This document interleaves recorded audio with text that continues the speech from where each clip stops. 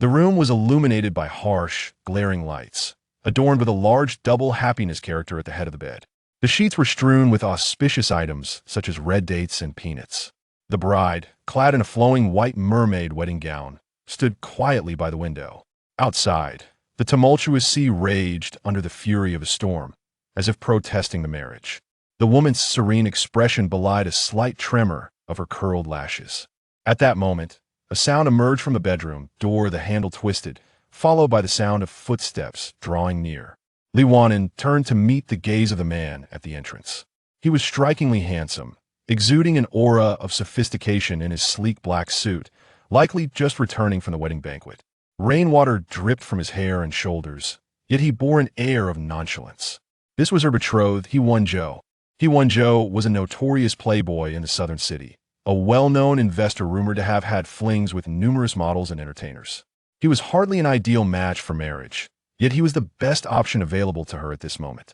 Since her birth, Li Wan'an had never worried about finances. Her father had always taken a cautious approach to business. However, recent years had seen a downturn in the economy, and this year, their company faced a financial crisis, teetering on the brink of insolvency. Her father had sought assistance from many, but the sums required were immense, and few were willing to help. It was only 2 weeks ago that Li Wan'an received a call from Grandma He, inquiring if she would consider a marriage alliance with He Wenzhou. Orphaned at a young age, He Wenzhou was raised by his grandmother, and despite his carefree demeanor, he was dutifully devoted to her. Thus, he did not oppose this union, though Li Wan'an was acutely aware of his dissatisfaction with the arrangement. "Mr. He," Li Wan'an spoke softly, her voice as gentle as water. He Wenzhou's gaze gradually settled upon her face. Having encountered numerous beauties, he found this woman's allure both in her appearance and her poise to be exceptional. His grandmother had insisted on this union, claiming, "This daughter of the Li family resembles a celestial being, well-mannered too. If not for her family's misfortune, such a fine girl would be out of reach for you." His grandmother's incessant nagging about marriage had nearly worn him thin. Her sharp eye had deemed Li Wan'an the best choice amongst the many socialites in Southern City. Reluctantly, he found himself coerced into marrying her. A glimmer of amusement danced in He Wenzhou's eyes as he smirked. "Miss Li, you must possess considerable talent to have garnered my grandmother's favor." Li Wan'an had met Grandma He 6 months prior, during an incident when the elderly lady suddenly fainted. While others hesitated, fearing the repercussions, Li Wan'an stepped forward to administer first aid. Grandma He regarded her as a lifesaver, though he merely acted out of obligation. "Mr. He, I understand your reluctance towards this marriage, driven by your grandmother's insistence. However, it is a done deal." She continued, "I am of sound mind and body, devoid of vices. I assure you, I will not interfere with your life post-marriage. I believe I can be a satisfactory partner in this union." Upon hearing this, the man chuckled derisively. Satisfactory in every aspect? His demeanor was both roguish and charming as his gaze roamed over her, closing the distance between them. With nowhere to retreat, Li Wan'an found her back pressed against the cool glass of the floor-to-ceiling window, a shiver coursing through her. "What if I am not satisfied?" he inquired, his hand tightening around her waist. Though she turned her head away, the intoxicated as Jiang Yun was about to say something, a striking woman swayed her hips and approached. He recognized her as a recently popular model, possessing both beauty and charm. She walked directly to He Wenzhou, slightly leaning forward, her ample bosom on display, her voice soft and inviting. "Young Master He, I heard you got married?" He Wenzhou glanced over her, raised his glass to take a sip, the movement of his Adam's apple noticeable. The woman felt a flush at the sight, before hearing him respond with a low "Who is she?" The woman inquired further. He Wenzhou swirled his wine, showing no inclination to speak. Jiang Yun cast a glance at the captivating woman and smiled. "You needn't concern yourself with that after all. You have no chance." The woman then sat on Jiang Yun's lap, feeding him a sip of wine. "Oh, Jiang Shao, I'm just curious, do tell me." Jiang Yun, yielding to her charm, wrapped an arm around her waist. "His wife is Li Wan'an. Have you heard of her? She's exceptionally beautiful, like a celestial fairy descending to the mortal realm." Li Wan'an, the daughter of the Li family, was a name known throughout the southern city. Everyone was aware that she embodied both intelligence and beauty, with an exemplary background and looks that made her the dream of many men. The woman, however, seemed skeptical, playfully leaning towards He Wenzhou. Is it true, young master he? Is your wife truly that beautiful? Is she beautiful? The image of Li Wan'an flashed in his mind, her delicate features, a face seemingly sculpted to perfection, a model of beauty, yet devoid of spirit. He Wenzhou curled his lips slightly, offering a nonchalant assessment. Average. Before the woman could retort, Jiang Yun had already pushed her away, then handed his phone to He Wenzhou. Brother. This call.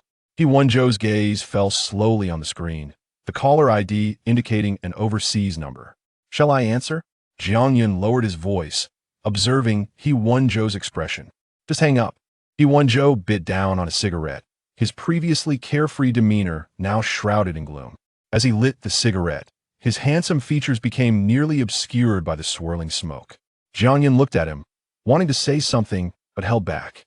Everyone knew that the person on the other end was a thorn in He Wenzhou's heart, a subject best left unspoken. Yet, why did this person choose to reach out only after his marriage? Jiang Yun sighed silently, reflecting on the entanglements of the past years, unable to suppress a sigh.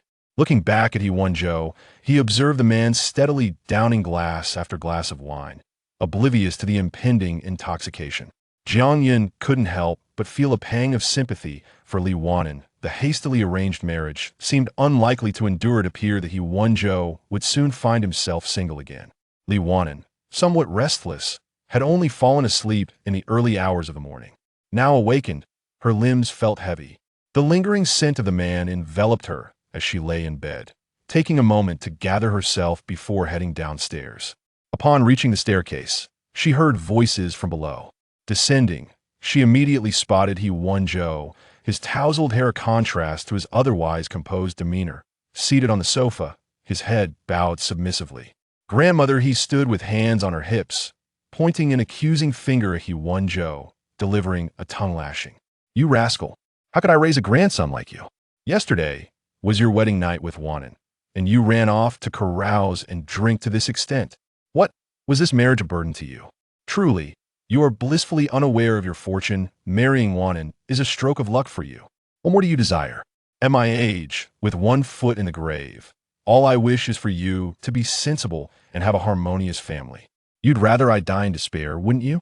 As she spoke, the elderly lady gasped for breath. Oh, you scoundrel, you little rascal. You might as well just drive me to my grave. He Wenzhou, likely suffering from a headache, pressed his fingers against his temples, and when the elderly lady finally paused, he lifted his eyelids. Have you finished your tirade? Would you like some water to soothe your throat before continuing? Grandmother, he, incensed, stomped her foot, and Li Wan'an, unable to bear it any longer, approached the living room. Grandma, what brings you here? Upon seeing Li Wan'an awake, Grandmother, he immediately changed her demeanor, reaching for her hand with a warm smile. I came to see you. Did you sleep well last night? Are you adjusting to this place? Noticing the dark circles under Li Wan'an's eyes, she furrowed her brow. You look tired, did you not sleep well? Then she turned a fierce glare at the man on the sofa. It's outrageous. That scoundrel left you alone last night. It's unacceptable. Grandma, we'll take care of him. As she spoke, she prepared to confront He Wenzhou, but Li Wan'an quickly grasped the elderly lad's hand, gently interjecting, Grandma, I agreed to him going out last night. Grandmother, he looked doubtful. Really? Yes. Well then. The elderly lad's gaze softened as she looked at He Wenzhou. That's acceptable. Zhou, regardless of how you've behaved in the past, from now on, whatever Wan'an says goes. It's the He family motto. Listening to your wife will lead to prosperity. Remember that. Okay. He Wenzhou replied lazily, glancing at Li Wan'an, who was gently patting Grandmother He's back, appearing obedient and docile. Feeling his gaze, Li Wan'an looked down, their eyes meeting, and she offered him a reassuring look, as if to say, I won't tell Grandma your faults. Quite adept at navigating the situation. Leaning back on the sofa, He Wenzhou remarked, Grandma, with your demeanor, one might think Li Wan'an is your biological granddaughter, and am merely adopted. The elderly lady shot him a glare. Now that Wan'an is your wife, she is indeed my granddaughter.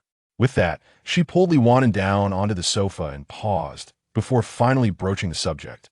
Wan'an, last night did you too happen to? She smiled brightly. I hope you can give me a great grandchild soon. Chapter 3. The urge for procreation. Li Wan'an never anticipated that mere moments after their marriage, Grandma, he would be pressing for them to conceive. The matter of children was not a part of her immediate plans, nor had she conferred with He Wenzhou about it. She cast a sidelong glance at the man beside her, and He Wenzhou, catching her gaze, couldn't help but flash a grin. So capable, yet now he finds himself in need of assistance? Grandma, aren't you weary standing there? Please have a seat. He Wenzhou gently assisted the elderly lady onto the sofa. She huffed in response, delivering a firm pat on his hand. Don't even think about changing the subject. Now that you're married, it's high time to have children. I wouldn't want to pass on without ever seeing my great-grandchild, leaving my spirit restless. But we've only just tied the knot. We're still in our own world. He Wenzhou replied, his voice laced with a hint of mirth. Grandma, this seems rather unreasonable, don't you think? Grandma, he gave him a sharp look. I know exactly what you're up to. I'll tell you this, now that you're married. You ought to put away those frivolous thoughts and focus on starting a family with Wan'an. Affection can be nurtured over time. With finality, she turned to Li Wan'an, who stood quietly nearby, grasping her hand. Wan'an, don't be afraid. Every woman goes through this eventually. It's better to have children when you're young. The risks are lower, and recovery is swifter. I promise to arrange the best postpartum care for you, and even present you with a grand gift. You won't be disappointed. Li Wan'an lowered her gaze. This economic crisis had been difficult for the Li family, and without Grandma, He's assistance, they could not have navigated through it so smoothly. Yet, having a child was not solely her decision. It would also depend on He Wenzhou. However, she could not contradict the elderly lady at this moment. Understood, Grandma. Seeing her acquiescence, Grandma He's face brightened instantly. Good girl. She then beckoned someone at the door to enter. This is Wang Ma. She will be responsible for household chores and meals from now on. Wang Ma, a longtime servant, was efficient and skilled in various cuisines. Grandma, he patted Li Wan'an's hand. From now on, just tell Wang Ma what you'd like to eat. You're too thin. You need to nourish yourself. Wing Ma bowed respectfully. Mr. He, Mrs. He. Li Wan'an nodded politely, while He Wenzhou slowly lifted his gaze, clicking his tongue in response. Grandma, he shot him a glare.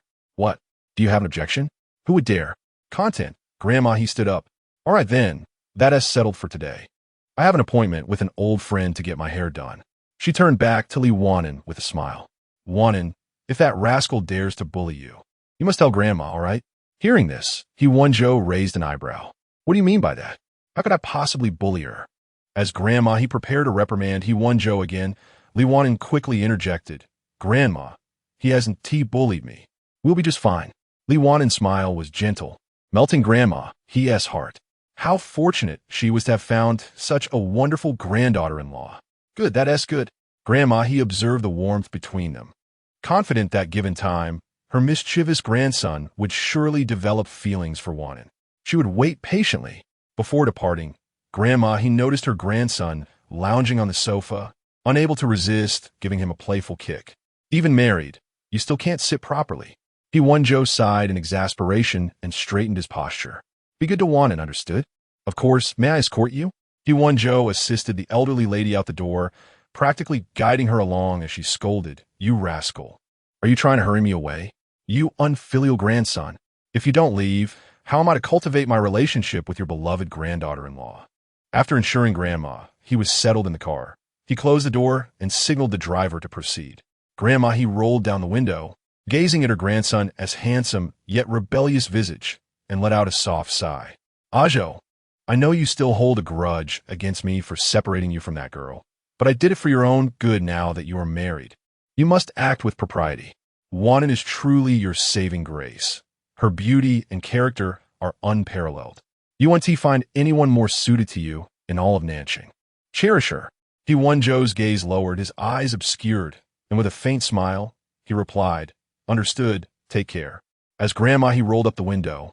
She instructed the driver to leave. Upon entering, He Wenzhou found Li Wan'an conversing with Wang Ma. Wang Ma, noticing He Wenzhou's return, immediately inquired, What would you like for breakfast, sir? Whatever you deem fit, he replied, sinking into the sofa. The previous night's indulgence in alcohol had left him with a severe headache. Wang Ma, could you also prepare a hangover soup? Li Wan'an suggested. Of course, madam. As Wang Ma headed to the kitchen, Li Wan'an turned her attention to the man on the sofa. I can give you a massage. Would you like me to help relieve your headache? He Wenzhou raised an eyebrow. Mrs. He can do that. My father often hosts gatherings, so I've learned a bit. Then please, go ahead. He Wenzhou shifted his position, and Li Wan'an settled herself behind him, her delicate fingers applying just the right pressure on his temples, alleviating some of his discomfort. In the kitchen, Wang Ma witnessed this scene and promptly captured a photo, sending it to Grandma He. The response was instantaneous. Keep observing and report back. The living room was tranquil as Li Wan'an focused on her task, her gaze soft. He Wenzhou closed his eyes, appearing calm and youthful, reminiscent of his younger self. Do not fret about children. I'm not planning on having any for the time being, he suddenly spoke. If Grandma presses you, just tell her it's my fault, he added. That was expected. Li Wan'an hummed in acknowledgement, continuing her ministrations. Is your head still hurting? He Wenzhou's eyes flew open, locking onto hers. Li Wan'an's lashes fluttered as she looked down, their proximity tinged with an unspoken intimacy. He Wenzhou raised an eyebrow. Is Mrs. He expressing concern for me? Li Wan'an furrowed her brow slightly. You drank quite a bit last night. Indeed. He Wenzhou chuckled softly. Are you not upset about last night's events, Mrs. He? You have your freedom. I will not interfere. He Wenzhou studied her lovely, gentle face, his fingers brushing against her cheek in a suggestive manner, though his expression remained nonchalant. Mrs. He, you are quite understanding, though it was meant as a compliment. She detected a hint of sarcasm. With a silent sigh, Li Wan'an observed the handsome, weary face before her and gently spoke. Mr. He, I have something I wish to discuss with you. Go on. For the return visit 3 days after our wedding, would you be able to accompany me? Just to put on a show in front of my parents. I don't want them to worry about my well-being. Also, I have a cat. Would it be all right if I brought it along? Seeing He Wenzhou's silence, Li Wan'an pressed on, Mr. He, is that acceptable? He Wenzhou's lips curled slightly. And what if I refuse? Chapter 4. The lost He Wenzhou observed the woman with her eyes lowered, her voice soft and delicate, evoking an impression of sweet, playful charm. He couldn't help but smile at her somewhat helpless demeanor, gently tapping her chin with his finger, his tone languid. I would agree, but in the spirit of reciprocity, Mrs. He, might you offer me some favor in return? In the next moment, He Wenzhou felt a gentle softness against his lips, a fleeting touch that was instantly withdrawn. Their eyes met, and Wan'an noted the man's slightly raised brow and the charming smile in his alluring peach blossom eyes. Those eyes, imbued with an innate depth of emotion, were mesmerizing, making it easy to lose one's self in their gaze. In just a heartbeat, Wan'an averted her eyes, feeling a rush of shyness. The man, with a subtle smirk, inquired, Mrs. He, do you have work today? She had taken a leave of absence from the hospital due to her marriage. Sir, breakfast. Wang Ma had prepared breakfast and emerged only to find the living room deserted. Where is everyone? She pondered, filled with questions. She reheated the breakfast and began tidying up. By the time He Wenzhou descended the stairs, Wang Ma had thoroughly cleaned the house, aside from the second-floor bedroom. The man, dressed impeccably in a suit, clearly intended to leave. Wang Ma smiled. Are you heading out, sir? Breakfast and hangover soup are still warming on the stove. I want to be eating. Please take breakfast to my wife's room. Oh, she must be back in there. Rest assured, I will take good care of her, Wang Ma assured him. After He Wenzhou left with the car keys, he set off for the company. A few minutes later, Madam? Wang Ma knocked on the door upstairs, where Wan'an was engrossed in her phone. Come in. Wang Ma entered to find Wan'an already out of bed, dressed in her pajamas, her hair neatly arranged, and her complexion quite good. Wang Ma cheerfully handed her the breakfast. Madam, this red date and lotus seed porridge is excellent for replenishing blood and qi. It's beneficial for your health, so do enjoy it. While Wan'an ate, Wang Ma took the opportunity to tidy up the bedding and empty the trash. As she was clearing the trash bin, Wan'an paused. Wang Ma, I can handle that. Wang Ma turned with a smile. Please, madam, do not feel embarrassed. I have seen much in my lifetime. With that, she removed the trash bag. By the time Wang Ma finished cleaning, Wan'an had nearly finished her porridge. Madam, please rest well. I shall not disturb you further. All right. Once Wang Ma left, Wan'an returned to her bed, utterly exhausted. With her head resting on the pillow, she quickly drifted into slumber. Downstairs, Wang Ma placed the bedding in the washing machine. and her gaze fell upon the trash bag on the floor. Curious, she gently rummaged through it with a stick, discovering not only tissues but also several used child diaper bags. Wang Ma immediately relayed this information to the matriarch. Upon receiving the news, the elderly lady was so incensed she nearly exploded with rage. Observing her friend's reaction, her companion quickly interjected, "Why be so upset? At our age, getting angry only adds more wrinkles. It's that wretched grandson of mine. I am eagerly awaiting a grandchild, and yet he resorts to contraception. That scoundrel he, fully aware that Wang Ma was sent by her, didn't even bother to pretend. He shows her such disregard." Her friend remarked, "Patience is a virtue. He has just married into the Li family. You must allow them some time to cultivate their relationship. Besides, your grandson's nature requires gentle encouragement. Allow them to develop their bond. A great-grandchild will come in due time." The matriarch, pondering her friend's words, found some wisdom in them. This situation required a gradual approach. However, she could not remain indifferent, as this union was orchestrated by her. One must not be wronged. Taking out her phone, she opened He Wenzhou's WeChat and sent him several voice messages. At He Corporation, He Wenzhou was reviewing project proposals when his phone buzzed with messages from old Buddha. He opened the messages and was met with the matriarch's commanding voice. "Do not forget to accompany one home soon. Prepare generous gifts to ensure she feels well cared for. Remember our family tradition of cherishing wives. Your grandfather and father adored their wives. No woman can resist romance. Bring one in flowers or some delightful treats after work. Take her out for meals and dates to nurture your relationship, and remember to take photos for my review." Unable to contain his amusement after listening to the voice message, He Wenzhou chuckled. After a moment, he replied with a playful tone, "Consider it done, I assure you." In response, a furious emoji appeared on his screen, but He Wenzhou chose not to reply. He called his assistant in and instructed him to order a bouquet. "Sir, what flowers shall I purchase?" "Anything will do." He remained engrossed in his documents, his tone dismissive, not lifting his head. At 6 o'clock in the evening, he finished work punctually and returned to Cherished at around 6:40. Juan had slept until the afternoon, and after a meal, she settled on the couch, working on her thesis.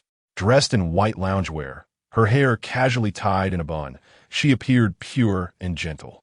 Hearing a noise at the door, Juan instinctively looked up, only to find the man standing there in a crisp white shirt, tall and striking, holding a vibrant bouquet of roses. As he approached her, the intoxicating scent of the roses filled the air. He presented the flowers to her. "Mrs. He, do you like them?" Receiving the roses, Juan N's heart raced unexpectedly.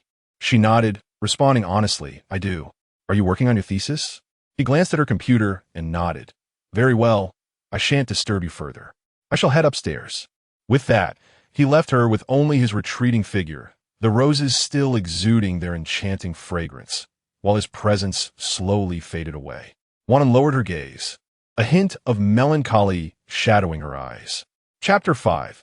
Enduring the flow of thoughts for writing the thesis was interrupted.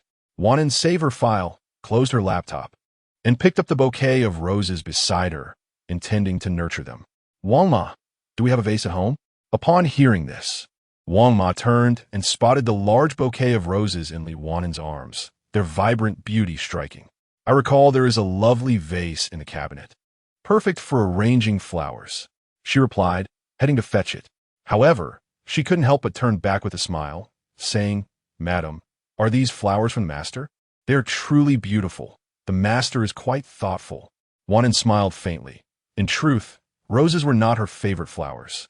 Yet, who wouldn't appreciate flowers, especially those gifted to her for the first time by He Wenzhou? Wang Ma quickly found the vase. The bouquet contained over a dozen roses.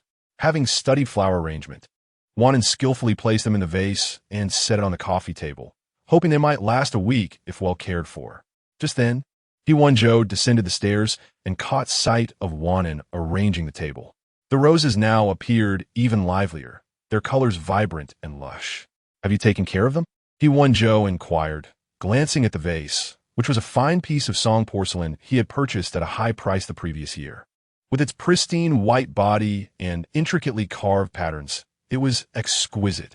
Originally intended as a gift for his grandmother, she had declined it, citing the abundance of antique vases in her possession. He had left it to gather dust in the cabinet, never anticipating that it would eventually serve as a vessel for flowers.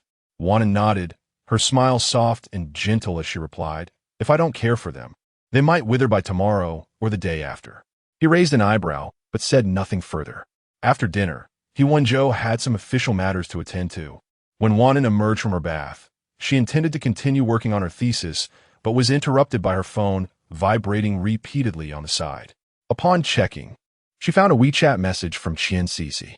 Having been classmates since elementary school, their bond remained strong despite pursuing different majors in the same city. Qian Cixi, named after a poem by Bai Juyi, was ironically devoid of poetic spirit, embodying her name through her love for wealth and beauty. The message was filled with playful emojis. "Hey babe, how's your new married life? I missed your wedding since I'm abroad, feeling so sad. I'll make it up to you with a grand gift when I return."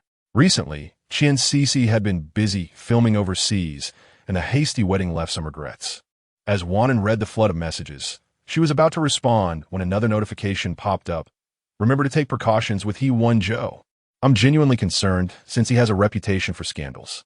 Have you both done your premarital checkups?" Wan'an rubbed her forehead, exhaling a sigh. After a few seconds, she replied, "He should be fine. It was our first time last night." To her surprise, Qian Cixi's response was one of shock. "So, he has managed to navigate the flower garden without getting entangled?" The subsequent messages became rather inappropriate, prompting Wan'an to selectively ignore them. Qian Cixi hesitated, typing and deleting several times before finally asking, "Wan'an, does He Wenzhou know that you have harbored feelings for him for so long? If you gamble everything on this marriage, and he still doesn't love you, what then?" Wan'an's beautifully curled eyelashes fluttered slightly, yet she chose not to respond. After all, she herself was uncertain about the outcome. However, her admiration for He Wenzhou had persisted for many years. In her youth, she had encountered someone so stunning that no one else could compare. When the phone call from grandmother, he came, she felt it was a divine blessing, an opportunity granted after years of unrequited love. She was unwilling to relinquish this chance, even if it meant He Wenzhou might never return her affections. This was merely the fulfillment of a youthful dream, and she hoped the dream would linger a little longer before fading. After bidding goodnight to Cixi, she noted the wall clock indicating it was already 11 o'clock. He Wenzhou had yet to return. Wan'an bit her lip, ultimately rising to visit his study. She stood at the door and gently knocked. "Come in." Upon entering, she was immediately enveloped by the strong scent of tobacco. He Wenzhou had a cigarette between his lips, the ember flickering, and beside him sat a cup of black coffee. Noticing Wan'an, he removed the cigarette, exhaling a ring of smoke, and raised an eyebrow. "Is there something you need?" Amidst the swirling smoke, the man's handsome visage appeared rather roguish. "Are you here to invite me to bed, Mrs. He?" It was late, and Wan'an's gaze met his as she expressed concern. "Staying up late is detrimental to your health. Smoking and drinking coffee, tea good for you." He Wenzhou's eyes sparkled with a hint of indifference. "Why should you care?" His tone was casual, yet held an implicit warning. She was not in a position to concern herself with him. Wan'an remained unfazed. "I'll heat up some milk for you. You continue with your work." With that, she turned to leave, politely closing the door behind her. He Wenzhou flicked the ash from his cigarette. Having clearly observed how Wan'an's pretty brows had knitted together upon entering and catching a whiff of the smoke. Yet she said nothing and went to prepare milk for him. A faint smile graced his lips. Suddenly, his phone screen flickered, catching his attention, and the smile faded. Distracted from his work, He Wenzhou closed his laptop and stepped into the living room just as Wan'an damp oppose and was ascending the stairs with the milk. "Finished with your work?" she inquired, appearing somewhat surprised. He glanced at the milk in her hands, a smirk forming on his lips. "I stopped drinking milk since I was 18. You can keep it for yourself, Mrs. He." Wan'an was taken aback. Have I offended him? She pondered, recalling their earlier pleasant exchange. Not wanting to waste the milk, she resigned herself to drinking alone. He watched her, noting how she sipped the milk delicately. Under the light, her skin appeared even fairer than the milk itself. After finishing, she felt a slight discomfort in her stomach and turned to head downstairs to return the cup to the kitchen when He Wenzhou suddenly approached her. His tall, imposing figure cast a shadow over her, and as he leaned in closer, their noses nearly touched. Wan'an gripped the glass tightly, her fingers turning pale with tension. She closed her eyes, only to feel a gentle brush against her lips, followed by a soft chuckle from him. Startled, she opened her eyes to find him smirking at her. I need to put the cup away," she stammered before hastily retreating downstairs. He Wenzhou observed her hasty departure, a finger pressed against his brow, and a subtle smile playing at the corners of his mouth.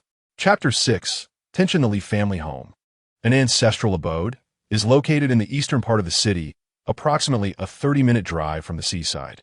As soon as Wan'an entered the car, she received a WeChat message from her mother, Suwan, inquiring about their arrival time and what they wished to eat for lunch.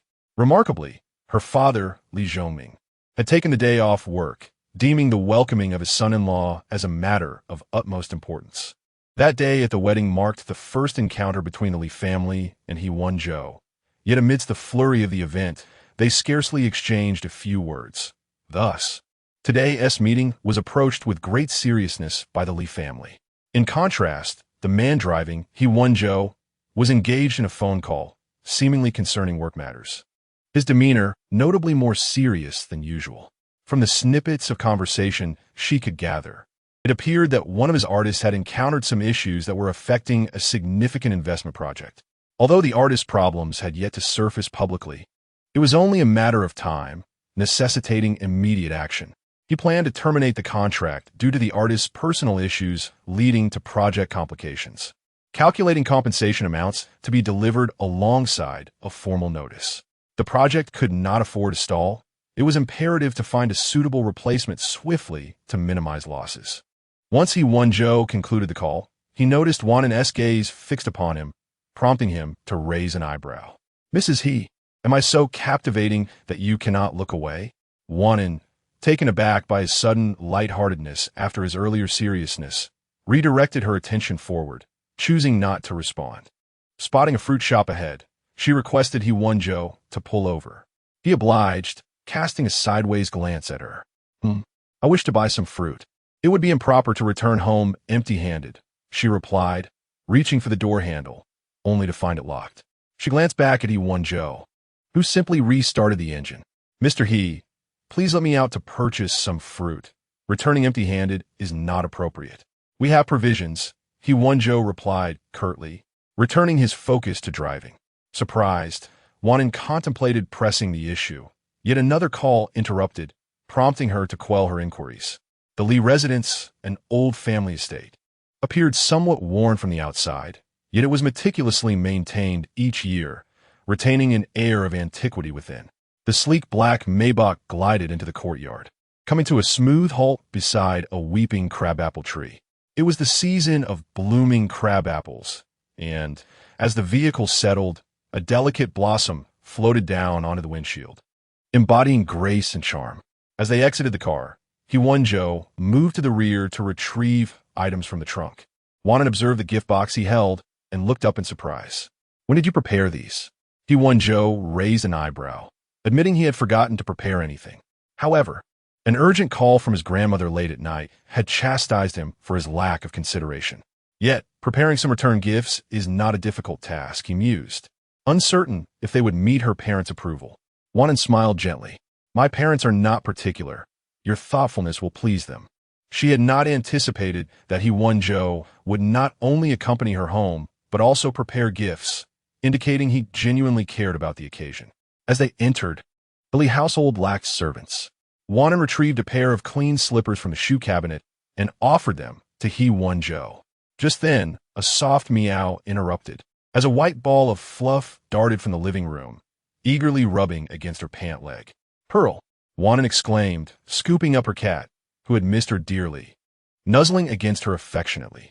Hearing the commotion, Suwan emerged from the kitchen and, upon spotting them, called for her husband, Li Zhongming, to come downstairs. She then approached the living room, greeting them. "You're back?" Her gaze fell on He Wenzhou, who presented the gift box to her. "Mom, this is a gift for you and Dad. I hope you like it."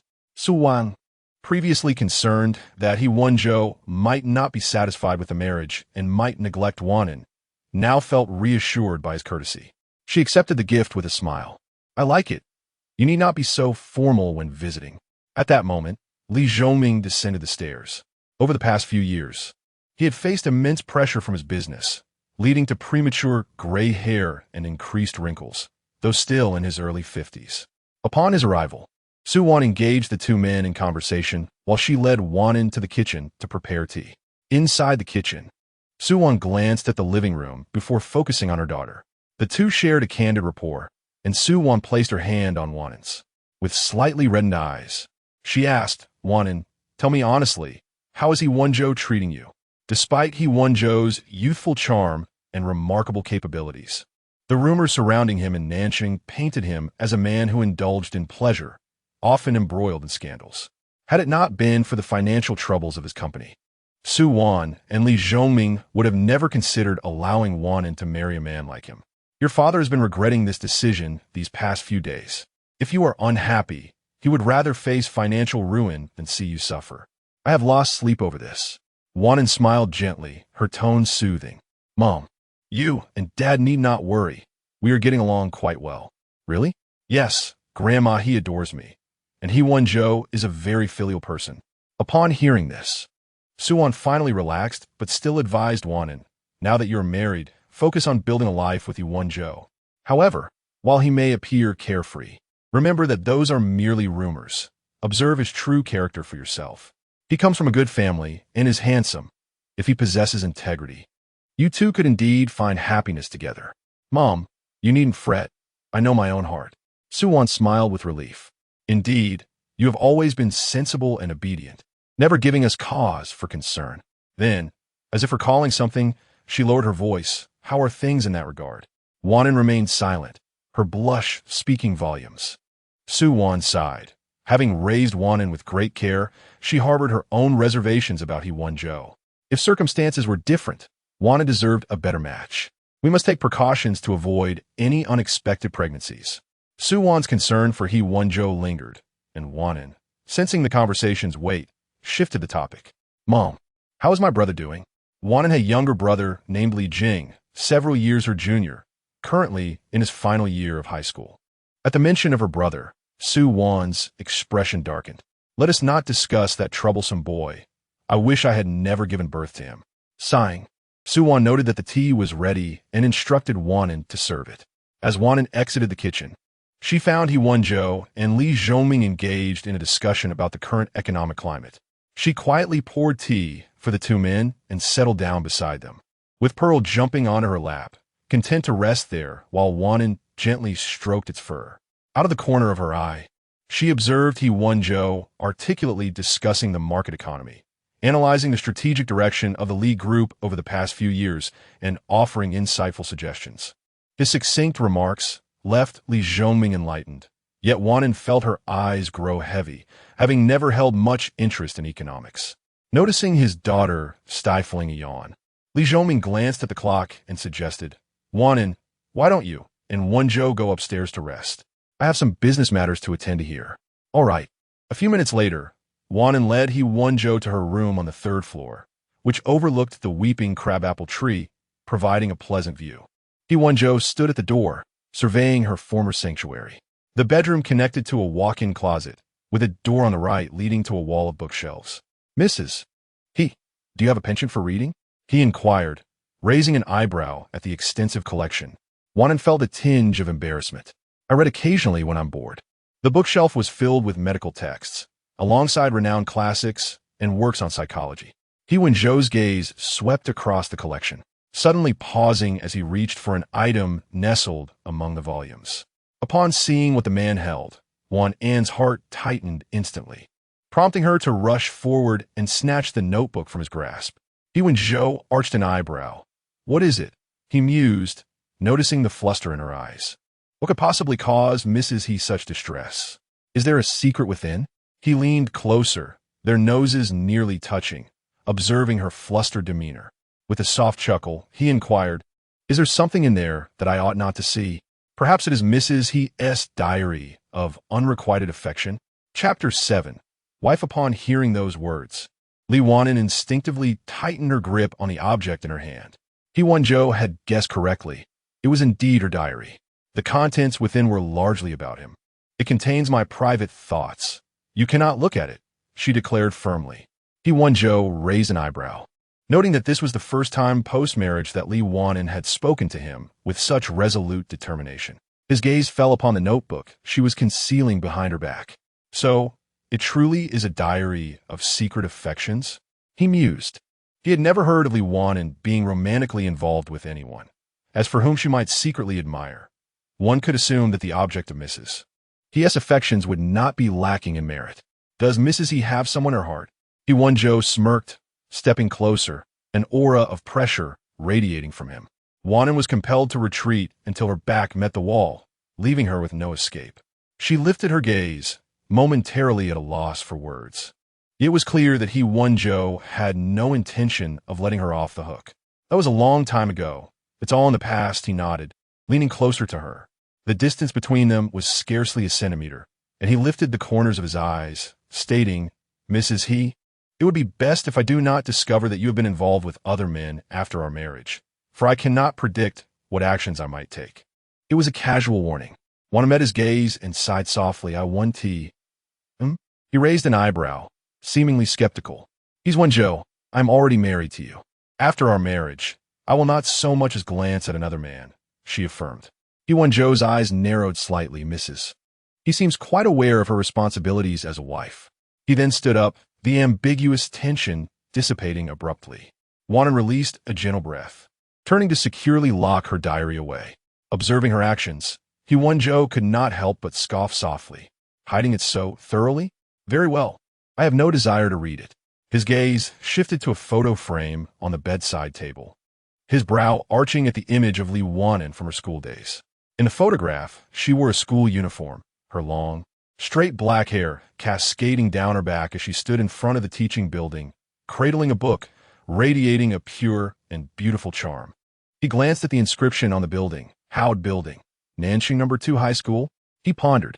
He Wenzhou raised his gaze, narrowing his striking eyes slightly as they landed on Li Wan'an's face. You attended No. 2 High as well? How is it that I have never seen you there? Wan'an's heart skipped a beat, her voice steady. There were so many students. It's quite normal not to have crossed paths. Yet He Wenzhou was unconvinced. It is quite peculiar that Mrs. He has never encountered me. I was quite the prominent figure in school, student representative, participant in basketball matches, debate competitions, and more. Surely, you must have seen me at least once? Perhaps I did, but I do not recall, she replied, a hint of nostalgia in her tone. I was focused on my studies at that time. There were indeed many girls discussing you, but I rarely engaged. Li Wan'an oppose and lowered her gaze, concealing the faint shadows of memory. He Wenzhou nodded in understanding. It was true. Mrs. He must have been the exemplary student praised by her teachers, while he, despite his academic prowess, had been rather rebellious, clearly not of the same ilk. Mrs. He was quite lovely in her high school days, he remarked, flicking the edge of the photo before placing the frame back at a distance. Wan'an touched her slightly flushed earlobe, turning her face away, choosing not to elaborate further. The bedroom was enveloped in silence, as He Wenzhou typed responses on his phone while Wan'an quietly perused a book against the headboard. Outside, the flowering crabapple trees were in full bloom, creating a serene and profound beauty in the atmosphere. As lunch approached, Wan'an descended to assist Suwan, who had been a full-time homemaker since marrying Li's father, indulging in cooking and tending to the garden. Whenever Wan'an was home, she would share in the responsibilities. What are you doing down here? I can manage alone, Suwan insisted. She relished cooking, every time the family praised her culinary skills. A sense of fulfillment washed over her. For her, preparing meals for her loved ones was always worth the effort. I'll help you, Wan'an offered, passing her mother the seasonings. Now that she was married to He Wenzhou, her time at home would be limited, and she wished to spend as much time with her family as possible. Suwan smiled knowingly, understanding her daughter's intentions. She cooked while Wan'an served the dishes. Before long, the meal was nearly complete, with a pot of chicken soup simmering, just waiting to be served. I'll handle this. You go call your father and Wenzhou for lunch, Suwan instructed. Wan'an oppose and nodded, setting the clean dishes on the table before heading upstairs to summon them. A few minutes later, the others gathered in the living room. Suwan looked at He Wenzhou across the table. Come, let us eat. I made everything myself. It may not be gourmet, but please don't hold back, Wenzhou. He Wenzhou surveyed the abundant spread, rich in color and aroma, and nodded at Suwon. I have no complaints. It smells delightful. Thank you for your hard work, Mom. Suwon appreciated He Wenzhou's politeness, helping him with a chicken leg. Good. Don't be shy. Wan'an's gaze fell upon the chicken leg in He Wenzhou's bowl, feeling a twinge of apprehension. Would he dislike someone serving him? Her worries were alleviated when he took a bite and praised Suwon's cooking. That day, the couple planned to stay at the Li residence overnight. In the afternoon, He Wenzhou gifted Li Zhoming a tea set and a chessboard. Li's father, a chess enthusiast, eagerly invited He Wenzhou to play. At first, Wan'an opposed and thought He Wenzhou would struggle against her father, but after watching several rounds, she realized He Wenzhou appeared relaxed yet completely in control of the game. He did not show any leniency simply because Li was his elder. After several rounds, Li's father only managed to win once, and that was by a narrow margin. Wenzhou, your chess skills are impressive, Li's father exclaimed, unable to hide his admiration. Have you studied? He Wenzhou responded honestly, my grandfather enjoyed chess during his lifetime, and I often played with him. That explains it. Li's father nodded, wanting to continue playing. He Wenzhou shifted his neck slightly, a subtle movement, but Wan'an noticed and interjected. Dad, you've been playing for quite a while. I can see your neck must be sore. Indeed, Li's father conceded. Let's take a break and head upstairs for a while. He Wenzhou nodded. All right. The Li family had a tradition of taking afternoon naps. Upon returning to her room, Wan'an prepared to rest when a text message arrived. It was a notification that the cat food and toys she had ordered for Pearl had arrived. As she prepared to head out, He Wenzhou raised an eyebrow upon noticing her movements. Are you going out? Wan'an nodded to pick up the package. I'll accompany you, he offered, as he did not have the habit of taking naps. Wan'an considered that perhaps He Wenzhou felt uncomfortable being alone at home, so she welcomed his company, especially since she had several packages to collect. Very well. The package station was only a few hundred meters from the Li residence. As they approached the station, He Wenzhou received a phone call and gestured to Wan'an. You go ahead. I'll take this call. All right. As Wan'an entered the package station and provided the temporary code to the owner, she suddenly noticed someone approaching her. It was Qin Siyu, who lived next door and had always been at odds with her since childhood, accompanied by a man in his 30s with a relatively pleasing appearance. The moment the man spotted Li Wan'an, he stared at her for several seconds. Wan'an frowned, trying to disregard the uncomfortable gaze, and turned her attention to Qin Siyu. The Qin family had previously operated a physical clothing business, but shifted to a media company during the downturn, now boasting several popular streamers. They had carved out a significant place in the media industry. Years ago, the Qin family viewed the Li family with envy, but now the tables had turned, and the Qin family had left the Li family in the dust.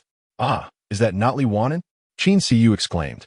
I have heard that your family was on the verge of bankruptcy, and it was only through an urgent marriage alliance that you managed to resolve your financial crisis. It is quite ironic, considering your past glory as the most esteemed socialite of the southern city, blessed with both beauty and academic excellence. Often regarded as the paragon of success by the parents in our community, everyone believed you would undoubtedly achieve remarkable heights. Yet, I have come to learn that you now work in a hospital as an ordinary surgeon. I am curious, does your annual salary reach 200,000? As she spoke, Qin Siyu inadvertently showcased her exquisite crocodile skin designer handbag.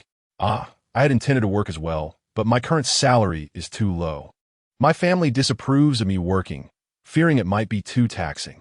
With that, Qin Siyu entwined her arm with that of the man beside her, flashing a smile at Wan'an. Oh, I haven't introduced you yet. This is my fiancé, Qiming. He treats me exceptionally well. This bag was a gift from him. By the way, I still don't know who your spouse is. They must be quite affluent to help your family out of trouble, right? However, in this day and age, wealthy men often lack an appearance and might be a bit older. But Wan'an, considering your average circumstances, it would be wise not to be too picky. I count myself fortunate to have encountered a man as outstanding as Qiming. Li Wan'an felt somewhat speechless. Having lived nearby, she and Qin Siyu had been frequently compared by their parents since childhood, which had fostered Qin Siyu's disdain for her. Well, you are indeed quite fortunate, she replied dismissively. At that moment, the delivery service owner had finished gathering Wan'an's packages. She stared at the mountain of deliveries before her, feeling at a loss. Beside her, Qin Siyu smirked. So many packages, and you're handling them all alone? Whenever I have a lot of deliveries, my fiancé helps me carry them.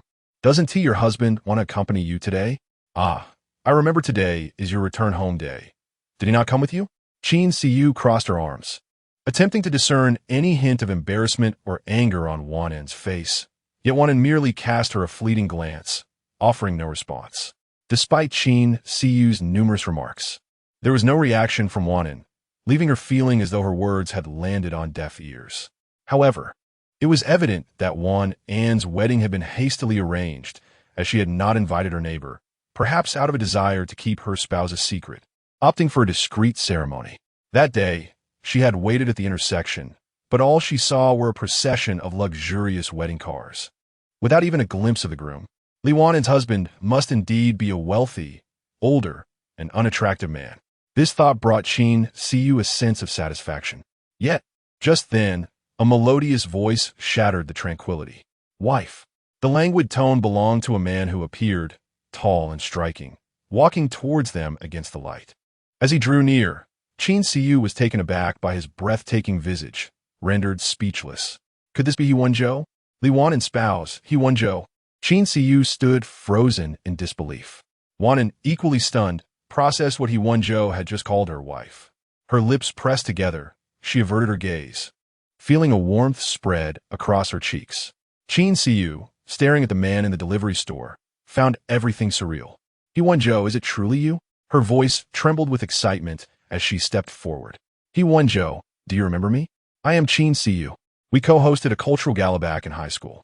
She blinked at He Wenzhou, her eyes reflecting hope. He merely glanced at her, his brows furrowing slightly, as if in contemplation. Qin Siyu felt a wave of anxiety wash over her. After what felt like an eternity, his indifferent voice broke the silence. Is that so? I do not recall. Qin Siyu. Chapter 8. Too crowded. The disappointment on the woman's face was unmistakable. Qin Siyu forced a smile, intending to say something.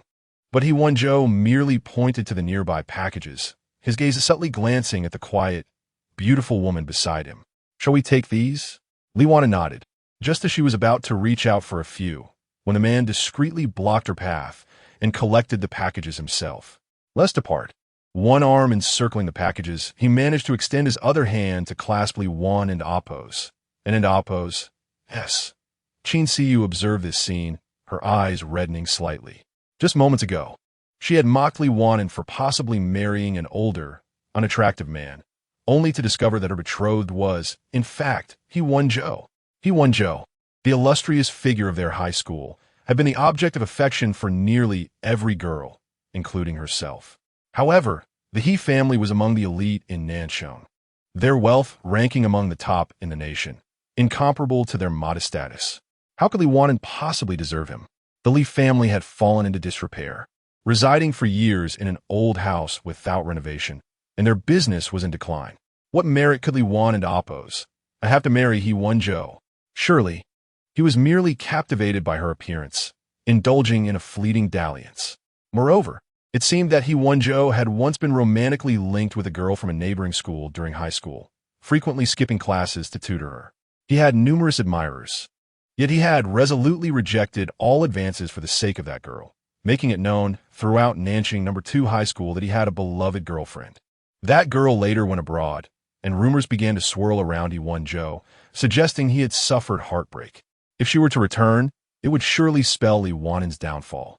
And Qin Siyu eagerly anticipated witnessing her disgraceful rejection. Her anger was palpable, and her fiancé, Qi Ming, turned to her and asked, was that man just now He Wenzhou, the founder of Xingzhou Entertainment? Yes, he was my senior in high school, Qin Siyu replied. Qi Ming continued. He has appeared in many films over the past 2 years, starring alongside his own artists. His discerning eye for talent ensures that none of his investments falter. Our company has several internet celebrities. If only we could have him recommend one for a cameo, perhaps they could achieve stardom on the big screen. After a moment, he frowned. However, he just said he doesn't remember you. That could make things difficult. Why didn't you make a lasting impression on him? You and his wife were classmates or neighbors. Couldn't you just have a conversation? Invite her to dinner, apologize, and have her speak well of you to He Wenzhou? Qin Siyu's temper flared.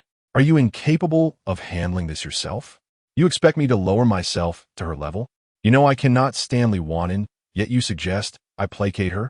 After saying this, Qin Siyu abandoned the packages and walked away. Qi Ming frowned at her retreating figure, previously perceiving her as a woman of good upbringing and decent looks. But now, in comparison to Li Wan'an was gentler and more attractive. Even if given the choice now, he would choose Li Wan'an over Qin Siyu. A woman in Appo's most significant assets are her beauty and character, and Qin Siyu fell short in both respects. It was no wonder that He Wenzhou had forgotten her. Qi Ming shook his head and, once she was out of sight, impatiently followed after her. I'll take two. Li Wan'an spoke up, as He Wenzhou balanced 4 or 5 packages precariously. He glanced at her. Do you think I cannot manage? There are fragile items inside. I fear they may break. She replied. Li Wan'an gently took 2 packages from He Wenzhou's hands. Noticing her cautious demeanor, He Wenzhou couldn't help but chuckle. Reflecting on the earlier encounter at the courier station, he raised an eyebrow. It appears that Mrs. E has rather average social skills. Just before entering, he had overheard the biting remarks from that woman. Her foul tongue made him wish he could scrub it clean with a toilet brush. Yet Mrs. E remained unperturbed, choosing not to retaliate or show anger. She has always been like this. I can't be bothered to engage with her, Li Wan'an replied. People like Qin Siyu thrive on conflict. The more you argue with them, the more invigorated they become. I lack the energy for such futile disputes. He Wenzhou remarked. If I hadn't intervened, would you have allowed her to think you were marrying an old man, tacitly accepting that I treat you poorly? He smirked, a hint of reproach in his tone. Mrs. He, are you attempting to tarnish my reputation? Not at all. He Wenzhou's gaze flickered towards Li Wan'an, who appeared gentle and obedient, the kind of person one might easily underestimate. Yet, she truly possessed a commendable temperament, instilled with innate grace. While she could endure, he could not. In future encounters, do not swallow your pride. I disapprove of my loved ones being mistreated. When it comes to defending them, one must consider the master when dealing with the dog. Li Wan'an wished to argue that she was not a dog, but understood He Wenzhou's intent. She nodded softly in agreement, acknowledging his sentiment. Thank you for standing up for me earlier. He raised an eyebrow. Such treatment is expected from Mrs. He. Li Wan'an fell silent as they walked back to the Li residence, shoulder to shoulder, carrying the packages in harmonious unison. After dinner, Li's father invited He Wenzhou to play chess. Li Wan'an headed to the kitchen to wash the dishes, but was promptly ushered out by Su Wan. Be diligent while at the He residence. You may relax when you return home. Li Wan'an wished to mention the presence of a housekeeper, but Su Wan had already closed the kitchen door. Thus, she settled in the living room to tend to the cat, brushing its fur and playing with it for a while. He Wenzhou, while engaged in chess with Li and Appo's father, occasionally stole glances at the graceful figure nearby. Li and Appo's father, noticing He Wenzhou and Appo's attention, began. Pearl was a cat Li Wan'an and Appo's, and rescued during high school. One day, she suddenly brought home a small kitten during a torrential downpour, drenched to the bone. Both her mother and I thought that the kitten would not survive, but Li Wan'an cared for it diligently, even taking it to a veterinary clinic. Remarkably, the little creature thrived against the odds. Li's father hesitated with the chess pieces, his gaze fixed on He Wenzhou's face, speaking earnestly. Wenzhou, I understand that your marriage to Wan and Appo's, and is in accordance with your family and Appo's wishes, and that this arrangement may seem advantageous for the Li family. However, Wan and Appo's, and is a good child. As her parents, we sincerely hope you will treat her well and not make her life difficult. The Li family owes you a debt, and we will ensure that we repay it. We will not take advantage of you. He Wenzhou absorbed this sentiment, recalling how the He family had assisted with financial matters, a favor he would certainly repay once his company prospered. He smiled lazily. We are family now. Do not speak of such formalities, sir. As for Wan'an, I will certainly treat her well. With those words, Li's father felt reassured and finally moved a piece on the board. Later that evening, after 9 o'clock, everyone retired to their rooms. Su Wan adhered to her beauty sleep routine, and Li's father followed suit. Li Wan'an returned to her room with He Wenzhou, where she found toiletries and sleepwear prepared. Having just groomed the cat, she felt a few stray hairs on her clothes and decided to take a shower first. He Wenzhou occupied himself with his phone, and when Li Wan'an emerged from the bathroom, the room was much smaller than their previous residence. As she opened the door, the scent of peach-scented shower gel wafted through, sweet and inviting. Fresh from her shower, her cheeks were flushed, reminiscent of ripe peaches. "I'm finished," she announced, drying her hair and glancing at He Wenzhou. "The shower gel here is mine from before. It's different from what we had at Chihai residence. If you find it too fragrant, I can order a different one right now." "There's no need," he replied. "It's just one night. A quick shower will suffice."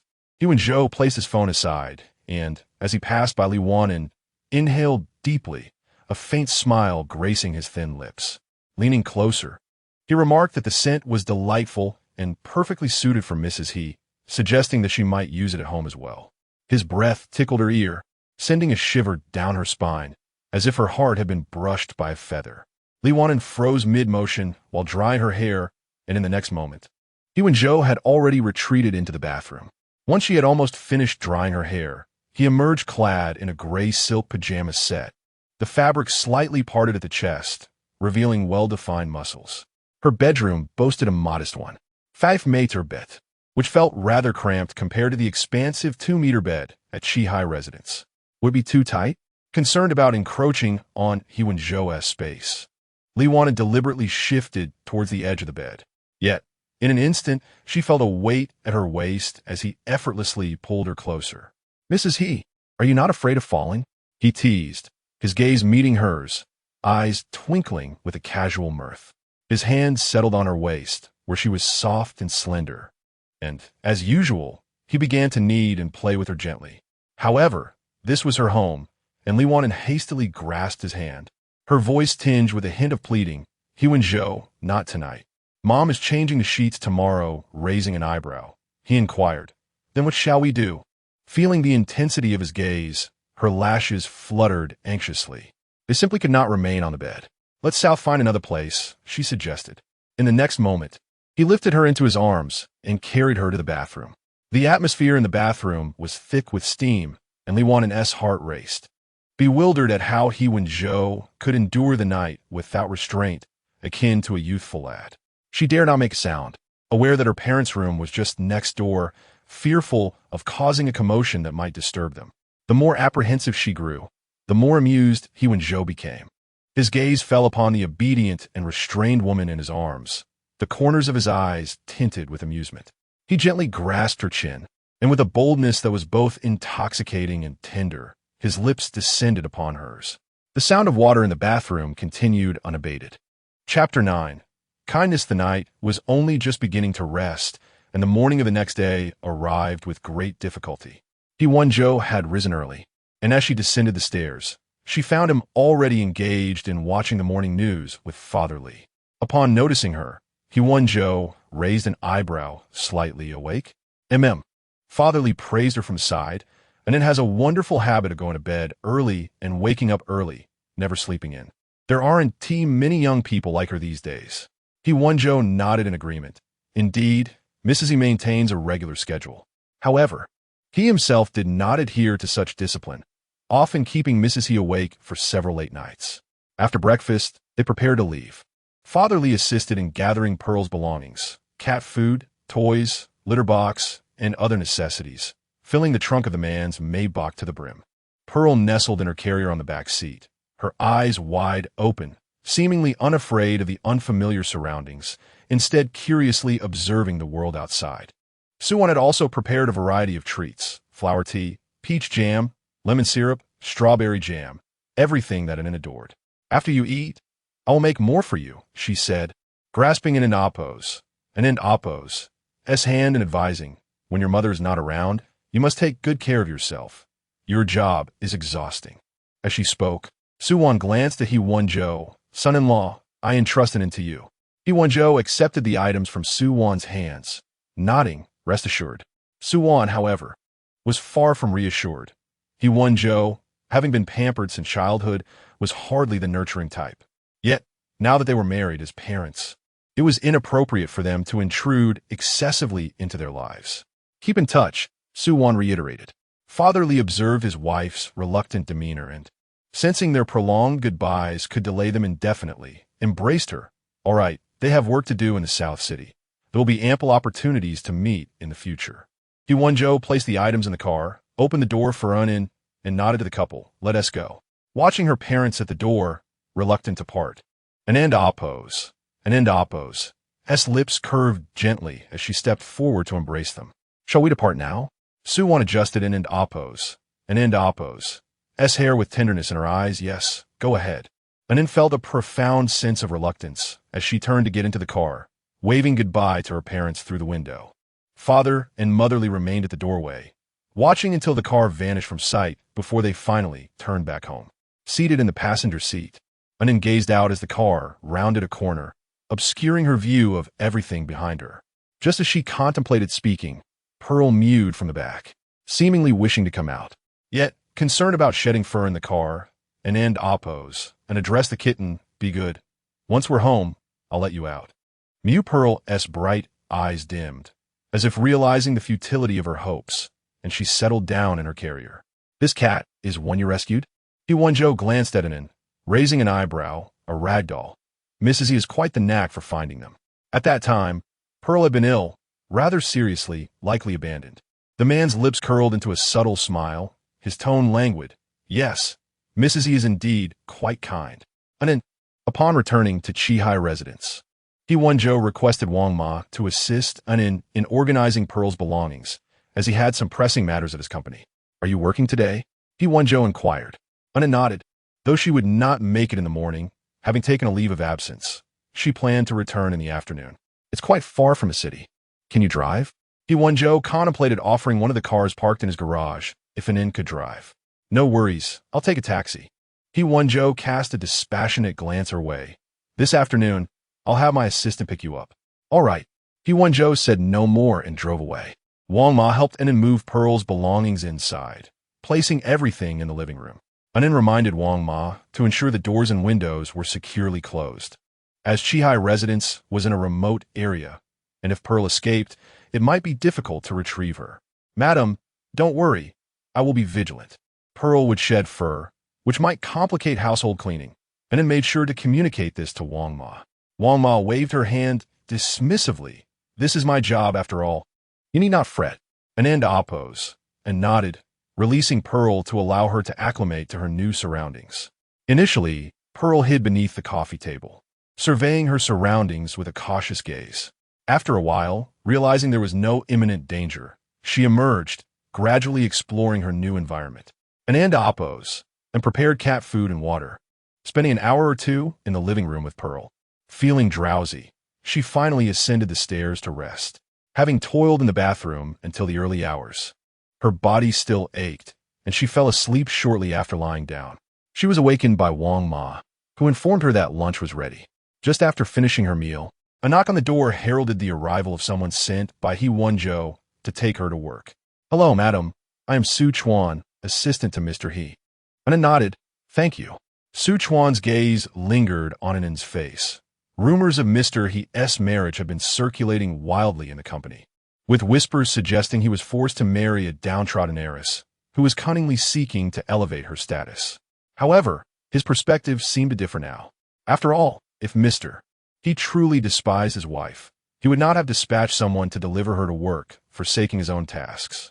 Once Anan had finished her meal and changed into her work attire, she was ready to leave. Anan worked in the general surgery department at South City People's Hospital, and Su Chuan dropped her off at the hospital entrance before returning to the office. Upon arriving at the department, as she changed in the locker room and prepared to hand over her duties to the morning physician, the moment she opened the door, her colleagues gathered around her. Nurse Su Tao. Dr. Li, you haven't been at the hospital these past few days. Director Chen mentioned you were getting married?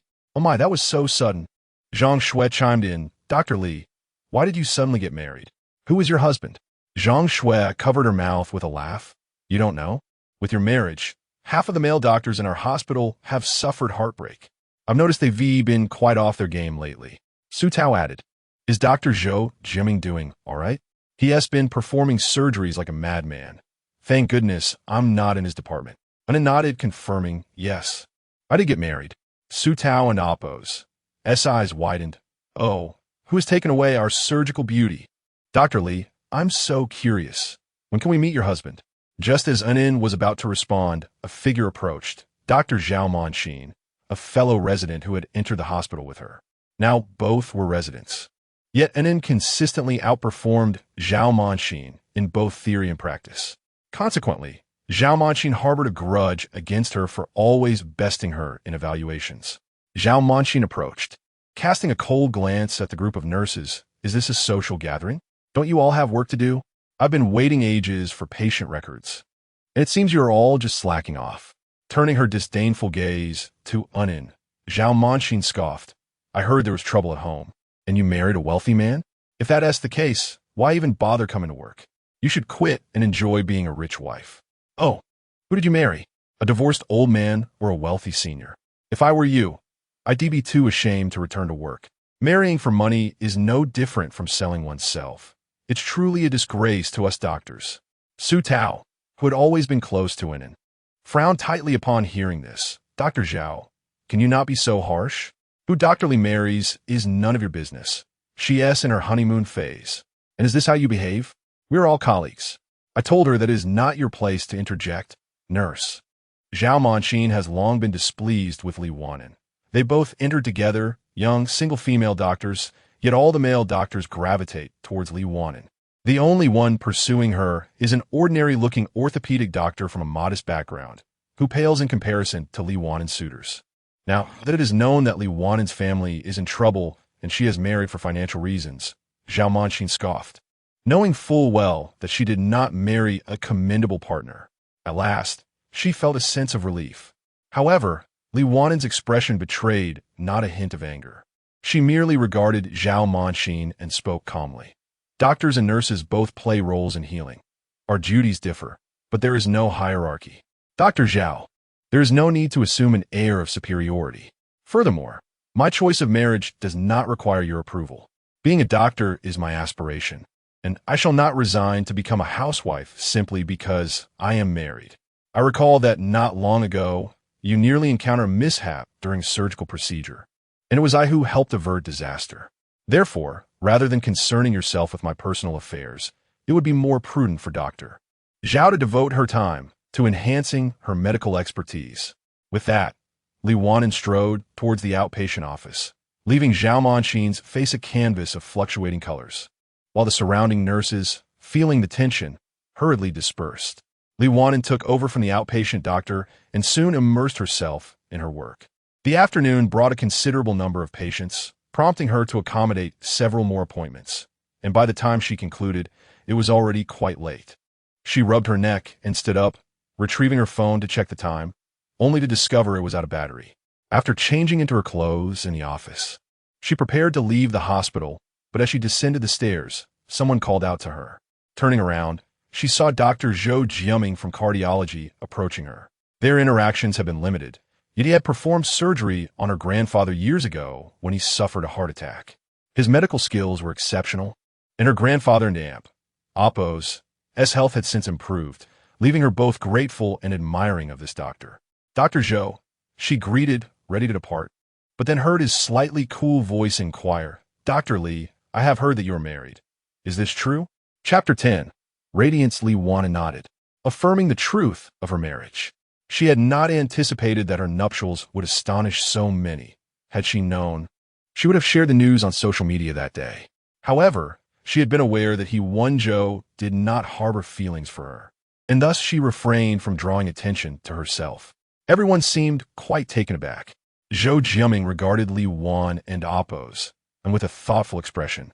His glasses framed a gaze that was deep and enigmatic, concealing an unspoken affection. I am indeed a bit anxious, given my family's arrangements, she admitted. Zhou Jiaming opened his mouth to respond, but Li Wan'an interjected, I must be on my way. My home is rather far. As she prepared to leave, Zhou Jiaming offered, I happen to be free as well. Where do you reside? Allow me to escort you. Li Wan'an raised her gaze, her eyes reflecting a hint of confusion. Just then, a familiar black Maybach came to a halt by the roadside, its window rolling down to reveal the striking visage of a man. "Beauty, would you care to join me?" Zhou Jiaming's brow furrowed as he scrutinized the man, assuming he was merely another wealthy suitor attempting to charm a nurse at the hospital. A common occurrence given the abundance of beautiful staff. Just as he intended to invite Li Wan'an and oppose, and to accompany him, she opened the passenger door and entered the vehicle. "Dr. Zhou, I shall take my leave," she said, leaving Zhou Jiaming momentarily stunned. The window slid up, and the sleek car sped away. "Dr. Zhou? Whose car did Dr. Leaves get into?" Old Sue from the same department approached, noticing Zhou Jiaming's grim expression. He patted the man's shoulder reassuringly. "I told you if you like Dr. Li, you ought to be more assertive. Now look, someone else has taken the lead. That car must belong to Dr. Li's husband. The hospital has been abuzz with rumors of her marrying a wealthy man. It seems the rumors were true. That car is worth at least 5 million. Zhou Jiaming tugged at his collar, feeling the weight of exhaustion after 2 sleepless nights and a day of work. He felt a tightness in his chest that made his heart uneasy. "I'm leaving," he stated coldly, striding away toward his parked vehicle. Old Sue shook his head, reflecting on how life can resemble a game of chess. One misstep can result in losing everything. "Why are you here?" Li Wan'an inquired softly once inside the car. She was taken aback to find He Wenzhou waiting to pick her up after work. "Why didn't you answer my call?" He Wenzhou cast a sidelong glance at her, noting that despite her long hours, she still looked quite lovely. It was no wonder she attracted attention. Had he not decided to come by on a whim, he might have found himself in a rather uncomfortable position. Li Wan'an handed him her phone, explaining the battery died. "Ah," he acknowledged. "Did that man have feelings for you?" He Wenzhou casually rested one hand on the steering wheel while the other rested on the window, his demeanor nonchalant yet tinged with an underlying intensity. "You mean Dr. Zhou?" Li Wan'an replied candidly. "We're not in the same department, so we haven't interacted much. We merely exchanged a few words when we coincidentally met." She elaborated that she was in surgery while Zhou Jiaming specialized in cardiology, and their paths rarely crossed outside of hospital meetings. Had it not been for her grandfather and aunt, oppose, as surgery, they might have remained strangers. He Wenzhou nodded, decisively concluding he is infatuated. Li Wan'an protested. "That's not the case. Please don't misunderstand." He Wenzhou caught her earnest expression, sensing her need for clarification. Yet, as a man, he had noticed the way Zhou Jiaming had looked at her, an intense gaze that revealed a man's admiration for a woman, profound and repressed. "We have an evening gala to attend. The matriarch has specifically requested your company. It will also serve as an opportunity for you to make an appearance." Li Wan'an agreed, recalling her previous involvement in similar events at the Li household, where she had participated alongside her parents. She had studied etiquette and was confident her demeanor would not bring shame to He Wenzhou. "What kind of gala?" "It is the birthday celebration for old Master Jiang, and numerous guests will be present. Just stay by my side." "Understood." With ample time before the gala, He Wenzhou drove them to a restaurant. After dining, they proceeded to select a gown and arrange for makeup at S's Studio, a renowned establishment that combined fashion and cosmetics, owned by the illustrious designer, Suni. Upon entering, the staff greeted them with enthusiasm. "Mr. He, is this your new companion? She is stunning. Has she just debuted as a star?" Li Wan'an's lashes fluttered at the remark, realizing that He Wenzhou had likely brought many women to this place before. A slight discomfort settled in her chest, and she pressed her lips together, maintaining a composed expression. He Wenzhou glanced at the staff, then gently took hold of Li Wan'an's wrist, raising an eyebrow. "What perception? This is my wife." "Wife." The staff's demeanor shifted instantly to one of respect. "Greetings, Mrs. He." Li Wan'an looked at He Wenzhou, who nodded slightly, signaling her to choose freely. He would cover the expenses. Afterward, he leisurely settled onto a nearby sofa, engrossed in his phone, seemingly indifferent to their surroundings. The staff guided Li Wan'an to the gown section. The store exclusively sold their designs, which were not available for rent, with prices starting at over $1 million. However, considering she would be accompanying He Wenzhou, she felt it necessary to select something that would not tarnish his image. She chose a simple yet elegant cloud pattern gown with a mermaid silhouette, adorned with pearls that shimmered under the lights. Emerging from the fitting room, the gown fit perfectly, Just as she was about to seek He Wenzhou's opinion, she noticed him standing by the floor-to-ceiling window, engaged in a phone call, seemingly preoccupied. "This one will do," she declared.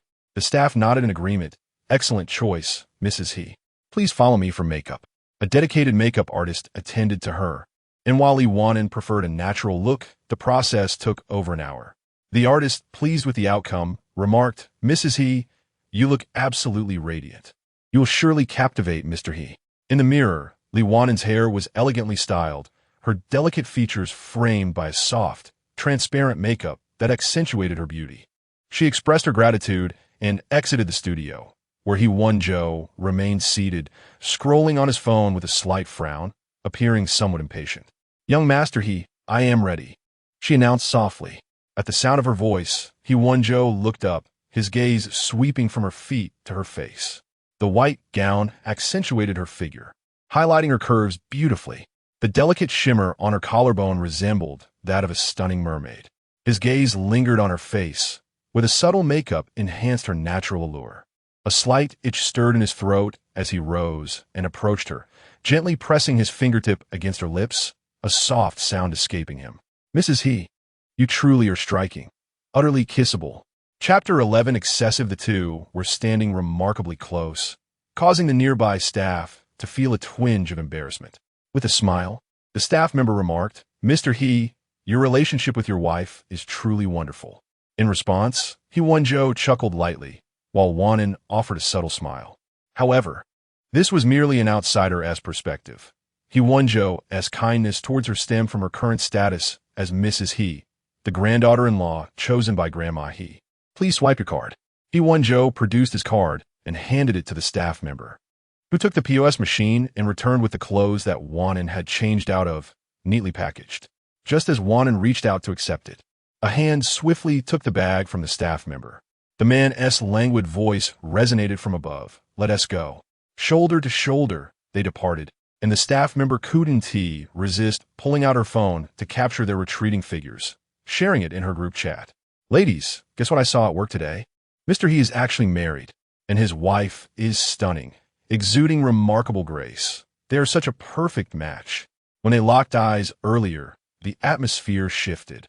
If I hadn't spoken up, I truly believe they might have kissed right there in the store.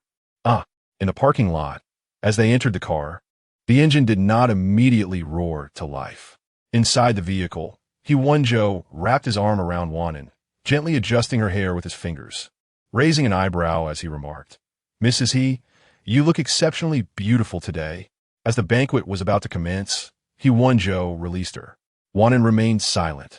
Returning to her seat, she opened the mirror in the passenger side, revealing a visage adorned with an excessive blush. Her lipstick had smudged, necessitating a fresh application.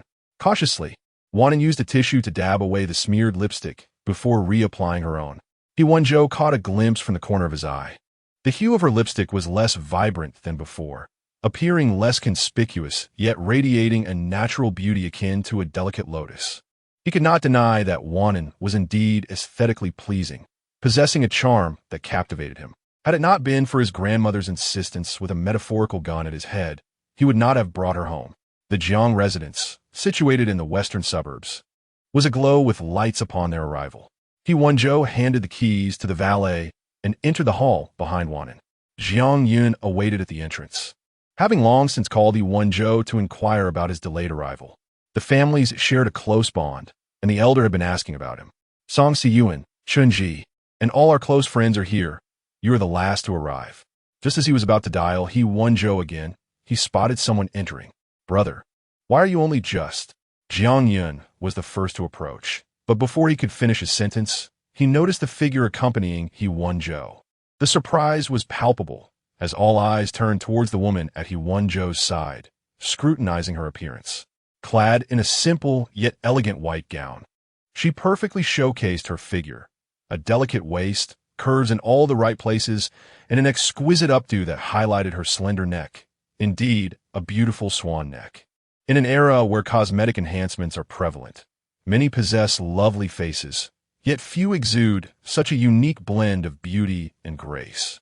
Standing beside He Wenzhou, she radiated warmth and poise, unfazed by the gazes upon her. Whispers rose among the crowd. Who is the woman beside young Master He? You don't know? Young Master He was pushed into marriage by his grandmother. He married that girl from the Li family, Wan'an. She is certainly beautiful, but her family background is lacking. Not a worthy match for young Master He. I hear he has someone he truly cares for. This is likely just to placate his grandmother, and she'll be cast aside sooner or later. Should young Master He discard such a role, I'd be first in line to pursue her. I've never courted such a stunning woman. Do you dare to pursue someone associated with young Master He? When she gets cast aside, do you think he would abandon a lucrative business for her? Just look at her figure, that slender waist. It's enticing to think about. Besides, being with He Wenzhou, she must have been trained well in that regard. I can hardly contain my anticipation. A companion interjected sharply. You're asking for trouble. Dying under the peony blooms. Even as a ghost, one remains charming. He Wenzhou lifted his eyelids, casting a dispassionate glance towards the gossipers, and the murmurs ceased immediately. Jiang Yun and his companions approached. Brother. He nodded towards Wan'an, sister-in-law. He Wenzhou introduced the group to Wan'an. Some were familiar to her, while others were strangers. After introductions, Jiang Yun led them to meet the elder Jiang. The elder Jiang, now advanced in years, sat in a wheelchair, donning reading glasses. Grandfather, this is He Wenzhou, and this is his wife, Li Wan'an. They just got married and came to see you. He Wenzhou presented a gift. Grandfather, happy birthday. The elder looked up with a kind expression. Married? Are you happy? Jiang Yun interjected loudly. Grandfather, brother said he wishes you a happy birthday. Not that he is happily married. Indeed, congratulations on your marriage. Your wife is lovely. May you both enjoy a blissful life together and soon welcome a healthy baby boy. The elder Jiang clasped their hands together, beaming with joy. Jiang Yun stood by, somewhat helpless, explaining my grandfather is hard of hearing. As the evening grew late, Jiang's mother approached to assist the elder upstairs for some rest, instructing Jiang Yun to take good care of their guests. Jiang Yun urged He Wenzhou to stay the night, suggesting they play cards until dawn. He Wenzhou remained non-committal, prompting Jiang Yun to turn to Wan'an, sister-in-law. What do you think? Before Wan'an could respond, He Wenzhou interjected with a dismissive chuckle. Why consult her? I can decide on a card game myself. Jiang Yun replied. True, with a brother like him. Marriage won't turn him into a henpecked husband. Wan'an pursed her lips. She had no intention of controlling He Wenzhou, but she was not fond of staying up late. You all enjoy your cards. I'll take a taxi home. Jiang Yun stood by, somewhat envious of his brother. Wan'an opposed, and was not only breathtakingly beautiful, but also possessed an admirable temperament, voluntarily opting to return home. His own girlfriends often sought his constant attention for rides. Just as he anticipated his brother's agreement, He Wenzhou's gaze fell upon Wan'an, his tone calm. As Mrs. He, it wouldn't reflect well for you to return home alone. Besides, you look so lovely tonight. What if you encounter someone with ill intentions? Wan'an wished to argue that the societal security was quite reliable, and she had trained in martial arts, ensuring her ability to protect herself. However, before she could speak, He Wenzhou lazily added, I want to stay up all night. I'll take you home after the card game. After a moment, Wan'an finally heard her own voice. Okay. Beside them, Jiang Yun was taken aback. What happened to the all-nighter plan? Chapter 12. In his youth, the old gentleman Jiang fought in wars and was awarded medals during the founding of the nation. The military and politics were intertwined, thus many high-ranking offspring were present tonight. Jiang Yun, fearing inadequate hospitality, pulled He Wenzhou along to socialize, intending to play cards afterward. Sister-in-law can manage on her own, right? Jiang Yun inquired, and He Wenzhou glanced over. Li Wan'an nodded. You guys are busy. I will go to the rest area. Call me if needed. All right. Only then did He Wenzhou leave with Jiang Yun, who turned back to glance at Li Wan'an. He elbowed his brother. Brother, I feel like you were rather nice to Li Wan'an. Have you really taken a liking to her? The man scoffed coldly. Have you gone blind? Like her. But wherein and oppose. To you quite concerned about her just now? Jiang Yun pressed. She is now my wife. I ascend and oppose. It only natural? True, but Li Wan'an oppose, and is quite beautiful. Aren't you afraid of developing feelings over time? Jiang Yun observed the man's expression, whispering, Brother, if you truly fall in love, what will you do when that someone returns? At this, the man's face darkened. Say one more word, and I'll leave. All right, I won't say anything more. The banquet was crowded, and Li Wan'an sought a quiet spot to rest, opening an application to review recent publications. You are Li Wan'an? A shadow loomed over her, accompanied by an unfriendly voice. Li Wan'an looked up to see several young women in elegant dresses, likely around 20 years of age. She did not recognize them. Is there something you need? Her demeanor was calm and composed. One girl stepped forward, her eyes filled with disdain, her tone dripping with contempt. I heard your family nearly went bankrupt, only surviving thanks to the He family. Everyone in the South City knows that young master, he has someone he loves. Yet here you are meddling, using who knows what means to win over the old lady and Oppos. As favor, forcing young master he to marry you. Young master, he did not marry you out of genuine affection. He merely fulfills his filial duty. Marrying you is akin to hiring a maid. And you, so oblivious, actually cling to young master he to attend this banquet? Truly shameless. Another chimed in, exactly. Li Wan'an closed her phone, her gaze resting on the lead girl, her elegantly arched brow slightly raised. He had no choice but to marry me, yet I am now the legitimate Mrs. He. If he did not wish to bring me along to this banquet, I would not be here. Are you here to defend him? Or are you merely jealous because the title of Mrs. He has fallen to another? Noticing a shift in the girl's expression, Li Wan'an smiled. It should be the former. However, you are not young master He. How can you know his heart? Perhaps he enjoys my company. Deluding yourself. Young master, he would never like you. Indeed, young master, he has someone he loves. You are merely a pawn in their love story. Once young master he's beloved returns, you will have to step aside. Li Wan'an found the noise unbearable. She stood. Yes, if he does not like me, he will eventually cast me aside. So why the urgency?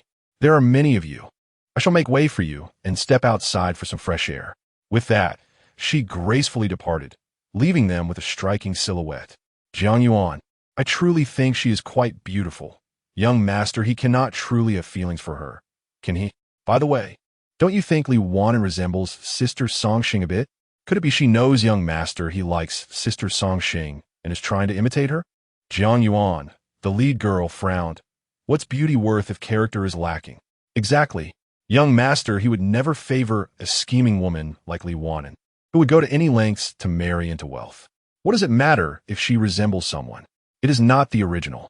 These stories always end the same. When the true love returns, the substitute must step aside. Young master, he marrying her is merely for show. Perhaps he yearns for someone else.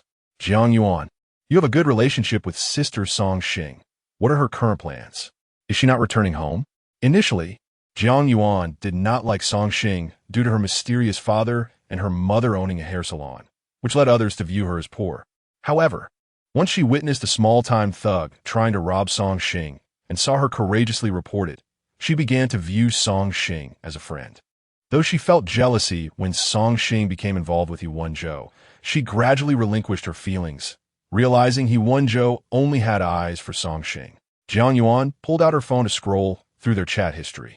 She sent a message but received no reply, as there was a time difference. Songxing was currently engrossed in her career, often too busy to respond. As Jiang Yuan observed the departing figure of Li Wan'an, a thought crossed her mind, and she said to the others, I'll step outside to make a call. Rising, she made her way toward a side door, unable to tolerate Li Wan'an's haughty demeanor this evening, as if she truly believed she was Mrs. He. That title rightfully belonged to Songxing. Li Wan'an was seizing the opportunity. With Sister Songxing absent, as a good friend, she felt compelled to defend her honor. The Jiang residence, a traditional courtyard villa, was nestled beside a picturesque lake. Li Wan'an walked past pavilions and corridors, finally reaching a tranquil area by the roadside. Finding a bench, she intended to enjoy the breeze, but moments after sitting down, she heard a cheerful voice behind her. What a coincidence, Mrs. He. Have you come to admire the lake? The scenery here is delightful. Let us enjoy it together. Li Wan'an raised her gaze to see a man in his 30s, not particularly tall, approaching with a smile that felt unsettling. I beg your pardon. Adhering to the principle of avoiding unnecessary conflict, she stood to leave, but the man blocked her path. Mrs. He, is this how you disregard my presence? Not at all. I suddenly remembered something I must discuss with my husband. Wei chuckled. having felt a pang of desire upon first seeing Li Wan'an. Now that she was alone, he could not resist following her. Amidst the crowd, he had no intention of causing her harm. He merely wished to tease her for his amusement. "Mrs. He, my surname is Wei, and my family is in real estate. Although we cannot compare to the He family, we have prospered for generations."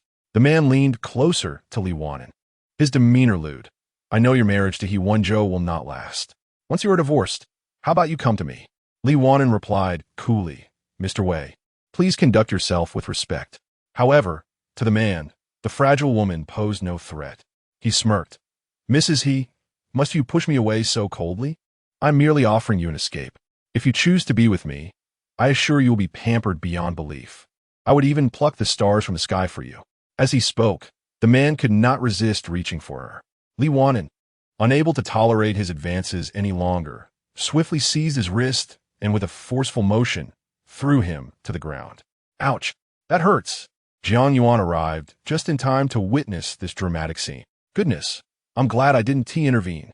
Otherwise, I would be the one thrown." API call failed with status code 429. Error. Code 429. Message. Resource has been exhausted, e.g. check quota. Status. Resource exhausted. Chapter 13. Regardless of the situation, He Wenzhou ignored Jiang Yun's words, observing the unfolding scene like a mere spectator. Upon their arrival, they had already spotted Wei Yi trailing closely behind Li Wan'an. Coming from a wealthy family and being the only child, Wei Yi had developed a reckless disposition. He was not a commendable individual, having led countless virtuous women astray. However, Jiang Yun was taken aback by Wei Yi's audacity in attempting to pursue Li Wan'an. Does he not realize that Li Wan'an is your wife? His harassment is a blatant disregard for you, Brother Zhou. How do you intend to handle him? Jiang Yun inquired, his expression brimming with anticipation. It was well known that He Wenzhou had a knack for dealing with adversaries in subtle yet effective ways. Jiang Yun, who had long harbored disdain for Wei Yi, would wholeheartedly applaud any action taken against him. What is there to handle? He Wenzhou replied with a slight curl of his lips. Did not Mrs. He resolve the matter herself? Is that it? Jiang Yun frowned, feeling that the matter was being treated too lightly. However, a figure from the government approached, diverting Jiang Yun's attention away from Li Wan'an, prompting him to urge He Wenzhou to assist with the greetings. Below them lay the lawn. Yet Wei Yi felt as though his entire body was on the verge of collapse. A surge of fury coursed through him as he clambered to his feet, pointing an accusatory finger at Li Wan'an's nose. "Do you know who I am? How dare you strike me? Do you believe I won't report you? I have connections, and you will face the consequences." Li Wan'an opposed and stood calmly, a gentle breeze rustling through, her voice light as a feather. "Mr. Wei, perhaps you should take a look at what looms behind you. This is the Jiang residence. Do you truly think you can erase the surveillance footage? You are aware that I am He Wenzhou's wife and that you just harassed me. Should this information circulate, it could tarnish your reputation. I trust you have some connections. Yet if young master He discovers that you have dared to insult his wife, do you believe he will simply overlook it?" Upon glancing back, Wei Yi realized that the cameras were indeed focused on their confrontation. A cynical smile crept across his face. "What do you think you are? Do you genuinely believe He Wenzhou holds you in high regard? In Nansheng, everyone knows he merely brought home a toy to play with, and eventually, he will grow tired of you and discard you." Li Wan'an smirked, her tone laced with nonchalance. "Whether or not young master He values me is another matter, but I'm officially his other half. Your mistreatment of me reflects a lack of respect. If you disregard me, how can you possibly care about your own dignity?" Wei Yi's expression shifted, and Li Wan'an's lips curled into a derisive smile. "Thus, I advise you to cease this at once, for should this escalate, the embarrassment will rest solely upon you. You'll regret this." Wei Yi spat, his fingers still pointed at Li Wan'an as he stormed away, cursing under his breath. Once he was out of sight, Li Wan'an exhaled softly, relieved. Unbeknownst to others, her legs had been trembling with fear. Though she had trained in martial arts, her physical strength paled in comparison to a man's, and after executing that shoulder throw on Wei Yi, she had nearly exhausted her energy. At that moment, Jiang Yuan approached, her expression stripped of its earlier shock. She regarded the woman before her, now transformed, and scoffed. Li Wan'an, you're finished. That was Wei Yi, known for his vindictiveness. He will undoubtedly retaliate for your actions. Those who cross him often meet dire fates. We typically avoid him at all costs. Witnessing Li Wan'an's boldness in confronting Wei, Yi had nearly dropped Jiang Yuan's jaw in disbelief.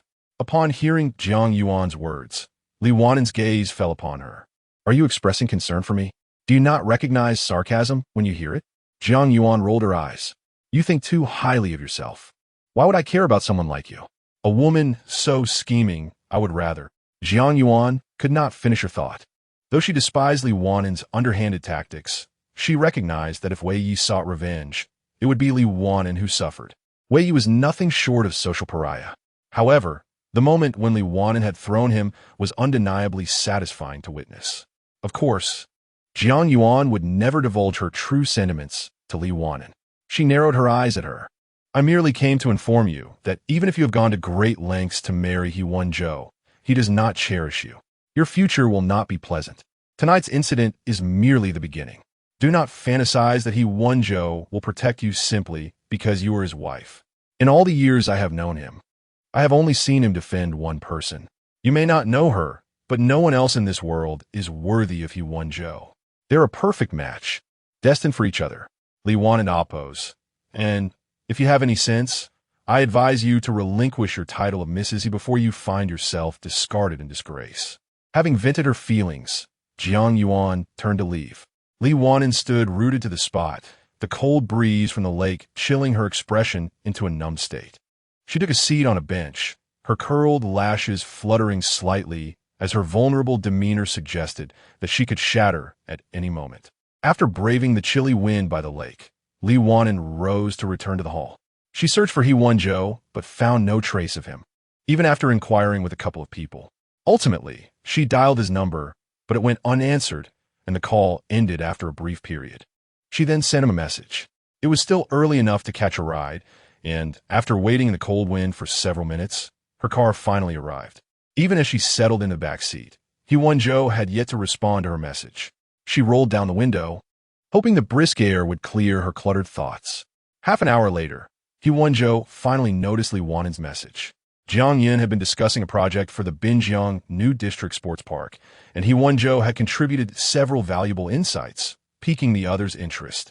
Just then, Jiang Yin suggested they play cards, prompting He Wenzhou to glance at his phone. He frowned slightly upon reading the message. What is it?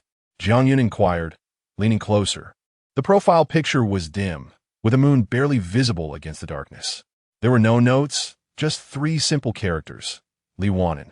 The chat interface was sparse, as this was the first message since adding her on WeChat. I called, but you didn't answer. I felt unwell, so I left. I'll let you know when I get home. She left? Jiang Yin observed the man's expression, tentatively suggesting, Brother, could it be that sister-in-law was bullied by Wei Yi, causing her to leave? Perhaps you should return. She might be feeling quite upset right now. Do not concern yourself with it. He Wenzhou pocketed his phone, his handsome face betraying no emotion as he strode toward the game room.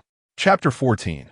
Homecoming upon returning to Qihai residence. It was already 11:00 and Oppo's clock. Opening WeChat, she noticed an unread message. Upon clicking the dialog box, she found a single word, good, devoid of punctuation. With a gentle bite of her lip, Wan'an stared at the word for a few moments before replying, I have arrived home. As anticipated, there was no response from the other end. Wan'an stepped out of the car and, as she opened the door, encountered Wang Ma emerging from her room. Surprised to see Wan'an returning alone, Wang Ma inquired, Madam, wherein and Oppos? You attending the banquet with Sir? Where is he? He had other matters to attend to, so I returned first.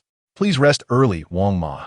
After changing her shoes, Wan'an ascended the stairs, while Wang Ma watched her retreating figure before returning to her room. She took out her phone and navigated to the elderly lady's WeChat. The elderly lady had just shared a humorous video with her, seemingly still awake. Therefore, Wang Ma initiated a video call. The elderly lady was engrossed in watching videos when Wang Ma's call came through. With a few taps on the screen, she answered, How was the video I shared with you, Wang Ma? Wasn't that old man singing utterly dreadful? Ha ha ha. Madam returned home alone from the banquet tonight, Wang Ma sighed. It's quite late, and what if something happened to her? I noticed she didn't look well. I wonder if something occurred at the banquet. I see, the elderly lady replied, ending the call and taking a deep breath as she clicked on the profile of her rascal grandson. In the game room, Jiang Yin was experiencing a stroke of luck that night. Typically, He Wenzhou emerged victorious in their card games, but tonight he had surprisingly lost to Jiang Yin twice. Tonight, we shall play all night. Jiang Yin rubbed his hands together, exclaiming, I am blessed by the god of wealth. None of you are allowed to leave. Song Siyuan adjusted his glasses. I have no classes tomorrow. I can stay. Shinji added, I just broke a case, and the team has granted me a few days off. I'm in for the night. Jiang Yin turned to He Wenzhou. Brother Zhou, are you in? He Wenzhou lit a cigarette, remaining silent. Song Siyuan raised an eyebrow. While Jiang Yin chuckled, Brother Zhou, being newly married, you must be eager to return home, right? He Wenzhou exhaled a smoke ring and smiled. Want to get married? Then you should. At this, Jiang Yin quickly waved his hands. I have no intention of marrying. My parents genuinely wish for me to settle down soon, claiming I am immature and aimless. They believe that once I marry and have children, I will become responsible. Why would I tie myself down unnecessarily? I wish to pursue my desires freely. No one can dictate my choices. Moreover, if I were to marry, I would certainly seek someone I genuinely adore. Don't be deceived by my playful nature. I am a romantic at heart. Realizing he had misspoken, Jiang Yin fell silent, stealing a glance at He Wenzhou, whose expression remained inscrutable as he took another drag. Brother Zhou, I meant no offense. Please do not misinterpret my words. Marriage is a significant matter, and often, circumstances dictate our choices. After all, you only have your elderly lady as a family member. Just then, He Wenzhou's phone rang. Glancing at it, he raised an eyebrow. Speak of the devil. He stood up. I must take this video call. If he did not answer, she would continue calling until his phone died. He moved to a quieter area and answered the call, whereupon an angry face appeared on the screen. He Wenzhou exhaled a smoke ring, smirking, TSK, staying up late. Aren't you afraid of a heart attack at your age? The elderly lady retorted, You little rascal, you wish me ill. Tell me, did you let Wan'an return alone tonight? With a twinkle in his eye, He Wenzhou replied, Do you possess a divine eye? How do you know? Before the elderly lady could respond, He Wenzhou raised an eyebrow. Did she report me? Huh, you always think the worst. Wan'an is too kind. She swallows her grievances. With a stern expression, the elderly lady said, It was Wang Ma who saw her coming home alone at night and informed me. You are truly reckless, allowing her to return alone. She is such a beautiful young woman. What if something happened to her on the way? She's your wife now. Don't you feel any sense of responsibility? If anything were to happen, how would you explain it to me and Wan'an as parents? The elderly lady's agitation grew as she recalled a news story she had seen earlier in the day about a girl who was attacked while returning home alone at night. My heavens, the poor girl was found in a terrible state. Despite her distress, He Wenzhou remained composed when I saw her message. She had already arrived home safely and informed me. There was no issue. Besides, Mrs. He appears delicate, yet she possesses some self-defense skills. There is no need for such concern. And this is your idea of reassurance? You little rascal. In my day, when I was courting your grandfather, he would escort me home even for a few steps. Now, that's what I call thoughtfulness. Do you realize that with your attitude, you wouldn't have found a wife in our era? Your character is simply too lacking. No one would want you. The elderly lady continued. Don't think you are impressive just because you have a bit of money. Those women are only after your wealth. I found you such a wonderful wife in Wan'an. You should cherish her quietly. If you fail to appreciate her, don't come crying when she leaves. He Wenzhou nodded, understood, it won't happen again. Do you have any further instructions? The elderly lady had no expectation that He Wenzhou would come to his senses so soon. She playfully tapped the screen. Addressing the man directly, You are now a married man. Do not associate with those old bachelors anymore. Return home early to accompany your wife. I will video call you again in 10 minutes. I want to see you on your way home. He Wenzhou sighed, hanging up the call and reluctantly retrieving his coat from the card table. Jiang Yin widened his eyes. What time is it? You're leaving?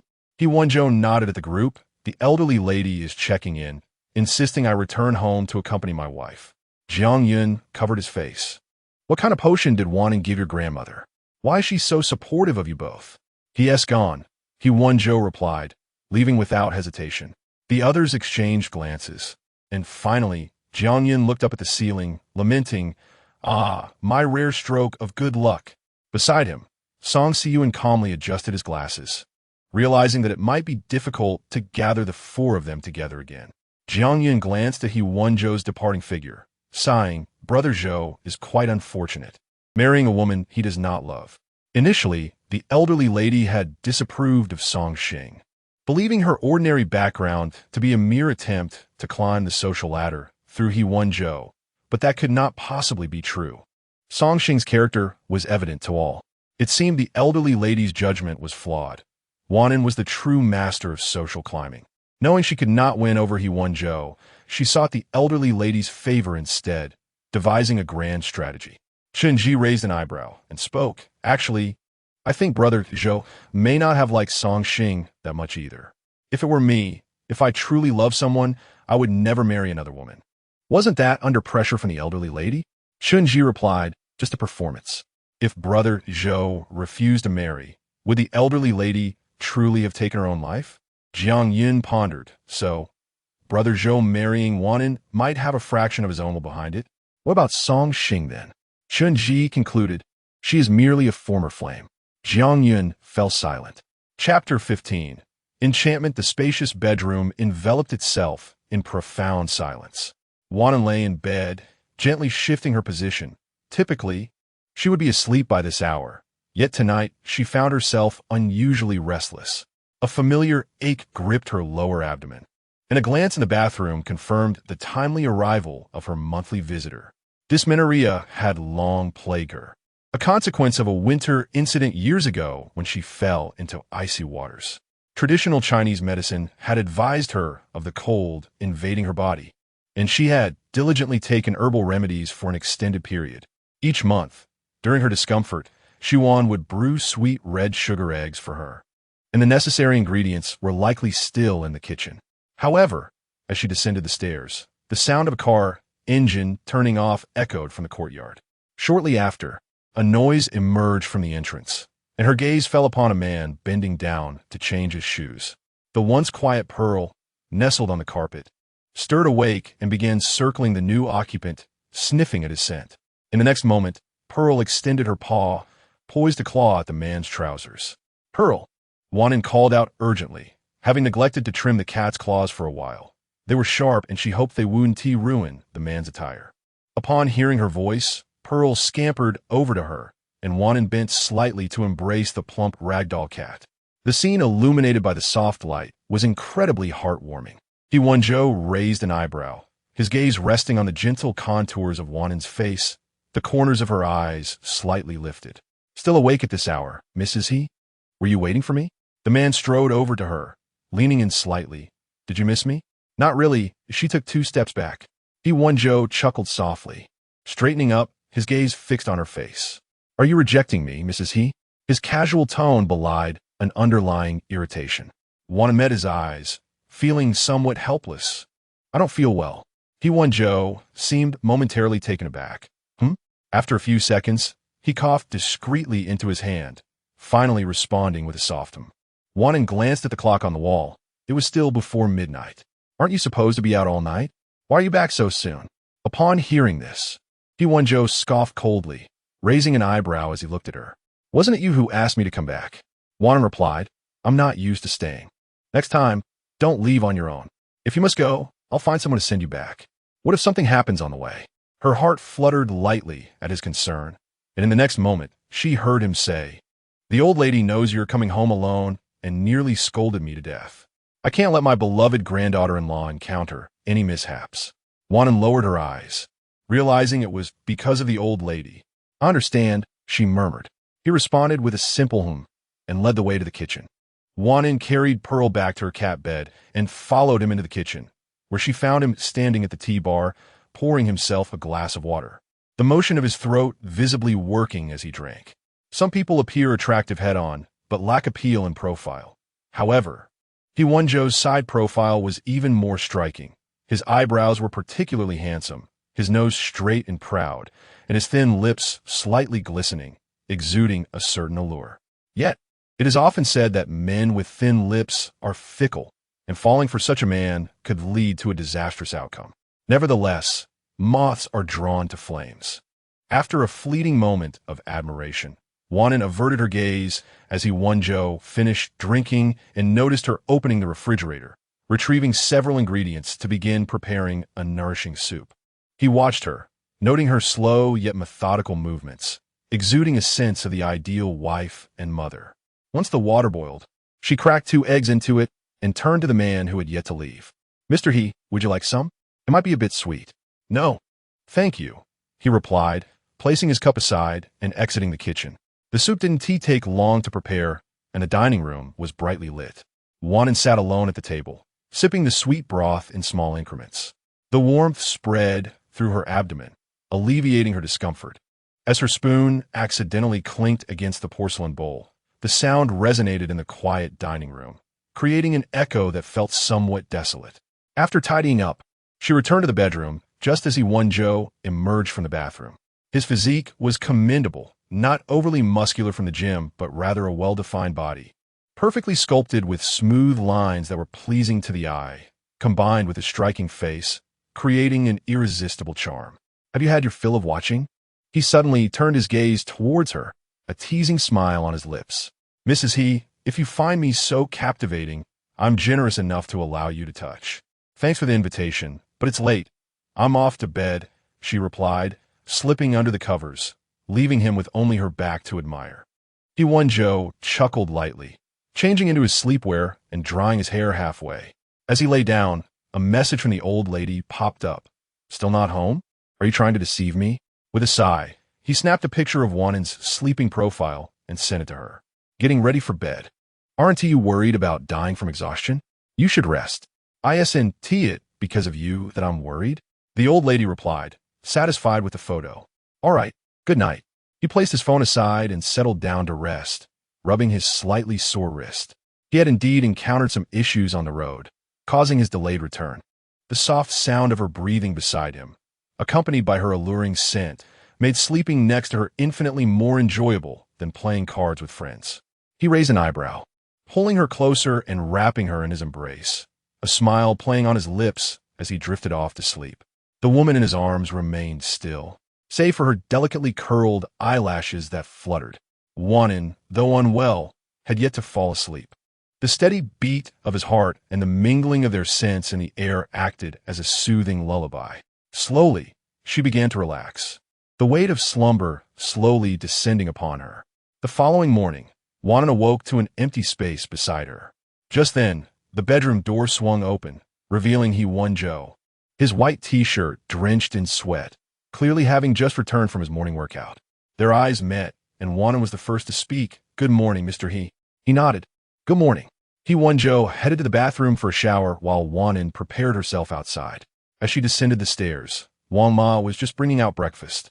The man's breakfast was Western style, while she had a bowl of snow fungus and lotus seed porridge alongside shrimp dumplings.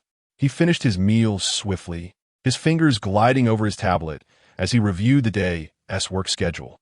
Once he wrapped up, He Wenzhou's gaze fell upon Wan'an, who ate with graceful slowness, sipping her porridge and nibbling on her dumplings, chewing meticulously, her cheeks adorably puffed. Noticing his gaze, Wan'an looked up, momentarily blinded by the mirth in his eyes. She swallowed her food and said, "If you're busy, you can head to work first. You don't need to wait for me." She was known for her leisurely pace when dining. He rested his chin on his hand, appearing relaxed. "It's all right. I'm not busy today. I'll take you to work." Accompanying him to the hospital wasn't convenient, and during the drive, He Wenzhou casually suggested, "Why don't you get a driver's license? Or I could hire a driver for you." He preferred driving himself, but in a crunch, he had his assistant. Wan'an nodded. Indeed, traveling without a car was inconvenient, and she didn't want to burden He Wenzhou or his assistant every time. Moreover, she wished to learn to drive, so she could pick him up if he ever drank too much. "I want to learn to drive and plan to enroll soon," she said, glancing at the man behind the wheel. "But my work is quite demanding, so it might take a while to get my license. Honestly, if you're busy, you don't have to worry about me. Although it's a bit far, I could still catch a cab with a little extra fare." He Wenzhou raised an eyebrow, Are you hoping I'll get scolded by the old lady a few more times? The man cast a fleeting glance at her and decisively stated, "Before you obtain your driver's license, whenever I am unavailable, my assistant will drive you." Very well.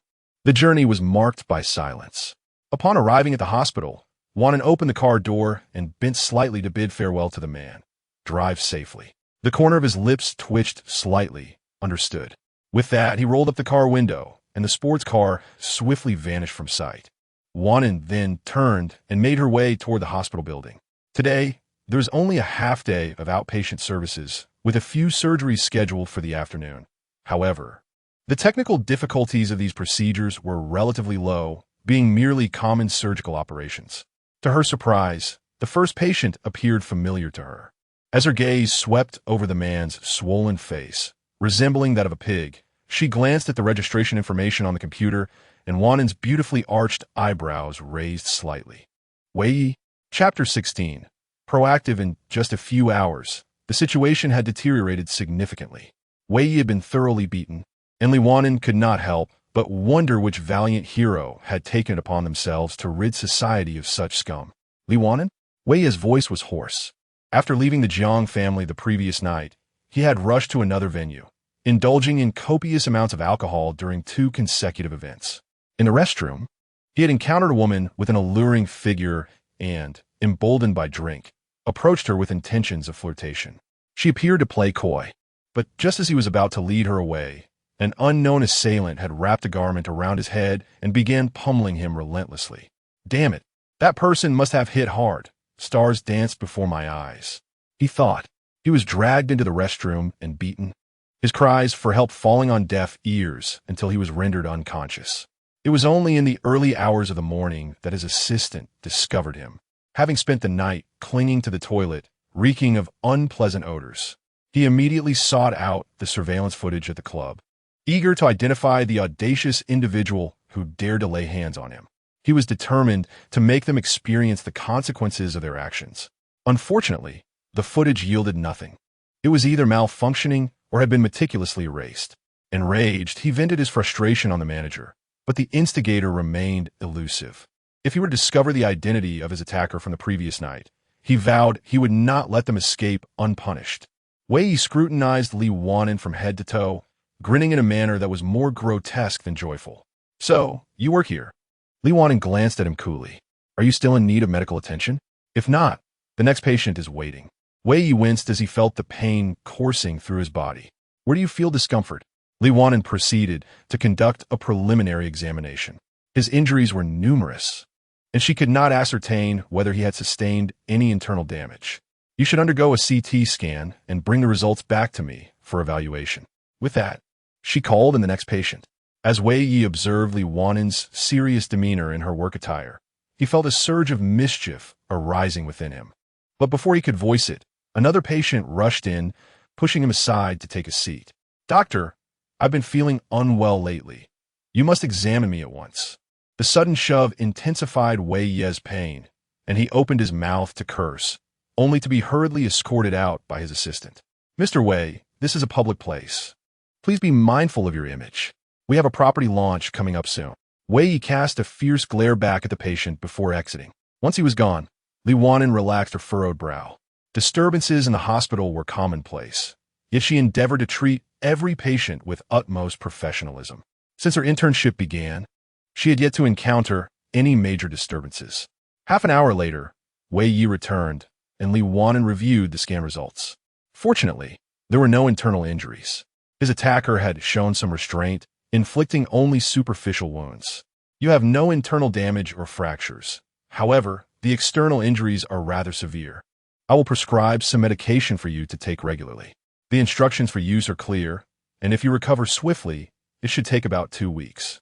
Wei looked at the medication, which seemed excessive. "So much?" Li Wan'an replied calmly. "These are anti-inflammatory and pain-relieving medications. As your wounds heal, you may experience itching at the site of the injuries.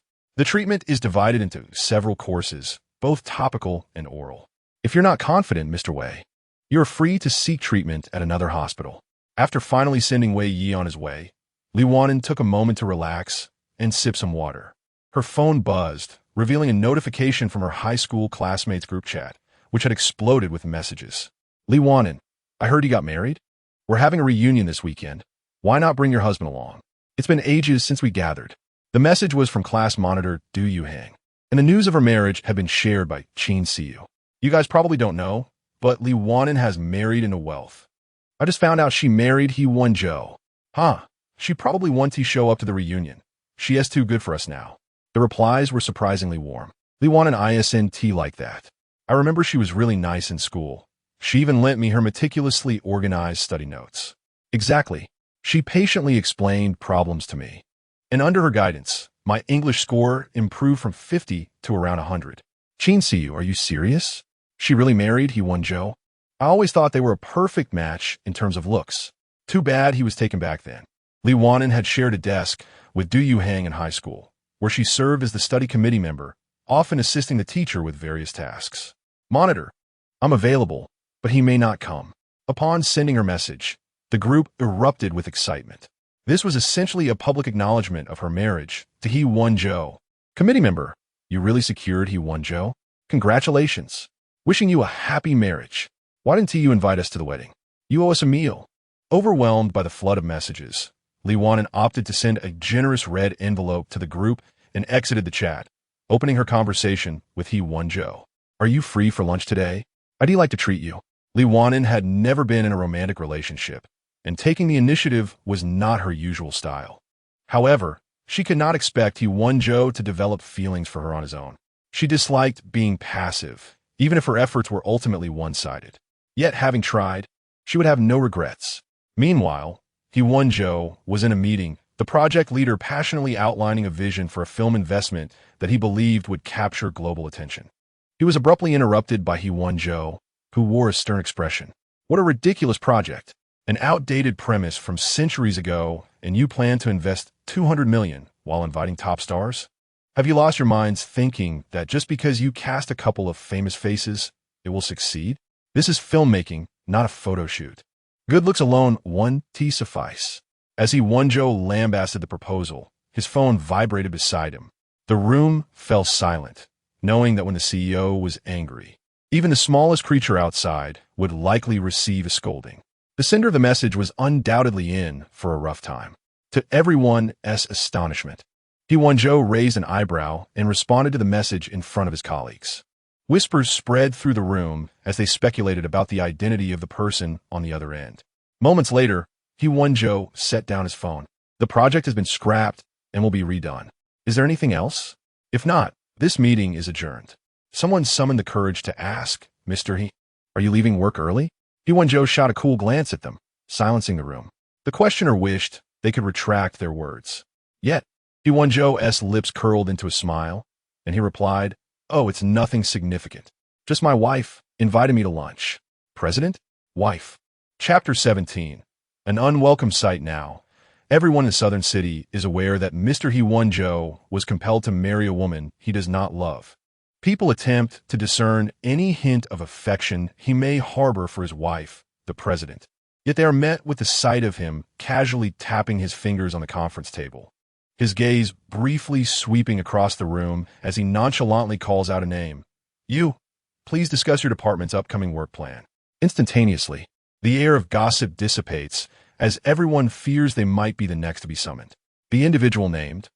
The distance from the hospital to Xingzhou Entertainment is approximately 8 or 9 kilometers. For their first dinner together, one had selected a Chinese restaurant that had received commendable reviews. She had visited this establishment with Qian Sisi once before. It was indeed a bit pricey, yet delectable. Upon arriving, one had found the restaurant bustling with patrons, and the only available spot was a window table on the second floor. After taking her seat, she retrieved her phone to inform He Wenzhou of her location, then sipped on her lemonade while awaiting his arrival, exuding a serene beauty that resembled a still painting. Qi Ming had arranged to dine with Qin Siyu at this very restaurant, arriving 10 minutes early, yet she had yet to appear. After a phone call to prompt her, he was met with a hint of impatience on the other end, questioning whether he could not wait even a moment longer. It wasn't that he could not wait. It was merely that Qin Siyu had a tendency to be late for their dates. Initially, he had been indifferent to her tardiness, yet after being together for so long, he deemed such waits a mere waste of time. Furthermore, her delays were often due to her preening at home, and though she emerged looking lovely, he found her beauty unremarkable, having already seen her without makeup. Thus, each time he beheld her made-up visage, he felt as though he were being deceived. In stark contrast was the woman not far away, whose face, devoid of makeup, possessed a fair complexion and exquisite features that made her unforgettable. Li Wan'an? By the time Qi Ming processed this, he had already approached her side. Wan'an looked up to see a somewhat familiar yet strange man, who slightly furrowed his brow. Before she could speak, he introduced himself. "We have met before. My name is Qi Ming, and I am Qin Siyu's fiancé." Wan'an recalled their brief encounter, but her impression of him was faint, and she could not fathom why he had come to greet her. Nevertheless, out of politeness, she nodded in acknowledgement. "Hello, Miss Li. Do you remember me?"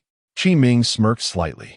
"That day, Qin Siyu was rather unkind to you, and I wish to apologize on her behalf. Her character can be rather brash and unrefined in speech. I have since spoken to her about it, and I hope you will not take her words to heart. While I know her, our relationship is not particularly deep, so her remarks do not affect me." Wan'an regarded Qi Ming thoughtfully. "Do you have any other matters to discuss, Mr. Qi?" Before he could respond, a female voice pierced through the air from the entrance. "Qi Ming, what are you doing? You can't change your stripes, can you? Are you sneaking around behind my back?" Qin Siyu stormed over in her high heels, her bag swinging as she struck Qi Ming's back. Just as she was about to confront the woman he was speaking to, her gaze locked on Wan'an's composed and beautiful features. Li Wan'an, seizing the moment of Qin Siyu's brief stupor, Qi Ming pulled her closer, his voice low and firm. "What are you doing? There are many people in a restaurant. If you lack decorum, I still have my reputation to uphold." Qin Siyu, well aware of Qi Ming's tendencies, recalled how he had been mesmerized by Wan'an's presence the last time they encountered one another. "We'll settle this later." She shot Qi Ming a glare before turning her attention back to Wan'an, a mocking smile gracing her lips. "Li Wan'an, you aren't actually coming to the class reunion alone this weekend, are you? Everyone knows you're married to He Wenzhou. It would be rather inappropriate for you to attend without him. Or is it that you simply cannot persuade him to accompany you? I can't help but wonder if your display of marital bliss was merely for my benefit, considering you and He Wenzhou had no prior connection. How did you manage to become Mrs. He? Perhaps you employed some underhanded means?" The more Qin Siyu pondered, the more she felt something was amiss. She had researched Wan'an's connection with He Wenzhou, only to discover they had attended different universities and shared no mutual acquaintances. It seemed improbable that they would suddenly marry. He Wenzhou, notorious for his romantic entanglements, had once claimed he had no interest in demure women, yet Wan'an epitomized that very type. It was clear to her that Wan'an had pursued He Wenzhou. As Wan'an opened her mouth to respond, she noticed He Wenzhou entering her line of sight. He was dressed in a shirt and trousers, one hand holding his phone while the other casually rested in his pocket, ambulating toward her with an air of indifference. Qin Siyu, too, spotted He Wenzhou, her eyes following him intently. When he cast a fleeting glance in her direction, she felt her heart race as though it might leap from her chest. Just as she prepared to speak, Qi Ming interjected, "Mr. He, I am Qi Ming. We met briefly before, but I didn't have the chance to introduce myself properly. I am in the media business and wish to expand into film investment. I hope we might collaborate in the future." He retrieved a business card from his pocket, presenting it to He Wenzhou with both hands. He Wenzhou glanced at it briefly, accepting the card and placing it on the dining table. "Very well. Is there anything else?" He raised his gaze, a subtle smile playing on his lips, though his tone remained indifferent. "If there is nothing urgent, you may depart. Do not interrupt my lunch with my wife." Qi Ming felt a wave of embarrassment wash over him, yet he understood the need to tread lightly. He nodded. "If there is nothing else, we will take our leave." He turned to depart, but the woman beside him remained still, smiling gently at He Wenzhou. "Senior, our class is holding a reunion this weekend, and I hope you and Li Wan'an can attend together. Everyone is quite eager to meet you. It would be a great honor if you could join us." He Wenzhou maintained his cool demeanor, casting a sidelong glance at Qin Siyu. "Oh, you all wish to meet me? Do you believe I am so free to entertain such requests?" Qin Siyu was momentarily speechless, just as Qi Ming pulled her behind him. "Mr. He is undoubtedly quite busy. My fiancé, he was merely inquiring. We shall not impose further. Thank you for your time. After speaking, Qiming guided Qin Siyu back to their table. Her face darkened as she nearly yanked the tablecloth from the table, gritting her teeth. What are you doing? I hadn't finished speaking. Qiming's expression turned serious. Can't you see he is not interested in engaging with you? Be sensible. I still wish to collaborate with He Wenzhou. Don't ruin my chances. Returning to her seat, Qin Siyu was seething, almost tearing the tablecloth as she muttered under her breath. I refuse to believe that He Wenzhou harbors genuine feelings for Li Wan'an. At the reunion, he will undoubtedly not attend, and I will relish in watching her revelry come to a crashing halt. She eagerly awaited the day when Li Wan'an's facade would shatter, sending her tumbling from her heights. Chapter 18. Pursuit. As Wan'an handed the menu to He Wenzhou, the man raised an eyebrow lazily and remarked, Mrs. He, you seem quite busy today. Have you already arranged your weekend plans? It had been years since their high school reunion, and she wasn't quite sure how it had ended up scheduled for this weekend. Is there anything you need me to attend with you? I can skip the reunion if necessary. He Wenzhou slowly lifted her eyelids, replying, I didn't suggest you not go. A reunion might be an opportunity to encounter an old crush or two. Wouldn't that be interesting? Speaking of which, could your old crush possibly be one of your high school classmates? Wan'an paused mid-sip, covering her mouth as she coughed slightly. That's not the case. That's perfectly fine. It's all in the past. I'm not the type to harbor grudges. However, I hope Mrs. He can exercise some restraint, as you are, after all, a married woman now. Wan'an remained silent, quietly adding some lemon water to the man's cup, softly suggesting, drink some water. We haven't even ordered yet. Once the order was placed, the dishes arrived promptly.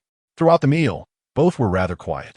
The man occasionally responded to messages, and when he noticed Wan'an pushing the cilantro aside from the dry pot, he raised an eyebrow. You don't eat cilantro either? At home, Wang Ma was well aware of his preferences, which was why cilantro was never purchased. He was surprised to discover that Wan'an shared the same aversion.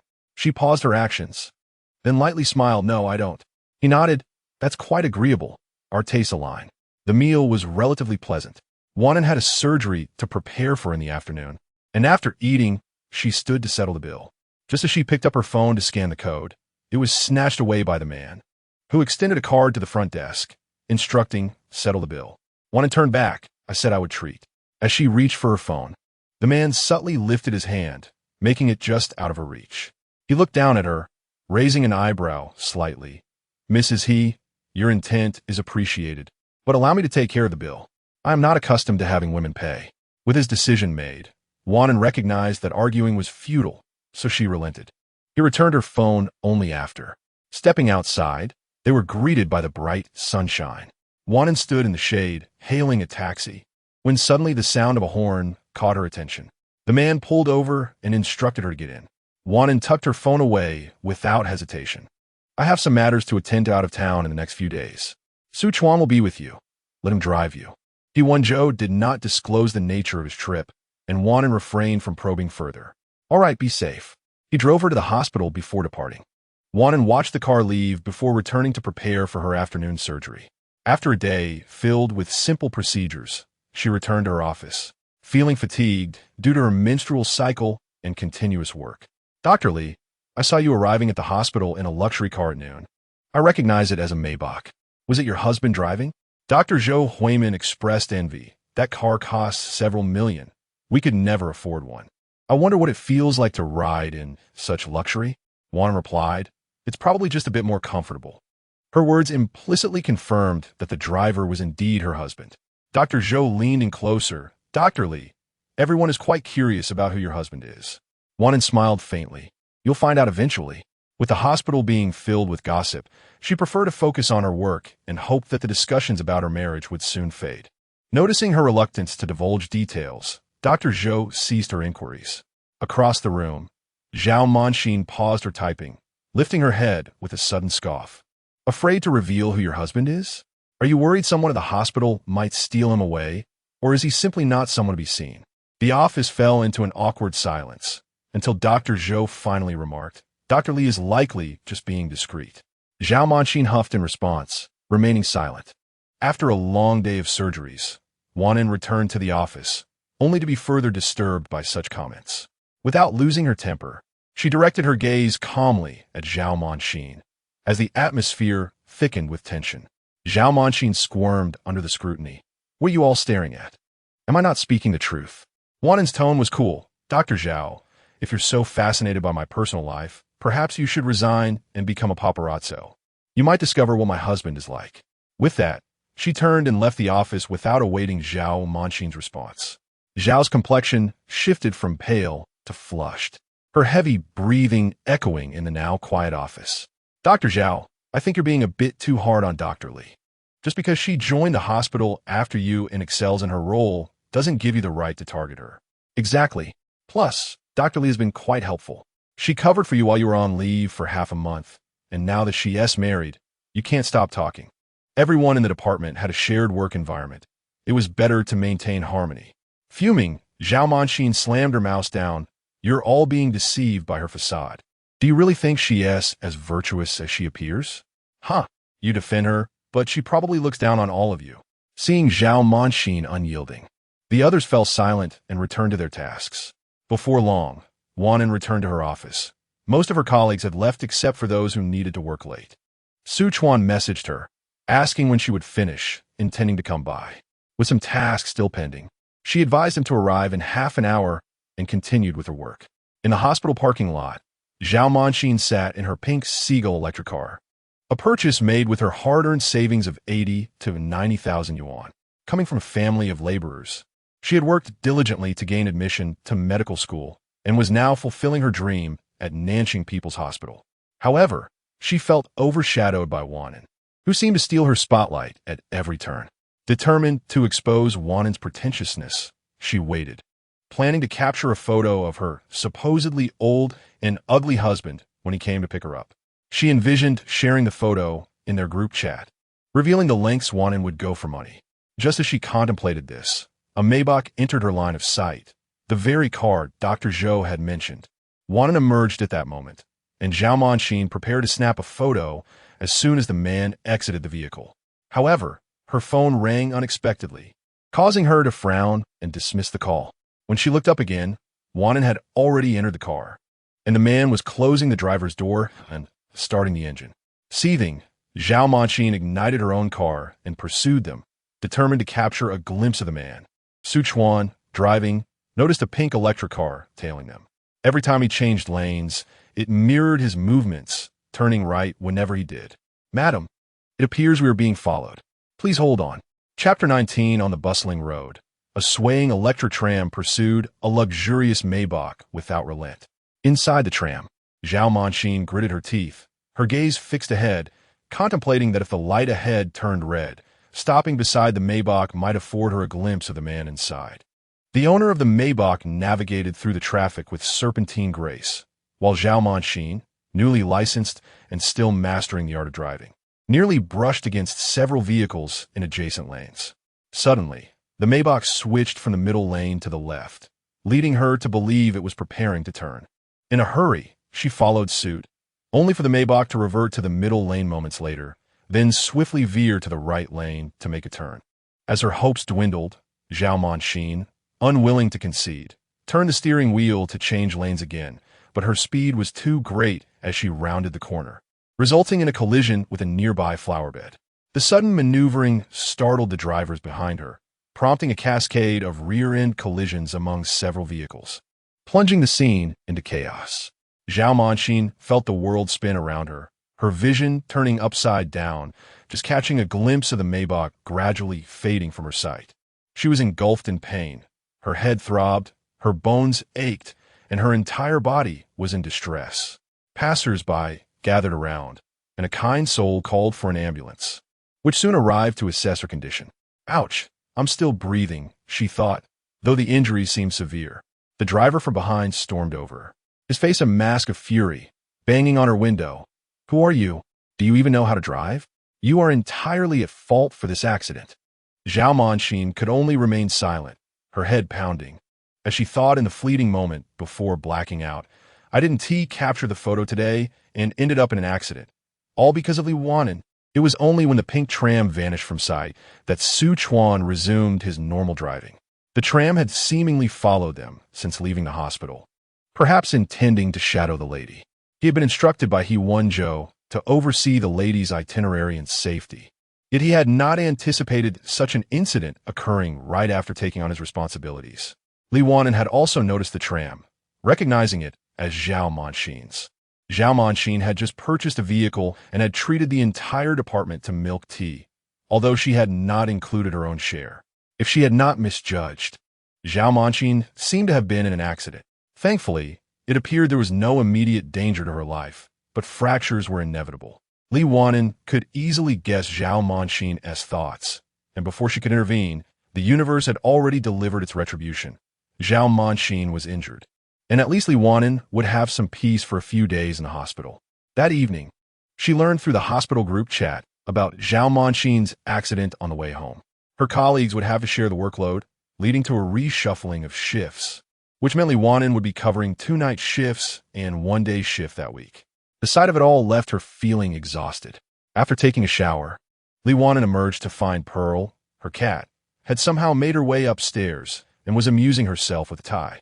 Pearl's sharp claws had already torn the tie apart, and as she played, she gleefully exposed her belly. Heavens, Pearl, what are you doing? The owner of the tie could only be He Wenzhou. It dawned on Li Wan'an that the wardrobe door had been left ajar, and the tie must have been dragged out by Pearl. Retrieving the tie from the cat's paws, she realized it was now irreparably damaged. Glancing at the logo, she noted it represented nearly a month's salary. She looked down at the now despondent cat, who had lost her joy with the absence of a toy, inhaled deeply, and feigned resolve. There will be no more treats this week. Pearl mewed softly, meow, not aloud. Li Wan'an replied sternly, "Whose fault is it that you destroyed someone's tie? You certainly know how to pick your targets. Be careful he doesn't toss you out." Pearl seemed startled, replying softly, meow, "I was wrong." Li Wan'an carried Pearl out of the bedroom, gently admonishing her, "It's fortunate that someone took you in. You cannot take advantage of their kindness, understand? This time, I'll let it slide, but it won't happen again." Pearl, acknowledging her reprimand, behaved particularly well after they descended, lying quietly on the living room carpet and occasionally mewing towards Li Wan'an. Seated on the couch, Li Wan'an snapped a photo of the ruined tie. After a moment's hesitation, she decided to message He Wenzhou. "Are you busy? I need to discuss something with you. Pearl damaged your tie, and I noticed this model is now out of stock online. Would it be alright if I bought you another one?" The message was sent, yet it felt as though it had vanished into the void. In Sioux City, He Wenzhou was just concluding a long day. He had visited the film set earlier and had an impromptu meeting with the production team, who sought to secure additional investment, leaving him engrossed in viewing several hours of footage. Upon entering his car, he was greeted by a knock on the window. Rolling it down, he was met with a strikingly beautiful face. "Mr. He, my car has encountered a minor issue. May I hitch a ride with you?" The woman, named Ni Huan, was the lead actress in the film, having garnered acclaim as a Best Actress last year, her beauty matched only by her talent. Ni Huan's visage was captivating on screen, and even in person, it drew the attention of passing drivers. "Of course," he replied, his eyes slightly lifting, a subtle smile playing on his lips. Ni Huan caught his enchanting gaze, feeling her heart race. Despite having worked alongside numerous handsome actors in her time in the industry, none compared to the man before her. To win over He Wenzhou would ensure a wealth of future opportunities. Every actress in the industry had a benefactor, but few could hope to find someone as wealthy and handsome as He Wenzhou. Ni Huan smirked, initially worried he might refuse her, but was pleasantly surprised when he readily allowed her into the vehicle. It is often said that when a woman enters a man's car, it is akin to entering his bed. He Wenzhou, with his worldly experience, was surely aware of this. Confident in her allure, she reached for the door handle, only to find it unyielding. Ni Huan raised her eyes, perplexed, "Mr. He?" Just then, the sound of the door unlocking echoed, and she opened it with a smile. Gracefully sliding into the spacious back seat where He Wenzhou sat, his long legs crossed casually. "Thank you, Mr. He," she said, leaning in slightly. He acknowledged her with a nonchalant hum, his attention diverted to his phone, where numerous messages awaited. One particular profile caught his eye, prompting him to click on it. Ni Huan leaned in to glimpse the screen. 2 messages and a photograph. Her delicate fingers grasped the tie, creating an ambiguous impression at first glance. Raising an eyebrow, she asked softly, "Mr. He, is this your tie? Did you accidentally leave it at some young starlet's place?" Be cautious of those with ulterior motives. Upon hearing this, He Wenzhou chuckled lightly. Young starlet? And Huan smiled, her slender fingers playfully tapping on his hand. Mr. He, are you unaware?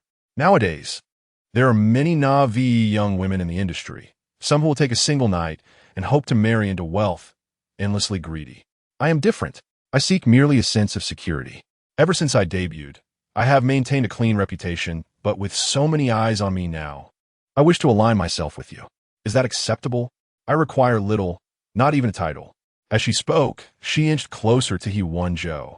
Chapter 20 Trending Topics. As the clock approached 11, my phone finally stirred to life. Upon checking, I discover a message from him. It's nothing. Just discard it, I thought. Holding my phone, I read his reply twice, unable to resist the temptation to click on his profile picture. It depicted him in a shirt, seated on a sofa, his handsome features illuminated by the soft glow of the lights, casting an enchanting atmosphere. I couldn't help but wonder what he was doing at that moment. Not wanting to pry and risk coming off as bothersome, I waited 2 minutes before typing a response. All right, good night. Yet, I had no intention of letting it end there. Once my salary came through, I planned to buy him a tie from the mall. This incident provided the perfect excuse, and I wasn't concerned that He Wenzhou might perceive it as an attempt to curry favor. After sending the message, I turned off the lights and settled in for the night. Perhaps due to the fatigue of the day's work, I enjoyed a deep and restful sleep. The next day at the hospital, as I entered the office, I overheard colleagues discussing Zhao Manxin's car accident. I told you she flaunted herself too much. Something was bound to happen. Ever since she bought that little car, she's been showing off, claiming she's self-sufficient, unlike many of us whose husbands bought our cars, making her seem so exceptional. One colleague remarked, with this incident, she'll be out for at least half a month, and we'll be the ones left to pick up the slack. I've already told the director that my child is taking the college entrance exam this year, so I need a regular schedule. Dr. Li entered, looking particularly overworked. She had just returned from her honeymoon and was already drowning in responsibilities. Dr. Zhou glanced at me and said, "Dr. Li, it seems you're in for a tough week." I smiled faintly, accustomed to the hospital's demands. Someone expressed surprise. "You've only been working a few years, and you're already used to it? I've been here nearly 10 years and still find it exhausting. I swear I want to be a doctor in my next life." Just as I was about to check on patients, a young intern suddenly exclaimed, "Oh my gosh, and Huan has been exposed for dating." Xiao Su, the intern, who spent her days glued to her phone, was quick to catch the latest gossip. I wasn't particularly interested in celebrity news, but then I heard her say, and Huan was caught meeting someone late at night, and the man is suspected to be He Wenzhou, the president of Xingzhou Entertainment. There's even a video. Xiao Su played the video, her excitement palpable. Wow, and Huan is stunning. Her waist is like a deadly curve, and her face is just, wow. In the next moment, her voice grew even more animated. "Oh no, He Wenzhou, how is he so charming? Just one smile from him makes my knees weak. If he were a celebrity, he would be my ultimate crush. They look so perfect together." Suddenly, my pen slipped from my fingers, and Dr. Zhou glanced at me, asking, "Dr. Li, are you all right?" "Just a slip of the hand," I replied, picking up my pen while my lashes fluttered slightly. I discreetly opened my phone and searched trending topics. And Huan dating news, and Huan Wenzhou, and Huan Inebriated. Several topics were trending in the top 10. The video, though not particularly clear, depicted a night scene, luxury cars, and a beautiful woman with a handsome man, exuding a cinematic quality. The footage became even more vivid as Huan leaned into the car, her head tilted as she spoke to the man, whose handsome visage was only partially illuminated, holding an enigmatic smile. Suddenly, the camera zoomed in as she leaned closer, appearing as if they were about to kiss. The frame lingered for several seconds before she straightened up again. The video continued, following them to a hotel, where they entered the building separately and never re-emerged. The likes on the video soared into the tens of thousands, with comments multiplying rapidly. This was Huan's first time facing such scrutiny, and the media clamored to confirm the story, but her agency and manager declined to comment on her private life. And Huan's phone was unreachable, and her Weibo account remained inactive, creating a growing wave of speculation. The image of a dashing couple, a starlet entwined with an investor, sparked excitement among fans. He Wenzhou is the president of Xingzhou Entertainment. Wasn't it rumored that the drama Yun Yao was tailored for an Huan? They must have been together back then. Fans expressed their admiration, celebrating Huan's choice in He Wenzhou, viewing him as a promising partner for her future career. He Wenzhou is known for his flirtations.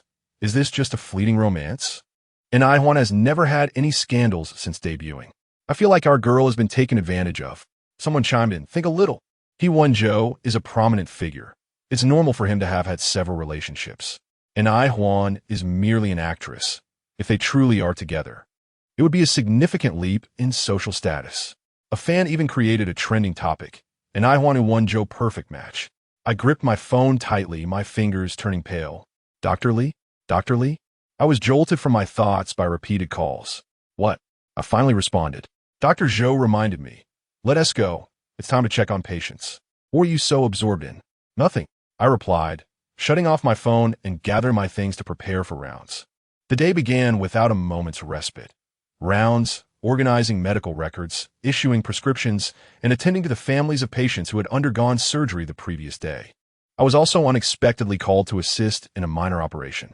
During lunch, I noticed numerous unread messages on WeChat, including some from home and others from Qian, accompanied by links. Just as I was about to respond, Qian called. Have you seen the link I sent you this morning? He Wenzhou is outrageous. It's barely been days since your wedding, and he has already caught up in rumors with another woman. I've worked with Huan before. She usually keeps her distance from the advances of male celebrities. Yet in the video, she was practically glued to He Wenzhou. Now everyone thinks they're a couple, and Huan is silent. Isn't He Wenzhou going to clarify anything? Does he even regard you? Qian's voice was laced with frustration. You're not just going to let this slide, are you? You're the ultimate model of patience. Calmly poking my rice with my chopsticks, I replied. I saw the video. It looks a bit suggestive, but nothing definitive was captured. Just a misunderstanding. After a long silence, Qian said, Sweetheart, I know you're hurting inside, but don't be like this. Your calmness is a bit unnerving. Chapter 21. Contentment. As Wan'an was about to speak, a figure seated across from her caught her attention. It was Zhou Jiaming. Clearly, he had something to convey. Wan'an ended the call and initiated the conversation. Dr. Zhou? Zhou Jiaming took his seat, his gaze fixed upon Li Wan'an. Her eyes, deep and enigmatic, created an air of unease. Just as Wan'an was about to inquire about Zhou Jiaming's intentions, he spoke. Your fiancé, is he Wenzhou? It was not a question. Wan'an stared silently at Zhou Jiaming, her clear eyes brimming with questions. How'd he know? Only their families and close friends were aware of her marriage to He Wenzhou. It had not been made public. Unless one went out of their way to investigate, it would require considerable effort. Zhou Jiaming refrained from explaining how he possessed this knowledge. Instead, his gaze lingered on Li Wan'an's face, as if he wanted to say something, but ultimately settled on, it seemed your grandfather has yet to return for his checkup this year. Don't forget, that operation was the first one Zhou Jiaming had performed solo, and he had executed it flawlessly despite its complexity. This accomplishment was significant to him, prompting him to remind her grandfather to return for follow-ups each year. I remember. Thank you for the reminder, Dr. Zhou. Just then, someone called Zhou Jiaming away. Once he left, Wan'an forgot to ask him how he had learned about her engagement to He Wenzhou. At that moment, her phone rang again. It was her mother, Su Wan, inquiring about the news online. Wan'an, is what the internet says true? Is it really He Wenzhou? How could he? One could hear the frustration in her mother's voice, unable to confront He Wenzhou directly, which only deepened her distress. Gently, Wan'an replied, Mom, the truth of online news is often ambiguous. It's probably not true. Her mother's voice was filled with discontent. Probably not? Given the situation. Haven't you asked him? Wan'an fell silent. Su Wan sighed. Although marrying He Wenzhou may seem like an elevation, you must not demean yourself. If he proves to be unreasonable, our Li family will repay every penny to the He family, ensuring you are not subjected to further humiliation. Mom, I will clarify things. You needn't worry. Don't be foolish. With that, Su Wan ended the call. Holding her phone, Wan'an navigated to her WeChat with He Wenzhou. where their conversation had ceased the previous night. She hesitated before typing a message. Just then, she received a message from Qiansesh. Darling, and Juan has posted a clarification on Weibo. Juan deleted her draft, silently relieved she hadn't sent her message. It would have appeared accusatory. She clicked on Weibo, discovering the latest trending topic, an Juan clarification. Ni Wan stativ, no romance, no benefactor. Marketing accounts may delete their posts, or I shall issue a lawyer's letter in my personal capacity. And Juan responded to two of the most popular comments. Salted sweet orange. It looked like you were kissing in the video. And Juan, just a misalignment. Did you resign today, Juan? And Juan, it's merely a superior subordinate relationship between an investor and an actress, with the involved parties clarifying. The fervor surrounding the romance quickly diminished. Subsequently, a fan shared behind-the-scenes footage of Juan filming in the morning, and the official Weibo account also posted a promotional update, redirecting netizens' attention back to the work, resulting in Yunyaochuan trending for an entire day. Uncertain when He Wenzhou would return from his business trip, Wan'an didn't inquire further. She continued her routine of work, clocking in and out as usual. After 2 consecutive night shifts and 1-day shift, she returned to Qihai residence. Collapsing onto the sofa in exhaustion, Wang Ma called her once without success, and seeing her fatigue, draped a blanket over her. In the stillness of the night, moonlight poured into the room, accompanied by the soft sounds of ocean waves. A figure lay curled on the sofa, partially obscured by long, sleek hair. The woman's gentle profile radiated tranquility, with a plush cat nestled in the corner. He Wenzhou stood at the doorway, his brows raised as he observed the scene for a moment before striding over to the sofa. He bent down and lifted the woman effortlessly into his arms. Suddenly airborne, Wan'an felt as if she were plunging into the depths of the ocean, grasping at emptiness. Her heart raced, and she opened her eyes, confusion clouding her features. He raised an eyebrow, glancing down at her with a slight smile. "Did I wake you?" "You're back," she replied, her voice still hoarse from sleep. As they conversed beside the sofa, their cat was awakened, jumping down to sniff at the man's scent. Its tail brushed against his ankle, inciting a ticklish sensation. He swallowed hard, captivated by his soft wife in his embrace, and turned to carry her upstairs. He kicked the bedroom door open, then closed it swiftly behind him. The cat followed, but its head collided with the door. It nudged the door again, but it remained firmly shut. From within, faint sounds emerged as the cat meowed softly. Finally settling at the door, ears perked. Inside, the room was a mess, the lights dimmed, and moonlight illuminated a scene reminiscent of a honeymoon. "Wan'an, you haven't bathed yet?" He Wenzhou raised an eyebrow, a mischievous grin spreading across his face. "Are you displeased, Mrs. He?" With that, he gently tapped her forehead before heading to the bathroom. The sound of running water filled the air, and recalling his urgent kiss earlier, Wan'an touched her flushed cheeks. Suddenly, a voice emerged from the bathroom. "I forgot the towel. Could you please hand it to me, Mrs. He?" Wan'an got out of bed and found his towel. Approaching the bathroom, He Wenzhou extended a hand, his fingers long and elegant. "Here," she began, but before she could finish, he grasped her wrist, effortlessly pulling her inside. The bathroom was enveloped in steam. "Mrs. He, it's pouring outside." Time slipped away as he carried her outdoors, planting kisses along the way. The glass rattled as the rain began to pour, a torrential downpour. Wan'an buried her face in his shoulder, her heart racing. She nodded softly, whispering, "I missed you." He Wenzhou was satisfied. Embracing her, he smiled, "Good girl, Mrs. He." With that, he grasped her chin and leaned in for another gentle kiss. Chapter 22. Heartache. The following morning, He Wenzhou rose early, accustomed to his morning exercise routine. Upon returning from his run, he pushed open the door to find the woman seated at the head of the bed. Wan'an appeared to have had a restless night.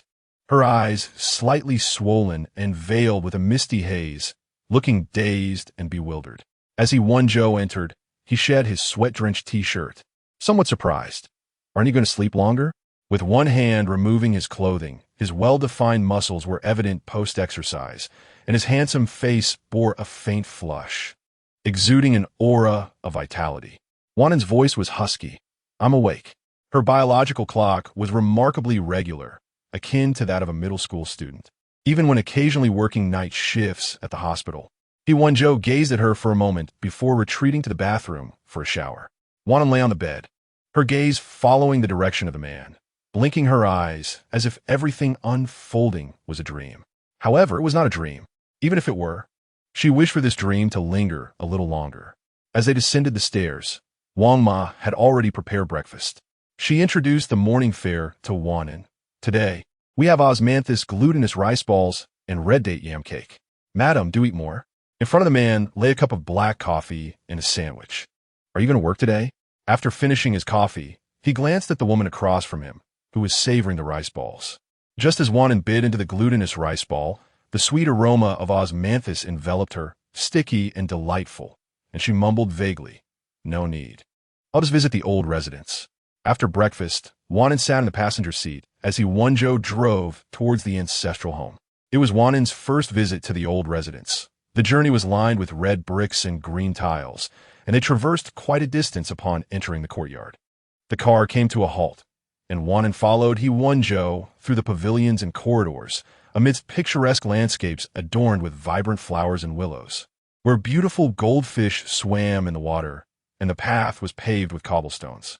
Upon reaching the main hall, a servant approached with the prepared slippers.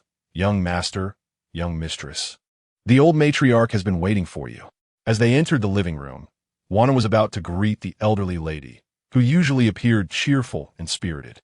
However, at that moment, the matriarch stood with her back to them.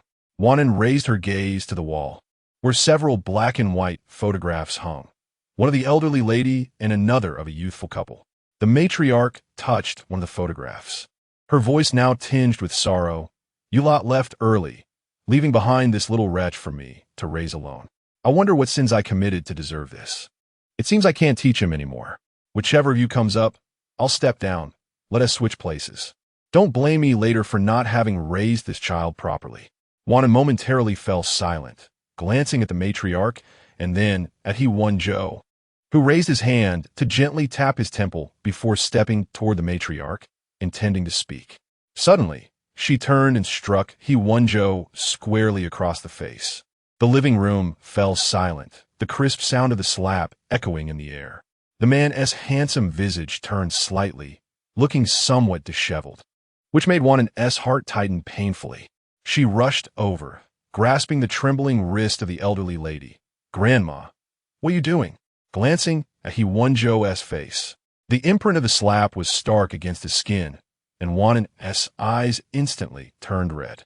The matriarch gasped for breath, and He Wenzhou pressed his tongue against his cheek, lowering his gaze.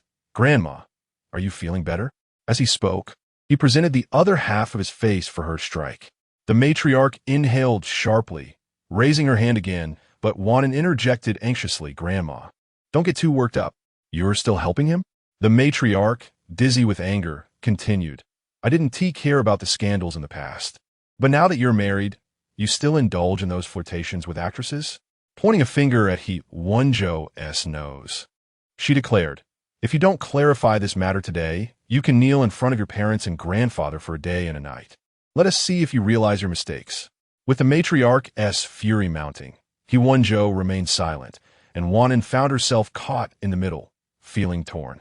She approached, tugging at the cuff of the man's suit. "He Wenzhou, say something. Those rumors online are all false, right?" He glanced sideways at her. "Do you wish for them to be false?" Wan'an pressed her lips together. "Could they be true?" He Wenzhou's demeanor evidently provoked the matriarch further. She placed a hand over her chest, appearing distressed. Wan'an was frantic, while He Wenzhou remained composed, looking at the elderly lady with a resigned expression. "Try to calm down. Don't actually make yourself ill.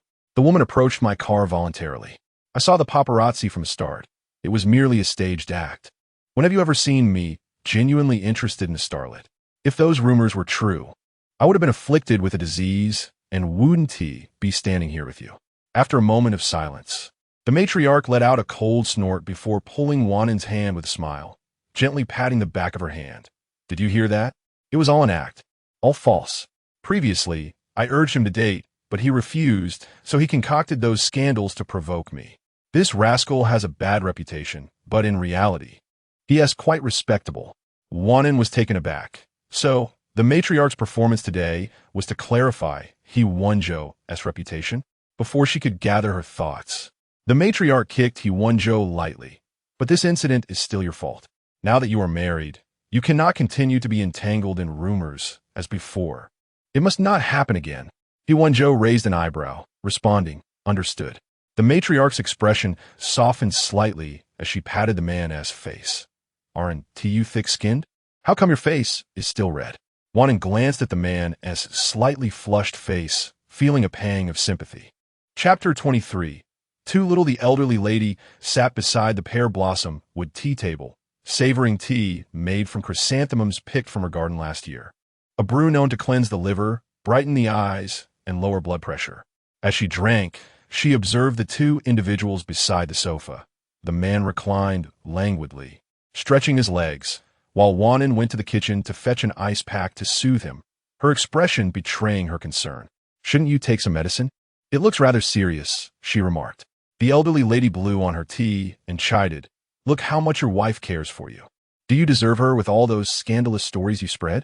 Turning to Wan'an, she added, It's fine, Wan'an, don't worry about him. That rascal is tough. He'll be fine soon enough. It's his own fault for not being careful. A bit of hardship is deserved. He Wenzhou held the ice pack himself. His peach blossom eyes narrowed, and he chuckled. It's nothing serious. The old lady's hands have grown gentler with age. The elderly lady, upon hearing this, felt a surge of irritation. Wan'an quickly elbowed the man, offering a smile to the elderly lady. Grandma, I know you care for me, but I trust Wenzhou. Her voice was soft and sincere, and He Wenzhou cast a glance at the woman beside him, a hint of surprise flickering in his eyes. At that moment, someone entered the courtyard. It was He Wenzhou's second uncle's wife, Li Wan'an. The elderly lady had two children. Her eldest was He Wenzhou's father, He Tingnan, and the second, He Tingbei. After the old man's passing, the He family business was taken over by these two brothers. He Tingnan was poised to be the next chairman of the He Group, but tragically, both he and his wife perished shortly before a shareholder meeting. The investigation concluded it was an accident. At the time, He Wenzhou was not yet 8 years old, eagerly awaiting his parents' return from abroad with birthday gifts, only to find their funeral instead. Consequently, the He Group was handed over to He Tingbei. Lacking his brother's acumen, managed to keep it afloat, but failed to elevate it in any significant manner over the years. The elderly lady refrained from involving herself in company matters, both due to her age and her commitment to caring for her eldest grandson following the loss of his parents. Li Wan'an entered, carrying pastries purchased earlier from Fervent. Mom, I got up early to queue for these crabapple cakes for you. Upon spotting the others in the living room, her voice faltered. Wenzhou, you're back too? It's been so long since I've seen you. And is this Wan'an? I was abroad on your wedding day and missed it. The newlyweds looked splendid together. He Wenzhou remained silent on the sofa, while Wan'an stood to greet Li Wan'an, suddenly sensing a chill behind her. She turned to find the man's expression somewhat dark. Li Wan'an approached the elderly lady with a smile, presenting the pastries for her to taste. The elderly lady declined. Too sweet. The doctor advised me to watch my diet. With a playful smile, Li Wan'an coaxed, Mom, just a taste, not too much. The pastry reached the elderly lady's lips, and she reluctantly took a small bite, finally asking, What brings you here? Li Wan'an hesitated, glancing at He Wenzhou, and ultimately chose to knead the elderly lady's shoulders instead. After sipping her tea, the elderly lady pressed, What is it? With He Wenzhou present, Li Wan'an struggled to voice her thoughts until He Wenzhou lazily lifted his eyelids and remarked, I heard that our cousin went to Macau a few days ago and hasn't returned yet. You're likely to hear about that, aren't you, second aunt? Upon hearing this, the elderly lady scrutinized Li Wan'an, who made no attempt to refute the claim. The elderly lady inhaled deeply and abruptly slammed her teacup down. The He family had always been small. The only grandchildren were He Wenzhou and He Tingbei's son, He Mingwan. Although He Wenzhou had his share of scandals and a rebellious streak, he was undeniably intelligent, consistently excelling in academics from a young age, participating in various competitions, and earning dual degrees in finance and physics at university. He later ventured into entrepreneurship, and now his company, Xingzhou Entertainment, ranks among the top media firms in the country. In stark contrast, He Wenzhou had always struggled academically, and despite efforts to send him abroad for university, he failed to apply himself, getting entangled in gambling and other vices. After being sent to a reformatory, he improved for a while, but soon reverted to his old ways. The elderly lady was furious, while Li Wan'an dared not utter a word, bowing her head in acceptance of the scolding. How have you two failed to discipline your child? To raise him like this, he is hardly worthy of bearing the He name. If he loves to gamble, let him do so without our fortune to squander. No matter how substantial our wealth, it will be drained dry. This time, let him suffer the consequences, whether they cut off a limb or worse. That is his own doing. Li Wan'an could no longer contain her tears, Mom. How can you say such things? Wenzhou is still your grandson. After my brother's death, Ting Bei has been overwhelmed with company matters, and I am powerless to help. There are so many responsibilities on my shoulders. When my brother and sister-in-law had their accident, you were hospitalized, and I was the one managing everything. The elderly lady felt a headache coming on and waved her hand, silencing Li Wan'an. First, tell me how much he has lost this time. 100 million. The elderly lady gasped in disbelief. 100 million. Li Wan'an's eyes brimmed with tears. The casino has relayed that if we don't transfer the money quickly, they will take one of Wenzhou's eyes today, a hand tomorrow, and an ear the day after. She covered her mouth, sobbing in despair. Despite her anger, the elderly lady couldn't help but feel pity. After all, he was still a member of the He family. However, collecting such a sum within a day was no small feat, especially with liquidity being tight and the banks monitoring closely to avoid any potential scandals. Desperate, Li Wan'an approached the elderly lady. Mom, the emerald necklace you received as a dowry. Someone has expressed interest in it. They said that if you part with it, they will help us secure the ransom for Wenzhou. The elderly lady's necklace was a family heirloom, a keepsake from her mother, which she intended to donate to the National Museum upon her passing. The elderly lady hesitated, and the man on the sofa spoke up. Grandma, keep the necklace. It's not impossible to rescue He Wenzhou. I have my ways, but he must learn a lesson. I know someone influential in Macau who can help buy us some time, about a week. Second, Aunt, during this time, you can sell properties, jewelry, or stocks. I believe you can gather the 100 million. Li Wan'an fell silent, while the elderly lady regarded He Wenzhou with newfound hope. Is that true? He Wenzhou promptly made a call, and Li Wan'an listened intently, though she remained unaware of the person's identity on the other end. However, it was clear they held a position of power. The call ended with an agreement to delay the situation for a few days, but the funds still needed to be provided. After hanging up, the elderly lady exhaled in relief. Turning to Li Wan'an, Wenzhou is right. Let him learn from this. Go home and discuss with your husband about liquidating your assets. Gather the funds in the next few days to secure Wenzhou's release. If he continues down this path, he may as well abandon the He surname. Now I am tired. You may leave. The elderly lady dismissed them, and Li Wan'an rose, her hands clenched tightly. Before departing, she cast a long, penetrating glance at He Wenzhou, who appeared indifferent, yet carried an air of authority unusual for his youth. Take care, second aunt, he said as she exited, her frustration boiling inside her. The elderly lady's gaze fell upon He Wenzhou, sighing, Ah Zhou, we're all family. We must maintain appearances. Moreover, the events of that year have been classified as an accident. It's time to let go of the past. He Wenzhou smirked. Who knows? Those who were bribed in the investigation might say otherwise. The elderly lady did not respond, her heart reluctant to accept such a notion. Wan'an remained silent, the day's events weighing heavily upon her. Suddenly, she felt the ice pack being handed to her by He Wenzhou. It's no longer cold. Mrs. He, please help me with a new one. It was still icy. Wan'an glanced at the man's profile, rarely seeing him with such a dark expression. His brows furrowed and his eyes shadowed. She had merely assumed that he was the same carefree and unrestrained individual as usual. In truth, she had a woefully insufficient understanding of He Wenzhou. Chapter 24 Assistance. The visit from the second household left the elderly matriarch feeling rather disheartened. Yet she still invited the two guests to stay for lunch. After the meal, the pair departed, and the man remained silent throughout the drive. At that moment, a phone call from class leader Du Yuhang interrupted the stillness, reminding her not to forget the class reunion that evening. Wan'an acknowledged the reminder. Du Yuhang inquired if He Wenzhou would attend, as many classmates were asking. Wan'an glanced at He Wenzhou, with his lips pressed together and an expression as placid as a deep well, emanated an aura of coldness. He often lacked the time for such gatherings, and today his mood was particularly bleak. He was simply not available. After ending the call, Wan'an felt an urge to speak, yet the words caught in her throat, and she opted for silence instead. He Wenzhou drove Wan'an back to Qihai residence, changed his clothes, and then stepped out once again. Wang Ma observed the man's retreating figure. Her brow furrowed. What has come over this, sir? Madam, you haven't quarreled with him, have you? Everything seemed fine last night. Why the sudden shift today? He's returned to the old residence, Wan'an replied, and Wang Ma understood instantly.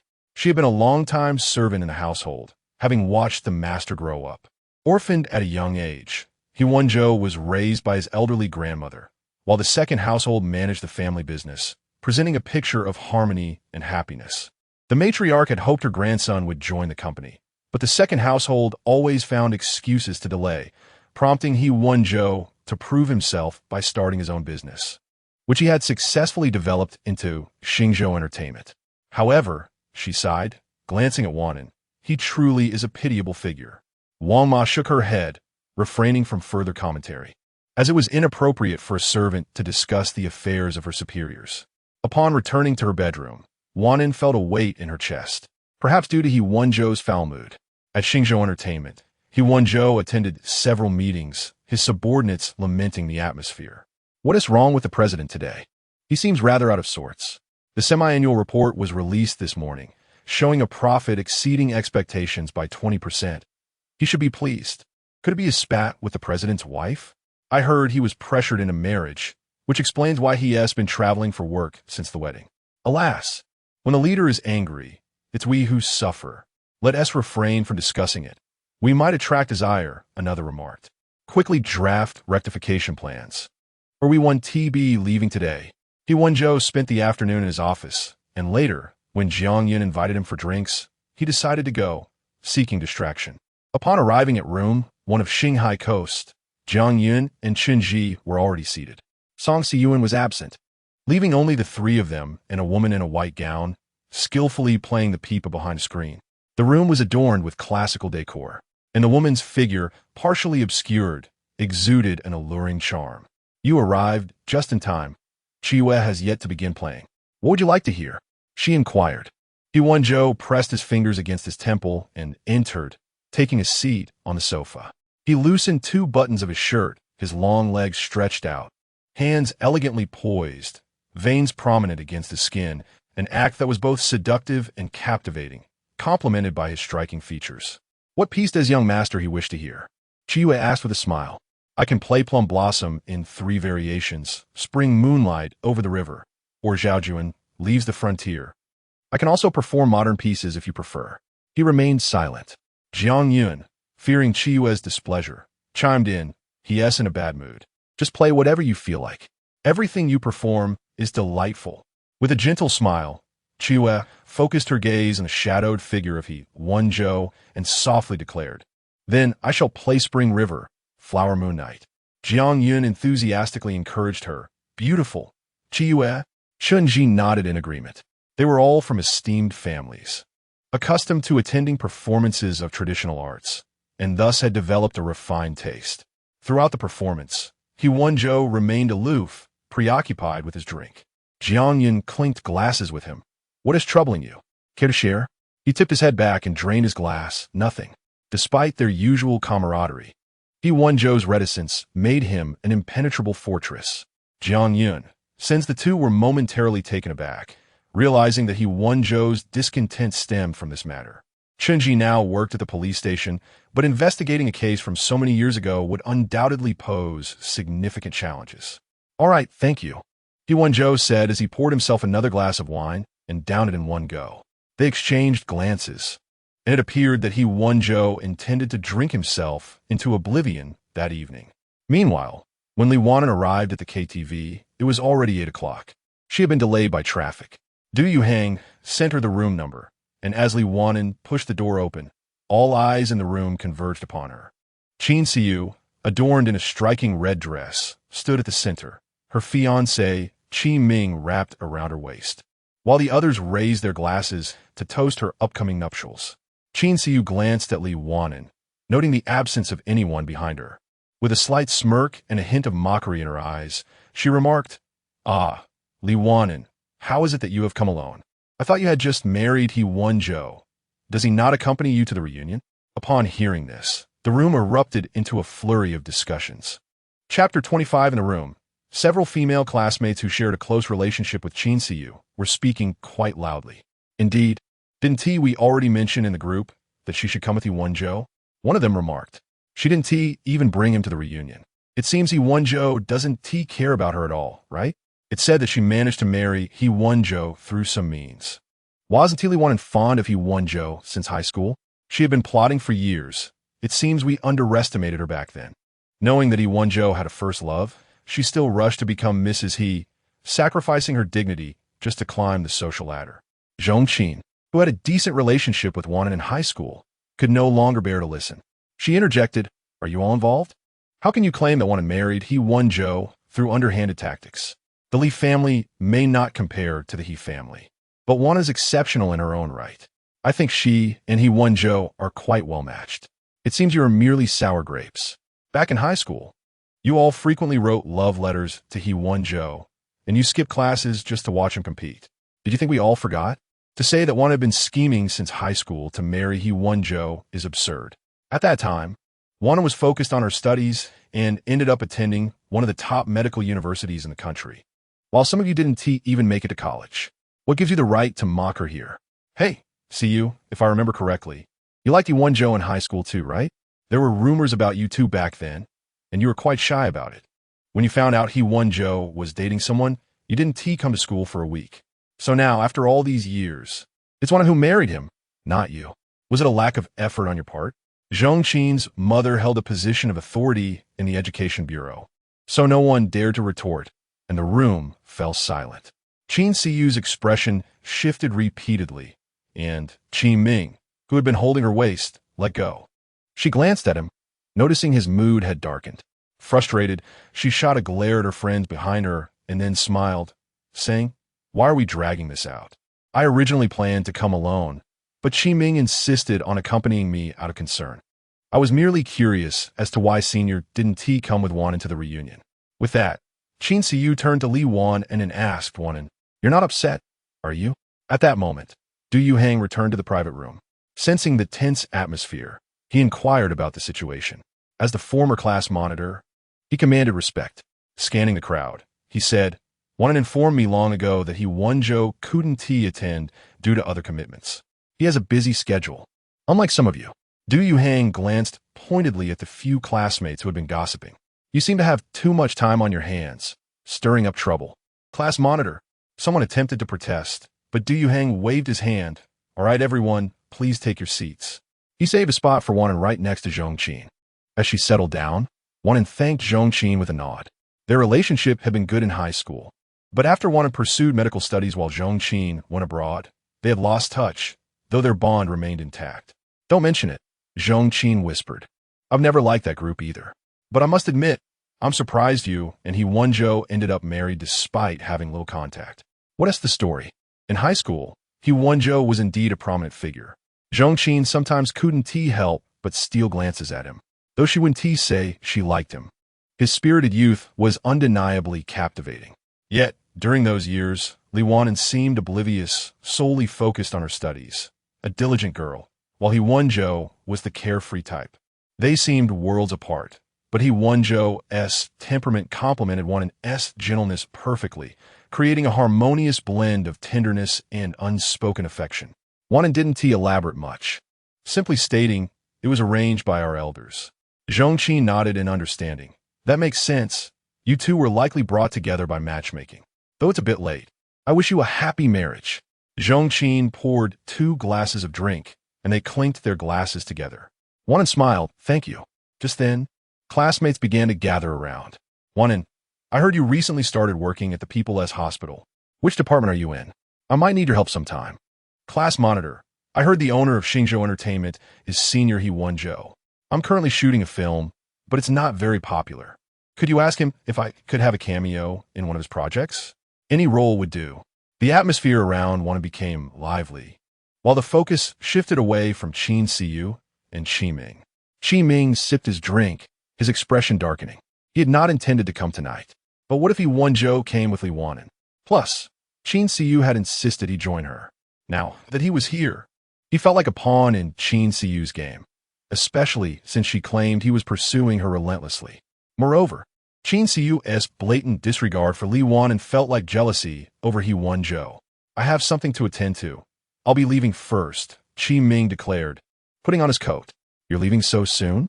You're not going to take me home? Qin Siyu asked, grabbing his arm. Qi Ming, call the driver to pick me up, she added, but he shrugged off her hand and walked away. Siyu, why did your fiancé leave? Didn't you ask him to take us home later? Qi Ming drove a luxurious Maserati worth over $2 million, a fact Qin Siyu had just flaunted. Qin Siyu forced a smile. He had something urgent to attend to, so he left early. I apologize. The others murmured that it was no trouble, but they subtly rolled their eyes. Qin Siyu's mood soured as she pulled out her phone to message Qi Ming, sending over a dozen texts without a reply. While she felt disheartened, the rest of the group was enjoying themselves. The classmates were reminiscing about their school days, laughter filling the air as if it were all just yesterday. One female classmate, slightly inebriated, recounted the time she wrote a love letter to He Wenzhou, only to find it in the trash the next day. He.S. such a heartless man. Class monitor, you must be having a tough time marrying him, she cried, tears streaming down her face. Wan'an handed her a tissue to wipe her tears, and someone nearby asked, so do you still like him? The sobbing classmate replied, I have a 2-year-old child, but He Wenzhou was my first love, my only idol. Wan'an whispered something in her ear, and the girl instantly stopped crying. Oh, the disillusionment! Curiosity peaked among the crowd. What did the class monitor say? But the girl covered her mouth, declaring, don't ask. I want to tell. I will defend my idol's image to the death. Meanwhile, another male classmate, slightly tipsy, approached Wan'an, hiccuping and with red eyes. Class monitor, I actually liked you in high school, but you were too outstanding for me to confess. After graduating from university, I began writing novels, and I recently sold a film adaptation. I'm now a millionaire, but how could you marry someone else? I've lost all my chances. He was wearing glasses, always the quiet type in class, often ridiculed by female classmates, leaving him somewhat insecure. At that moment, many were watching the scene unfold with amusement. Wan'an offered him a glass of water, her tone gentle. Thank you for your admiration. You are remarkable in your own right. I wish you find your destined partner soon. The boy burst into tears, reaching out for a hug. Class monitor, you're too kind. Can I hug you? Du Yuhang quickly intervened, glancing at Wan'an. How about you head home now? Wan'an nodded, feeling it was about time to leave. Just as she pulled out her phone to call a taxi, He Wenzhou's call came through. Her heart skipped a beat, and Zhong Qin, noticing, exclaimed, Is it He Wenzhou calling? Everyone turned to look, including Qin Siyu. Answer it. Hurry, they urged. API call failed with status code 429. Error. Code 429. Message. Resource has been exhausted. E.g. check quota. Status. Resource exhausted. Chapter 26. Envy today. Wan'an had matters to attend to, so she took a taxi by herself. Initially, she planned to return the same way. After providing her address, the person on the other end simply acknowledged her and hung up. The private room instantly buzzed with excitement. Student committee, is He Wenzhou coming to pick you up? One asked. Wasn't he supposed to be very busy? So he must have finished just to come and get you. Student committee, is your relationship still going well? Of course. If two people didn't see eye to eye, how could they possibly marry and live together? You're so beautiful. It's only natural that senior he likes you. Who wouldn't he? Just as Wan'an was about to respond, Qin Siyu interjected with a smile. Wan'an, is He Wenzhou really coming to pick you up? Maybe you just call the driver. You should clarify with your classmates to avoid any embarrassment later. Exactly. Which couple in a good relationship hangs up after just 1 minute of conversation? It's probably just for show. Do you really believe He Wenzhou likes her? The room fell silent for a moment. The words carried a hint of bitterness, yet there was some truth to them. The others glanced at Wan'an, their expressions tinged with sympathy. Wan'an, however, remained unfazed. She merely shrugged and replied, I don't know. The group fell into an awkward silence. Du Yuhang then changed the subject, diverting everyone's attention. Qin Siyu maintained a knowing smile, seemingly waiting for Wan'an to embarrass herself tonight. But Wan'an sat upright, exuding calmness.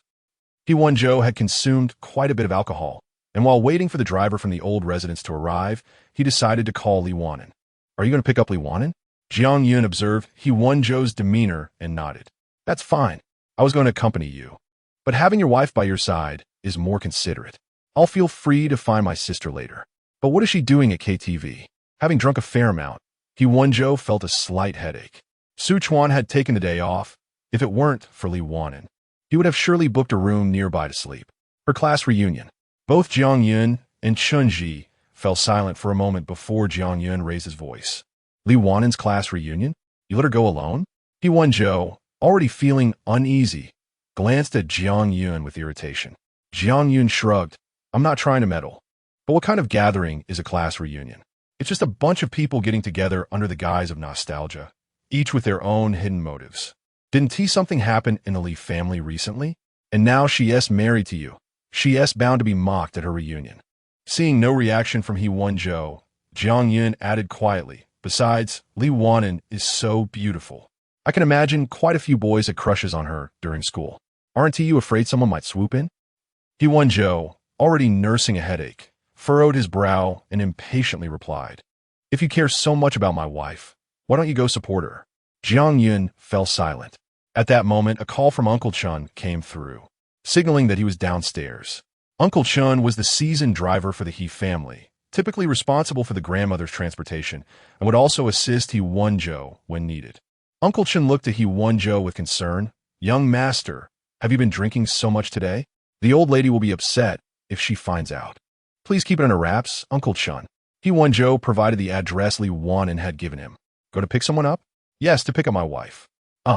As Uncle Chun drove, he glanced at the young man who was rubbing his temples in distress and sighed.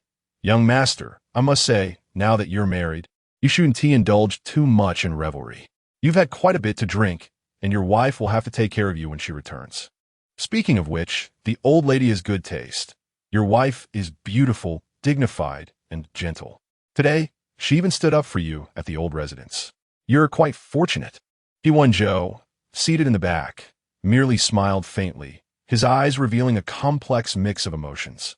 Meanwhile, the class reunion was winding down. Wan'an stood on the street corner, not bothering to call He Wenzhou, simply clutching her phone and waiting quietly. Many classmates had consumed a fair amount of alcohol, and Du Yuhang was calling cabs to take them home. In no time, only a handful of people remained. After finishing her call with the driver, Qin Siyu walked towards Li Wan'an, her lips curving into a sly smile. He Wenzhou, isn't really going to leave you hanging, is he? My driver will be here soon. Do you want to ride? Though Qin Siyu was in heels, she still stood slightly shorter than Wan'an. Wan'an lowered her gaze and replied politely, No, thank you. Qin Siyu crossed her arms, a glimmer of satisfaction in her eyes. Everyone was looking forward to seeing you and He Wenzhou together tonight, but here we are at the end of the event, and he hasn't shown up to pick you. Li Wan'an, you're failing at being Mrs. He. I always said you two were mismatched. Even if you exhausted yourself to marry into the He family, He Wenzhou wouldn't truly care for you. However, as an old classmate, if one day you find yourself cast aside by He Wenzhou, remember to come find me. My fiancé, Qi Ming, has some decent bachelors among his friends, and I'd be happy to introduce you. The evening breeze gently tousled Wan'an's hair as she tucked a loose strand behind her ear, offering a soft smile. Though she remained silent, a Mercedes-Benz pulled up to the curb, and Qin Siyu approached it, the driver respectfully opening the door for her. She turned back to wave at the group. Classmates, I'm leaving now. Be sure to attend my wedding with Qi Ming. As she waved at Li Wan'an, she added, Wan'an, just keep waiting. He Wenzhou is definitely on his way. With that, she strode away. The remaining classmates exchanged glances, their expressions mixed. He can't really be leaving her alone at this hour, can he? Wan'an, why don't you give him a call to hurry him up? Du Yuhang suggested, glancing at the time. How about I take you home? I drove tonight. Wan'an pressed her lips together, about to respond when a Rolls-Royce suddenly came into view, coming to a smooth stop beside her. Uncle Chin stepped out, walking toward Li Wan'an with a smile. Madam, please get in. Having never met Uncle Chun, Wan'an hesitated, but just then, the back window rolled down, revealing He Wenzhou's chiseled profile, the allure of his voice tinged with alcohol. Mrs. He, please get in. The female classmates, still present, gasped, unable to contain their excitement. Oh my, He Wenzhou, be idle. Another girl beside her exclaimed. His side profile is so handsome. His voice is so charming. Wan'an is so lucky. Someone whispered. Can Wan'an handle hearing that voice every day? Surely not. Finally seeing He Wenzhou, Wan'an greeted Du Yuhang and the remaining classmates before opening the car door to get in. Uncle Chen approached the remaining classmates kindly. Would you like a ride? I can take you home, as you are all Madam S friends. The classmates were eager but still maintained their decorum, politely declining. No, thank you. We don't want to trouble you. Du Yuhang interjected. I got it all arranged. With that, Uncle Chen got back in the car, and they drove away. One girl quickly took out her phone to snap a picture of the departing vehicle and sent it to the class group chat. Those who left early missed out. We saw He Wenzhou. Responses flooded in. Oh my, He Wenzhou is so handsome and his voice is so charming. I am Wan'an. A male classmate sent a facepalm emoji. On her way home, Chin Siu wore a triumphant expression, her phone buzzing with messages, sure they were about her. But when she opened the chat, her expression changed instantly.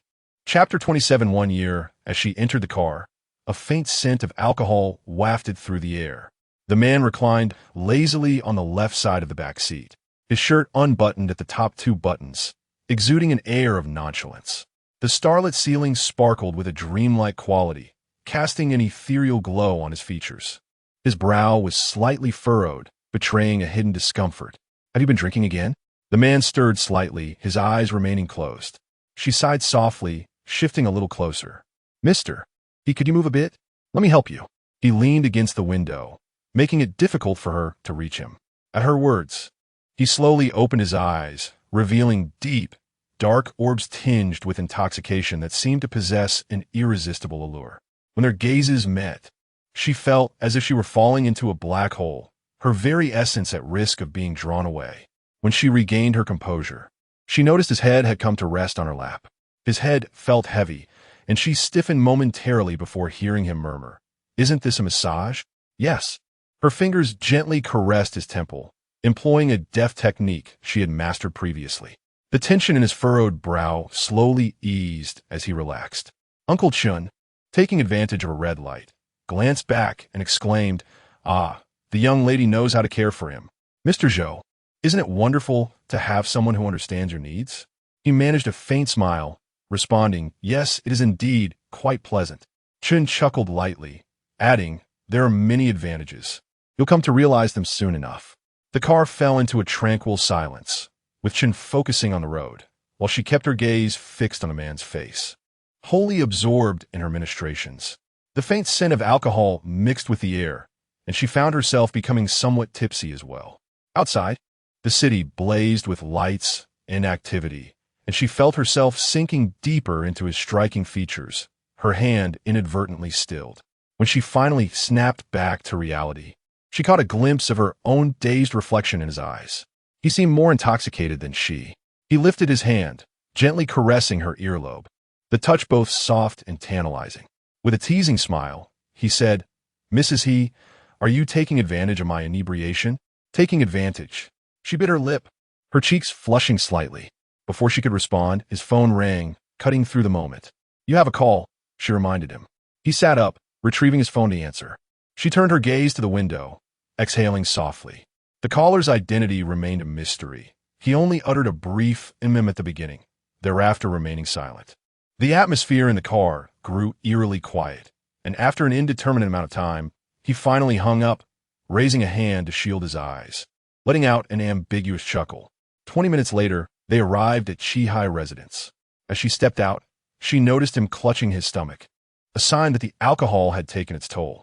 She recalled a time when her father, Li Zhongming, had overindulged at a critical meeting, resulting in a night spent in the hospital after vomiting blood. Wait here. I will make you some hangover soup. Though his stomach was unsettled, he appeared weary and unwell. No more drinking. It's late. Let's rest, he replied. She observed his profile for a moment, insisting if you don't drink it, your stomach will hurt even more tomorrow. I'll be fine soon. She gently guided him to the sofa, saying just wait here. Her tone was soft yet resolute. Seated on the sofa, he rubbed his aching stomach, ultimately choosing not to argue further. He raised an eyebrow, watching her as she entered the kitchen, the bright lights casting an almost surreal glow around her. Before long, she emerged with a bowl of hangover soup, offering him a spoon. It might be hot, drink slowly. He did not take the spoon, reclining back against the sofa with a slight smile and a hint of humor in his voice. My head hurts, my hands are shaking. Shall I feed you then? She replied with a good-natured smile. She scooped up a spoonful of the soup, gently blowing on it before bringing it to his lips. Drink. Her tenderness and gentle demeanor drew a smile from him, and he called out, Mrs. He. Yes. Her eyes, clear and gentle, held a hint of confusion. You're quite obedient. He had encountered many women, each with their own motives. Initially, she had married him for financial reasons, yet her attentiveness was strikingly meticulous. She defended him when he faced criticism from his grandmother and cared for him when he was unwell. They had known each other for only a short while, and aside from their evenings together, they were not particularly familiar. Yet, her kindness towards him seemed almost excessive, with a playful arch of his brow. His intoxicated gaze held a glimmer of mischief. Tell me, Mrs. He, do you have feelings for me? Startled, she nearly spilled the soup as she gripped the spoon tightly. Her lips pressed together. She maintained a tranquil expression, choosing not to respond, her gaze softly resting on his face. He lifted a hand, caressing her cheek, warm and smooth. With how well you treat me, one might think you are quite enamored. Setting the spoon back in the bowl, she met his gaze. Mr. He, you aided the Li family and were compelled to marry me. It's a burden you bear. My kindness is a form of compensation, indulgence, and, truthfully, I do not harbor any aversion towards you. He raised an eyebrow with intrigue. Is that so? Is it truly your honest sentiment? Do you dislike me, Mr. He? She was soft and compliant. How could he? Resuming her feeding of the soup, she inquired, will you drink? He nodded, opening his mouth this time. As she patiently fed him, the bowl gradually emptied, and finally, he closed his eyes, signaling his readiness. Rising, she took the bowl and prepared to return to the kitchen. His voice, low and slightly hoarse, called her by name, Li Wan'an. She turned, the living room light casting a soft glow upon him, illuminating his features. His eyes glimmered with a subdued smile, his lips curling slightly as he spoke with a chilling detachment. In a year, this loveless marriage will come to an end.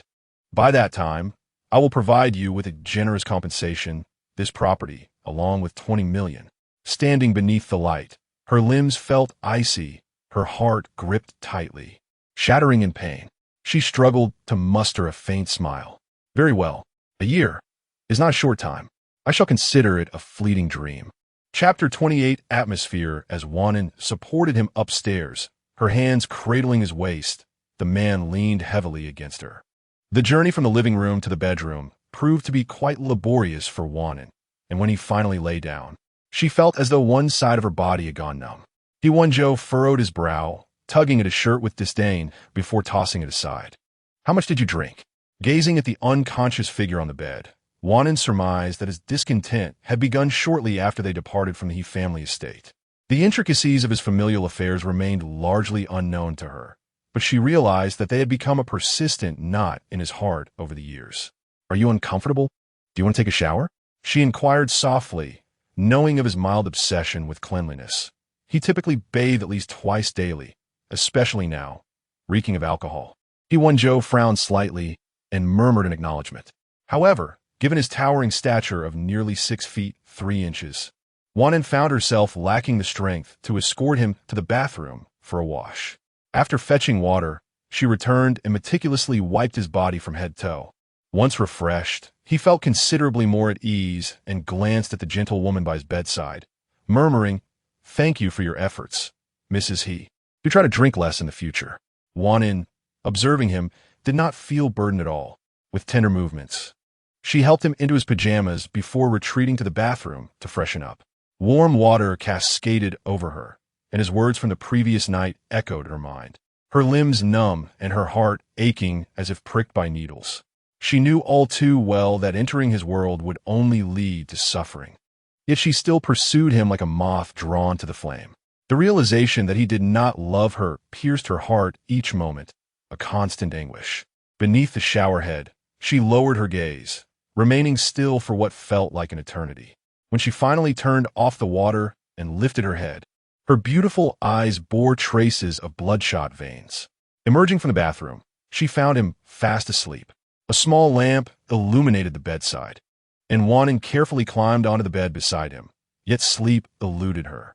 Lying on her side, her gentle gaze fell upon his face as she reached out, cautiously tracing his features with her fingertip.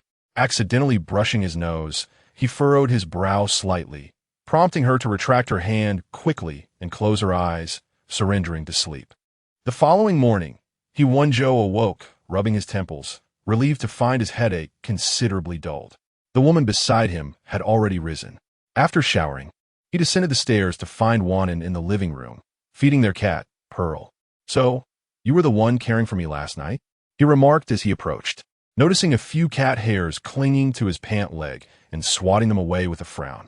Startled by the sound, Wan'an turned around, only to find He Wenzhou standing too close for comfort. She stood up abruptly, nearly colliding with him. Instinctively tilting her head back, she lost her balance, prompting He Wenzhou to grasp her wrist to prevent her from toppling over. Once she regained her footing, he released her hand. After a moment of surprise, Wan'an looked at He Wenzhou and asked, "You don't remember what happened last night?" "I recall the events in the car," he replied. "But after the alcohol hit me, things became a blur." Wan'an pressed on. "So, you don't remember what you said?" He Wenzhou studied her for a moment, sensing her hesitation. "Did I say something significant last night?" Wan'an hesitated, her lips pursed as she regarded him. A small voice in her head urged her to feign ignorance, reasoning that since He Wenzhou had forgotten the events of the previous night, she could act as though she had heard nothing. Yet another voice countered, warning her that deceit would not alter his feelings. If he had forgotten, he would undoubtedly bring it up again in the future. After all, he was not merely spouting nonsense in his drunken state. He had spoken his true feelings while intoxicated. "You mentioned that a year from now, we would divorce." Silence enveloped the living room, interrupted only by Pearl, who, having finished her meal, wagged her tail joyfully. Noticing her owner's neglect, she playfully pawed at He Wenzhou's pant leg. He frowned and gave her a gentle kick, causing Pearl to meow in protest before retreating to a corner, her big, innocent eyes glancing back at them. He Wenzhou's gaze settled on Wan'an's face, his eyes dark and his lips curling slightly. "I will prepare a divorce agreement that ensures you are not left wanting." Wan'an offered a faint smile. "How generous of you, Mr. He." He Wenzhou scrutinized the woman before him. Upon being informed that he wished to end their marriage so soon after their vows, remained calm and made no demands. This demeanor, in turn, stirred an inexplicable sense of guilt within him. At that moment, Wang Ma emerged from the kitchen, observing the two standing closely together in an odd atmosphere. "Time for breakfast. Mr. and Mrs. He, are you two just standing there?" As they made their way to the table, Wang Ma frowned at He Wenzhou. "Did you drink too much again last night? Mrs. He took care of you and made you a hangover soup. You should drink less in the future, or I will have to inform the matriarch." Turning to Wan'an, she added kindly, "From now on, let me handle these matters. It's quite troublesome for the mister to be so demanding at such a late hour." Since Wang Ma was already asleep the previous night, Wan'an felt it unnecessary to wake her.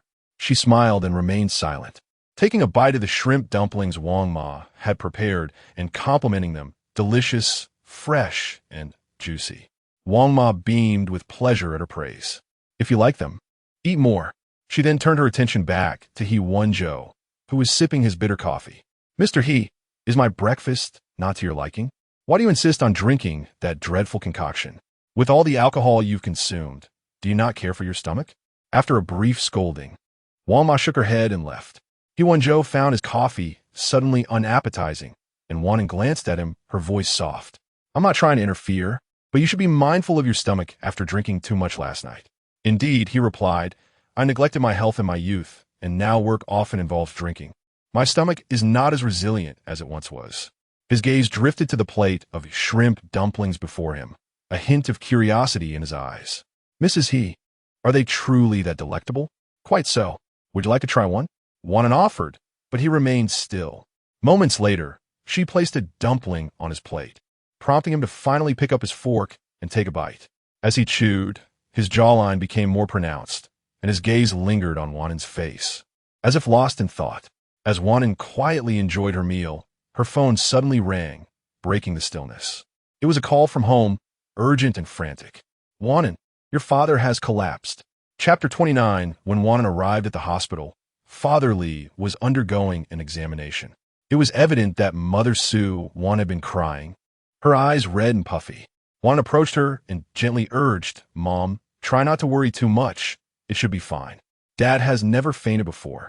He was perfectly well this morning, had his meal, and was getting ready to leave for work when he suddenly collapsed." I pressed on his acupoint for quite some time without any response. It truly frightened me. I thought he might. Su Wan'an covered her face with her hands, unable to articulate her distress. Wan'an comforted her. It may just be a temporary lack of blood supply to the brain. Let us wait for the results of the examination. Su Wan'an nodded, only then realizing that Wan'an had come alone. She furrowed her brows, asking, "Where is He Wenzhou? Didn't he come with you?" Just then, a figure emerged from the elevator. He Wenzhou nodded at Su Wan'an, and Wan'an explained, "You just want to park the car." She had received the call in a fluster, and He Wenzhou understood the urgency and immediately went to fetch the vehicle. He drove swiftly, allowing her to arrive at the hospital in such a timely manner. Father Li was still undergoing tests, and while Wan'an soothed Su Wan'an, He Wenzhou was inundated with work-related calls. Wan'an spoke up, "Perhaps you should go take care of your matters. I can manage here." The man, after finishing his call, approached. "It's nothing urgent." As Father Li was admitted to the hospital, he naturally had to wait for the results. Half an hour later, in the hospital room, Father Li had already regained consciousness upon arriving at the hospital. The moment he fainted was alarming. It felt as if the world was spinning, and then he lost consciousness. When he first woke up, he experienced a similar sensation of immobility, his head heavy. However, he felt fine now. He sat up and glanced at Su Wan'an. Why the rush to call Wan'an and the others? Su Wan'an had been in a state of panic. Father Li was the head of the family. If anything were to happen to him, she genuinely did not know what to do. Wan'an stood by, biting her lip. Father Li was the type to only share good news, never the bad. When her grandfather was diagnosed with stomach cancer during her university years, Father Li never mentioned it. And even when he was hospitalized, the family concealed it. By the time she found out, her grandfather had already passed away. She had not even had the chance to see him one last time. "Dad, Mom, please tell me about everything, big or small, at the earliest opportunity. I've already called Li Jing and asked him to come to the hospital immediately." Father Li replied, "Your brother is in his final year of high school. Why tell him? Don't distract him from his studies. Is his studies so fragile that they can't withstand this?" Father Li fell silent, glancing at Wan'an, softly adding, "Dad, just doesn't he want you to worry?" Wan'an took a deep breath, feeling a weight on her chest. "I'll go get the examination report." He Wenzhou interjected, "I'll go too." The two exited the room one after the other. Su Wan'an held onto Father Li's hand, her eyes reddening again. "You truly scare me." Just now Father Li reassured her, "Don't worry, I'm still in good health." Su Wan'an remained silent, uncertain about the examination results. Wan'an cued at the machine for the report, with He Wenzhou standing beside her. It was the first time she had seen Mrs. He so tense and fearful. Finally, it was her turn. Wan'an entered the information, but hesitated to press the confirm button. He Wenzhou placed his hand gently on her shoulder, offering a soft pat. "Let me do it." Wan'an stood aside, unable to look. He Wenzhou pressed the confirm button, and shortly after, the report emerged. He held the report in front of Wan'an, who slightly closed her eyes, her eyelashes trembling. He Wenzhou raised an eyebrow, opening the report and scanning the results. The report indicated that there were no significant issues. "Should we consult the doctor?" Wan'an finally opened her eyes, glancing at He Wenzhou. "Really?" He Wenzhou raised an eyebrow. Handing her the report, Wan'an gripped it tightly, taking a few seconds to examine it. Although she was not a specialist in this area, her medical training allowed her to finally breathe a sigh of relief. After consulting the doctor, they confirmed that there were no issues with the heart or brain. The report indicated mild anemia. The patient had some anemia, coupled with recent stress and lack of sleep, leading to the fainting episode. While the situation was not dire, It was still advised that he be hospitalized for observation for a while. Thank you, doctor. The doctor also prescribed some medication, and Wan'an's heart finally settled. He Wenzhou accompanied her downstairs to collect the medication, but he received a call from the company, informing her that he had a meeting in half an hour. One glanced at He Wenzhou. There's nothing else here at the hospital. You should return to the company. He Wenzhou nodded. Call me if anything arises. Wan'an watched him leave before turning back upstairs. Upon returning to the ward, Suwon asked, Where is He Wenzhou? He had matters at the company. So I let him leave, Wan'an replied, handing the report to Suwon and exhaling. Fortunately, it's nothing serious. Dad, you need to rest more in the future. And be sure to take your prescribed medication on time. Don't scare us like that again. Suwon clutched the report, her heart finally easing. Though she was still somewhat upset. Exactly. You've been spending most of your time at the company, working overtime at home, sometimes not returning to your room until 11 at night. Suwon inhaled sharply. You're getting older. Do you really think you're still young and vigorous? You just exhausted yourself into the hospital. Is this what you wanted? Father Li grasped his wife's hand, speaking in a conciliatory tone. My dear, I understand my mistakes. The children are still here. Can't you show a little leniency? I will definitely rest well from now on. It's just that the company has only recently pulled through. I've been a bit busy. If I don't see some projects, they could be taken over by others. Wan'an looked at Father Li, feeling a pang of sympathy. His temperament was not suited for business. He was overly cautious, sincere, and kind-hearted, lacking an innovative spirit. Father Li often mentioned that he once aspired to be a scholar, but his grandfather insisted he take over the family business. If Wan'an and Wenzhou were to continue well, perhaps she could hand the company over to her brother-in-law, as He Wenzhou was quite capable. She had seen him in financial news this year. However, she was uncertain whether the He family would regard their small enterprise favorably. Just as Suwon finished speaking, the door to the ward was pushed open. A tall, slender youth clad in black entered, a loosely slung backpack on his shoulder. Mom and Dad, have you forgotten about me, your son? If the company isn't handed over to me, why consider an outsider? Li Jing was tall and handsome, but he possessed an unrefined air, sporting an ear stud, and last year, the family had discovered he had gotten a tattoo. Suwon felt a headache coming on upon seeing her son. When you come to the hospital, shouldn't your first concern be for your father's health? Li Jing tossed his backpack onto the sofa and plopped down, crossing his legs. I heard everything at the door. Dad is fine, just needs to rest. After that, he glanced at Wan'an and scoffed. What about that He Wenzhou? Did he let you come to the hospital alone? Impressive. I wonder what you saw in him. Wan'an. Li Jing had opposed her marrying He Wenzhou and hadn't even shown up on their wedding day. She looked at Li Jing and replied coolly, He is your brother-in-law. Refrain from addressing him so casually. Also, how did you perform in this month's exam? Are you college material? With her words, both Suwon and Father Li turned their attention to Li Jing, Suwon frowning. You didn't mention last month's exam results either? How did you do this time? Li Jing promptly grabbed his backpack and stood up. Mom and Dad, if there's nothing else, I'll be heading out. There's a lot going on at school. With that, he dashed out. Suwon clasped her chest, glaring at Father Li in the hospital bed. This is all your fault. You insisted on having a second child. Look what we ended up with, this ungrateful creature. Li Zhongming coughed twice while covering his mouth, feigning discomfort. Madam, I'm still unwell. Suwon, though irritated, gently patted Li Zhongming's back. Wan smiled as she observed this scene. Her parents' affectionate bond had instilled in her a longing for marriage since childhood. Yet she pondered, perhaps she and He Wenzhou would never attain such a connection.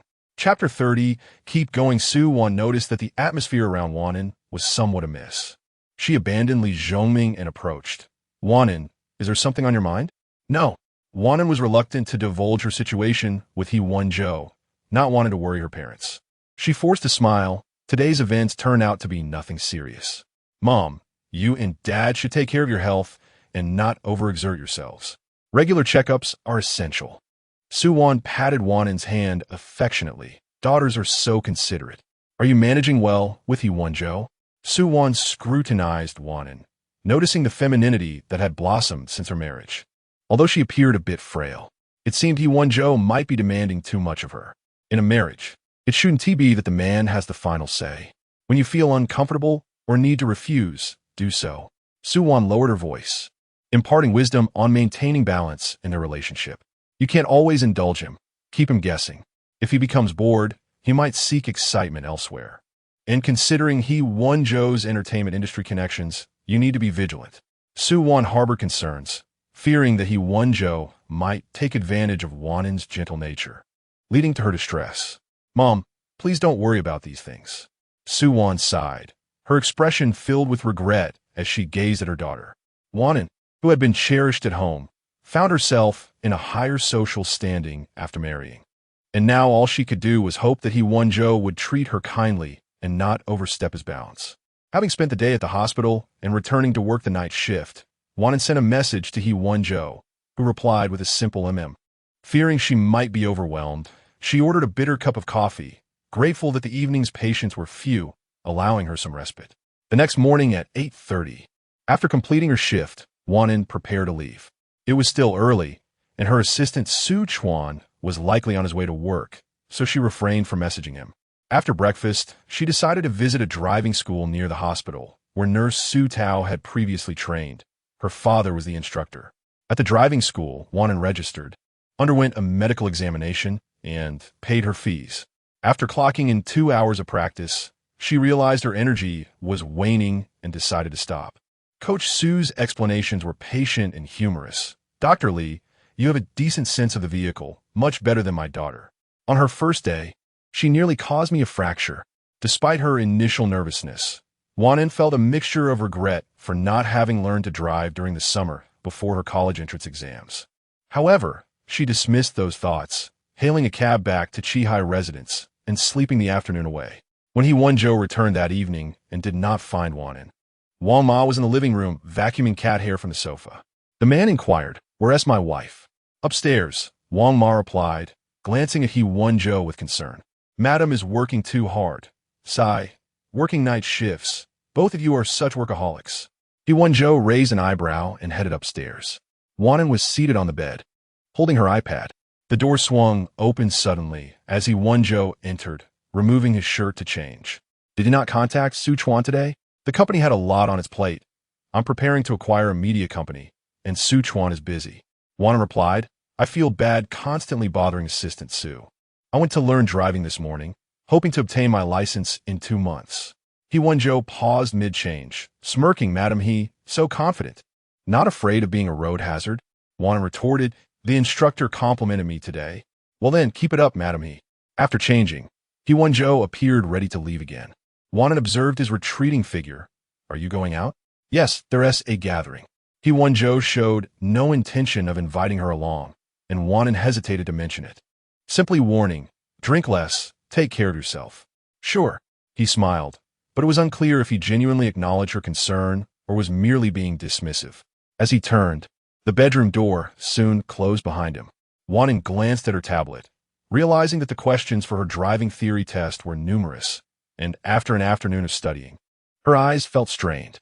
Setting the tablet aside, she rose and moved to the window, where she could see He Wenzhou getting into his car, one hand on the phone while he opened the door and bent to enter. Upon arriving at the venue, He Wenzhou encountered a crowd exiting a private room. Someone recognized him, exclaiming, "Isn't that the eldest son of the He family? I heard Huan Yu is being acquired, with you as the investor. Quite impressive for your age." Another remarked, "Mr. He, your nephew seems quite capable." He Wenzhou smirked at He Tingbei, nodding, "Second uncle." He Tingbei, nearly 50, with wrinkles at the corners of his eyes and a deep gaze, regarded He Wenzhou with an air of detachment, responding with a curt, He Tingbei instructed the others to leave, and He Wenzhou smiled. "Is there something you wish to discuss privately? I heard from your second aunt that you've made arrangements for your cousin in Macau." He Tingbei scrutinized He Wenzhou, narrowing his eyes. "Zhou has grown up, indeed. Quite capable." "It was merely a fortunate encounter," He Wenzhou replied. "Has second uncle secured enough funds? I hear your cousin has incurred quite a debt again. You're busy with your career. Perhaps you should spend more time looking after him. With his temperament, I doubt you would trust him with the company in the future." He Tingbei's expression shifted slightly, clouds gathering in his gaze. Just then He Wenzhou's phone rang, and he smiled. "I have business to attend to. Take care, second uncle." "Zhou," He Tingbei called after him, If you wish, I can arrange a position for you at He Group. After all, we are family. He Wenzhou turned. A nonchalant smile plastered on his face. My company is doing quite well, and we're about to go public. Besides, I heard He Group lost a significant project this year. You should focus on your own business and not concern yourself with me. With that, he nodded and departed, leaving He Tingbei standing in the dim light, his expression obscured. After a moment, He Tingbei turned and walked away. He Wenzhou entered the private room, where Jiang Yun had reverted to being single. The table was littered with emptied bottles, and Shinji greeted He Wenzhou. You're here? He Wenzhou took a seat opposite him, raising an eyebrow. So you've been dumped? Jiang Yun's ex-girlfriends were gathered around, and while he didn't elaborate on the specifics, it was clear he had been the one to be left behind. With slurred speech from drinking, Jiang Yun lamented, women are entirely unreasonable. If I comment on another woman, they accuse me of flirting, and if I chat with a woman at night, they say I'm too timing. He looked at He Wenzhou, inquiring, does Li Wan'an ever act like that with you? He Wenzhou lit a cigarette, exhaling a puff of smoke lazily. Act like what? Seeing the self-satisfied expression on He Wenzhou's face, Jiang Yun realized that Wan'an had not scolded him. He inhaled sharply and couldn't help but say, if a woman never gets angry with you and is always compliant, it means she doesn't truly care about you. He Wenzhou flicked the ash from his cigarette and shot Jiang Yun a glance. Have you come to understand women? Why not? Do you think Li Wan'an has feelings for you? He Wenzhou, surrounded by swirling smoke, squinted and smiled. What is so surprising about her liking me? Jiang Yun cautioned. Don't flatter yourself. He Wenzhou returned home late, reeking of alcohol. Despite Wan'an's exhaustion, she gently embraced him. The next morning, Wan'an awoke, rubbed her slightly sore wrists, and changed before heading downstairs. She found He Wenzhou lounging on the sofa, his legs crossed as he browsed his iPad. Morning light illuminated him, and beside him, a white cat brushed against his pants, creating a scene of lazy beauty. Good morning, young master He. He looked up and raised an eyebrow. Morning. At that moment, the doorbell rang, prompting Wang Ma to rush from the kitchen. So early. Who could it be? API call failed with status code 429. Error. Code 429. Message. Resource has been exhausted. E.g. check quota. Status. Resource exhausted. Chapter 31. An appointment. The scene left Wan'an momentarily stunned as He Wenzhou instinctively wrapped his arms around the girl's back, seemingly fearful that she might tumble off the sofa. At that moment, Wang Ma entered and, upon witnessing the tableau, exclaimed, Miss Ning Shu, you must get off the gentleman immediately. Zhou Ning Shu, sprawled on He Wenzhou like a sloth, winced as a sudden pain struck her forehead. The man had gently pushed her away with a finger. Clutching her head, Zhou Ning Shu climbed off him, exclaiming, ouch, it hurts. He Wenzhou sat up, smoothing out his crumpled shirt, and raised his gaze. What brings you here so early? Zhou Ning Shu pouted in response. Can't I visit you if there's nothing going on? Wenzhou Gidge, you've changed. Before He Wenzhou could retort, Zhou Ning Shu sniffed, stealing a glance at Li Wan'an, her bright eyes sparkling as she asked Wang Ma, what smells so delicious? What have you cooked this time? Turning back to He Wenzhou, she continued, I haven't had breakfast yet. Let us eat together. He Wenzhou nodded, and Zhou Ning Shu promptly took his hand, leading him to the dining area. Wang Ma glanced at the neglected Wan'an before approaching her, saying, Madam, that's Ms. Zhou Ning Shu. She grew up alongside the gentleman, so she might seem a bit too familiar. But the gentleman regards her as a sister. So please don't take it to heart. There's nothing between them. Growing up together, they were indeed childhood sweethearts. Wan'an managed a slight smile, remaining quiet. I'm Fina. Wang Ma sighed, appreciating her gentle and gracious demeanor, which was a stark contrast to the other women around the gentleman, who would have caused a scene long ago. Wang Ma smiled. Why don't you join them for breakfast? I steamed some red date cake and made osmanthus glutinous rice balls this morning. All right, Wan'an agreed and walked over. He Wenzhou and Zhou Ning Shu were already seated, side by side, with He Wenzhou engrossed in his phone while Zhou Ning Shu leaned her head against his, creating an intimate scene. Wan'an took a seat opposite He Wenzhou. As she settled down, Zhou Ning Shu lifted her head, finally focusing her gaze on Wan'an. So you really Wan'an? I heard your family's on the verge of bankruptcy, and that is why you approached the He family. TSK, tell me, what is the difference between that and selling yourself? At this moment, Wang Ma entered with breakfast and cast an admonishing glance at Zhou Ning Shu. Miss Ning Shu, mind your words. Sop Ning Su Smirket, Wang Ma, im Yustyoking. Miss Li Wan'an mind a little banter, would she?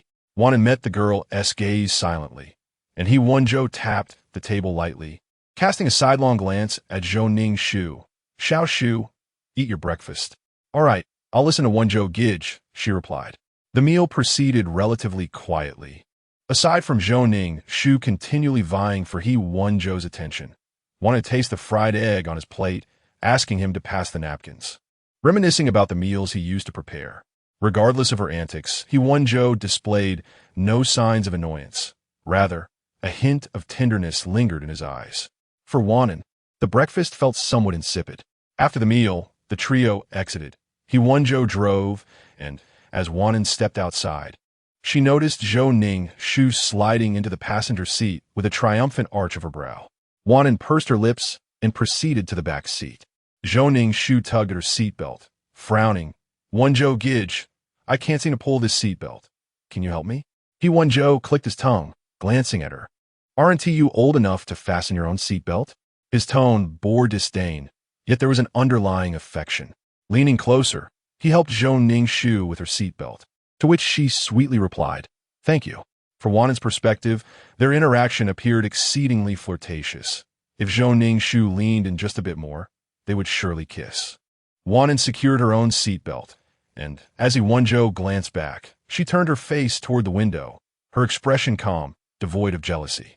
The car first headed to the hospital, where Wan'an alighted, informing He Wenzhou that she had an appointment that evening and might return late. All right, he replied without inquiry, rolling up the window as he drove away. Clutching her phone, Wan'an watched the car disappear, her fingers slightly whitening. Their closeness left her uncertain about what He Wenzhou and Zhou Ning Shu might do next. A heaviness settled in her chest, but fortunately, today was the day Qian Sisir returned to the country, and they had plans to meet at a bar later. Although she wasn't fond of drinking, today she felt a peculiar inclination toward it. Turning around, she nearly collided with a solid chest, looking up to find Dr. Zhou Jiaming. Dr. Zhou? Zhou Jiaming glanced in the direction of the departing car before lowering his gaze to Wan'an. Miss Li, you appeared a bit unwell just now. Is there something troubling you? Nothing's wrong, Wan'an replied, regaining her composure. It's almost time for work, so I'll be heading out. She nodded and walked past him, while Zhou Jiaming pursed his lips, observing her retreating figure. Inside the car, Zhou Ning Shu was applying lipstick in the passenger seat and remarked, Wenzhou Gidge. Li Wan'an is studying medicine, right? I've heard the hospital is quite chaotic. Who knows when she might put a green hat on you? He Wenzhou parked the car by the roadside, casting a glance at her. What exactly do you want from me today? Zhou Ning Shu pouted slightly, her tone accusatory. What do you mean? Have you forgotten that today is my birthday? I'm inviting you to my birthday party tonight. You must come, or I'll be upset. He Wenzhou chuckled softly, but did not acquiesce. Zhou Ning Shu entwined her arm around his, playfully insisting, Please come. Everyone, including Jiang Yun and the others, will be there. After my long time abroad, don't you miss me at all? He Wenzhou lit a cigarette, discreetly shrugging off her arm, and laughed lightly. What would I miss about you? Zhou Ning Shu gazed at him, captivated by his smoking demeanor. Who could resist such charm? We've grown up together. After all these years, I think of you. Don't you think of me? He Wenzhou exhaled a smoke ring, glancing at Zhou Ning Shu, and finally stated seriously, Xiao Shu, I'm married now. I once thought you were just naive, but it's time for you to understand boundaries. I've always regarded you as a sister. Zhou Ning Shu huffed, clearly not taking his words to heart. He Wenzhou looked at her, his voice low, I might not be free tonight. Happy birthday in advance. And don't harbor any feelings for me. I have no interest. With tears brimming in her eyes, Zhou Ning Shu asked why. Wenzhou Gidge, are you in love with Li Wan'an, or are you still holding on to that woman? Why is it that everyone is acceptable, but not me? Suddenly leaning in, she attempted to kiss He Wenzhou, but he firmly pushed her back, frowning, Xiao Shu, have some self-respect. Zhou Ning Shu was instantly brought to tears by his words. What's wrong with me? I've grown up. I'm not a little girl anymore. That song Xing, what is her background? What do you see in her? She only wants to use you to rise above her station. As for Li Wan'an, don't think I'm oblivious. She's just a schemer trying to curry favor with your grandmother to marry you. They're not sincere. Only I am. We grew up together. We are the perfect match. After her outburst, she noticed He Wenzhou's silence. Wenzhou, Gidge, say something. He Wenzhou finally glanced at her. Xiao Shu, I've said it before. I only see you as a sister. Stop behaving in this demeaning manner. I'm already married, and your actions are those of a mistress. The gravity of his words brought tears to Zhou Ningshu's eyes. He Wenzhou, losing all patience, pushed open the car door. I don't have time for this. Get out. API call failed with status code 429. Error. Code for 29 message. Resource has been exhausted. E.g. check quota. Status. Resource exhausted. Chapter 32. Hasten in the morning at the office. Wan'an Li was organizing medical records when Xiao Su stumbled upon a disturbing news article and shared it with the group. Oh my goodness, a doctor. Chun was tragically murdered by a man wielding a knife while at work. How terrifying. Is being a doctor really this perilous nowadays? The assailant attacked because everyone else was out for lunch, leaving the doctor alone in the office. He merely wanted to see a few more patients during that time. And now look at the horrific outcome. Such a dedicated physician, and this is the fate he met. I can't imagine the anguish his family must be experiencing right now. Those working in the hospital were particularly sensitive to such news. I saw it too. That doctor was exceptionally kind, practicing in my hometown. He was humble and devoted to healing others, sometimes even covering medical expenses out of his own pocket. I never thought it would end this way. Do you remember a few years back when an ophthalmologist was attacked by a patient? It was his surgical hand that was injured, and he could no longer even make a fist, let alone operate. That moment of madness cost countless individuals their chance at regaining their sight. I truly don't understand what goes through the minds of these patients. How could a doctor, who works so hard for their well-being, be met with such violence?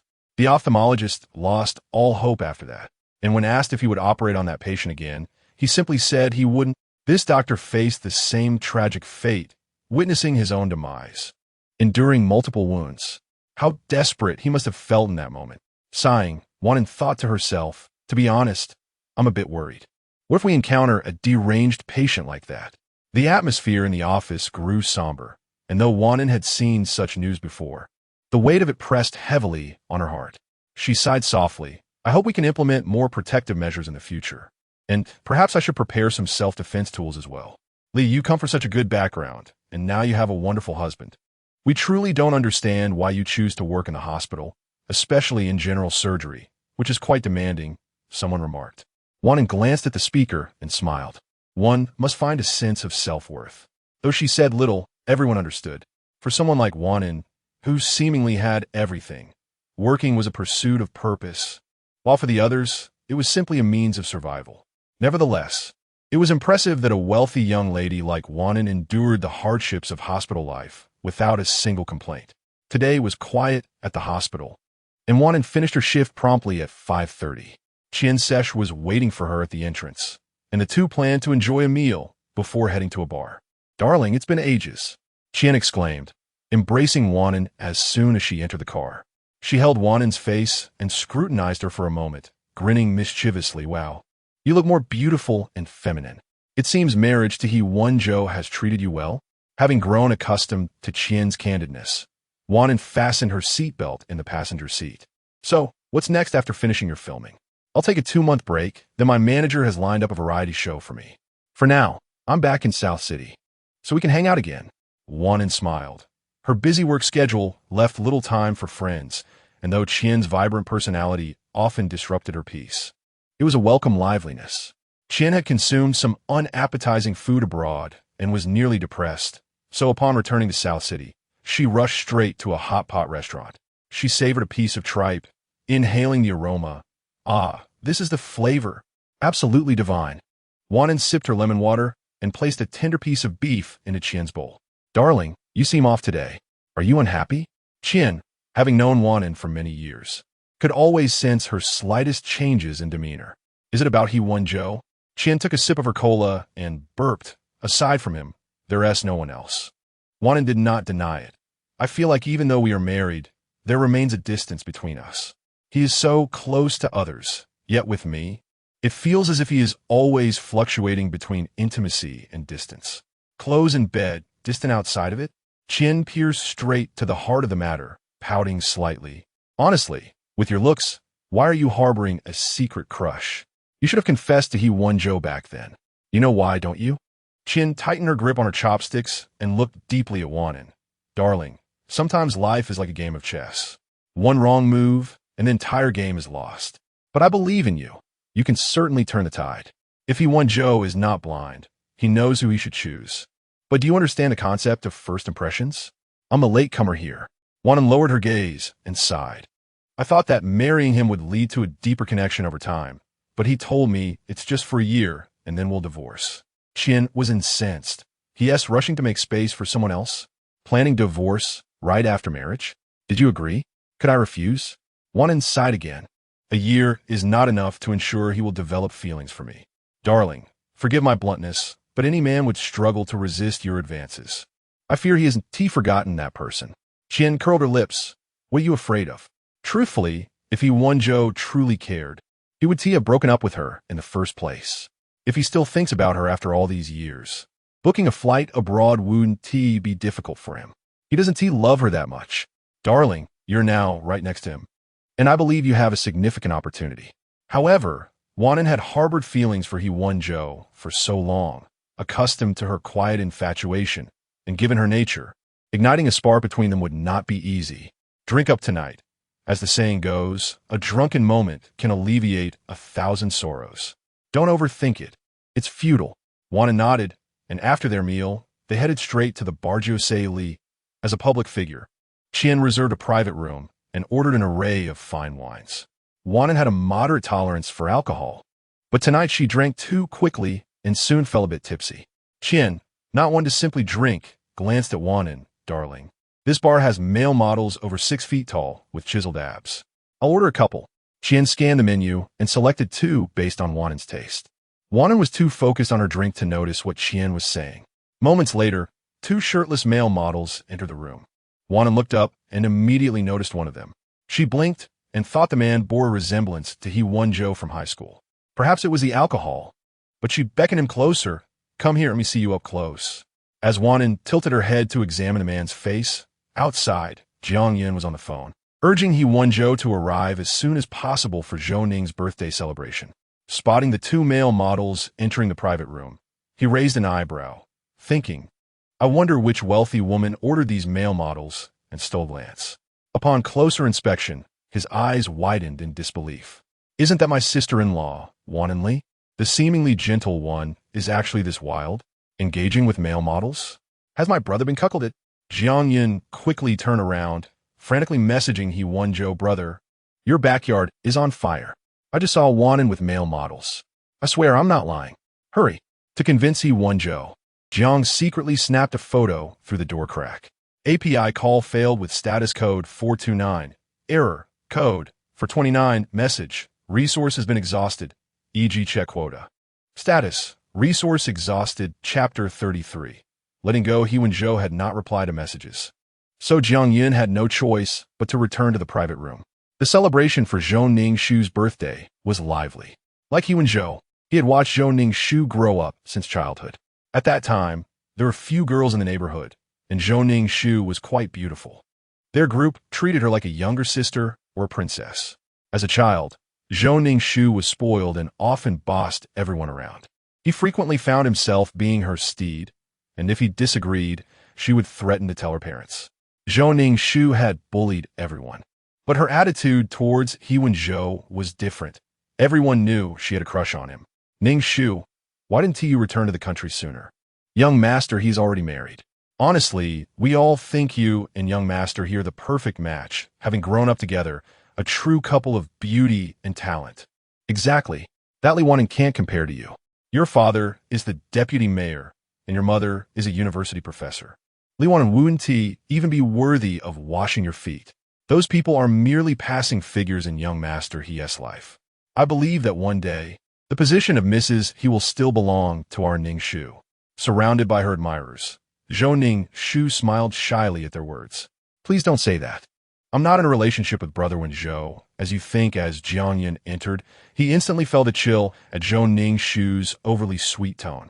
He raised an eyebrow and looked at her. Come on, be mindful when joking.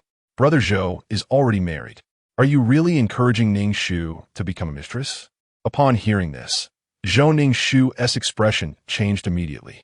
Jiangyan glanced at her. Don't be upset. You're not actually trying to become a mistress. I just want them to be more sensible. Zhou Ningxu awkwardly adjusted her hair and raised her chin to ask Jiangyan, has Brother Wenzhou said when he would come?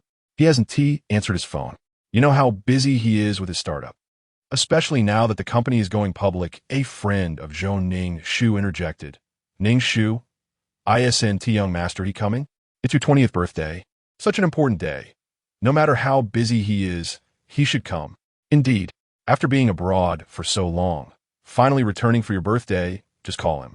Even if he is busy, he'll come for your sake. Someone handed her a phone, and Zhou Ningxu took it, smiling faintly.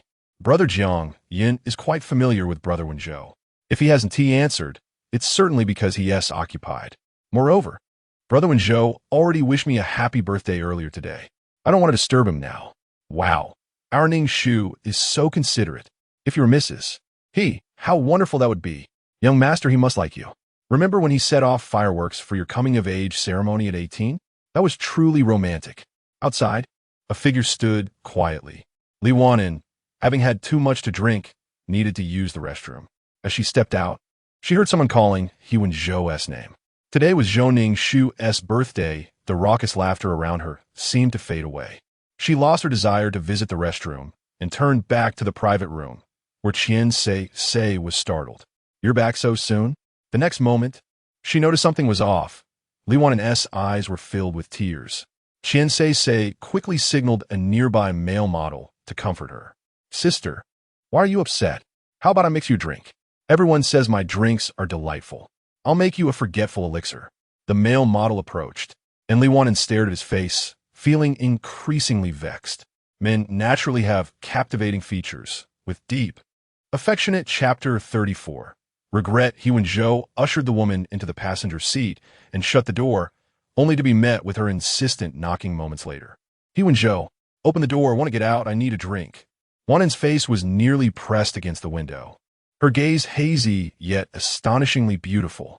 He Wenzhou lit a cigarette, took a deep drag, and exhaled a smoke ring towards her cheek.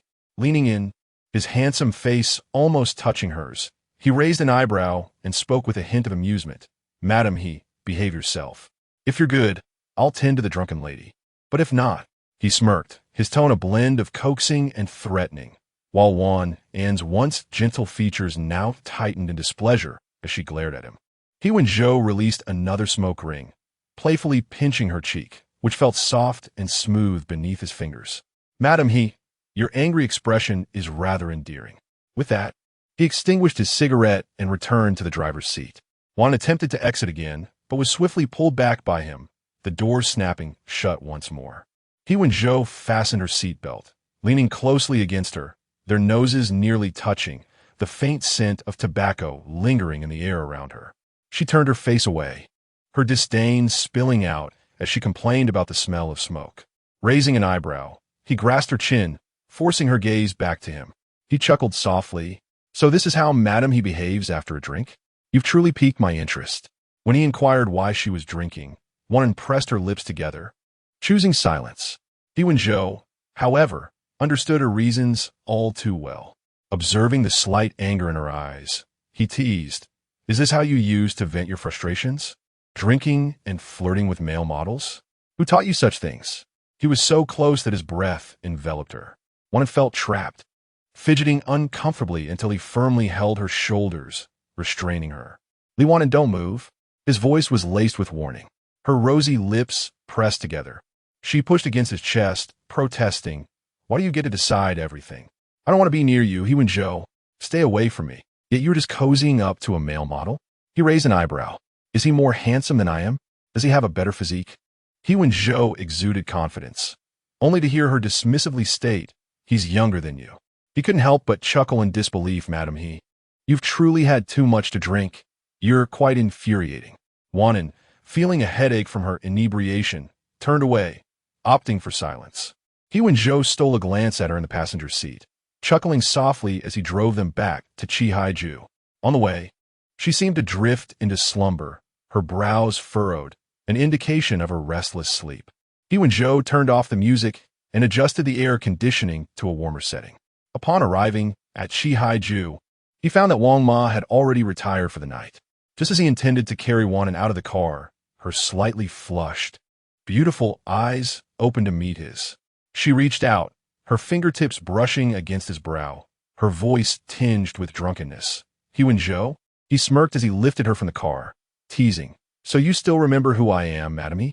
She closed her eyes, murmuring scumbag. He Wenzhou chuckled, carrying her upstairs and playfully jostling her, causing her to gasp and cling to his neck. He looked down at her, warning, insult me again, and I might just drop you. Wan'an pouted, her eyes glistening with unshed tears, looking both aggrieved and adorable, making him soften momentarily. He carried her into the bedroom. But just as he was about to lay her down, she clutched his arm, exclaiming, I'm dirty. I need a shower. He had forgotten that, madam, he was a bit of a clean freak. He regarded her knowingly, very well. Since you assisted me last time, I shall return the favor by helping you bathe. No, she protested vehemently. He Wenzhou, however, was unyielding. No means yes. He strode into the bathroom with her in his arms, filling the bathtub with water as she stood against the wall, glaring at him. Get out. I can handle this myself. He raised an eyebrow. Madam, you seem a bit off tonight. Are you avoiding me? Why so hostile? Did I offend you? He held her slender waist, but she turned her head away, refusing to meet his gaze. After a moment of thought, he asked, Are you jealous about what happened today? He leaned closer, whispering in her ear, So you went out drinking and indulged a bit too much? Wan'an clenched his shirt. Can I be angry? What is wrong with having a drink? I'm an adult. He nodded, amused. So, madam, you have the audacity to seek the company of other men behind my back because you feel neglected at home?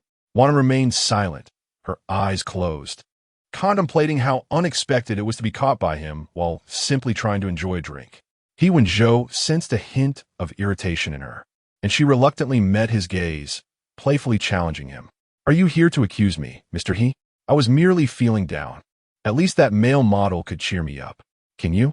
His brow furrowed slightly as he leaned closer, whispering against her ear, Regretting marrying me? Wan'an opened her mouth to respond, but was interrupted by his cold scoff. It's too late for regrets. Chapter 35. The movie The Inebriated Woman was in quite a foul mood. After much effort, He Wenzhou managed to calm her down and lull her to sleep, but it was already the dead of night. A trace of tears lingered at the corners of her eyes, and He Wenzhou reached out to gently wipe them away. Upon closer inspection, he noticed a tiny, red beauty mark at the edge of her eye. He lingered there for a moment, his fingertip brushing against her skin, eliciting a soft hum from her, which prompted him to withdraw his hand and conceal the depth of his gaze. That red beauty mark, it seemed familiar. The following morning, Wan'an awoke, rubbing her head as the memories of the previous night slowly returned. She recalled drinking too much and losing her temper at He Wenzhou, demanding he leave her alone and calling him a scoundrel. His anger had dire consequences. Glancing at her phone, she noted multiple messages from cherished that had come through from last night until this morning. Baby, are you all right? I wonder which scoundrel informed He Wenzhou. Such petty behavior. Have you made it home? He didn't do anything to you, did he? Why aren't you replying? You were drunk, but not completely out of it, were you? Has it been so long that I'm right in thinking He Wenzhou is angry and has been overbearing with you? All right, I envy women who have exciting lives at night. That morning, cherished messaged again. Still not awake? Are we going out today? Well, you seem quite tired from last night, so rest well. Just as Wan'an prepared to respond to Sesh, the bedroom door swung open, and He Wenzhou entered. Fresh from his morning run, his shirt damp with sweat, muscles outlined distinctly. Awake? He inquired. Wan'an, just stirring, wore loose pajamas draped casually over her shoulders, exuding a gentle and languid air. He Wenzhou's gaze darkened slightly as he informed her of their plans for the day. Grandma video called me early, insisting I take you shopping or to a movie to foster our marital bond. Since we have nothing scheduled today, shall we go? Wan'an paused, realizing this was indeed something Grandma would suggest. She enjoyed watching films and often went to the cinema alone when Qiansesh was unavailable, especially with several new releases. Sure, she replied, glancing at He Wenzhou. Shall I buy the tickets? Do you have a movie in mind? He raised an eyebrow. I have no preference. Just get tickets for around 10:30. All right. He Wenzhou went to shower, while Wan'an took the opportunity to reply to Qiansesh. Just woke up. I can't accompany you today. Grandma asked me to go to the movies with He Wenzhou. Sesh replied almost immediately. Seems like last night was quite intense. Waking up at 9? Grandma is indeed a divine matchmaker. But with a scoundrel like He Wenzhou, just enjoy your youthful fantasies for now. Sleep with him for a whole year, and once that year is up, you can cast him aside. Who knows, by then he might be begging for reconciliation. I'm quite curious to see how humble He Wenzhou would become. Wan'an, who didn't he usually indulge in daydreaming, still intended to take her year with He Wenzhou seriously. Loving him was her affair, and if he didn't love her back, she would respect his choice. After getting ready, Wan'an emerged just as He Wenzhou finished his shower. Today, she donned a mint green dress, her hair casually styled in a braid, her bare face radiating a gentle, clean beauty. The marks on her neck appeared to have been covered with concealer, rendering her skin flawless. Have the tickets been purchased? He asked. Yes, for the 10:20 show at South City Times Cinema. While she preferred horror films, she chose a romantic one for their first outing together. Title that summer. He Wenzhou nodded, noting that the cinema was one of the properties owned by the He Group. Let us head down for breakfast. As they descended the stairs, He Wenzhou held her hand. Upon seeing them, Wang Ma couldn't suppress her smile. Now, this resembles a newlywed couple, all affectionate. Maintain this energy. With an amused smile, Wang Ma hurried to the kitchen to prepare breakfast, placing a bowl of congee in front of Wan'an. Sir mentioned you drank last night, so I made you century egg and lean pork congee. It's quite fragrant. Do have some. Thank you, Wang Ma. Taking a spoonful made Wan'an's stomach feel considerably better. She glanced at He Wenzhou, appreciating his attentiveness. Evidently, he had accumulated considerable experience over time. After breakfast, they set off for the cinema. Even on a weekday, the theater was bustling, likely due to the nearby university, where many students flocked to watch films. He Wenzhou went to collect the tickets, while Wan'an found a seat to wait. Once he returned with the tickets, he noticed everyone lining up for popcorn, so he joined the queue to buy drinks and snacks for both of them. Upon returning, he saw a young male student approaching Wan'an. The athletic-looking student, holding his phone, sat beside her. Hey, are you here alone to watch a movie? Which one are you seeing? Perhaps we share similar tastes in films? Want to exchange WeChat? I can treat you to any good ones in the future. Just as Wan'an noticed He Wenzhou approaching, she shifted slightly to maintain some distance from the young man and politely replied, I'm sorry, but I'm here with my husband. The male student looked incredulous. How is that possible? You're so young and married? Should I show you my marriage certificate? He Wenzhou arrived at just that moment, and the young man turned to see He Wenzhou in a tailored suit, exuding an aura of affluence that was beyond his reach. My apologies. The young man stammered before hastily leaving. He Wenzhou handed one the soda and popcorn, smirking slightly. It appears Mrs. He has quite the charm among younger men. Wan'an shot back. You had quite a few young ladies glancing at you while you were in line. Girls can be shy about asking for your WeChat. He raised an eyebrow. Mrs. He seems quite invested in my popularity. Wan'an chose silence, popping a piece of popcorn into her mouth, savoring its sweetness. With 10 minutes until the movie began, they settled in the waiting area. Wan'an, holding the popcorn, offered some to He Wenzhou. He raised an eyebrow. Such treats are favored by young girls, but if Mrs. He insists on feeding me, I may be persuaded to indulge. She shot him a playful look. Then perhaps you shouldn't eat any. It's mine to share, and Mrs. He is quite domineering, isn't she? He glanced her way, a playful smile dancing at the corners of his lips. Suddenly, I feel compelled to try some, Mrs. He. Feed me. He leaned in closer, his eyes sparkling with mischief, gazing intently at her. Wan'an's heart raced, as if bewitched, as she found herself reaching into the popcorn bucket, retrieving a piece to offer him. He Wenzhou opened his mouth to accept it, their fingers brushing unintentionally, causing Wan'an to retract her hand immediately. A soft chuckle escaped him, barely audible, yet it lingered in the air. Chapter 36. Overthinking the film began promptly, with the two of them queuing up and entering one after the other. This cinematic experience was not one of the blockbuster hits. The leading actors were newcomers, and the audience predominantly consisted of couples, filling the theater to its capacity. When Wan'an purchased the tickets, there were few seats left, so they settled for one in the middle towards the back, adjacent to a pair of university students who were rather affectionate, embracing and occasionally stealing kisses, their antics rather conspicuous. Wan'an felt a twinge of embarrassment as she reached for the popcorn, which was held by the man next to her, where her fingers accidentally brushed against his hand. He let out a soft click of his tongue, teasingly saying, "Mrs. He, are you trying to take advantage of me? It's rather inappropriate in public. Perhaps we should reserve such behavior for home?" Wan'an remained speechless. Although his voice was low, the couple beside them still caught the exchange. The girl glanced over at He Wenzhou, and when her boyfriend leaned in to kiss her again, she rebuffed him. The atmosphere settled down thereafter. He Wenzhou lounged in his seat, exuding an air of casualness, his boredom evident. Midway through the film, he grasped her hand.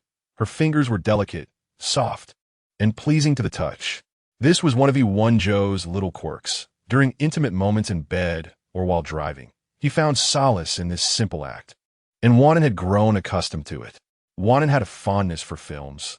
The imagery was refreshing, and although the leads were novices, their performances were commendable. The movie spanned an hour and a half, transitioning from the school setting to the workplace. It narrated the story of a girl who harbored a crush on the male lead during her school years, only to discover he had a girlfriend at the time. Their paths crossed again in the professional world. The narrative primarily unfolded from the female protagonist's perspective, detailing her secretive admiration, carving his name beneath her desk, picking up discarded drafts he had tossed aside, and feigning indifference as she strolled past the basketball court, all while feeling anxious about exams when seated behind him. Numerous subtle details were woven into the film, and the director's meticulous approach was evident, evoking a sense of resonance within Wan'an.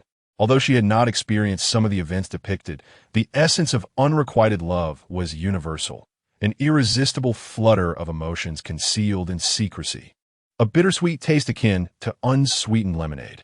The film concluded on a high note. Upon entering the workforce, the female lead learned of the male lead's girlfriend and took care to avoid misunderstandings. Yet their professional interactions were inevitable. During a business trip, she found herself in peril, only to be rescued by him, who exhibited palpable concern.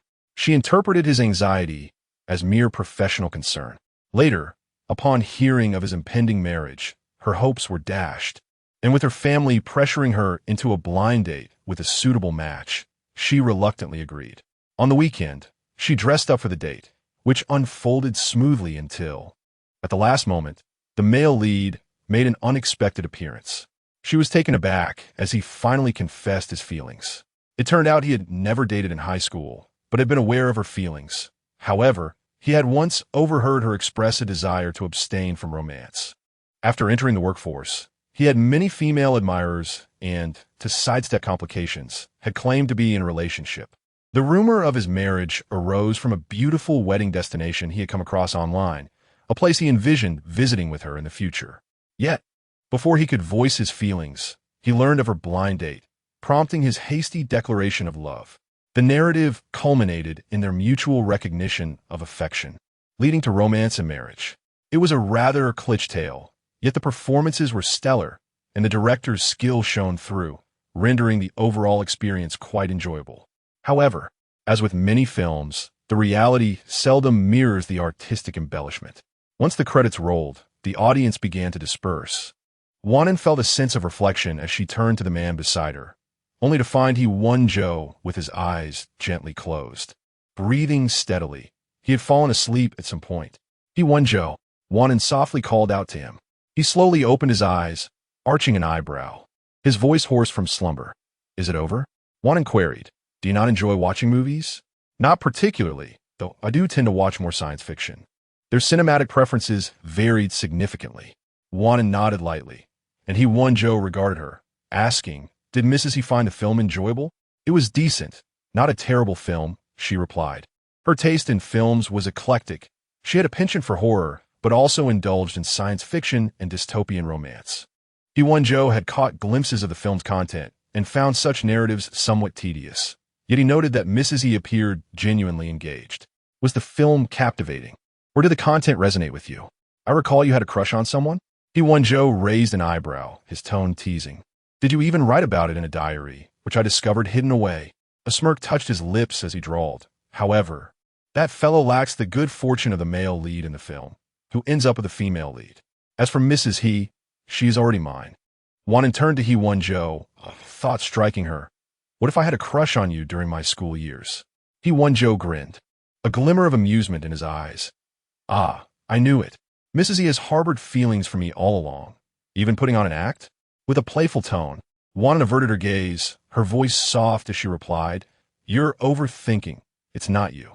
He Wenzhou raised an eyebrow, chuckling softly. Oh, then who might it be? If Mrs. He does not clarify, I shall assume it's me. Unable to suppress a smile, Wan'an responded, Are you always this self-absorbed, Mr. He? Indeed, after all, I have been pursued quite a number of times. Wan'an took a deep breath, choosing to remain silent. By the time the film concluded, it was nearly midnight. They decided to dine within the mall, selecting a Chinese restaurant. Just after placing their order, Wan'an received a video call from her grandmother. The elderly lady's face filled the screen, beaming as she asked, So, how was the film, Wan'an? Was it enjoyable? It was all right, Wan'an replied, glancing at the man beside her, speaking on his behalf. Grandma, I could have watched the movie alone. It's not necessary for him to accompany me. He is usually busy with work, and doesn't he particularly enjoy films? The grandmother frowned. Who said that? Movies are meant to be enjoyed together. Watching alone can be quite lonely. I'm well aware of that young man's work schedule. He has plenty of leisure time. Her eyes twinkled with mischief as she continued. He should spend more time with you, watching films and strolling around. If you don't let him accompany you on dates, he might just take someone else out. He Wenzhou could not help but interject. Who else could I accompany but you?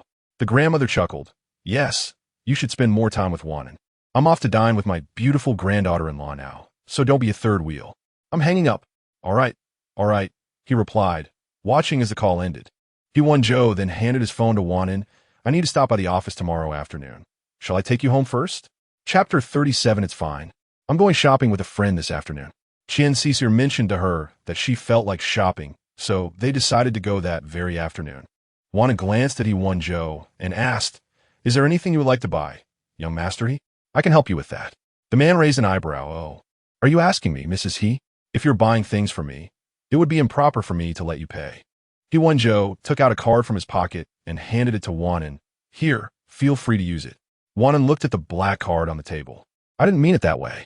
I have money in my account, my salary, and my father occasionally transfers me some funds. Although it paled in comparison to He Wenzhou's wealth, her daily expenses were certainly manageable. He Wenzhou raised an eyebrow, his tone casual yet firm. I do not have the habit of spending a woman's money. Take it. The password is my birthday. Wan'an glanced at He Wenzhou. But I also do not have the habit of spending a man's money. Then you shall have to get used to it. He Wenzhou insisted, personally taking the card and placing it in her handbag. Wan'an bit her lip, but ultimately relented. All right, I will accept it and manage as I see fit. My birthday is, Wan'an instinctively replied, 950517. He Wenzhou raised an eyebrow, a glimmer of amusement in his gaze. Mrs. He remembers my birthday so well. It's on the marriage certificate.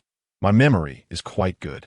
In truth, she had known for quite some time, as it was a trend in high school to assess compatibility using each other's birth dates, and He Wenzhou's birthday had circulated widely at school. He Wenzhou responded, Oh, I did not know Mrs. He's birthday. Wan'an replied, 971109.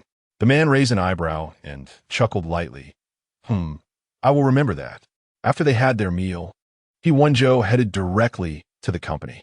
Qian Cicir was already on her way, and Wan'an found a milk tea shop to wait. Bored, she decided to test the compatibility between herself and He Wenzhou.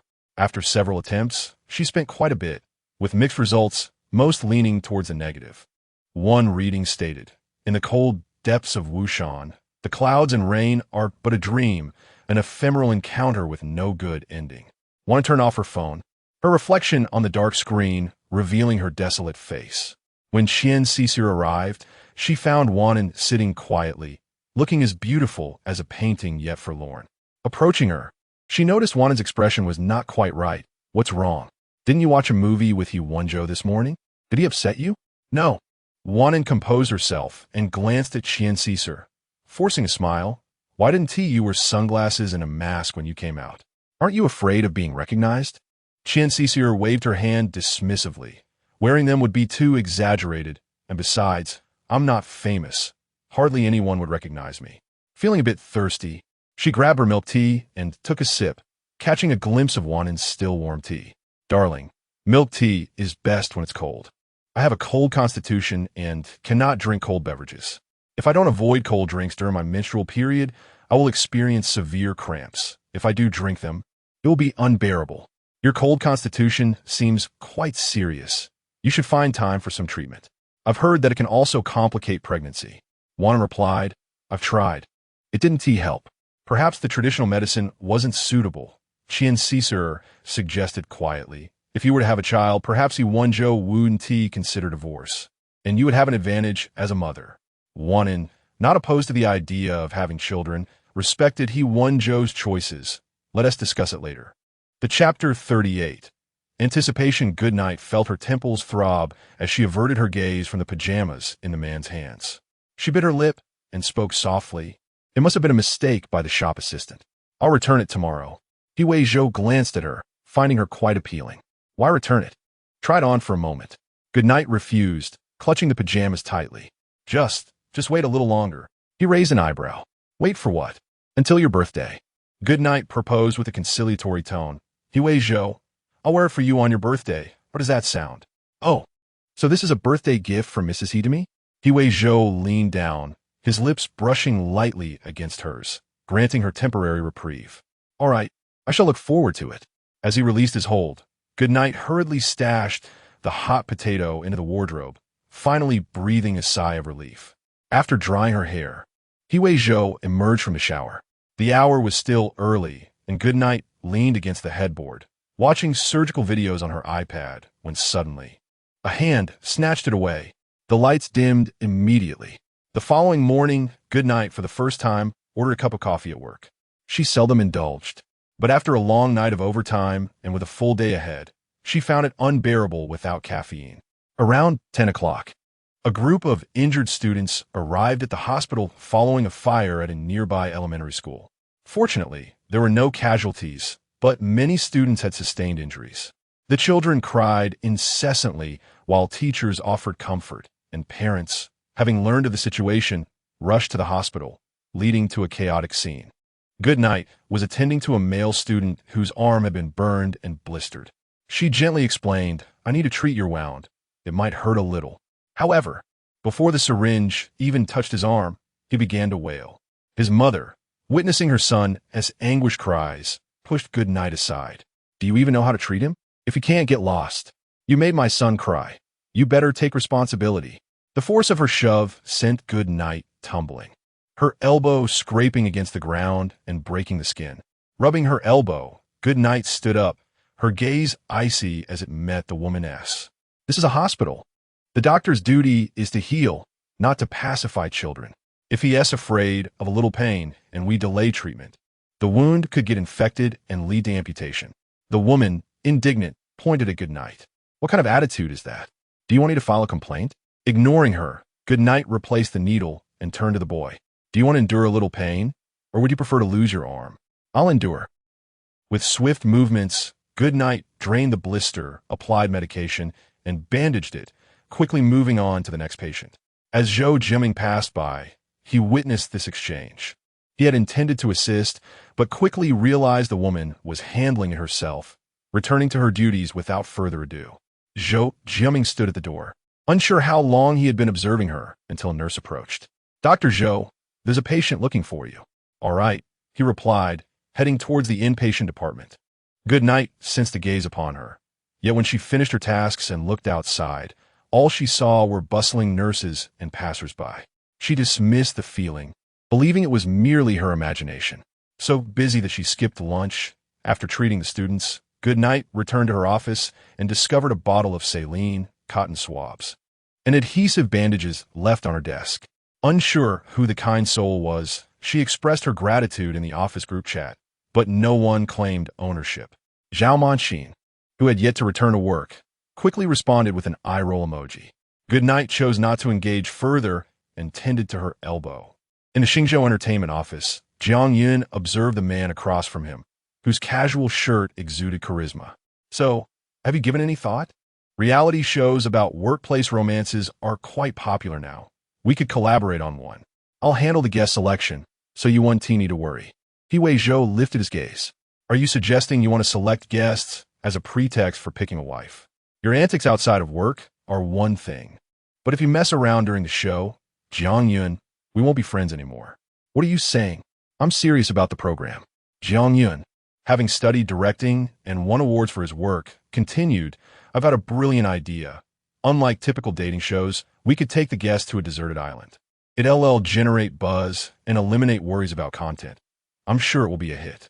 He Wenzhou twirled a pen thoughtfully. Let me consider it. I'll draft a proposal for you. Honestly, I just went through a breakup and am looking for something to occupy my time, Jiang Yun stated.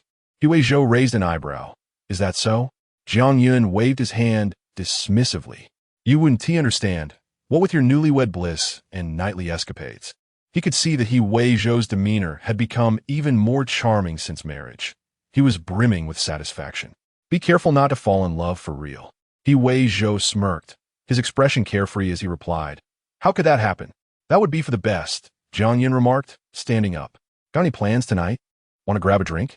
He Wenzhou replied, not tonight. I have business. I'm picking up Mrs. He after work. Sichuan had been assigned to follow up on a project, leaving him no time. Jiang Yun looked at He Wenzhou, utterly speechless. Is it really that serious? How much could hiring a driver possibly cost? He Wenzhou shot him a glance. What do you know? Jiang Yun genuinely didn't understand and, disinterested, left in a daze. As Goodnight was about to finish her shift, she received a message from He Wenzhou stating he would pick her up for dinner. However, she had already promised to dine with cherished. She couldn't prioritize romance over friendship and reluctantly messaged He Wenzhou, I'm having dinner with a friend tonight. When he didn't respond, Goodnight assumed he was upset and sent another message. Do you mind?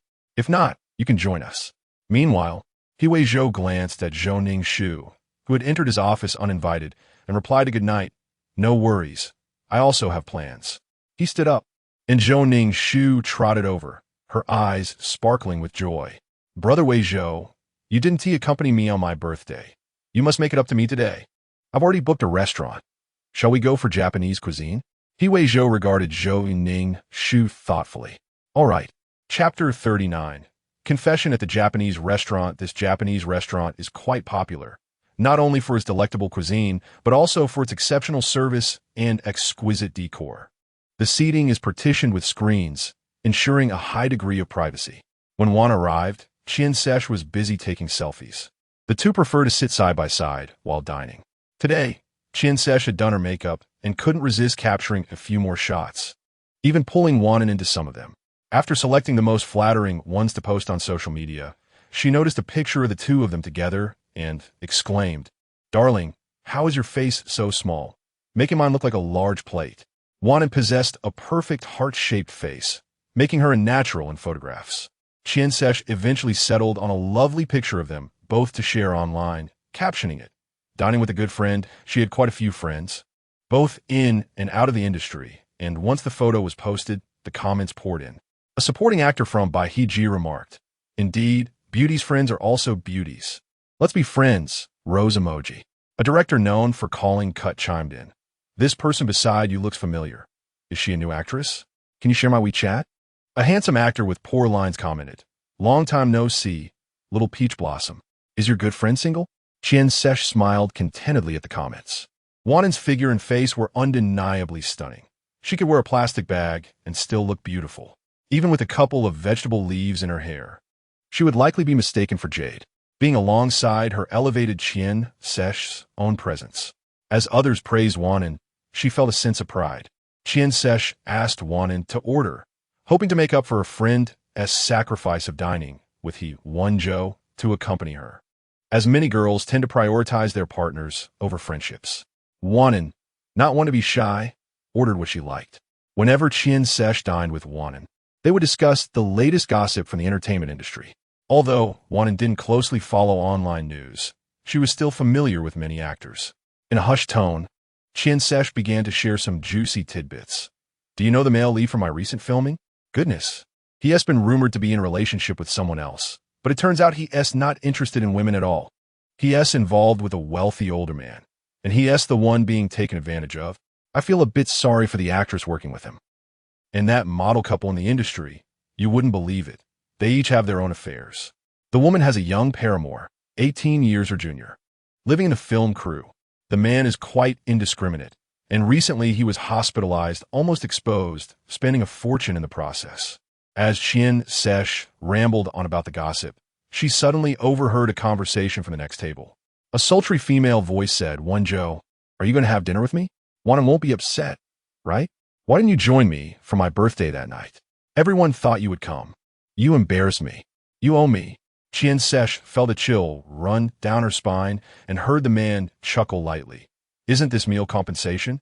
Clenching her teeth, Qian Sesh glanced at Wan'an's profile and whispered, Shall I go over there and turn their table upside down? They are bullying you as if I am dead. Before she could spring into action, Wan'an pulled her back down, saying, If you do that, you'll end up at the police station for disturbing the peace. Can you tolerate this? Wan'an could endure it, but Qian Sesh could not. How could her dear friend be wronged like this? Taking a small bite of salmon, Wan'an found it a bit too spicy from the wasabi. Unfazed, she continued to eat, while Qian Sesh, fists clenched, resolved to eavesdrop on the unfaithful couple at the next table. Xu Ning, seated across from He Wenzhou, was pleased he decided to join her for dinner, indicating he acknowledged his mistake for not spending her birthday with her. Wenzhou, I'm so happy you could celebrate my birthday with me today. Thank you for the gift. I adore this bracelet. Xu Ning beamed, while He Wenzhou merely tugged at his lips, knowing the bracelet was just something he had his assistant purchase on a whim. As long as you like it. I truly do. Wenzhou, I cherish everything you give me, she said. But there is something I wanted to ask you for a long time. You don't genuinely intend to marry Wan'an, do you? You're only doing it because Grandma he urged you to, right? Wan'an, who I marry, is none of your concern.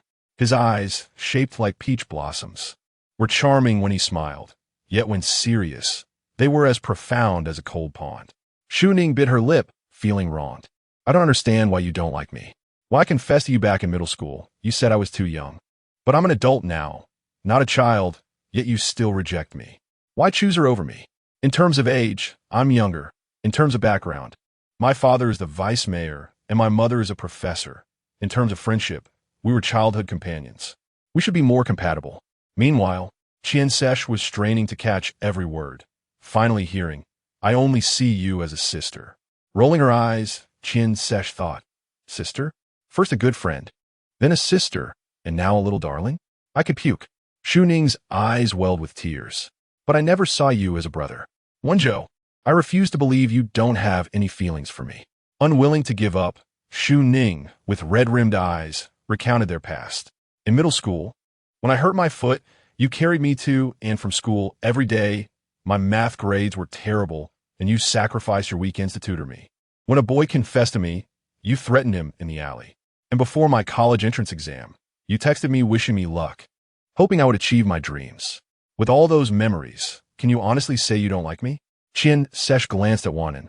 Darling, if you weren't his wife, I'd almost start shipping this. Wan'an remained silent, the wasabi too intense for her to bear.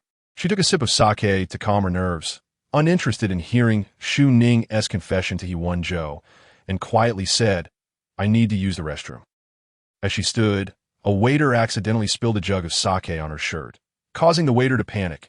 I'm so sorry. It's fine. Wan'an covered her chest and headed straight for the restroom. Qian Sesh stood up to follow her, but heard the man at the neighboring table rise and say, Ning Shu, I'm going to the restroom. You stay calm. Qian Sesh, quick on her feet, sat back down. Chapter 40. Locked and Leighton stood before the mirror, her chest damp and uncomfortable with a sticky sensation. She grabbed a tissue from the side to wipe it off, but the effort proved futile. Sighing softly, she clutched the tissue in her hand. At that moment, a man emerged from the restroom, clearly intoxicated, his gait unsteady. Approaching the sink, he glanced at Leighton, taking a lingering look at her chest before whistling. Hey, gorgeous, you have quite the figure. Care to have some fun tonight? My fist is quite impressive too. Would you like to play with that? The man's voice echoed behind her. Layton raised her gaze and saw He Wenzhou leaning in closely, the weight of a man's suit jacket pressing against her shoulder. "Put it on," he commanded, his voice low and authoritative, his furrowed brow visible in the mirror. It was evident he felt possessive, anger simmering within him as if someone were coveting his belongings. Layton tightened the coat around herself, bewildered by his presence. The drunken man noticed He Wenzhou's arrival and seemed ready to retreat. However, He Wenzhou blocked his path. "Leaving so soon? Is it only the single ladies you dare to harass?" He looked down at the man with a caustic tone. "Your eyes are small, your courage smaller, and judging by what I see, your endowment is quite modest. Who gave you the audacity to flirt with my wife?" The man clearly couldn't handle the provocation. "Who are you calling small?" he retorted angrily, the tension escalating. Layton tugged on He Wenzhou's sleeve, signaling him to disregard such an individual. She glanced at the now reddening man, her tone calm yet gentle. "Just apologize. I won't hold today's incident against you." "Apologize? I was just being playful," he scoffed, attempting to leave, but He Wenzhou stopped him. "There's a surveillance camera above you, capturing your face. Your words and expressions have been recorded. If you refuse to apologize, I will call the police, and everyone will see your true colors," Layton stated coolly. The man looked up, noticing the camera pointed directly at him. His lips pressed together in hesitation. Layton continued, her voice unwavering. "You must have family. Consider how you'd feel if your wife or daughter were subjected to such harassment." He visibly contemplated her words, lowering his head, a hint of shame creeping onto his face. It appeared he was not entirely beyond redemption. After a moment, he wiped his face and finally muttered, "I'm sorry." His tone, though not overly sincere, was sufficient. Layton exchanged a glance with He Wenzhou, who still bore a scowl. "You may leave now." The man hurriedly departed, fear evident in his haste. Once he was gone, He Wenzhou snorted derisively, casting a glance at Layton and Madame He. "Your patience is remarkable. You can reason with such individuals? They learn nothing without a lesson." His demeanor was rather blunt, ready to resort to violence. People like him need to be taught a lesson, otherwise they will continue their behavior. Layton regarded He Wenzhou. "Are you so impulsive? If you had struck him, he would be guilty of verbal harassment, a minor offense, while you would be guilty of violence, a serious crime." He Wenzhou fell silent for a moment before a gentle tug on his sleeve drew his attention. He met Layton's clear, expressive eyes. She smiled softly but still. "Thank you for your help just now." He Wenzhou raised an eyebrow, his expression softening considerably. "What are you being polite for?" He then smirked slightly. "Honestly, wasn't I quite dashing, saving you earlier?" Layton remained silent. His self-adoration was a well-known trait. Even if He Wenzhou hadn't intervened, she could have managed the situation herself. Yet his arrival undeniably stirred something within her. Layton nodded, following his lead. "Yes, quite dashing." He Wenzhou's lips curled into a smile, his gaze falling upon the Band-Aid on her elbow. "How did you get hurt?" "It's just a minor scrape. Nothing significant," she replied. He leaned against the wall, lighting a cigarette, his gaze fixed on her. "What a coincidence that we're dining at the same Japanese restaurant tonight. How fortuitous that we can return together afterward." Layton nodded. "Sounds good." After He Wenzhou finished his cigarette, they headed back together. Zhou Ningshu had been eagerly awaiting He Wenzhou's return. When she finally saw him come back with Layton, the sight of his suit jacket draped over her only fueled her irritation. "Layton, why are you here again?" The word "again" was loaded with implication. She remained silent while Qian Cicere chimed in. "We arrived first. Besides, your family owns this restaurant. Why shoot in Oppos? Till we be here?" Zhou Ningshu's eyes brimmed with tears as she looked at He Wenzhou, who offered no consolation. Her heart sank. He Wenzhou took a seat, eyes landing on Zhou Ningshu's face. "Are you still eating? If not, leave." Zhou Ningshu was speechless. Meanwhile, Qian Cicire's gaze landed on Layton, who was wearing the man's jacket, an undeniably intimate sight that explained Zhou Ningshu's fury. "What happened in the restroom?" Qian Cicere leaned in, eager for gossip. Layton, feeling helpless, recounted the earlier incident in hushed tones. Qian Cicere nodded. "Well, it seems He Wenzhou isn't so bad after all. He is protective of you. You two might just have something special. At least he is not interested in Zhou Ningshu. Otherwise, he wouldn't be so open with you in front of her. Late and remained silent, though a small smile played at the corners of her lips. After having a bit more to eat, she realized the wasabi didn't seem as overwhelming. Eventually, Zhou Ningshu left, unable to eat any longer. Qian Cicier followed closely behind, and when they reached the front desk to settle their bill, they were informed a gentleman has already taken care of it. Qian Cicier beamed, nudging Late Anne's arm. Men who pay the bill are good men. As they descended the stairs, they spotted He Wenzhou escorting Zhou Ningshu to her car. Late Anne approached. Is she all right going back alone? Zhou Ningshu was clearly in a foul mood. He Wenzhou replied, I called her family driver to pick her up. Madam, you're quite concerned for others, aren't you? Late Anne remained silent, realizing she hadn't introduced Qian Cicier to He Wenzhou.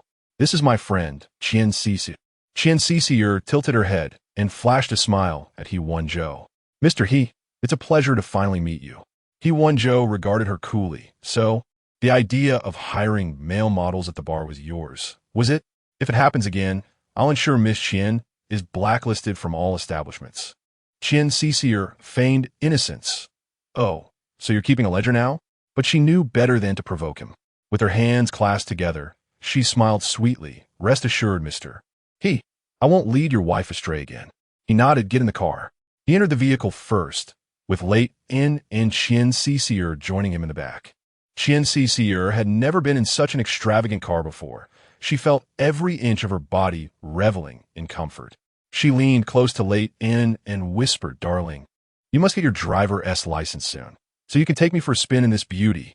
He Wenzhou, overhearing, added, If Miss Qian wishes to practice, I have plenty of cars in my garage. Consider it a chance for you to assist my wife in her driving lessons.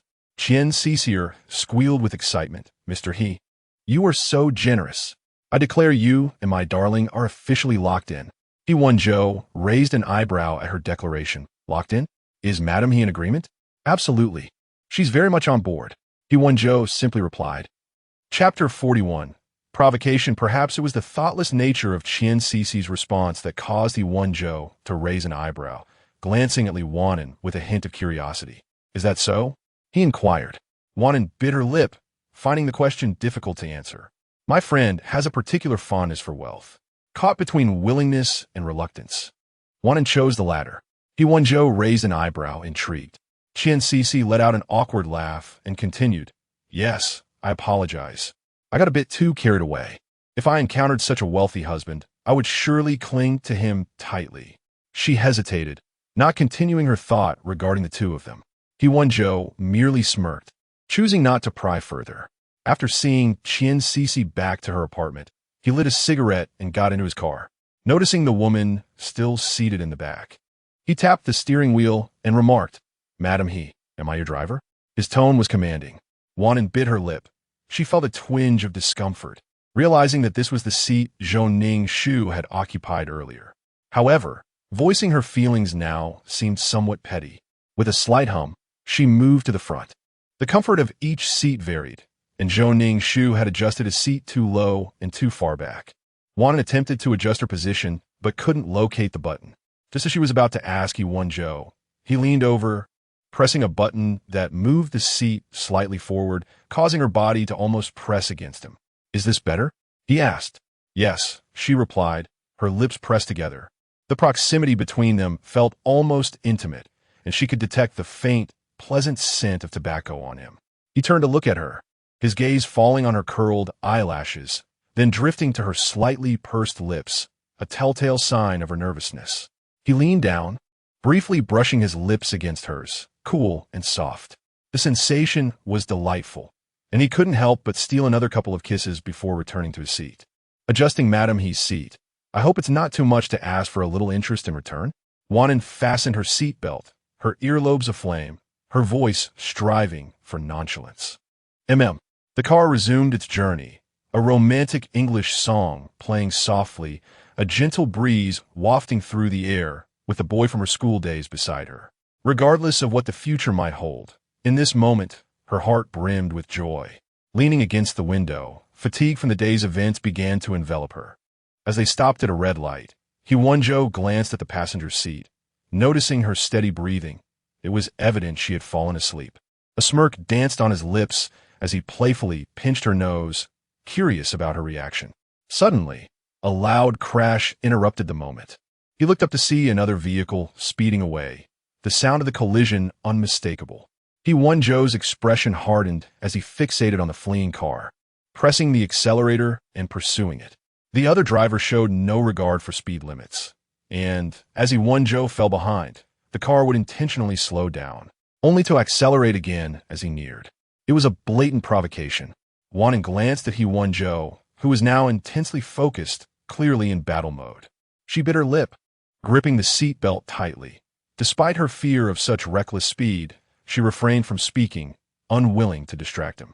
The chase transitioned from city streets to elevated highways, finally leading them onto winding mountain roads. Upon reaching the base of the mountain, He Wenzhou finally spoke. "Hold on tight. If you're scared, close your eyes." Before Wan'an could respond, he slammed the accelerator, the car shooting forward like a released arrow. Wan'an's back pressed against the seat as she watched him calmly navigate the steering wheel, the other vehicle drawing ever closer, her heartbeat quickening in response. The mountain curves were sharp, each turn sending waves of fear through her. Yet He Wenzhou remained composed, effortlessly maneuvering the vehicle. The scenery outside blurred past, and as they approached another curve, He Wenzhou accelerated, overtaking the Koenigsegg on the left. Wan'an felt as if the tires scraped perilously close to the cliff's edge. With half of the mountain road behind them, she glanced at the rearview mirror. The Koenigsegg was still hot on their trail. Another sharp bend loomed ahead, and He Wenzhou executed a flawless drift, maintaining speed. Wan'an clutched the seatbelt, nearly forgetting how to breathe. By the time she regained her composure, the Koenigsegg had vanished from view. Finally reaching the summit, He Wenzhou brought the car to a halt. Wan'an could no longer contain herself. She flung open the door and stepped out, her heart finally settling. However, her legs trembled from the fright, and she leaned against the car for support. "Are you all right?" He Wenzhou approached, handing her a bottle of water while he lit a cigarette. Wan'an accepted the water, but her hands trembled, making it difficult to unscrew the cap. He Wenzhou chuckled softly, twisting it open for her. Just then, the Koenigsegg reappeared, speeding toward them. Wan'an braced herself, thinking the car would collide with them, but it screeched to a halt just a meter away. A figure emerged from the driver's seat, a man with golden hair, tattoos adorning his arms and neck, and visible injuries on his face. His gaze was menacing, a smirk playing at the corner of his lips as he squinted at He Wenzhou. "Long time no see, cousin." "Cousin." Wan'an bit her lip, realizing this was He Wenzhou's cousin, He Wenzhou. It was he who had caused trouble at the old residence, leading to Aunt Heir seeking out the matriarch due to his substantial gambling debts. He Wenzhou exhaled a ring of smoke, his eyes cold as he regarded He Wenzhou. "You're back so soon? It seems Uncle and Aunt have been quite lenient. I thought you'd at least stay home for a while." "Considering how much you lost this time," He Wenzhou replied, a playful smile on his lips. He Wenzhou's expression darkened. "So you crashed in my car out of spite?" He Wenzhou shrugged, his eyes drifting past He Wenzhou to rest on the woman beside him. "Is this your wife?" He Wenzhou licked his lips with a mischievous grin. "She is quite lovely. You're lucky, cousin. But it seems Grandma is biased. Knowing I prefer good girls, why not keep her for me?" Before he could finish, He Wenzhou seized the man's collar and landed a punch squarely on his lips. Chapter 42. Unfinished business. He Wenzhou was clearly seeking trouble. Although He Wenzhou had initially decided not to engage in the collision and provocation instigated by him, He Wenzhou's intentions towards Li Wan'an could not be tolerated. "For you? You think you're worthy?" The disdain in the man's eyes was unmistakable. He Wenzhou's lips twitched violently, wiping the blood from the corner of his mouth with the back of his hand, and then he delivered a heavy knee strike to the man's abdomen. He Wenzhou, caught off guard, darkened his expression and retaliated with an elbow strike to the back of He Wenzhou. The confrontation was inevitable. The two men were locked in a fierce struggle when Wan'an approached, attempting to separate them. He Wenzhou shot her a glance and said in a low voice, "Stay back." Distracted, he received a solid punch from He Wenzhou that struck his jaw, causing him to spit blood. Wan'an watched in horror. Fortunately, He Wenzhou was not inclined to prolong the fight. He became serious and denied He Wenzhou any further advantage. Before long, He Wenzhou had lifted He Wang by the collar, twisting his wrist and forcefully slamming him against the car. With a smirk, He Wenzhou looked down at He Wang's resentful face and scoffed. "This little skill of yours dares to provoke me? Are you comfortable now?" He Wenzhou removed his tie and bound He Wang's hands behind his back in a tight knot. When he released his grip, He Wang stumbled and fell to the ground, struggling to rise. He glared up, his eyes dark with fury. "He Wenzhou, damn it. Let me go. This isn't over." He Wenzhou brushed off the dirt from his clothes, ignoring He Wang's foul language. Once the dust was cleared, he looked down at the man on the ground with an air of superiority. "Don't act so indignant. Weren't you the one stirring up trouble?" He Wang sneered coldly. "He Wenzhou, don't think I'm unaware. You could easily get me out, but you're deliberately keeping me here longer, aren't you? As long as my parents don't pay, I'll suffer another day. You wish for those people to mutilate me, don't you? Once I'm disabled, the company will be yours to inherit, right? He Wenzhou, don't think no one knows your treachery and ambition. You want to ruin me." He Wenzhou found it amusing. "Oh, so it's still me holding the knife, forcing you to gamble." He could not be bothered any longer and turned to leave. He Wang lay on the ground, shivering from the cold mountain air. If he remained there overnight, he would surely perish. Seeing He Wenzhou and Li Wan'an get into the car and prepare to leave, He Wang's complexion paled. "He Wenzhou, come back." The only response was the sound of the door slamming shut, followed by the roar of the engine as the car sped away, leaving him to inhale the exhaust fumes. He watched the vehicle disappear, his facial muscles twitching in anger. And as he struggled, the bindings only tightened. "Damn it, He Wenzhou, wait for me." He Wang glared in the direction the car had taken, darkness pooling in his eyes. He called the second branch to have someone come up the mountain to pick him up and hung up immediately. Wan'an glanced at He Wenzhou, his lips split and his shirt dirty, looking somewhat disheveled. She remained silent throughout the tumult, and by the time they returned to Chihai residence, it was already past 10 at night. Wan'an walked ahead without a word. He Wenzhou raised an eyebrow and caught up to her. "Madam, have you been scared into silence?" Once home, the lights flickered on, but Wan'an ignored him, heading straight for the medicine cabinet. She turned to face the injured man before her, biting her lip and taking a deep breath. "Come here." The two simple words were spoken with a cold tone, lacking her usual warmth. He Wenzhou smirked and slowly followed her, thinking it was just a minor injury that didn't require treatment. However, he still took a seat on the sofa. Wan'an silently tended to his wounds, which were not severe, just some minor abrasions and swelling, easily treated with antiseptic and ointment. The night was quiet, the lighting soft, with the pearl cat watching them from its nest. As Wan'an applied the medication to the injured man, it resembled a rare, tender moment from an action film. He Wenzhou raised an eyebrow, observing Wan'an as she applied the ointment with pursed lips, seemingly upset. "Madam, are you worried about your husband?" He Wenzhou's gaze fell upon her face as he spoke with a smirk.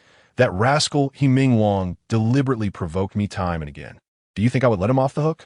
Unlike you, Madam who can tolerate and let things slide, I'm the type who repays any grievances doubly."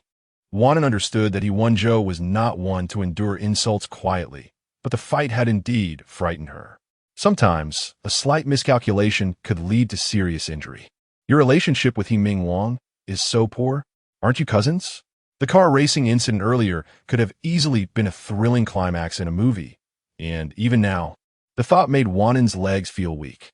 He Wenzhou could be impulsive at times, but he wouldn't necessarily act so recklessly with anyone else.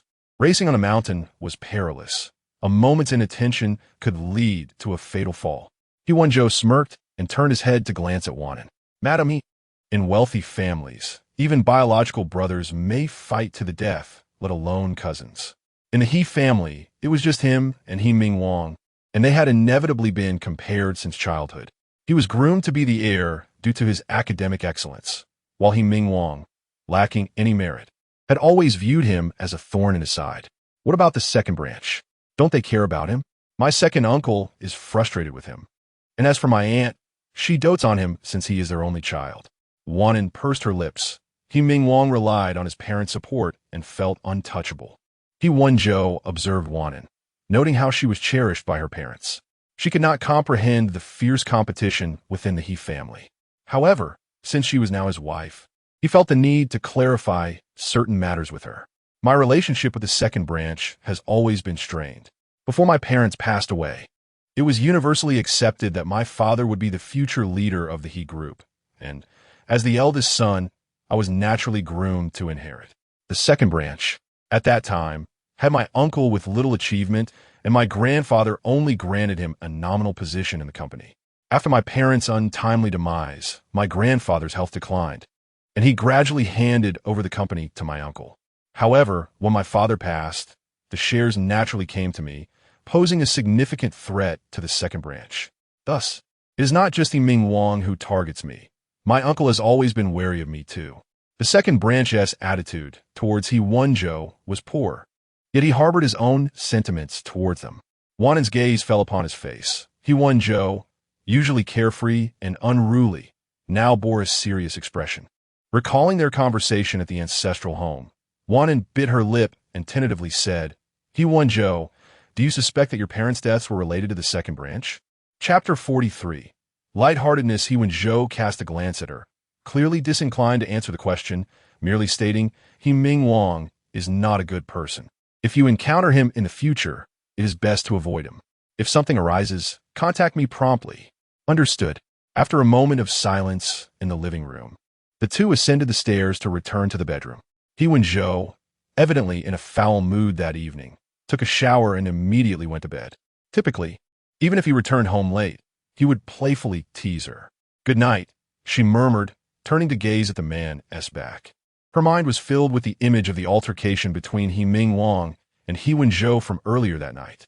The animosity between He Wenzhou and He Wenzhou had evidently been brewing for some time, more so a unilateral targeting on He Wenzhou's part. Having lost his parents long ago, He Wenzhou had endured countless confrontations with He Wenzhou. The He family had 2 sons, and although the matriarch cared for He Wenzhou, she would not overly punish He Wenzhou, perhaps settling for a mutual reprimand. He Wenzhou still had the affection of his parents. What of He Wenzhou? Goodnight was unaware of the countless scars he had silently licked throughout his life. It is said that the highest form of love is empathy, and at that moment, she felt utterly defeated, her heart aching as if it might shatter. I wish I had met you sooner, she whispered. Had that been the case, she could have comforted the young He Wenzhou when he was hurt. Time cannot be reversed, but that is of little consequence. She is here now. The following morning, Goodnight awoke to find that the man had turned in his sleep, and they were now facing each other. He Wenzhou remained asleep, and her gaze fell upon his face, where a bruise marred his cheekbone and the injury at the corner of his lip was still quite evident. As she reached out to touch the wound on his lip, he suddenly opened his eyes.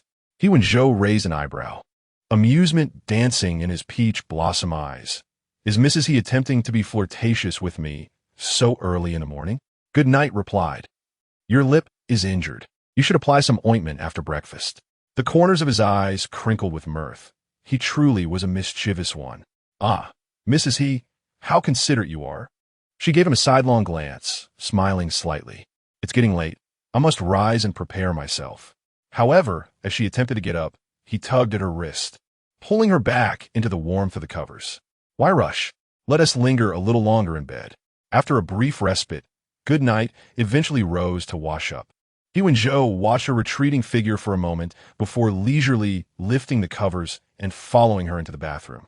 Inside, they stood shoulder to shoulder, washing up together, the air infused with the faint minty scent of toothpaste. As he shaved, He Wenzhou glanced at Goodnight, who was tending to her skincare. She typically applied only a simple moisturizer and did not indulge in beauty treatments. Her skin resembled that of a freshly shelled egg, even more flawless than those of the artists under his management who frequented salons. He Wenzhou finished shaving just as Goodnight completed her skincare routine, and they descended the stairs together. Have Mr. and Mrs. He risen? Wang Ma exclaimed upon seeing their faces, giving He Wenzhou a disapproving look. Have you been bullying your wife? With her temper, she must have been furious to have bitten her lip. Wang Ma sighed deeply and continued, However, Mr. and Mrs. He, I understand that young people have passionate feelings, but do take care not to injure yourselves. He Wenzhou raised an eyebrow, a playful smile gracing his lips. Wang Ma, please do not curse me. I am quite healthy. Wang Ma glared at him. Do not take advantage of your good health. Good night appeared somewhat embarrassed, and He Wenzhou chuckled, nodding. Understood. However, my injury was not from Mrs. He. It was from fight. A fight? At your age, still brawling like a schoolboy? Wang Ma expressed her disapproval, then turned to admonish Good Night. If your husband engages in a brawl again, you must deny him access to your bed. That tactic is quite effective. Good Night could not suppress a smile. To quell Wang Ma's incessant chatter, she nodded. Understood. I will certainly keep him in check. Once Wang Ma retreated to the kitchen to prepare breakfast, Good Night sensed the weight of He Wenzhou's gaze upon her. He raised an eyebrow, teasingly inquiring, Do you truly wish to deny me the comfort of your bed, Mrs. He? Good Night simply inhaled deeply and proceeded to the dining room. Living with He Wenzhou was indeed a challenge few could endure. While they dined, He Wenzhou received a video call from the matriarch, who informed him that He Ming Wang had caught a chill on the mountain the previous night and was now suffering from high fever. With a sigh, she lamented, You are brothers, after all. Is there not a way to discuss matters openly? Leaving him on the mountain only to be found near unconsciousness by your uncle after enduring a beating and kneeling at the ancestral hall. If anything were to happen, would the second house let you off the hook? He Wenzhou had barely touched his breakfast. He set down his fork and regarded the matriarch in silence. He Wenzhou, are you listening to me? Isn't it better for us to be a harmonious family? At my age, I simply wish for you younger ones to get along. Your current situation causes me great distress. He Wenzhou's lips curled slightly, an icy glint in his eyes. Once the call finally ended, he stood up abruptly. He Wenzhou, where are you going? Good Night rose as well, sensing the man's tumultuous mood. Yet, he seemed oblivious to her voice, grabbing his car keys and heading out the door, the sound of the engine soon echoing in the air. Throughout the day, Good Night felt a sense of unease. By evening, He Wenzhou had still not returned, and she could no longer contain herself, ultimately dialing his number. A woman's voice answered on the other end. Hello. Upon hearing the voice, Good Night's hand trembled slightly. It was Ning Shu's voice. Chapter 44. A casual encounter uncertain of why He Wenzhou's phone was in Ning Shu's possession. The reality of their shared presence stirred an unsettling feeling within Wan'an. The hour was late. Miss Zhou, please return his phone. A voice came from the other end. Are you referring to Brother Wenzhou? He drank too much and has fallen asleep beside me. Ning Shu replied with a hint of laughter before abruptly ending the call. On the other end, as Ning Shu hung up, she noticed a man on the sofa stirring slightly, a look of discomfort crossing his features. She quickly erased the call history and leaned closer, whispering, Brother Wenzhou, are you all right? Jiang Yun entered to find Ning Shu wearing an expression of concern. It was no secret within their circle that she harbored feelings for He Wenzhou, though he showed no reciprocation. Let me help him, Jiang Yun said, glancing at Ning Shu. Ning Shu, it's getting late. I'll take him home. You should head back as well. This bar was his establishment, and Ning Shu had been frequenting it of late. When He Wenzhou had invited him for drinks that evening, they found Ning Shu alone at the bar, surrounded by unwanted attention, prompting him to invite her to join them. Ning Shu looked up and said, You drive. I'll sit in the back and look after Brother Wenzhou. He is unwell from the alcohol. Jiang Yun shot her a sideways glance, aware of their shared upbringing. He tempered his words. Ning Shu, Brother Wenzhou is married. Regardless of your feelings, you must exercise discretion. Rumors could tarnish your reputation. I understand. You're so nagging, she replied impatiently. I'm merely accompanying you to take him home. Jiang Yun, wary of inciting her further, acquiesced to her presence. Though he hadn't tea drunk that evening, he had consumed plenty of water and felt a pressing need to relieve himself as they approached Chihai residence. Wan'an, unable to sleep, ventured downstairs for water when she heard a commotion outside. Upon opening the door, she spotted a car parked at the entrance, and Jiang Yun emerged. Hey, sister-in-law. Wan'an opened the door, and Jiang Yun rushed past her, clearly in distress. Brother Wenzhou is in the back. I need to use the bathroom. I can't hold it any longer. On their wedding day, Jiang Yun had come to Chihai residence, and he dashed straight to the ground floor restroom. Wan'an proceeded to the back seat, pulling the door open to find Ning Shu seated inside. With He Wenzhou reclined beside her, 2 buttons of his shirt undone, revealing a glimpse of his toned chest, exuding an air of sensuality. He appeared deeply intoxicated. his brow furrowed in discomfort. Zhou Ningxu sat closely beside him, her shoulder raised as if to offer him a place to lean in his plight. She observed Wan'an's composed demeanor, smirking slightly as she remarked, Li Wan'an, Brother Wenzhou, is in a foul mood. He would rather be out than at home. Do you know why? Because he married you, but it's merely a game for him. If he truly had concerns, he wouldn't confide in you. He would seek solace in those like us who have known him for ages. You see, we belong to the same world, whereas you are merely a fleeting presence in his life. Zhou Ningxu scrutinized Wan'an's expression, noting a flicker of pain in her eyes, as her lips pressed together in a subdued response. Satisfied with the effect of her words, Zhou Ningxu continued, You are unaware, but I discovered long ago that Brother Wenzhou has always suspected that the deaths of his parents were not accidental. Time has passed, and he lacks evidence. Yet this remains a burden upon his heart. Li Wan'an, he has never shared this with you, has he? On the surface, you are a married couple, but in reality, you are nothing more than strangers sharing a bed. Wan'an, having been oblivious before, now grasped the truth of the matter. She gazed at Zhou Ningxu, sincerity lacing her voice. Thank you for sharing this with me. Zhou Ningxu clenched her jaw. Didn't you understand my meaning? At that moment, Jiang Yun emerged from the restroom, sensing the tension in the air. Brother Wenzhou is heavily intoxicated. Sister-in-law, let me help him upstairs. He Wenzhou was in a state of complete inebriation, and Wan'an, realizing her limitations, stood aside as Jiang Yun assisted him. Thank you, she murmured, shielding He Wenzhou's head from bumping against the doorway. Jiang Yun noticed her attentiveness and raised an eyebrow. Sister-in-law, you're quite thoughtful. Zhou Ningxu observed the scene, her eyes narrowing. It was evident to her that Wan'an had feelings for He Wenzhou. Together, they helped He Wenzhou upstairs, with Zhou Ningxu following closely. Jiang Yun took He Wenzhou into the master bedroom, and Zhou Ningxu lingered at the door. The dark linens adorned a large bed, and the room was infused with the mingling scents of tobacco and feminine perfume, creating an unmistakable air of intimacy. Zhou Ningxu stood at the threshold, her mind flooded with vivid images, biting her lip as she glared at Wan'an, wishing to incinerate her with her gaze. Jiang Yun laid He Wenzhou onto the bed and glanced at Wan'an. Sister-in-law, we'll take our leave now. I'll accompany you. Jiang Yun waved his hand dismissively. You take care of my brother. He didn't linger long in the bedroom, exiting to find Zhou Ningxu still positioned at the door. Let us go, he urged, but she shrugged off his hand and turned to leave.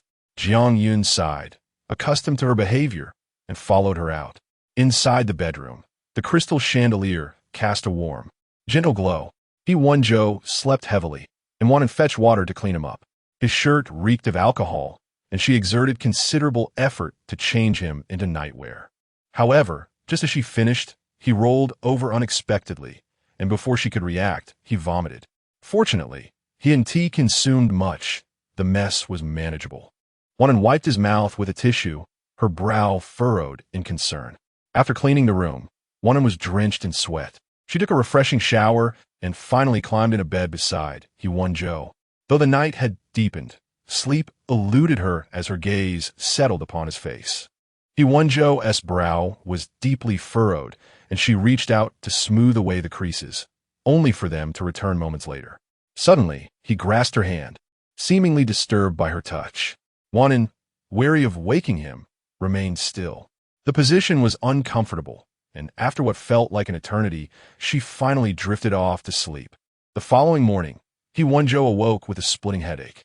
Rubbing his temples, he sat up, and Wan'an stirred beside him. Is your head throbbing? She asked. Today, Wang Ma is on leave. You should rest. I'll prepare breakfast and call you when it's ready. After Wan'an departed, He Wenzhou lingered in bed, struggling to shake off the drowsiness before finally heading downstairs. Entering the kitchen, he opened the refrigerator to grab a bottle of frozen mineral water.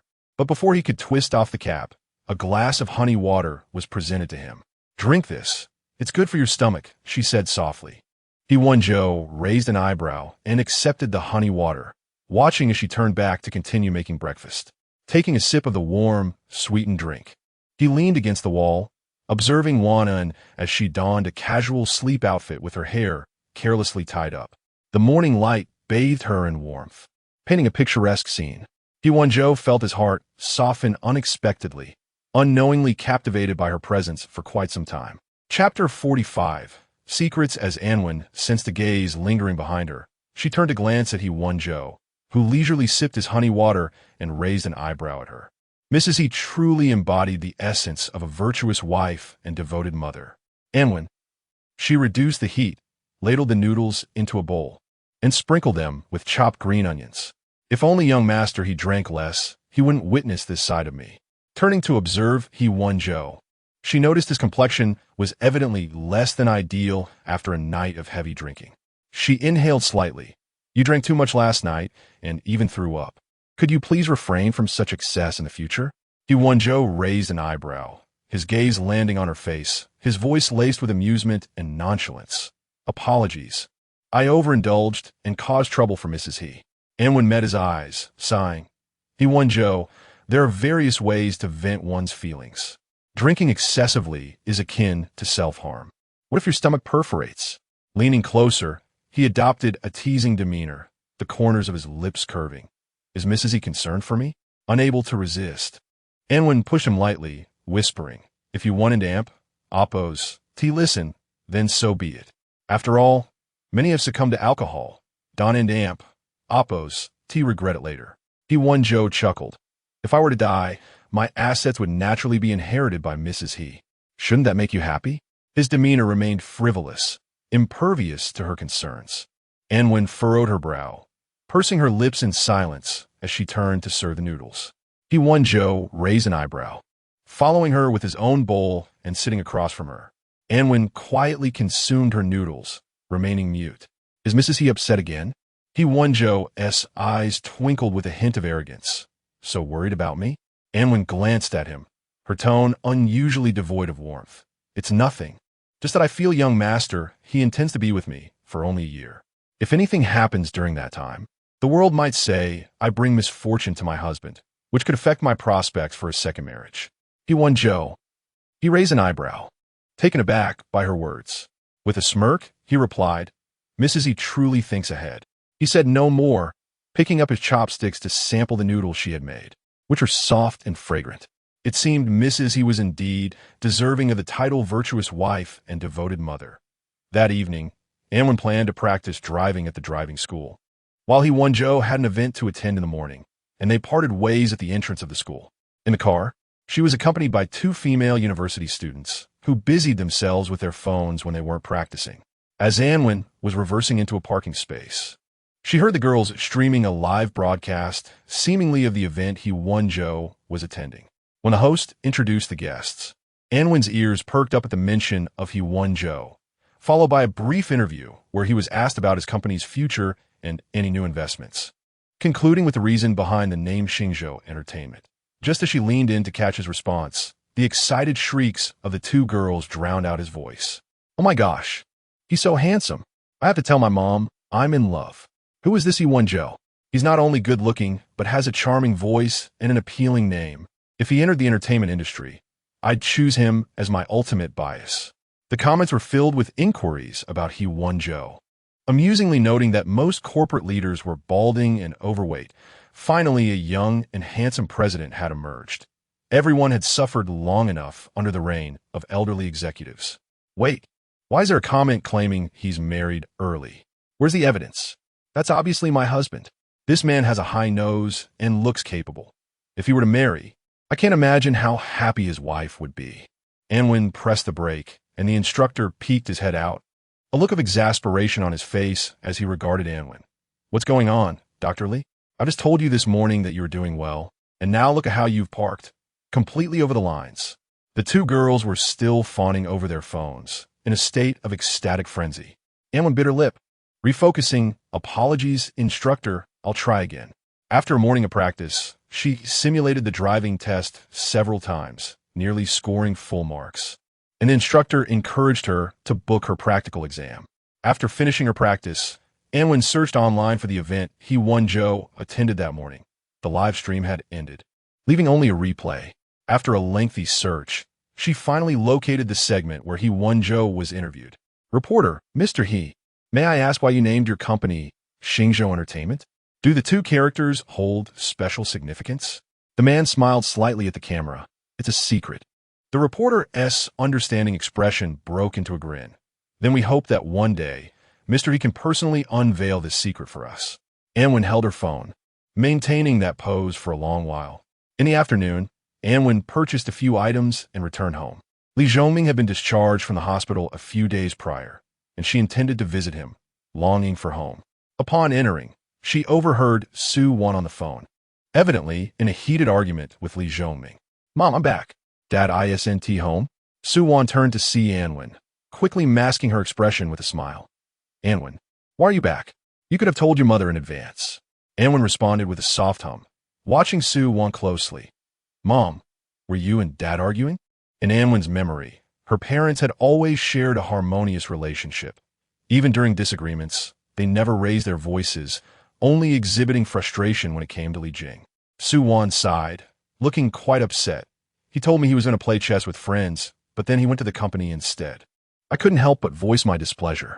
Su Wan then asked her why she had suddenly returned. Anwen smiled, her eyes curving. "I missed you both, so I came back." Su Wan scrutinized Anwen for a moment, frowning. "Did you have a quarrel with He Wenzhou?" "Not exactly a quarrel."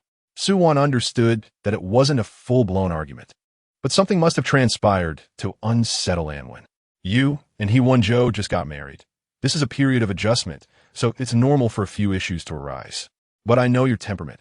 So did He Wenzhou upset you?" Anwen remained silent, tacitly agreeing with her mother's assessment. Su Wan studied her daughter intently for a while before suddenly asking, "Anwen, do you like He Wenzhou?" Su Wan's realization dawned upon her.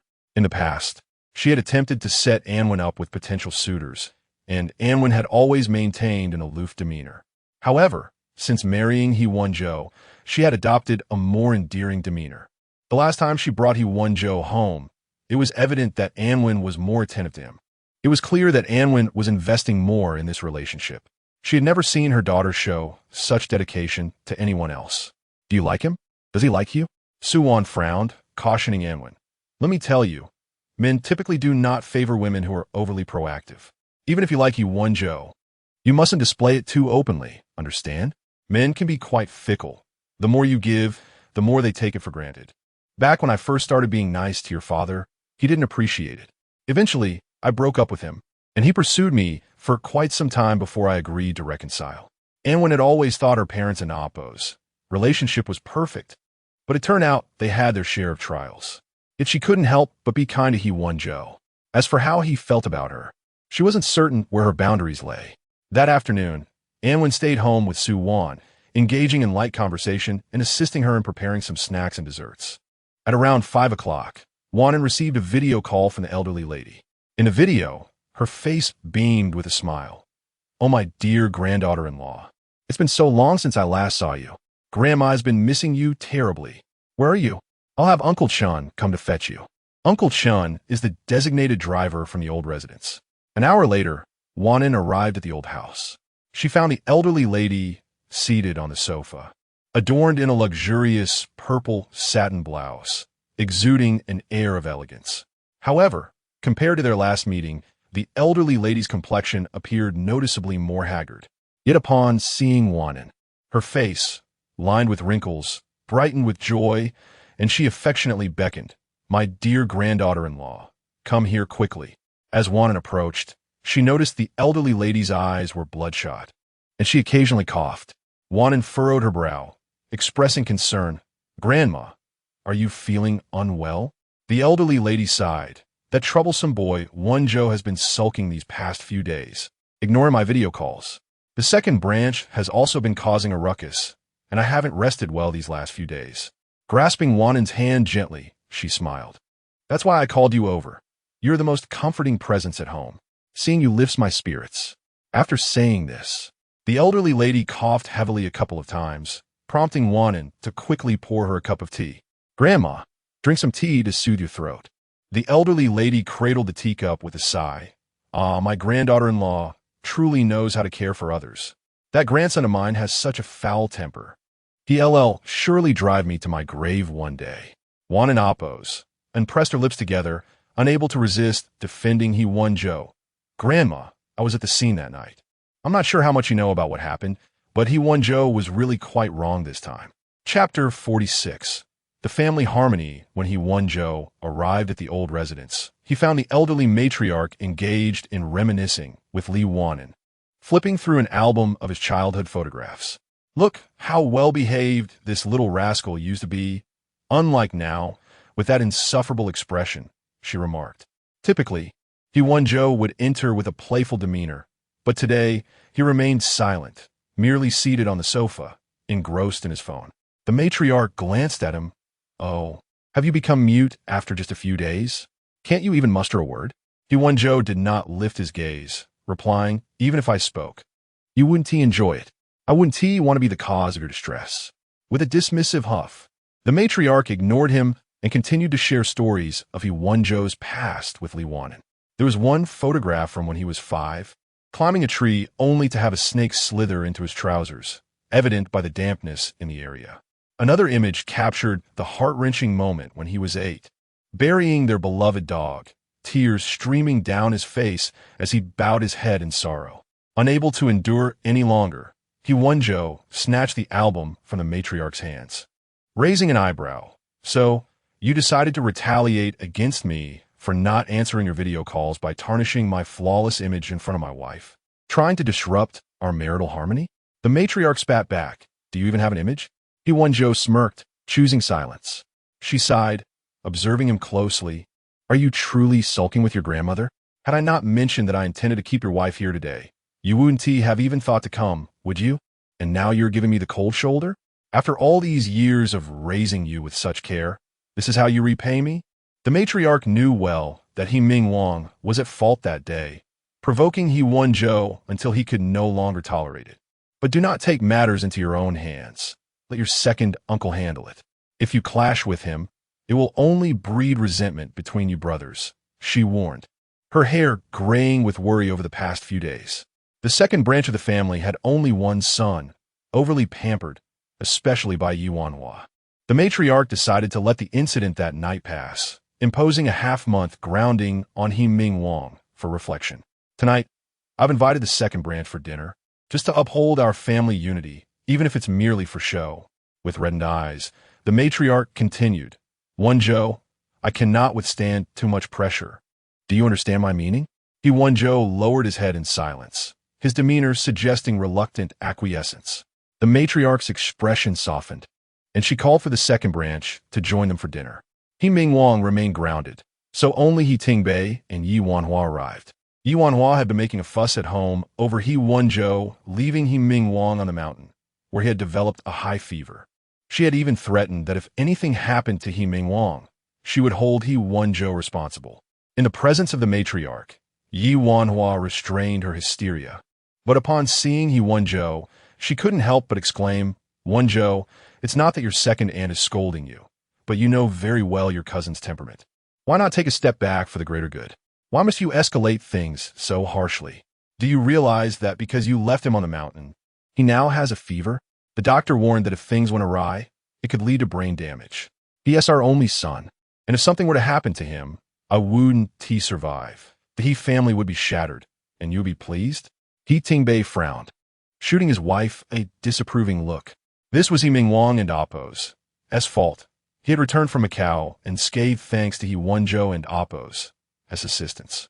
He Wenzhou deserved a lesson for his misbehavior. Li Wan'an, infuriated, clutched her chest. Is this how you speak? He is not your son? Li Wan'an bit her lip, glancing at He Wenzhou's expression. He wore a slight smirk, a smile that was neither here nor there. She reached out, gently grasping his hand, her delicate fingers warm against his. Just as Li Wan'an prepared to speak again, the matriarch slammed her hand on the table. Enough. I invited you to dinner, not to quarrel. Is the household not chaotic enough already? The matriarch, usually cheerful, now bore a serious expression, the sole authority of the He family, demanding respect. Li Wan'an, reluctantly, fell silent. He Tingbei nodded to the matriarch. Mother, this incident is not Wenzhou's fault. He is a year older. It is only natural for an elder brother to discipline a younger one. I will address the matter with Wenzhou. The matriarch acknowledged him. You understand well. I realize you are preoccupied with company affairs, which is why Ming Wang has been neglected. However, the amount of money earned is secondary. Family harmony is paramount. Indeed, mother is right, He Tingbei replied, casting a glance at Yi Wanhua, who begrudgingly nodded in agreement. Very well, let us eat. With the matriarch's directive, everyone picked up their chopsticks. He Tingbei sat beside the matriarch, occasionally serving her dishes, while she, in turn, offered food to He Wenzhou and Li Wan'an. Some guests were on the verge of snapping their chopsticks in frustration. After the meal, the matriarch did not linger, opting to retire upstairs. Once she left, Yi Wanhua departed without a word. He Tingbei escorted He Wenzhou and his wife to the door. Observing He Tingbei's demeanor, Li Wan'an sensed he had something to discuss with He Wenzhou and entered the car first. At the entrance, He Tingbei regarded He Wenzhou with a serious expression. He Wenzhou met his gaze, noticing the few strands of gray in his uncle's hair and the fine lines etched around his eyes, contrasting with the image of his father from his memories. With a slight smile, He Wenzhou indicated he had no intention of wasting time at the doorway. Is there something you wish to convey, second uncle? I hear you wish to reopen the investigation into your parents' case? He Tingbei sighed, his gaze resting on He Wenzhou's face. Then placing a hand on his shoulder, he spoke earnestly. Ah Zhou, it has been many years. You ought to let go. I hope you can move forward and not dwell on it. He Wenzhou's expression remained impassive. He Tingbei continued, Ming Wang is a foolish child. Ah Zhou, the future of the He group likely rests on your shoulders. Do you truly not intend to return to the family business? This was not the first time He Tingbei had broached such a subject. He Wenzhou smiled faintly. The He family's operations are extensive, and I cannot compare to you. Second uncle, you are being modest. He Tingbei retracted his hand. If you do not wish to return, then I shall persevere for a few more years. Your entrepreneurial ventures are commendable. I hope your cousin can achieve success like yours. He Wenzhou glanced at his watch. Second uncle, it's getting late. Then I shall not keep you. Travel safely. He Tingbei smiled as he watched He Wenzhou and Li Wan'an oppose and depart in their car. Once the vehicle had vanished from sight, the smile faded from He Tingbei's face. As the scenery outside zipped by, the distance from the He residence grew. Li Wan'an's gaze fell upon the back of He Wenzhou's hand gripping the steering wheel, the veins protruding from the exertion.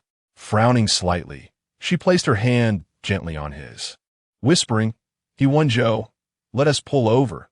You are not in the right state to drive. Chapter 47. A try having witnessed He Wenzhou's angry demeanor, Wan'an deemed it imperative to help him regain his composure. The man abruptly swerved the steering wheel, bringing the vehicle to a halt mere centimeters from the roadside. Wan'an remained silent, her gaze resting quietly upon the man beside her. Typically nonchalant, his expression now bore subtle tension, his lips pursed and brows slightly furrowed. He Wenzhou took a drag from a cigarette, his fingers deftly flicking the lighter. A blue flame flickered to life, igniting the tobacco, and he inhaled deeply, the car quickly filling with smoke, the scent far from pleasant. Although Wan'an disliked the smell of cigarettes, she chose to remain silent as he lit one after another, nearly depleting the entire pack. Just as He Wenzhou reached for another, Wan'an pressed down on the cigarette box. He met her gentle gaze, and, despite her plea to stop, he stubbornly withdrew another cigarette, his cravings overwhelming him. With the cigarette perched at the corner of his lips, he was about to light it when she snatched it away. Her hand tightly gripped the box, resolute in her refusal to let him smoke. He tugged at his tie, the restlessness within him still unquenched. A faint smile graced his lips, yet his eyes remained somber. Madam, do not jest. Hand me the cigarette. You've had enough. Wan'an replied, her eyes fixed on his, which were clouded with gloom. She bit her lip, letting out a soft sigh. Last night, Miss Zhou brought you home and mentioned something to me. Just as I suspected, you indeed harbor doubts regarding your parents' deaths, believing there may be foul play connected to the second branch of the family. He Wenzhou, resorting to drinking and smoking whenever you're upset is truly detrimental to your health. If something were to happen to you, and your suspicions turn out to be true, wouldn't it be a case of the loved ones suffering while the enemies rejoice? He shielded his eyes with a hand, the corners of his lips curving slightly. You do not understand, madam. When one is in pain, they often require an outlet for their distress.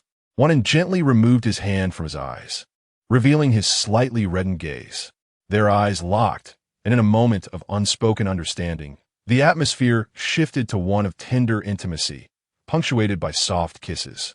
There are myriad ways to alleviate suffering. Self-destructive methods are not the only options.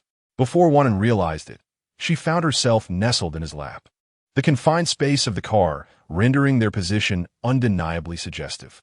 He pressed his nose against hers, his lips curling in a teasing smile. Such as? Lowering her gaze, breathless from their kisses, she replied softly, "You could talk to me, exercise, read, anything to redirect your focus." With her eyes misty from affection, she asked, "What do you wish to do? I can accompany you." He tightened his grip around her waist, a smirk playing on his lips as he whispered something into her ear, causing her earlobes to flush crimson. "I desire precisely that," he said, leaning in to kiss her again.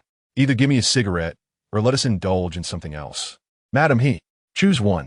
Wenzhou. Wan'an's cheeks flushed with warmth as she gazed back at him. The mirth in his eyes was faint as he patted her waist. "I shall not press you. Go ahead." With that, he produced another pack of cigarettes from seemingly nowhere.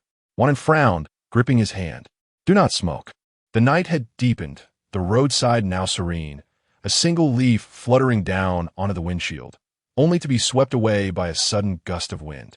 The box of cigarettes was snatched away again, and He Wenzhou leaned back in his seat, a bemused smile gracing his lips as he observed Wan'an, who appeared resolute, as if she had made a significant sacrifice.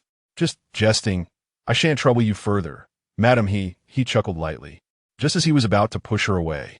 Wan'an, with both hands on his chest, leaned in and kissed him, her lashes fluttering delicately. "Let us try," she whispered, her voice imbued with softness. He Wenzhou, initially teasing, felt a tightening in his abdomen at her words. He remained still as she kissed him, sensing her tremor.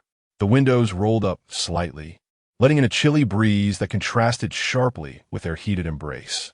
Suddenly, rain began to pour, the droplets pelting against the windshield in a chaotic symphony, casting silhouettes of their intertwined hands on the glass. Outside, the specifics of their encounter remained obscured, the vehicle swaying gently until the storm subsided, leaving a calm in its wake. Inside, Wan'an lay quietly against He Wenzhou, both of them drenched in sweat. He caressed her back, unable to resist lighting another cigarette. Detecting the familiar scent, she pulled away, catching sight of his smirk as he observed her furrowed brow. "Madam He, this is merely a postscript to our earlier activities." He Wenzhou, his earlier gloom had dissipated, replaced by a hint of joy as he leaned down to kiss her cheek. "Just one, shall we?" Wan'an, who had never been fond of the smell, pursed her lips and returned to her seat, adjusting her attire. He Wenzhou leisurely smoked, his gaze lingering on the woman beside him, his thoughts inscrutable. Upon returning to Chihai residence, Wan'an headed to the bathroom to shower while He Wenzhou made a call to Chunji. Chunji had procured information regarding the incident involving He Wenzhou's parents, having reviewed all the related documents and testimonies. "Could it be that you are overthinking this?" Chunji's voice resonated through the line. "I've examined the data. Your uncle was not in Nanxing at the time. He has an alibi. Moreover, after so many years, finding evidence to reopen the case would be exceedingly challenging." Chunji stated, his tone grave. He Wenzhou replied, "My uncle is aware of my investigation into this matter." In his office, Chunji lowered his voice. "Do you suspect someone in the department is leaking information to him?" He Wenzhou responded, "Please assist me in locating individuals relevant to the case. If you can make contact, let me know. I wish to meet them in person." Chunji nodded. "Understood, though it may prove difficult. I will inform you at the earliest opportunity." "Thank you," He Wenzhou said before ending the call, just as Wan'an emerged from the bathroom, freshly bathed. He Wenzhou regarded her for a moment, pocketing his phone before striding toward her. Her hair, damp and straight, dripped with water as she sat on the edge of the bed, towel in hand, preparing to dry her hair. He took the hairdryer from her grasp and stood before her, drying her hair with gentle precision. The strands slipped through his fingers, silky and delicate, the only sound in the room being the soft hum of the dryer. Once her hair was dry, he switched off the device, and the room fell silent.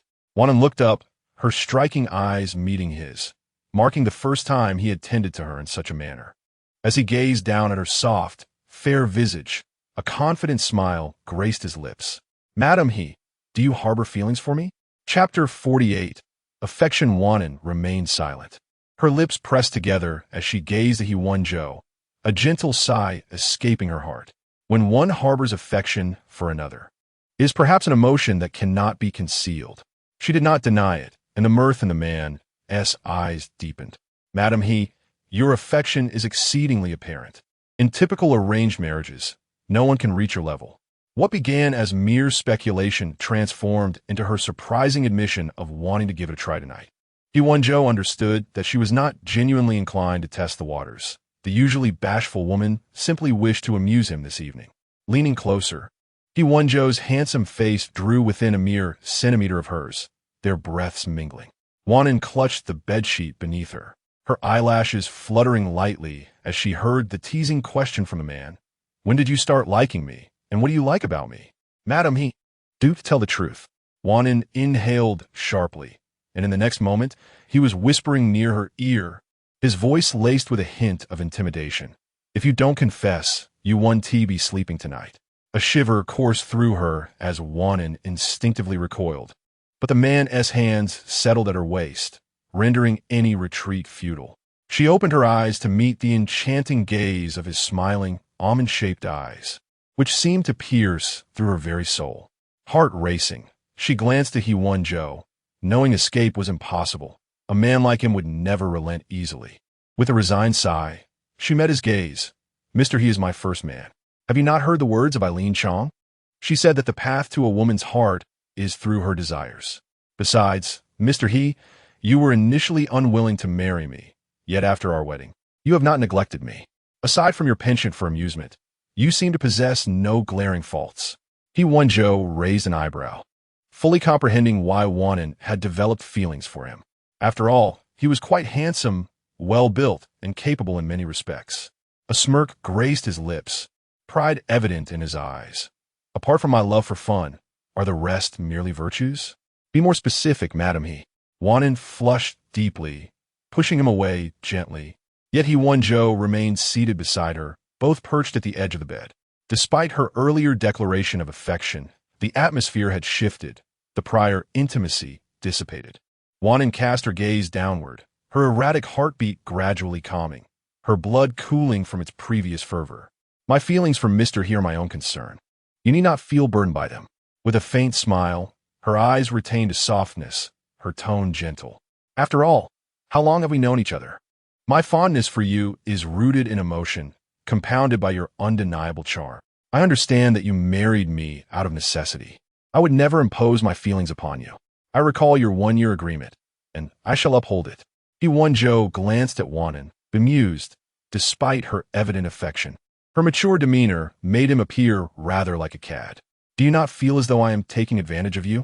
He Wenzhou's eyes narrowed slightly, his gaze serious upon the woman in his arms. He had never intended to take this marriage seriously, disliking to be compelled into actions. Yet the pressure had led to this significant commitment. However, Wan'an was beautiful, had a good temperament, and their intimate compatibility was undeniable. He had initially thought to endure a year as husband and wife, fulfilling his obligation to her family, then compensating her thereafter, leaving them square. But once emotions became entangled, everything changed. Men often dread emotional attachments, and while Wan'an presently maintained her stance, it was uncertain if that would remain constant. "Wan'an, I understand your concerns." She raised her gaze to meet his, her clear, beautiful eyes shining with sincerity. "Rest assured, I, Wan'an, am not a greedy person. I have no desire to pursue what I cannot attain, and I will not cling to you when the time comes for divorce. Furthermore, my affection for you is my own affair. If you do not reciprocate, it is merely a testament to your lack of discernment. I am not so fragile that I cannot survive without love." He Wenzhou arched an eyebrow. Over the years, countless women had professed their love for him, some through coercion, others through relentless pursuit, and a few even through threats of self-harm. Yet, he had never encountered a woman as composed and self-assured as Madam He. He responded with a low, contemplative hum, observing Wan'an intently for a long while before finally saying, "You should sleep. I will visit the study." Wan'an felt a chill in her heart, lifting her gaze to him, managing a faint smile. Mr. He, you need not avoid me. He Wenzhou met her gaze, assuring her, I'm not avoiding you. I merely wish to smoke a cigarette, and you have expressed a dislike for the smell. Rising, he departed for the study, leaving Wan'an to cover her face in disbelief at how events had unfolded. Yet, given He Wenzhou's cleverness, it was only a matter of time before he discerned her feelings for him. In the study, the man lounged back in his chair, exhaling wisps of smoke. His phone lit up beside him. He answered, releasing a smoke ring lazily. Jiang Yun, he greeted. I heard you're feeling down tonight. Care for a drink? I brought some rare wines from my father's collection. Let us drink until we're inebriated. Jiang Yun was aware of He Wenzhou's fondness for alcohol, and he dared to risk his father's wrath for this rare indulgence. I prefer not to. Understood. I'll wait for you at our usual spot. It was only then Jiang Yun realized something was amiss. He rubbed his ears, thinking he must have misheard. What did you say? You're not drinking? Have you changed? He Wenzhou affirmed with a low hum, his mood having improved, thanks to Wan'an's efforts. Wait, did your wife manage to cheer you up? Whenever you were in a bad mood, I had to entertain you all day. Racing, fencing, horseback riding, playing ball, drinking. I arranged everything for you. You're quite difficult to please, my friend. How could I not know this after all these years? Jiang Yun pondered how Wan'an had managed to lift He Wenzhou and Appos as spirits. His voice filled with curiosity. How'd she do it? Tell me, so I can use the same methods next time. Get lost, He Wenzhou replied, exhaling a puff of smoke. After a few moments, Jiang Yun finally grasped the situation, chuckling. Seems like you're happy again, brother. Your wife treats you exceptionally well. Among all the aristocratic unions, I can assure you that none compare to the bond you share with her. Most couples bicker every few days. Yet you two seem too harmonious. He Wenzhou flicked off the ash from his cigarette, a nonchalant smile gracing his lips. Oh, it's inevitable. I'm simply too charming, and madam, he is enamored with me. Jiang Yun's voice rose in surprise. Wait, are you two engaging in a marriage first, love later scenario? He Wenzhou narrowed his eyes, their depths inscrutable, remaining silent. After a considerable pause, Jiang Yun cautiously inquired, Brother, what is your true sentiment toward your wife? I know you married her partly because she resembles that person. You mentioned it was a casual affair, but if emotions develop and she falls deeply for you, how could you bear to break her heart? He Wenzhou extinguished his cigarette, his tone growing somber. What nonsense are you spouting? Enough. I know my own mind. Goodbye. After washing up, He Wenzhou returned to their bedroom, instinctively turning Wan'an onto her side to embrace her. She had already drifted into slumber, her breathing soft and gentle, resembling the docile cat she kept. He Wenzhou looked down at her delicate, serene face, a faint smile playing on his lips. How well did Madame He truly know him to profess such affection? Was it mere gratitude or the fleeting fondness born from their proximity? Light as a feather, it held no weight sufficient to capture his heart. However, Mrs. E personally confessed her fondness for him, which brought him a considerable amount of joy. He certainly did not wish for Mrs. He to still harbor feelings for her previous secret crush. Chapter 49.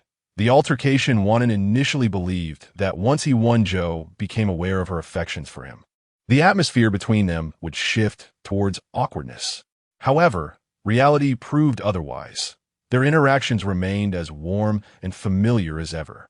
They continued their daily routines, working by day and engaging in intimate conversations each night, alleviating the tension in Wan'an's heart. Time passed swiftly, and after 10 days of diligent preparation, Wan'an successfully completed her driving examinations, achieving her license within a month, an impressive feat among her peers at the academy. Coincidentally, it was a Friday, and Wan'an enjoyed a rare weekend off, prompting Qiansesh to invite her out for a celebratory dinner. As Wan'an gathered her belongings after work, she noticed Zhao Manxin lingering in the office, her demeanor somewhat furtive. Although Zhao had returned to work for some time, her previous spiteful attitude had somewhat diminished following a recent car accident that left her chastened. Wan'an Appos, and chose not to dwell on Zhao and Appos as presents as she entered the elevator, pressing the button to close the doors. Just as the doors began to shut, she glimpsed Zhao leaving the office, seemingly headed towards the departmental director's office. Understanding the nuances of workplace relationships, Wan'an pretended not to notice and quickly messaged Qian Sesh, who had been idly passing time at home, planning an evening of dining, massages, and light drinking. After their meal, they proceeded to a spa for massages. Wan'an felt content and physically well, while Qian Sesh, plagued by neck pain from excessive phone use, requested the therapist to apply more pressure. The stiffness in your neck suggests some blockage, the therapist advised. You must be mindful of your posture and engage in regular exercise. Neglecting this could lead to more serious issues. Qian Sesh understood but found it difficult to adhere to such advice, often indulging in relaxation during her free time. Observing Wan'an's serene demeanor during her massage, the therapist couldn't help but compliment her, noting how few young individuals possess such a healthy physique. Wan'an modestly attributed her well-being to occasional yoga practice. Qian Sesh, smirking, interjected, "I've heard that kissing is beneficial for the shoulders and neck. Perhaps I should find a man to kiss too. By the way, how are things progressing with He Wenzhou?" Wan'an merely smiled, recognizing the truth in Qian Sesh's words. She wasn't one to rush into matters of the heart, believing that genuine feelings cannot be forced. "He knows of my affections. The rest is left to fate," she mused. Suddenly, a mocking laugh echoed from the adjacent room, and Qin Siu, clad in high heels, sauntered in. "Wan'an Dapos, and is that truly you?"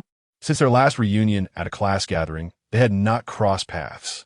Although they were high school classmates, their relationship had never been close. Qin Siu's demeanor was combative, and Wan'an chose to ignore her, simply closing her eyes. "I overheard your conversation," Qin Siu sneered. "It's clear that your feelings for He Wenzhou are unreciprocated. He doesn't like you at all." Qian Sesh rolled her eyes at the absurdity of Qin Siu's intrusion. "What does He Wenzhou's affection or lack thereof have to do with you? Did you not learn to let go of past rivalries? It's been years since high school." Qin Siu, unrelenting, continued to provoke. "And you, Qian Sesh, what makes you think Wan'an values your companionship? You're merely an accessory in her life." The exchange escalated, with Qian Sesh retorting that Qin Siu resembled a foolish clown. The therapist intervened, urging both women to calm down as tensions flared. Wan'an, unwilling to escalate the situation, attempted to diffuse the confrontation. "Qin Siu, I advise you to reconsider your words. Let this be the end of today's discourse." Yet, Qin Siu persisted, igniting further conflict. "And you, Qian Sesh, how can you criticize my work when your recent performance was laughable? It's embarrassing to even acknowledge our acquaintance." Qian Sesh, undeterred, countered with her own barbs, pointing out the changes in Qin Siu's appearance and questioning the authenticity of her beauty enhancements. The quarrel soon erupted into a physical altercation, with both women grappling fiercely, prompting Wan'an and the staff to intervene. Amidst the chaos, Wan'an inadvertently sustained a minor injury. Half an hour later, at the police station, Qi Ming spotted He Wenzhou upon his arrival. He had been eager to meet the man, but had struggled to coordinate a meeting due to He Wenzhou's busy schedule. "Mr. He, I'm Qi Ming, Qin Siu's fiancé. Do you remember me?" Qi Ming inquired, trying to engage He Wenzhou in conversation about potential collaborations in the entertainment industry. However, upon entering the lobby, Qi Ming's expression shifted dramatically as he recognized the familiar faces of Qin Siu and Wan'an, along with another woman he did not know. "Qin Siu, what on earth have you been doing?" he demanded, frustration evident in his tone. Qin Siu, already chastised by the police, felt cornered by Qi Ming's aggressive demeanor. "How dare you speak to me like that?" she retorted indignantly. "Just be quiet," Qi Ming replied, feeling overwhelmed by the chaos surrounding him.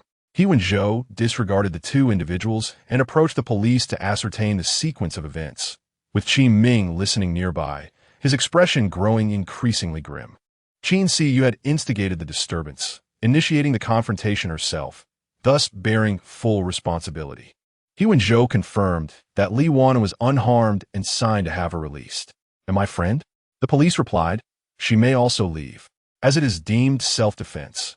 However, the other party will incur a fine of 1,000 and face a day's detention." Qian Siu triumphantly departed from Qin Siu's side, donning a victorious smile.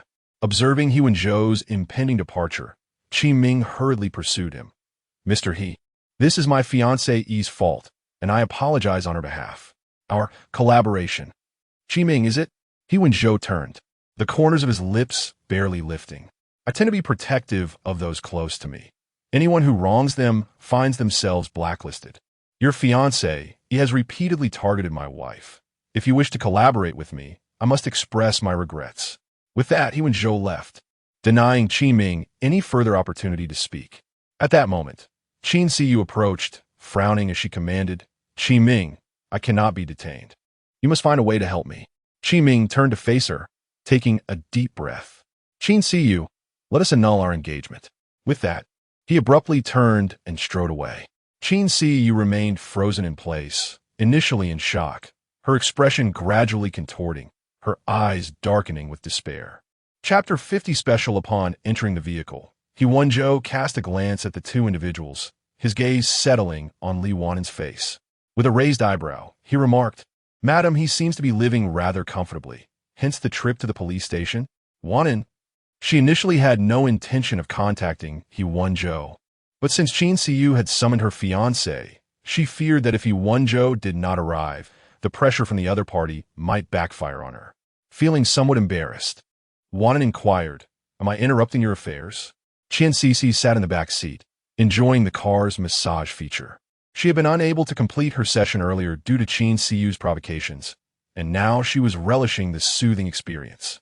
Glancing forward, Qin Siyu spoke up, He Wenzhou. This cannot be blamed on Wan'an. Qin Siyu has targeted her since high school, and it was the same situation just now. We were enjoying our massage when she suddenly appeared, uttering unpleasant remarks. I couldn't just stand by and watch Wan'an being bullied, could I? Moreover, her animosity towards Wan'an and Oppos and stems from you. Qin Siyu had a crush on you back in high school, and now that Wan'an Oppos and is married to you, it is only natural for her to resent Wan'an. He Wenzhou raised an eyebrow. So ultimately, today's incident is my fault? Qin Siyu chuckled. Of course not. Blame Qin Siyu. Blame me. Just don't let it affect your feelings towards Wan'an. I apologize for taking up Mr. He's time. He Wenzhou's gaze returned to Li Wan'an's face, scrutinizing her for any visible injuries. He then lifted her wrist slightly, asking, Are you hurt? Just a minor bump on my nose, nothing serious. Qin Siyu held her phone, sending a message to Wan'an and Oppos, and when her phone vibrated beside her, Wan'an and Oppos, and opened it. Desami, He Wenzhou is concerned about your injury. He must have a bit of affection for you. Wan'an, shall we send Miss Qin back first? He Wenzhou started the car, while Qin Siyu glanced at the time, noticing it was just past 8. Why go back so early? We were planning to have a drink tonight to celebrate Wan'an getting her driver's license. He Wenzhou raised an eyebrow. Madam, he has obtained her driver's license? Just a couple of days ago. You have been busy lately, so I didn't mention it. He Wenzhou smirked. Madam, he learns quickly. Jiang Yun took 5 attempts to pass his driving test. After her college entrance examinations, Qin Siyu had taken her driving test and had been scolded for her perceived incompetence by her instructor, yet she passed on her second try. She suddenly felt curious about Jiang Yun, surprised to discover that there was indeed someone in the world less adept than herself. Ha ha, let us invite him out for drinks. I'd like to meet him and tease him a bit. Want to turn to look at Qin Siyu. I think it's best if it's just the two of us. However, He Wenzhou interjected. Coincidentally, there's S8 gathering tonight. I'll take you both along. Qin Siyu exclaimed. Sounds good. As He Wenzhou was in the entertainment industry, he certainly had numerous connections within the film and television sector. Tonight might prove to be an excellent opportunity for her to expand her network. Wan'an had never attended any gatherings organized by He Wenzhou before. Although Qin Siyu was excited, she still asked, Is it convenient? It won't be a problem. Just consider it a night out. With that assurance from He Wenzhou, Wan'an no longer hesitated. However, neither of them anticipated that the final gathering would take place on a cruise ship. On the deck, men and women were dressed to the nines. Qin Siyu recognized many actors among the crowd, none of whom were lesser known, including some well-known directors and producers within the industry. Jiang Yun was currently sharing drinks with the leading actress of a popular television drama. Out of the corner of his eye, he noticed He Wenzhou arriving with 2 companions. Upon closer inspection, he realized one of them was Li Wan'an, clad in a white shirt and jeans. Her good figure and demeanor ensured she did not stand out awkwardly in the crowd. However, the other woman, dressed in a very short black t-shirt and shorts, along with flip-flops, was rather distinctive. Jiang Yun excused himself from the leading actress and hurried over to He Wenzhou. Zhou Gu, sister-in-law. And this is? Qian Cici's raised her chin for self-introduction. I am Qian Cici's, an actress by profession, and I enjoy leisurely living. You must be Jiang Yun? I've heard you took 5 attempts to pass the second part of your driving test. Jiang Yun. His past misadventures. Haha, Miss Qian, hello. Let us not dwell on past glories. He Wenzhou suggested that Jiang Yun introduce Qian Cici's around, as she was an actress, making tonight a perfect opportunity for networking. He Wenzhou took Wan'an along with him. Mr. He Wenzhou intended to show Li Wan'an the scenery on the deck, but after taking a few steps, he was called back. Mr. He, long time no see. Who is this? He Wenzhou turned to greet the individual, Director Gua. He Wenzhou had previously invested in Gua Mingyu's television drama. At the time, Gua Mingyu had sought numerous investors, yet many were skeptical of his work, believing that while the ratings were decent, the viewership was lacking, leading them to reject his proposal. Eventually, He Wenzhou provided support, and the show became a hit, resulting in mutual success. He Wenzhou introduced, "This is my wife." Wan'an stood beside He Wenzhou, nodded, and followed his lead. Director Gua Mingyu's gaze roamed over Li Wan'an, assessing her with a nod of approval. Madam He, with your impressive qualifications, have you considered entering the entertainment industry? I am about to film a period drama, and I believe there's a role that would suit you perfectly. Wan'an shook her head. Thank you, but I have no such intentions. Since childhood, Wan'an had often been asked about entering the entertainment industry, but her family had never planned for it, and she herself had no desire to act. Gua Mingyu, somewhat reluctant, contemplated saying more, but He Wenzhou interrupted with a smile. Director Gua, that is excessive. My wife and I are newlyweds. I would prefer she not work, let alone act. Wouldn't that mean I might not see her for months? Gua Mingyu was notorious for his strictness in filmmaking. Before production commenced, actors were required to join the cast, review scripts, learn etiquette, and rehearse lines. Occasionally, if he was dissatisfied with the final product, he would summon actors back for reshoots. No problem, Madam He. If you ever change your mind, feel free to reach out to me. Gua Mingyu handed Wan'an his business card, which she felt unable to decline, deciding to keep it for Qian Cici's. All right. Yet, just as they took a couple of steps, another person approached He Wenzhou for conversation. As a rising star in the investment realm with numerous connections, He Wenzhou was surrounded by acquaintances, making it a perfect occasion for small talk. Feeling fatigued from standing beside He Wenzhou, Wan'an resolved to check on what Qian Cici's was up to. He Wenzhou glanced at her. Don't want her too far. Wan'an nodded. The deck was vast, and with so many people, she certainly wouldn't stray too far. I'll find a spot to wait. All right. He Wenzhou engaged in discussion about a project, reminding her to stay safe before continuing his conversation. Wan'an searched around, but could not find Qian Cici's. Uncertain where she and Jiang Yun had gone, grabbing a glass of juice from a passing server, Wan'an leaned on the railing to enjoy the view. This was her first time witnessing the nighttime skyline of the South City from the sea breeze brushing against her face, the salty and damp sensation invigorating and pleasant. Suddenly, a person appeared beside her. Turning her head, she saw a woman in a stunning red, strapless gown, her skin fair as snow, with strikingly exquisite features. So you are Madam He. As Wan'an turned to the side, she recognized the woman beside her. It was the actress who had previously been photographed with He Wenzhou and had trended online, and I Huan. The latter smirked, her lips curving in a disdainful manner as she looked at Wan'an. Chapter 51. Framing women are inherently stars, radiating vitality and charm. And I Huan and Li Wan'an exude distinctly different styles. One is flamboyant, while the other is gentle. Li Wan'an, holding a wine glass, gazes quietly at An I Huan's face, a polite smile gracing her lips. Miss An I had not expected you to recognize me, Li Wan'an remarks. Miss An I is a celebrity. Naturally, I am aware of her. Especially since you and my husband were trending last time, she replies with a subtle curve at the corner of her mouth, though An I Huan detects no emotion in her eyes. Despite being an acclaimed actress, the renowned star feels dismissed by Li Wan'an's indifference. Raising an eyebrow, An I Huan elongates her tone, Indeed, regarding that evening, she deliberately teases, glancing at the woman before her. Mrs. He wouldn't mind, would she? Li Wan'an smirks slightly. Didn't Miss and I clarify that it was merely a misunderstanding? And Huan playfully twirls a lock of hair, her gaze drifting toward He Wenzhou in the distance. In truth, it's not entirely a misunderstanding. Returning her focus to Li Wan'an, and Huan declares, let me be frank. I do have feelings for Mr. He. I believe there is no shame in loving someone, even though Mr. He is currently married to you. I have heard rumors of your whirlwind marriage, suggesting a lack of genuine affection. However, I have known Mr. He for quite some time, and it was his final decision that secured me the lead role in Yunyaoji. The competition for that role was fierce. I believe Mr. He not only appreciates me, but perhaps even harbors feelings. Li Wan'an opposes, and takes a sip of her freshly squeezed juice, her eyes lowering slightly. And Huan, stepping closer in her high heels, continues, my manager has already negotiated with Xingzhou. If Yunyaoji performs well, we will continue to collaborate. Mrs. He, have you heard the saying, and oppose? Love grows over time and oppose. I'm confident that Mr. He will eventually develop feelings for me.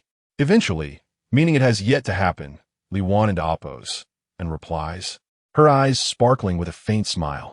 Miss Ni's affections for my husband are entirely understandable, but it seems they may be one-sided. As an actress, and Huan is always mindful of her expressions, yet at this moment, her demeanor falters. What do you mean?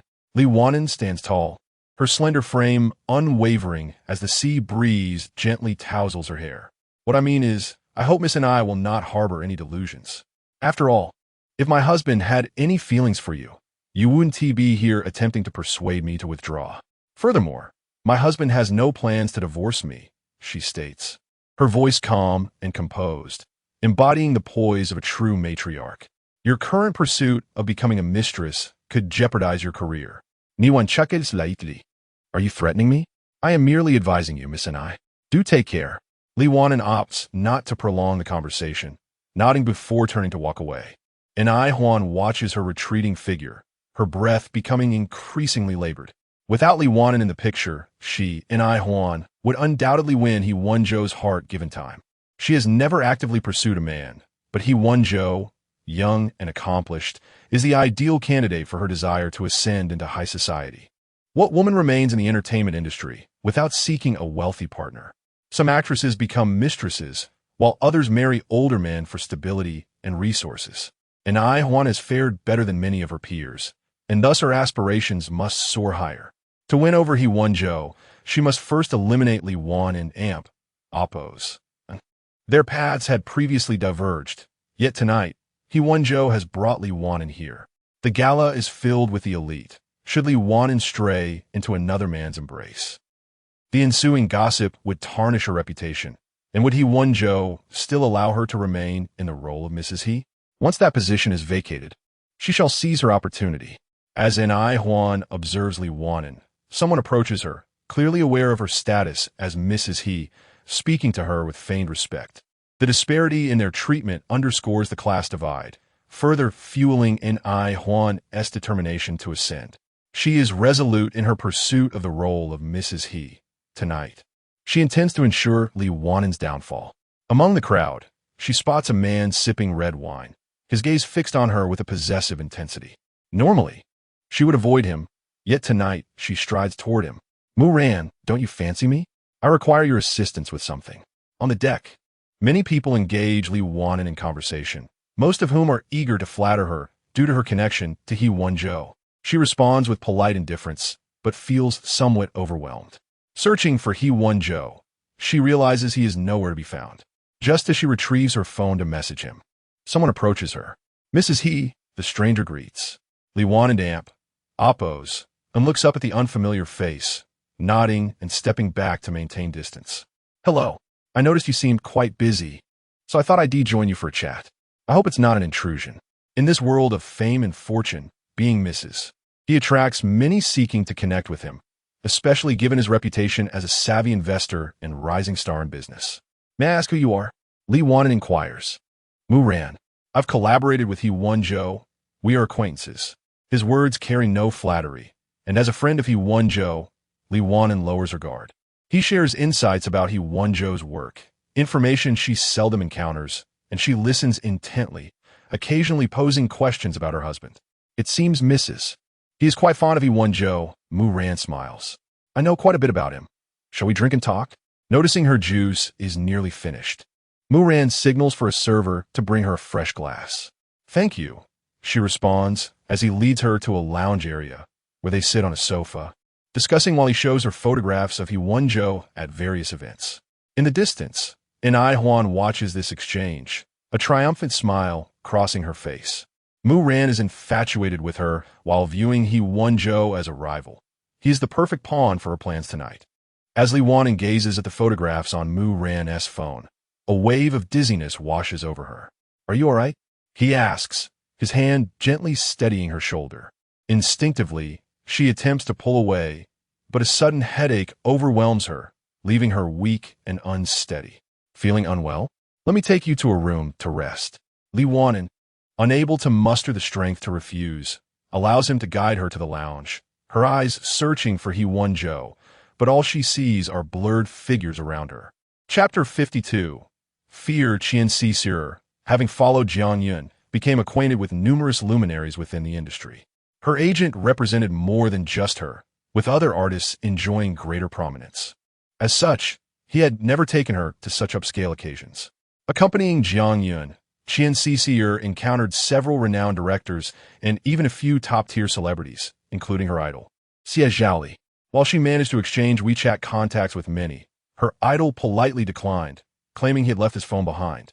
Although slightly disheartened, this also proved that her idol was principled, refraining from indiscriminately adding contacts. Having met most of the influential figures, Qian Cixer elbowed Jiang Yun playfully, flashing a charming, dimpled smile. Jiang, your connections are quite impressive. I owe you one tonight. Let me treat you to dinner sometime. Upon hearing the nickname she bestowed upon him, Jiang Yun's lips twitched involuntarily. What did you just call me? Qian Cixer blinked innocently. Oh, I have a penchant for nicknames. I hope you don't mind if I refrain from using it next time. By the way, you seem quite familiar with Xie Zhaoli. Perhaps you could invite him along? P.S. My idol. Dressed in shorts and oversized slippers, Qian Cixer's casual attire made Jiang Yun's toes curl in discomfort, his cheeks slightly flushed. The contrast between her self-promotion to the esteemed figures earlier and her current demeanor was stark. You fancy him? Jiang Yun unreservedly critiqued her. Xie Zhaoli prefers genteel and refined types. Your relaxed and wild charm may not quite suit his taste. Clenching her fists, Qian Cixer, despite this being their first encounter, felt an instant camaraderie with Jiang Yun. She playfully punched his shoulder. Your opinion does not hold weight. This was an unexpected event. Next time, I will surely impress him. Jiang Yun felt a pang in his chest as he glanced at the grinning woman, ultimately choosing not to further discourage her. Wary of receiving another punch, with a triumphant lift of her chin, Qian Cixer declared, I'm formidable. Are you impressed? Impressed. At that moment, a woman sashayed towards Jiang Yun, prompting Qian Cixer to quickly remark, Oh look, a beauty is approaching you. I shall take my leave and find one all right.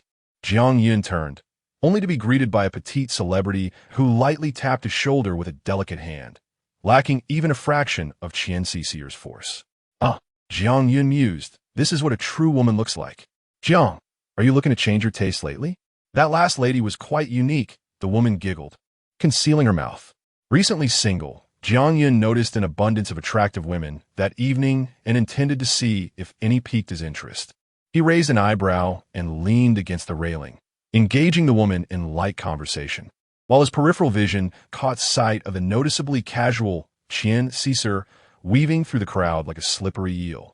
It was not intentional focus, rather, her appearance was simply too conspicuous for the evening. On the expansive deck, Qian Cixer felt her feet ache as she searched for Wan'an, aware that her friend would not stray far alone. She attempted to call Wan'an, but to her dismay, there was no answer.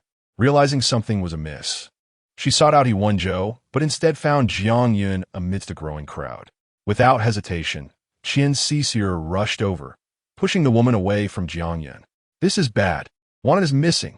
Seeing the panic etched on her face, Jiang Yun and Appo's expression turned serious. Are you certain? Such a large person could not just vanish. I can't reach her on the phone. You should check with He Wenzhou to see if he's with her. Instinctively, she sensed something was off, as if something unfortunate had transpired. All right, don't panic. I'll call Zhou Ge. At that moment, He Wenzhou was on the upper deck, conversing with a leader from the Cultural Bureau. Apologies, I need to take this call. He nodded. I'm speaking with Director Zhang. Is something wrong? It's urgent. Is your sister-in-law beside you? He Wenzhou frowned. Why? I cannot reach her. There's no one downstairs either. The ship was crowded, and while entry required invitations, there was always a chance of uninvited guests slipping through.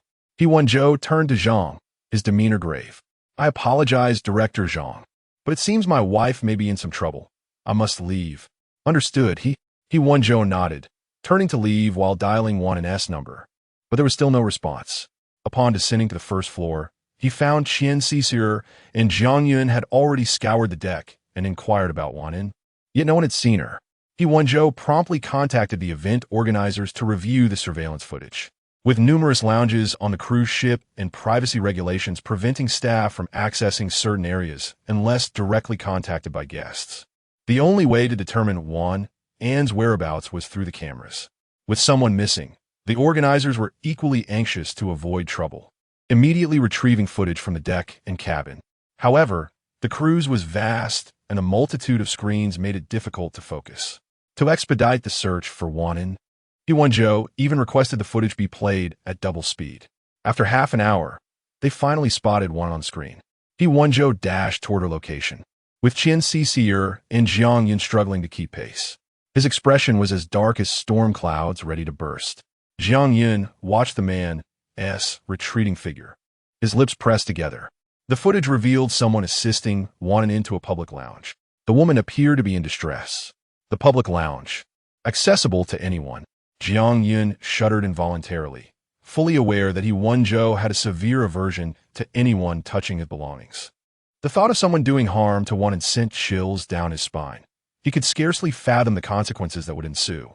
In an unknown room, Wan'an felt utterly unwell, her head pounding mercilessly.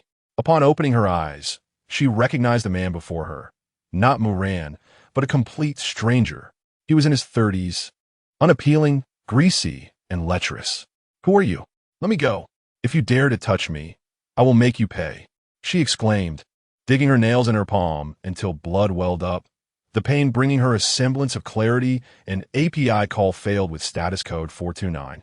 Error. Code 429. Message. Resource has been exhausted, e.g. check quota. Status. Resource exhausted, Chapter 53. Venting anger as He Wenzhou entered, he immediately spotted Li Wan'an clutching a table lamp in a defensive posture, while a bloodied man nearby was about to lunge at her.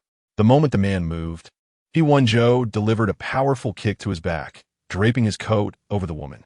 He then seized the man from the ground, landing a fierce punch to his jaw. Each strike was swift, accurate, and ruthless, leaving no room for retaliation, nor any opportunity for the man to utter a word. When Jiang Yun and Qian Sisir arrived, they were met with the sight of He Wenzhou pinning the man to the ground. Jiang Yun's eyes widened as he recognized the battered figure, finally identifying him as Wang Fugue, the eldest son of the chairman of Wan's group, known for his notorious reputation and penchant for pursuing starlets, albeit hindered by his formidable background. Brother Zhou, perhaps we should stop? Your sister-in-law has already made his head bleed. Jiang Yun fretted, fearing a fatal outcome. However, before he could intervene, Qian Sisir had already rolled up her sleeves, ready to join the fray. Forcing a lady to become ferocious. How dare you bully my friend? She exclaimed, striking the man's face with her slipper and pinching his flesh, eliciting pained cries from him. Jiang Yun, observing the scene, quietly closed the door to the lounge, standing guard outside for the two. Inside, Wang Fugue, bruised and battered, finally begged for mercy. General He, I'm sorry. I had no idea she was your woman. I walked in and saw her lying there. I thought she was just another star seeking favors. Please stop. I really know my mistake. I didn't even get a chance. She hit me with a lamp. By this time, Qian Sisir had rushed to Li Wan'an's side, noticing her distress. Mr. He, are you still going to hit him? If you are, do it quickly. I feel Wan'an is fading. He Wenzhou stood up, grinding his polished shoe into the man's arm, causing Wang Fugue to howl in pain. In a low, menacing tone, he warned, "This time, I will cripple one of your hands. If there's a next time, I will ensure you can never call yourself a man again." The man then turned and scooped up Li Wan'an, to which Qian Sesh exclaimed anxiously, "She's burning up?" He Wenzhou's gaze fell upon the woman's flushed face, her lips slightly parted. Something was definitely amiss. He swiftly carried Li Wan'an out, leaving Wang Fugue to Jiang Yun. Jiang Yun checked Wang Fugue's injuries. Aside from the superficial bruises, Chapter 54, it was evident that the man was not jesting. And Huan clenched her hands, feigning composure. "Mr. He, I truly do not comprehend what you are implying. Have you perhaps misunderstood something?" The man's enchanting eyes were now shrouded in gloom and indifference. His voice devoid of warmth. "Jump, and I shall not hold it against you. Do not jump, and you shall vanish from the entertainment industry henceforth." And Huan's beautiful eyes brimmed with disbelief. The implication of He Wenzhou's words was that he intended to blacklist her. Her lips trembled. "Mr. He." She was acutely aware that He Wenzhou was a man of his word. Turning away, she found herself aboard a cruise ship amidst an endless expanse of ocean, with nothing but the vast, rolling waters in her sight. Yet, she had no alternative. The man stood coldly at a distance, observing as Huan climbed over the railing that was several feet high, her face a picture of panic as she grasped the railing tightly. Peering down, she saw the churning sea, her entire being trembling. This scene was quickly noticed by onlookers. "My heavens, what is Ho doing? Is she contemplating taking her own life? I have heard that Ho harbors feelings for Mr. He. Wasn't she recently pursuing rumors with him? I heard the reporters are quite familiar with her. They speculated that Mr. He had shown her no mercy, with the public relations department contacting her the very next day to clarify the situation. Surely, she was rejected by Mr. He again tonight. Honestly, why pursue someone like him? She should have some self-awareness. Mr. He is merely a man of whims. He wouldn't genuinely fancy any of us actresses. And Ho is overly optimistic. Her dreams of marrying into a wealthy family have shattered. If I were her, I would be devastated, but would that drive me to such extremes? Could she have done something to anger Mr. He? The crowd buzzed with speculation, while Huan awaited any sign of mercy from He Wenzhou, but the man remained entirely unmoved. And Ho, do not let despair consume you. Jumping will lead to tragedy. Many implored her, and the ship's rescue personnel were already prepared. And Huan clutched the railing, her legs growing weak. Suddenly, the cruise ship swayed, and she lost her grip, plummeting into the abyss below. A resounding splash echoed as the water erupted, and soon she was seen thrashing about in the sea. "Help! Help!" The rescue team, comprised of seasoned sailors, immediately dove in. However, with Huan unable to swim and the evening breeze complicating the rescue, the task proved daunting. After 30 long minutes, they finally managed to bring her back aboard. The crew lowered a ladder, assisting Huan back onto the deck. Soaked and disheveled, having ingested a significant amount of seawater, she lay on the deck, utterly mortified. The rescue personnel pressed on her chest, urging her to expel the excess seawater just as He Wenzhou approached.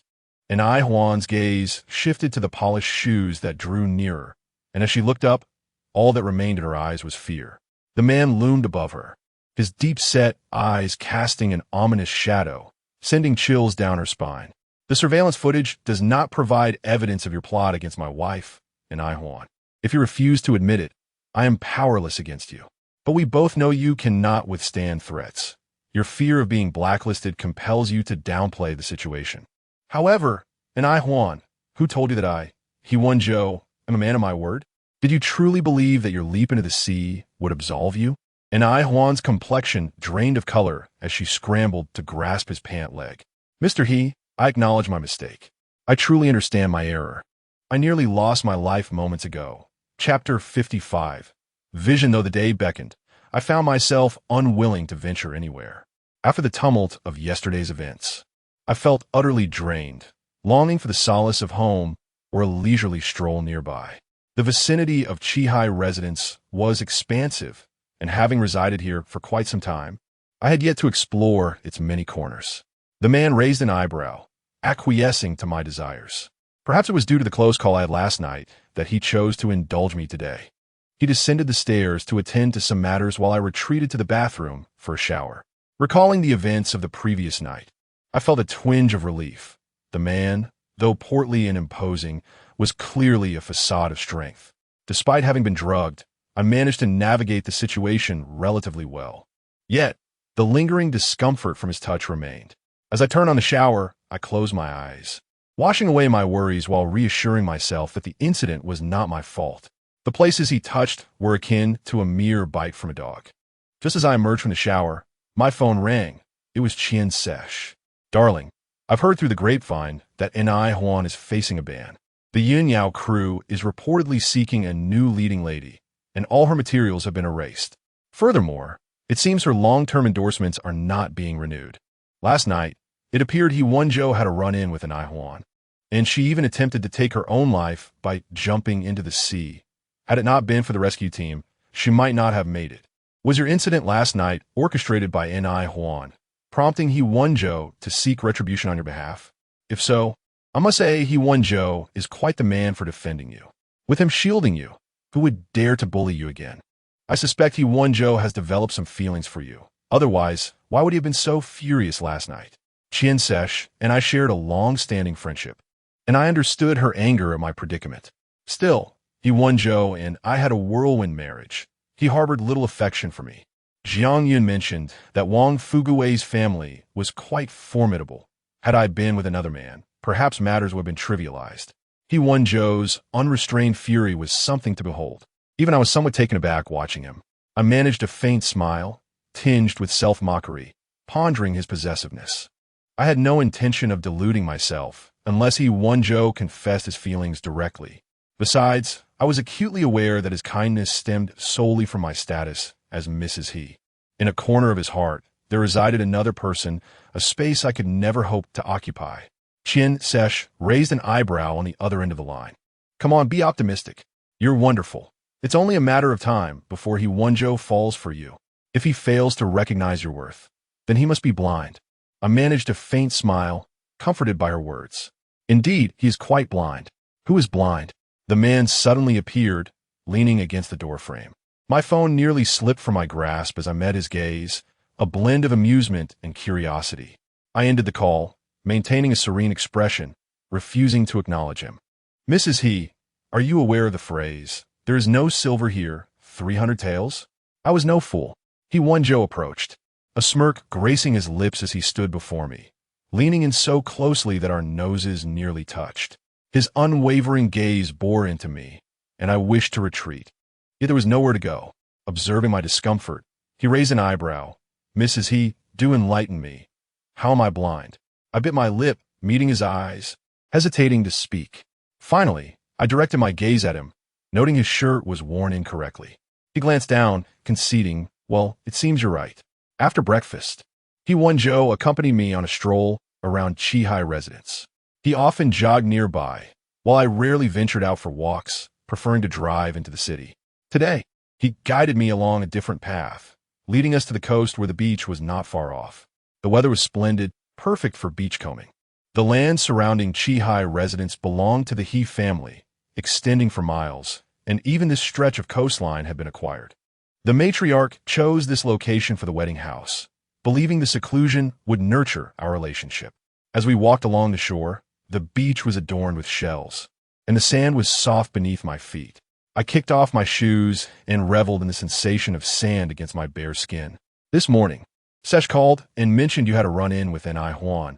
He Wenzhou remarked. I nodded. Last night, she set me up.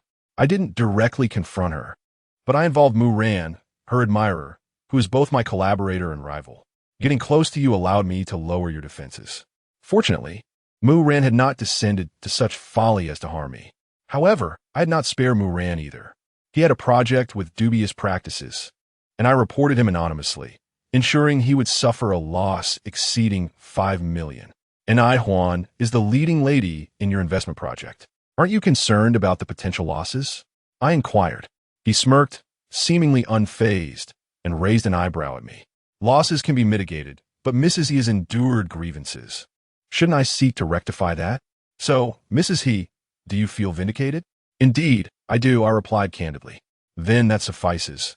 The rest is inconsequential. He Wenzhou walked ahead, donning a white shirt that billowed in the sea breeze, his hair tousled. A reminder that though he was no longer youthful, he still possessed an undeniable boyish charm.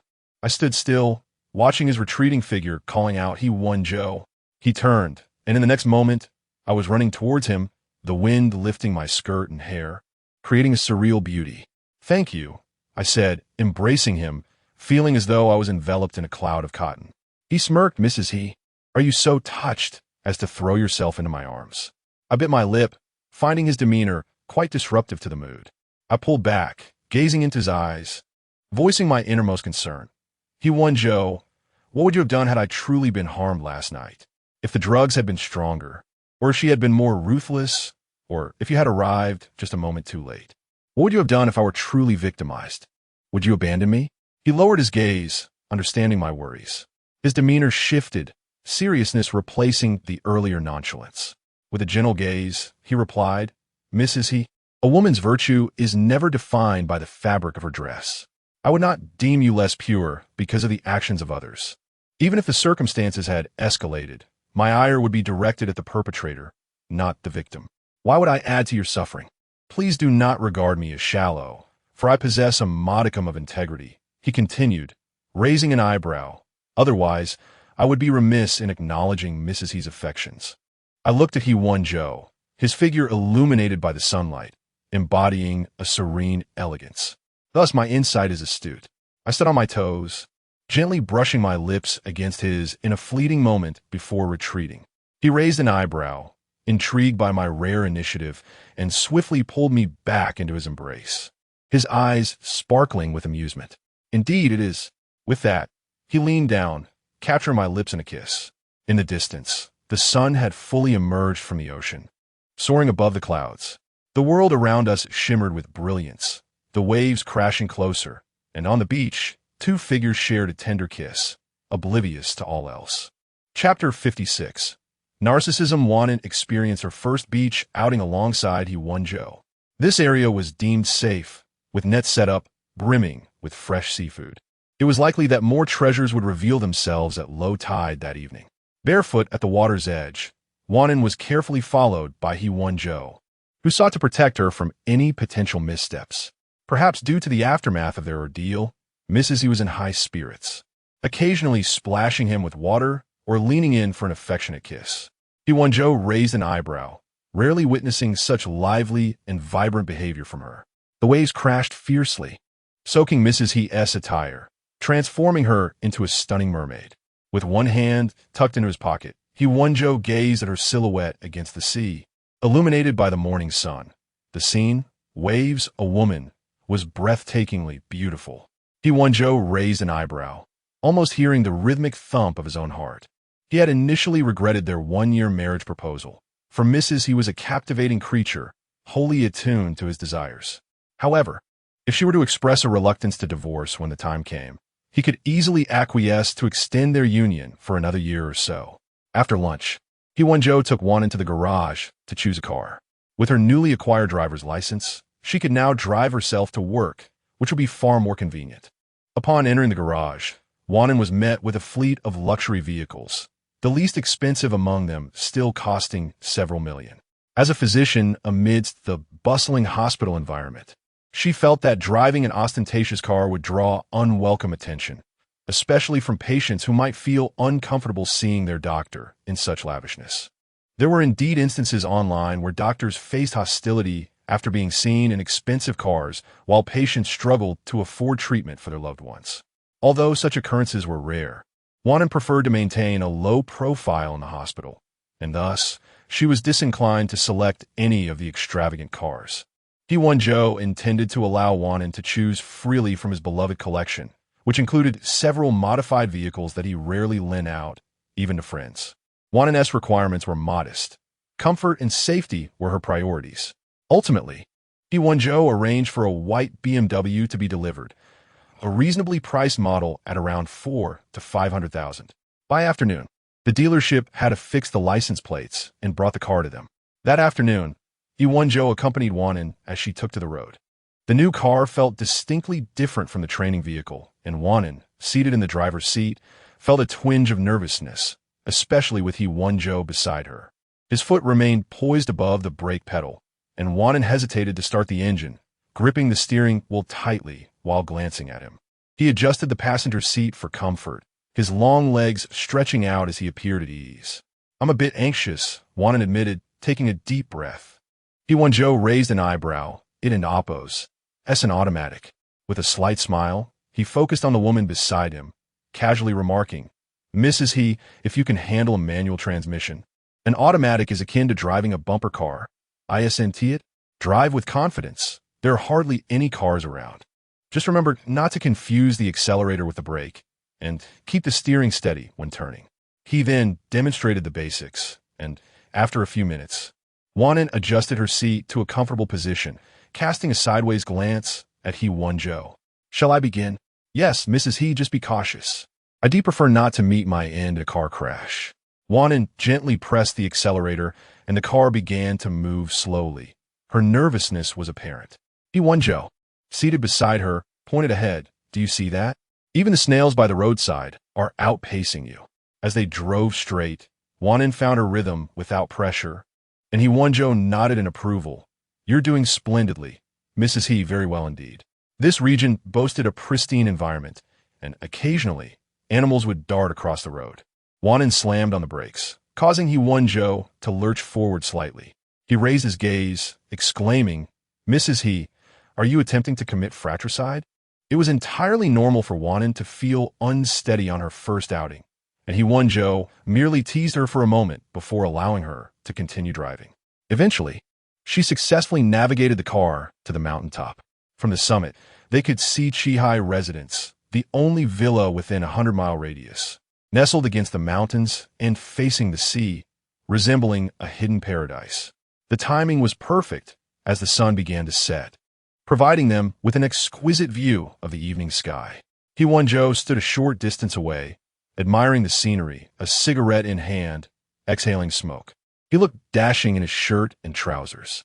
Wan'an couldn't resist capturing a photo of him from behind, but to her surprise, He Wenzhou turned just in time to catch her in the act. He raised an eyebrow. "Mrs. He, are you attempting to take candid shots of me?" He strode over, effortlessly retrieving the phone from her grasp.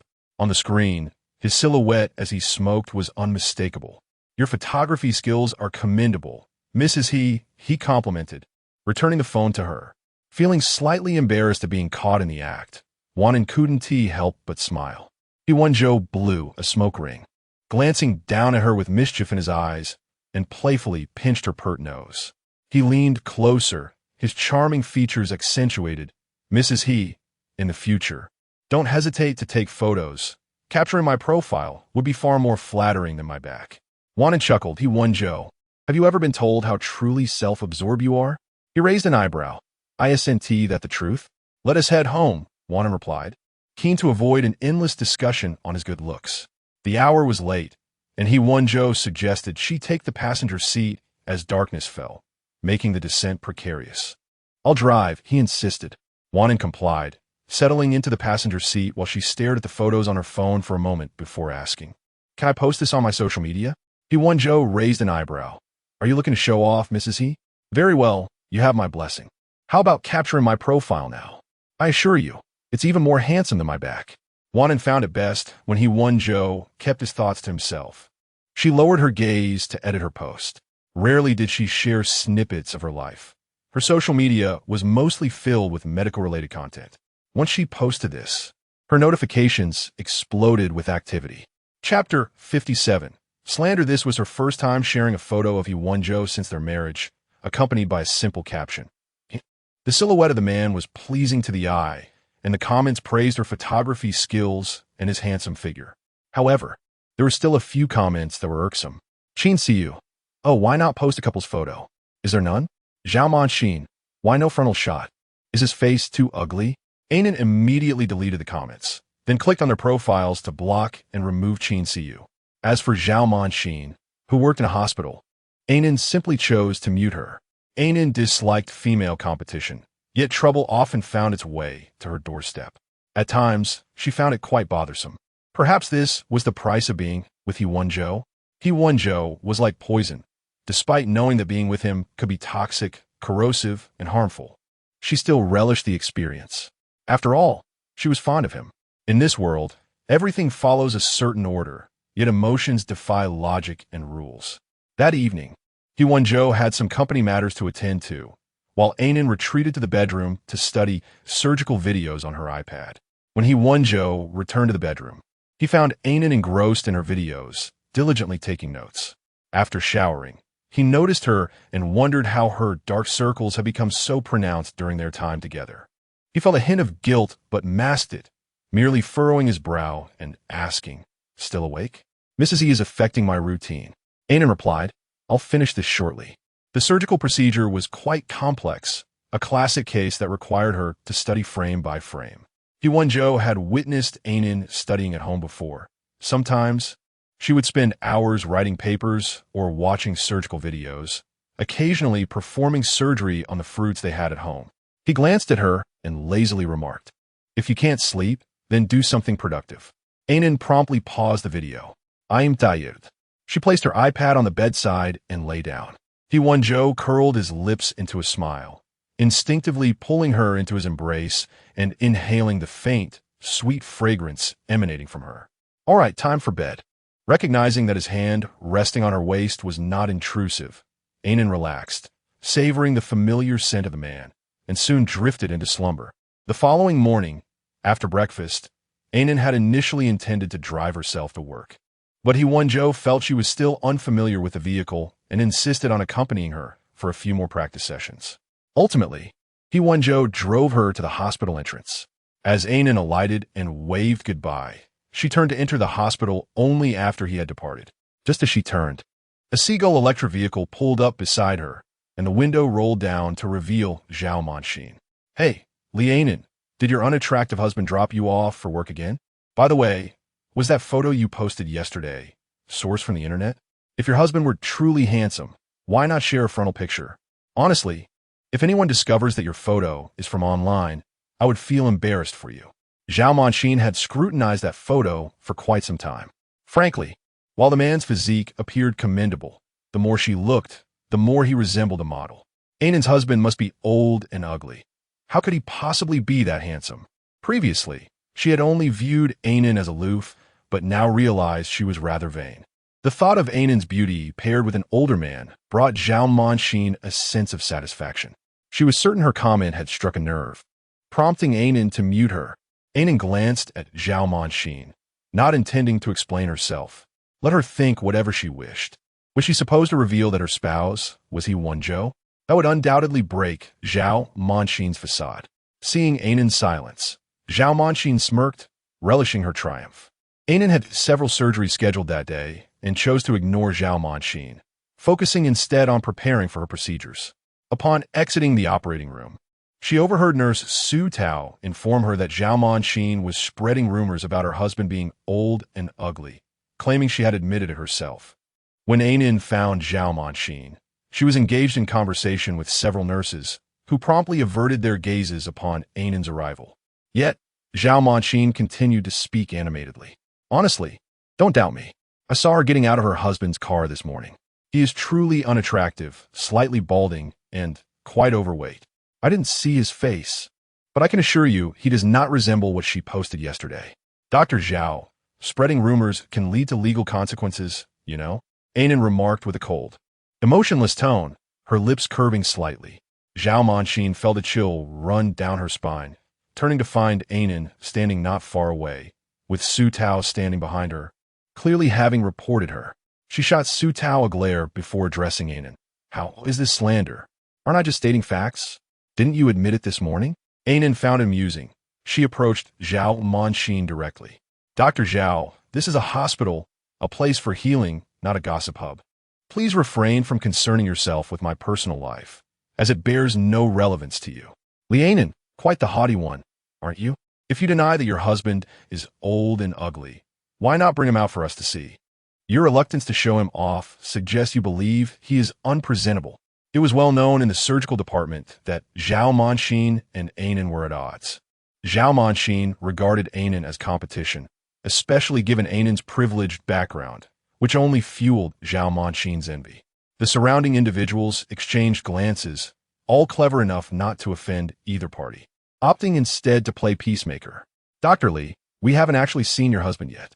Everyone is quite curious, and Dr. Zhao is no exception. Perhaps there was a misunderstanding, and you could bring him along for us to meet?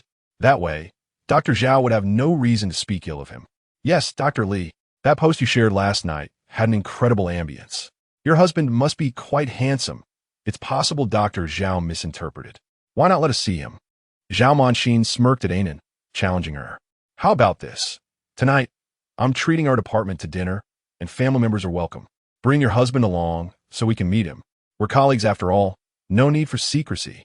He is quite busy and lacks the time. Ainan understood that if He Wenzhou attended the gathering, it would undoubtedly serve as a blow to Zhao Manxin. But she did not wish to waste his time on such trivial matters. After work, He Wenzhou came to pick her up from the hospital, leading her to a fine French restaurant. The foie gras was delightful, and the desserts were equally pleasing. The restaurant exuded a charming atmosphere, akin to a romantic date. However, midway through dinner, He Wenzhou received a phone call. The conversation seemed serious, as his brow furrowed slightly. What is the matter? He Wenzhou hung up, raising his gaze. It was a call from Ni Huan's manager, stating she was causing a scene and wished to see him. Chapter 58. Trouble. He Wenzhou showed no inclination to intervene. After all, if Ni Huan wished to perish, it was her own affair. Moreover, he did not genuinely believe that Ni Huan intended to end her life. Otherwise, she would not have instructed her manager to contact him. He decided to pay her a visit. Li Wan'an lifted her gaze to He Wenzhou, concerned that if Ni Huan truly encountered misfortune, public opinion might adversely affect him. Furthermore, since Ni Huan had orchestrated a scheme against her, she felt compelled to confront her directly for an explanation. Very well, if Madame He insisted on going, then they would go. However, the man exhibited no urgency. Their dining experience was leisurely, and after savoring their meal and He Wenzhou offering his critique to the chef, an hour had elapsed before they set off to see Ni Huan. Ni Huan's manager had dialed countless times, her tone fraught with anxiety. After all, Ni Huan was her prized asset, and now He Wenzhou was poised to dismantle that asset, which left her deeply concerned. Although He Wenzhou was not an omnipotent figure in the entertainment industry, his influence was undeniable, and Ni Huan's resources would undoubtedly diminish at his command. After all, he was the president of Xingzhou Entertainment and a scion of the He family. It was evident where public support would lie in this scenario. The manager had advised Ni Huan to abandon the towering figure of He Wenzhou, suggesting that there were other moguls in the industry. Ni Huan was beautiful and, despite her entanglements in the entertainment realm, she maintained her integrity, which was her true capital. Finding someone else to rely on would not be difficult. However, this was contingent upon He Wenzhou lifting the ban against her. Without his acquiescence, no one would dare to offend him for her sake. It was not that no one would take Ni Huan on, but under those circumstances, she would be unable to appear in public again, a prospect she was unwilling to accept. Thus, today's unfolding drama was orchestrated. The manager anxiously awaited He Wenzhou's arrival, and when the door finally swung open, she was taken aback to see him holding the hand of a woman. For a moment, she had thought he had come alone. Upon glancing at the woman beside him, she quickly realized, this must be Madame He. The manager opened the door, inviting both of them in. Aware of the events that had transpired on the cruise, she took it upon herself to apologize to Li Wan'an on Ni Huan's behalf. Madame He, Ni Huan has risen from obscurity to fame under my guidance. I have witnessed her diligence and kindness, and I believe this incident was a momentary lapse in judgment. Thankfully, you emerged unscathed, did you not? Ni Huan was quite shaken that night, and has been in a state of distress ever since the announcement of her ban. Madame He, if you could find it in your heart to show leniency. The manager sighed, turning her gaze to He Wenzhou. Mr. He, you two once held Ni Huan in high regard. You would not have cast her in such a major production otherwise. The losses incurred by your actions are tremendous. Ni Huan merely acted out of momentary confusion. Would you not grant her another chance? He Wenzhou listened quietly as the manager spoke, surveying the living room. With a slight curve of his lips, he remarked, Wasn't He and I Huan the one insisting on creating a scene? Did you summon us here merely to plead on her behalf? And I, Huan, in her bedroom, demanded to see him for a final farewell. I will go knock on her door. You two should have a proper conversation. Li Wan'an surveyed the lavish surroundings of the 200-square-meter duplex, adorned with numerous luxury items and walls plastered with Ni Huan's photographs and renowned artworks. The life of a celebrity was indeed one of opulence. Yet He Wenzhou's intervention had dealt a fatal blow to her status. Who could accept plummeting from the heights of success to the depths of despair overnight? And Huan certainly would not resign herself to such a fate. But who could she blame? It was her own doing, the consequence of her actions. The manager knocked on the door, and soon after, it swung open. Mr. He has arrived? Mr. He, and Huan appeared visibly worn, lacking makeup and with disheveled hair, hardly resembling the glamorous star she was known to be. However, upon noticing the woman beside He Wenzhou, her complexion drained of color. And Huan, you should have a good talk with Mr. He and Madam He, the manager instructed before exiting, leaving the three of them alone. He Wenzhou and Li Wan'an had settled onto the sofa as Huan hesitated, ultimately approaching them, assuming only He Wenzhou would have come alone. Miss wasn't it you who insisted on creating a scene? He asked, reclining with his long legs crossed, a smirk playing on his lips. You indeed owe my wife an apology. She is present here. Offer your apologies now, and afterward, should you desire to end your life, feel free to do so. Rest assured, I will not stand in your way. And Huan stood frozen, having recently received notifications of endorsements ending and collaborations being canceled. Once the most sought-after star, she now found herself discarded. She could not bear to watch her own downfall unfold before her. Kneeling, she pleaded, Madam He, I apologize for that night. And Huan had not anticipated that He Wenzhou would go to such lengths for Li Wan'an. Despite the rumors of their hasty marriage and claims of coercion, the situation had escalated to this point, leaving her no choice but to grovel for forgiveness. I was infatuated with Mr. He, blinded by the thought that Chapter 59, a fleeting kiss when He Wenzhou emerged with Li Wan'an. The manager of Huan stood anxiously at the door. Upon seeing the two, the manager hurriedly approached. Mr. He, Mrs. He, can you forgive Huan? However, He Wenzhou did not spare the manager a glance. He simply embraced Li Wan'an and oppose, and then entered the elevator. The manager rushed back inside, only to find Huan collapsed on the floor, a fruit knife stained with blood beside her. Startled, she quickly assessed that Huan had only sustained a minor cut on her wrist, which was not serious. What happened? What did they say? The manager inquired, eyeing Huan. I never expected He Wenzhou to come with his wife. If he had come alone and you had wept and played the victim, perhaps he might have softened. If things had escalated, He Wenzhou would surely hesitate to blacklist you. The manager's expression turned grave. If He Wenzhou refused to relent, she would need to swiftly find another talent to nurture. Huan clutched the carpet, her lashes trembling as she recalled He Wenzhou's words. He had said he could let her off the hook, but only if she endured the same ordeal that Li Wan'an and oppose, and had almost faced that night on the cruise. Yet, she doubted she would possess Li Wan'an and oppose, and oppose, as good fortune. Having listened to Huan, the manager felt utterly defeated. She gazed at Huan, once a brilliant star with a promising future, now reduced to this pitiful state. It's over for you, she sighed. This experience will serve as a painful lesson, teaching you who is acceptable to engage with and who is not. But by the time you grasp this truth, it will be too late. Announce your withdrawal from the entertainment industry. If you step back now, you can still maintain some dignity. And Huan closed her eyes, having believed she could ascend to greater heights. Instead, He Wenzhou had effortlessly knocked her back down to reality. Despite her resentment, she found herself powerless. No agency would dare offend He Wenzhou for her sake. If given another chance, she would never have targeted Li Wan'an.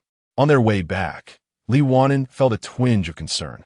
Turning to He Wenzhou, she asked, do you think something might truly happen? Although she brought this upon herself, I worry that we might be pushing her too hard. Even a cornered dog will jump over the wall. He Wenzhou reassured her, rest assured. Huan will not truly jeopardize her own life. The wealth she has amassed over the years, even after deducting the hefty penalty, is still more than what an average person could earn in several lifetimes. Many artists have left the industry after scandals, yet they continue to thrive, do they not? They may have lost their star appeal and the adoration of the masses, but such punishment is the most effective, striking at the heart. He cast a sidelong glance at Li Wan'an, raising an eyebrow, setting an example. If we let an eye one off this time, there will surely be another like her. Mrs. You cannot rely on luck every time.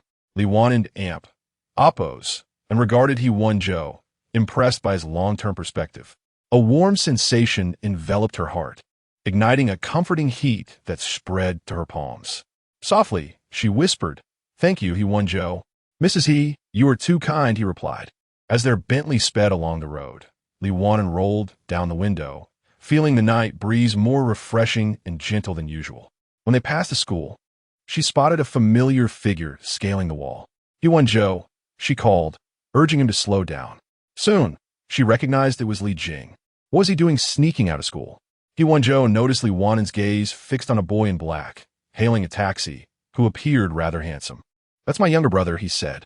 Li Wan'an gasped, realizing that Li Jing had chosen to skip school for such an outing.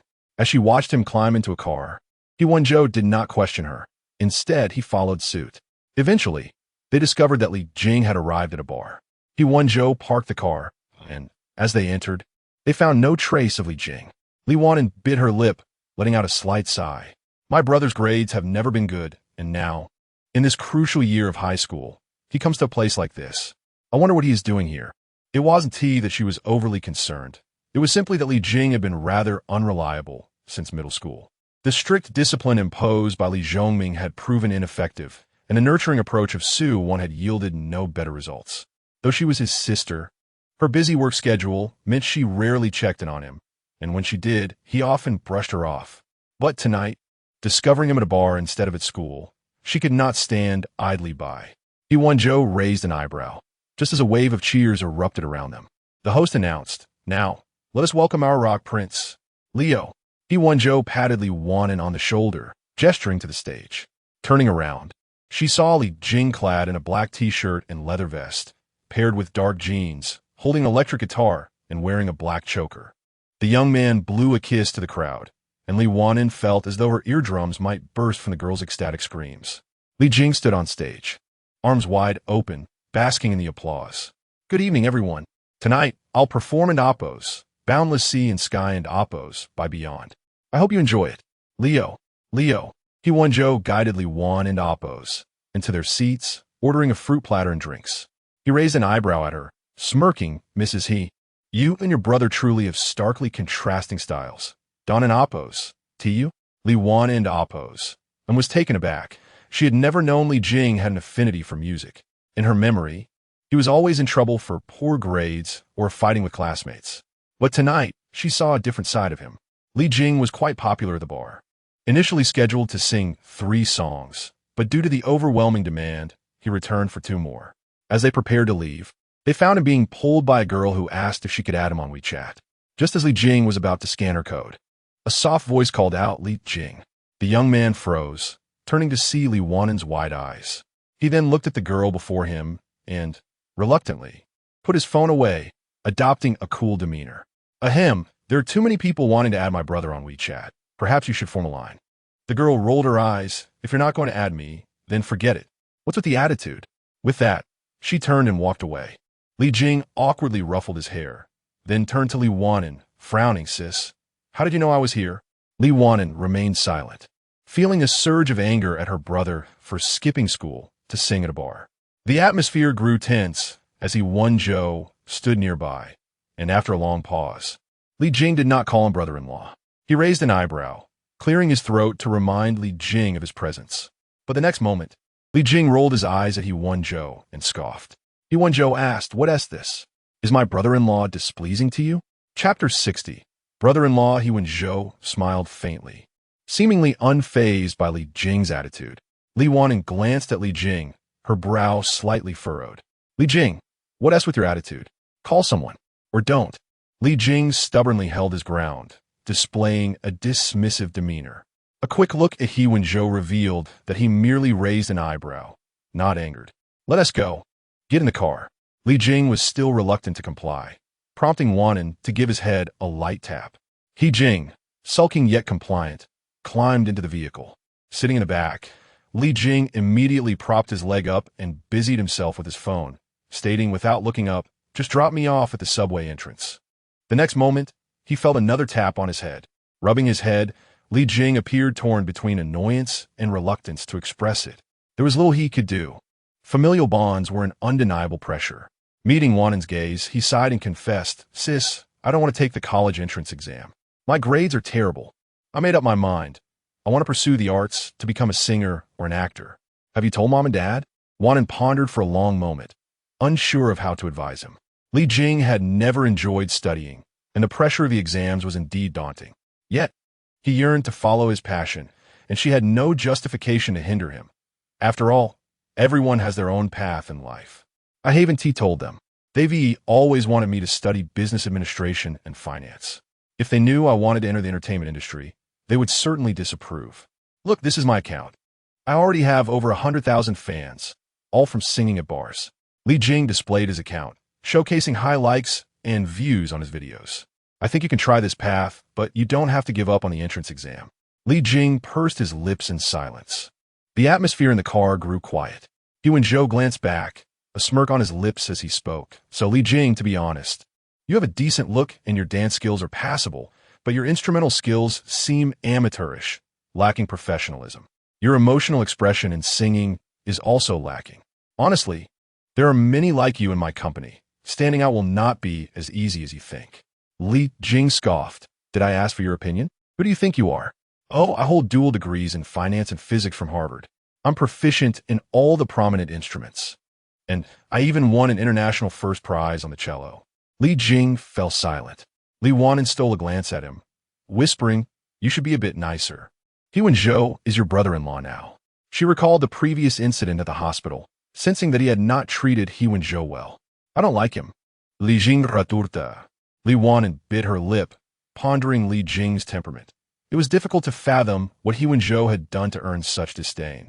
It was late, and the school gates were closed.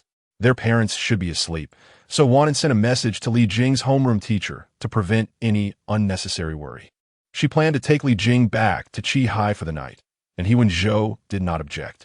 Upon learning that Li Wan'an's brother would be staying overnight, Wang Ma promptly prepared a guest room. He Wenzhou offered Li Jing a set of his pajamas, which Li Jing accepted with a sullen face, failing to express gratitude. Standing at the doorway, He Wenzhou smirked at his younger brother-in-law, choosing not to escalate the situation. "You really want to enter the entertainment industry?" Raising an eyebrow, He Wenzhou cautioned, "This industry is quite complicated. With the Li family's background, I must admit I cannot assure you a smooth ride. Mind your own business." Li Jing shot back, glaring at He Wenzhou. "Let me tell you, I'm determined to make a name for myself in the industry.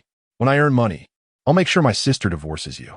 His anger intensified as he continued, "Don't think I'm unaware. You don't like my sister, yet still married her. You've treated her poorly, haven't you? I can see the toll it has taken on her. She has lost weight since the wedding." He Wenzhou raised an eyebrow, finally understanding why Li Jing held such animosity towards him. It appeared he was protective of his sister. "Does your sister know how you feel?" He Wenzhou replied, "You're mistaken. She is not suffering. She told me herself that she likes me." Li Jing's anger flared even more. How could he not know? He was well aware of his sister's irrational affection for He Wenzhou. Having once stumbled upon a box in Li Wan'an's room containing her diary, he had felt an urge to confront He Wenzhou. The years of heartache He Wenzhou had caused Li Wan'an ignited a fierce anger in him. It was as if a flower was planted in a pile of dung. When Wan'an returned from washing up, she found the two men glaring at each other. Li Jing leaped off the bed, glaring at He Wenzhou. "I've had it with you for a while now. Want to fight?" He Wenzhou merely cast a disinterested glance at him. "You? Really?" Li Wan'an sighed, exasperated. "Are you both really this childish?" Li Jing, undeterred, brandished his phone. "Let us play a game, 1v1. Loser kneels. He Wenzhou smirked. "If you lose, you'll call me brother-in-law." Once the battle commenced, there was no turning back. He Wenzhou downloaded the game Li Jing mentioned. Wan'an recognized it. Li Jing had ranked among the top players in the nation. "I don't think this is a good idea. Why argue with a minor? Losing would be embarrassing." He Wenzhou remained silent, and as the game loaded, he proposed, best of 5. Li Jing, filled with confidence, declared, "Get ready to be crushed beneath my feet." Kneeling and calling me daddy, they logged in, added each other as friends, selected their heroes, and entered the duel mode. The game allowed for infinite respawns, and victory was achieved by toppling the opponent's base. Li Jing aimed to showcase his skills, selecting heroes with a 97 to 98 win rate, starting with an assassin. In contrast, He Wenzhou chose a support character, useful in team fights, but less so in one-on-one combat. Let the games begin. Li Jing fukusha in Dunli. While He Wenzhou appeared relaxed, his head lowered, Li Jing won the first 2 matches, pumping his fist in triumph. "Is this all you've got? You're getting crushed. You might as well surrender now." He Wenzhou raised his gaze to Li Jing, raising an eyebrow. "Let us keep going." Li Jing chuckled, already envisioning He Wenzhou's embarrassment. This was the consequence of mistreating his sister. As the battle commenced, Li Jing intended to dominate He Wenzhou. However, he soon realized something was amiss. The man who had seemed timid was now countering his every move with precision. Li Jing lost that match, attributing it to He Wenzhou's good fortune. Let us go again. In the next match, He Wenzhou toppled Li Jing's base in just 5 minutes. The final duel. Li Jing, infuriated, tossed his phone aside, glaring at He Wenzhou with fiery eyes. "Were you playing with me just now?" He had assumed He Wenzhou was a novice. He Wenzhou stood calmly, allowing the game minions to destroy his base. With a raised eyebrow, he replied, "I helped develop this game. The first 2 matches were to analyze your strategy. So how does it feel? Are you convinced?" API call failed with status code 429. Error, code 429, message, resource has been exhausted, e.g. check quota. Status, resource exhausted, chapter 61. Indifference. Li Jing wore a reluctant expression. He Wenzhou raised an eyebrow. A bet is a bet. Deep down, Li Jing felt unfair. He had underestimated the situation earlier. "Let us have another round. I want to lose this time. Are you brave enough?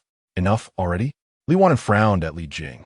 "If you don't call me sister-in-law, then you might as well stop calling me sister." "Sister?" Li Jing reluctantly glanced at He Wenzhou, mumbling the title. This would be the only time. There would be no next. Li Wan'an instructed He Wenzhou to return to his room to freshen up while she had a private conversation with Li Jing. "I've thought it over. I support your hobbies. However, Li Jing, giving up now after 3 years of high school is unwise. Your grades were good before. They've only plummeted recently. Hasn't it been due to working part-time at a bar? Why the sudden change?" Li Jing raked his fingers through his hair. "I just find studying uninteresting." Li Wan'an didn't press further. She understood without needing to ask. She had checked Li Jing's account earlier, and the timeline coincided perfectly with the troubles that had befallen their family. "Discuss this with Mom and Dad when you return. If you wish to take the art examination, it may not guarantee success this year. You must prepare diligently for the college entrance exam." "Understood." Li Wan'an nodded, observing Li Jing. "One last question. Why do you treat He Wenzhou so poorly? He hasn't wronged you." Li Jing's stubborn demeanor hardened. "I just find him unpleasant. Honestly, I want to hit him." After speaking, he glared at Li Wan'an, filled with anger. "I truly don't understand what you see in him.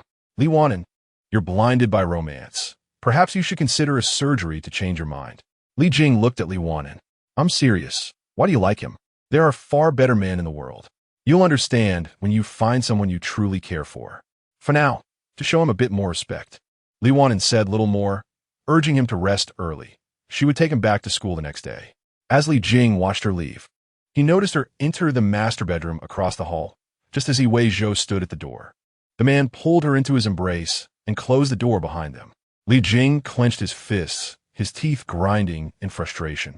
He regretted not confronting He Wenzhou directly instead of playing games earlier. After finishing his shower, He Wenzhou emerged, enveloped in steam, the faint scent of soap mingling with his usual fragrance. "Finish your chat?" He Wenzhou looked down at Li Wan'an in his arms, raising an eyebrow. "Mrs. He, it seems your brother holds quite a grudge against me." Li Wan'an replied softly, glancing up at him. "Mr. He, are you really arguing with a high school student? My brother has always been protective of me. He probably thinks my marriage to you was forced, thus his disdain. Don't take his words to heart." "Oh, I didn't see Mrs. He defending me earlier. I'll ensure he respects you more from now on." Li Wan'an leaned in to lightly peck his cheek. "Mr. You're magnanimous. Don't hold a grudge. He Wenzhou merely jested, not expecting Li Wan'an to soothe him. He raised an eyebrow, conceding given Mrs. H's plea, I shall overlook his attitude tonight. However, his gaze deepened as he drew her closer. Mrs. He, was that kiss a tad too perfunctory? Before Li Wan'an could respond, he leaned down to kiss her. After a brief kiss that lasted about 10 minutes, they stopped as it was late, and Li Wan'an felt exhausted. He Wenzhou refrained from pursuing anything further, allowing her to sleep soundly until morning. Upon waking, Li Wan'an found He Wenzhou had already left. She freshened up and prepared to head downstairs, just as Li Jing exited his room, sporting significant dark circles under his eyes. Didn't he sleep well last night? Li Jing replied. He had dreamt of fighting He Wenzhou, continuously losing and ultimately being pinned against a wall, unable to escape, filled with impotent rage. Li Wan'an had merely watched, praising He Wenzhou's fighting stance. In reality, he was confident he could defeat He Wenzhou. Just adjusting to a new bed, Li Jing descended the stairs with a cold expression, and upon spotting He Wenzhou at the dining table with his coffee and iPad, he approached him. When you have time, let us fight. He Wenzhou merely raised an eyebrow. Li Wan'an Chapter 62. You called home during the day to share your encounter with Li Jing at the bar last night. Su Wan was equally surprised, remarking that no wonder his homeroom teacher had been frequently calling her to report his truancy, suggesting that if he continued down this path, he might as well forego the college entrance examination altogether. If he has a penchant for rock music, he could simply express it openly instead of sneaking around. Su Wan was not angry, assuring you that she would discuss the matter with your father to determine a course of action, urging you not to worry too much. Li Wan'an acknowledged her mother's concerns with a brief reply, recognizing that he was on the verge of adulthood and could make certain decisions independently. Su Wan further advised her to take care not to overwork herself, even if she was fond of He Wenzhou, cautioning against being overly submissive. Li Wan'an listened patiently until a patient arrived, prompting her to hang up the call. That evening, Qian Sesh invited her to the bar, claiming it would help dispel her recent misfortunes, especially after the incident with an Huan. Li Wan'an texted He Wenzhou, who requested she send the address, adding a note to drink less alcohol. The concern embedded in those few words made Li Wan'an's lips curl into a smile. Qian Sesh noticed and raised an eyebrow, teasing, You seem happier, darling. After He Wenzhou's heroic rescue, do you find yourself loving him even more? He has always been quite exceptional, Li Wan'an replied, albeit a bit flirtatious. He may appear frivolous, yet he proves to be dependable in critical moments. Qian Sesh had begun to view He Wenzhou in a better light, having previously considered him a capricious playboy. However, had it not been for He Wenzhou's composed demeanor that night, the situation could have unraveled in unforeseen ways. He was not merciful when it came to defending Li Wan'an, providing her with a sense of security. Yet, He Wenzhou's striking appearance attracted attention, and Qian Sesh noted that Li Wan'an had her fair share of admirers as well. I believe you should have dated someone back then. It would have been fair. He Wenzhou has had his relationships, so why not you? Qian Sesh lamented, her expression suggesting that Li Wan'an oppose, and had been shortchanged. Li Wan'an oppose, and, however, remained indifferent, acknowledging that while fairness is desirable, some matters are beyond her control. He Wenzhou was the only one for her. He Wenzhou had advised Li Wan'an to drink less, so she opted for juice that night instead. As Zhou Jiaming entered the bar, he spotted Li Wan'an oppose, and who was surprised to see such a serious and professional individual in such a setting. What a coincidence, Dr. Zhou, she greeted. Zhou Jiaming was there on business, and, after exchanging pleasantries with Li Wan'an, moved to another table, appearing to be on a blind date. Qian Sesh leaned closer. Darling, he is quite handsome. Is he a doctor at your hospital? Yes, he performed my grandfather's heart surgery. Zhou Jiaming is an impressive young chief physician, she replied. Even the most accomplished individuals cannot evade blind dates, Qian Sesh remarked, sharing her own experiences of familial pressure to date. However, Zhou Jiaming was not her type. Had he been, she might have pursued him. Their conversation was interrupted as Zhou Jiaming's date concluded abruptly, leaving the table with a slightly displeased expression, the cause of which was unclear. Zhou Jiaming soon returned to Li Wan'an's side, inquiring if he could join them. Li Wan'an felt it impolite to refuse, So she nodded. Zhou Jiaming took a seat and ordered a drink, his demeanor suggesting he had just experienced heartbreak. Dr. Zhou, was that your blind date just now? She seemed quite attractive. You turned her down so readily? Qian Sesh probed, her curiosity piqued. Family arrangements necessitate such meetings, Zhou Jiaming replied, though he did not delve further into the topic. Just then, Qian Sesh received a work-related phone call, excusing herself to find a quiet place to talk, leaving Li Wan'an and Zhou Jiaming alone, a rather awkward situation given their limited familiarity. I'll step out for a moment, Li Wan'an said, feeling the tension. Zhou Jiaming, perhaps sensing her discomfort, excused himself to the restroom as well. Once he left, Li Wan'an exhaled softly, noting that she always felt uneasy in Zhou Jiaming's presence. His gaze often felt oppressive. She glanced at her phone, realizing it was getting late, and messaged He Wenzhou to ask when he would arrive. He quickly responded, 10 minutes. When Qian Sesh returned, she mentioned needing to prepare for an online interview. Li Wan'an nodded. He Wenzhou is on his way to pick me up. Zhou Jiaming returned just then, noticing the two of them. Are you leaving? He asked. Shall we go together? He suggested, grabbing his coat and heading out with them. Qian Sesh hailed a taxi and left first, while Li Wan'an stood by the roadside, waiting for He Wenzhou. Zhou Jiaming planned to wait until she got in her car before calling for his own, wary of the potential rowdiness from intoxicated individuals nearby. As Li Wan'an stood there, her slender figure focused on the passing vehicles, Zhou Jiaming observed her from behind. Suddenly, a torrential downpour erupted from the sky, leaving her drenched before she could find shelter. Her shirt became transparent, prompting her to instinctively cover her chest. In the next moment, Zhou Jiaming draped his suit jacket over her shoulders. Thank you, she said, grateful for the gesture. Without any coverage, it felt as if she were wearing nothing at all. Just then, the sound of a honking horn broke through, and a sleek black Bentley pulled up to the curb. The door swung open, and He Wenzhou emerged, holding a black umbrella, making his way toward her. He Wenzhou positioned the umbrella over her head, noticing the jacket she wore. His eyes narrowed slightly as he spoke. It's pouring. Let us get you in the car. All right, she replied, as He Wenzhou guided her into the vehicle before turning to hand Zhou Jiaming his jacket. Zhou Jiaming accepted it, and the two men exchanged silent glances that sparked an unspoken tension between them. As the rain intensified, He Wenzhou raised an eyebrow at the soaked Zhou Jiaming. You're my wife's colleague, right? Allow me to give you a ride as a token of gratitude for lending her your jacket. No need for that. It was a mere courtesy. My ride is arriving, Zhou Jiaming replied politely before departing. He Wenzhou finally returned to the car, driving away while casting a sidelong glance at Li Wan'an, who was using a towel to dry off. Her shirt was thoroughly soaked, and Zhou Jiaming had seen her in that state. He Wenzhou clenched his jaw, feeling a surge of anger. He could tolerate overt advances, but the thought of someone covertly coveting his wife infuriated him. What is bothering you now? Upon returning to Qihai residence, Li Wan'an sensed He Wenzhou's irritation. Raising an eyebrow, he wrapped his arm around her. Oh, just the thought of my wife being desired by another man displeases me. Li Wan'an chuckled. I assure you, there is nothing between Dr. Zhou and me.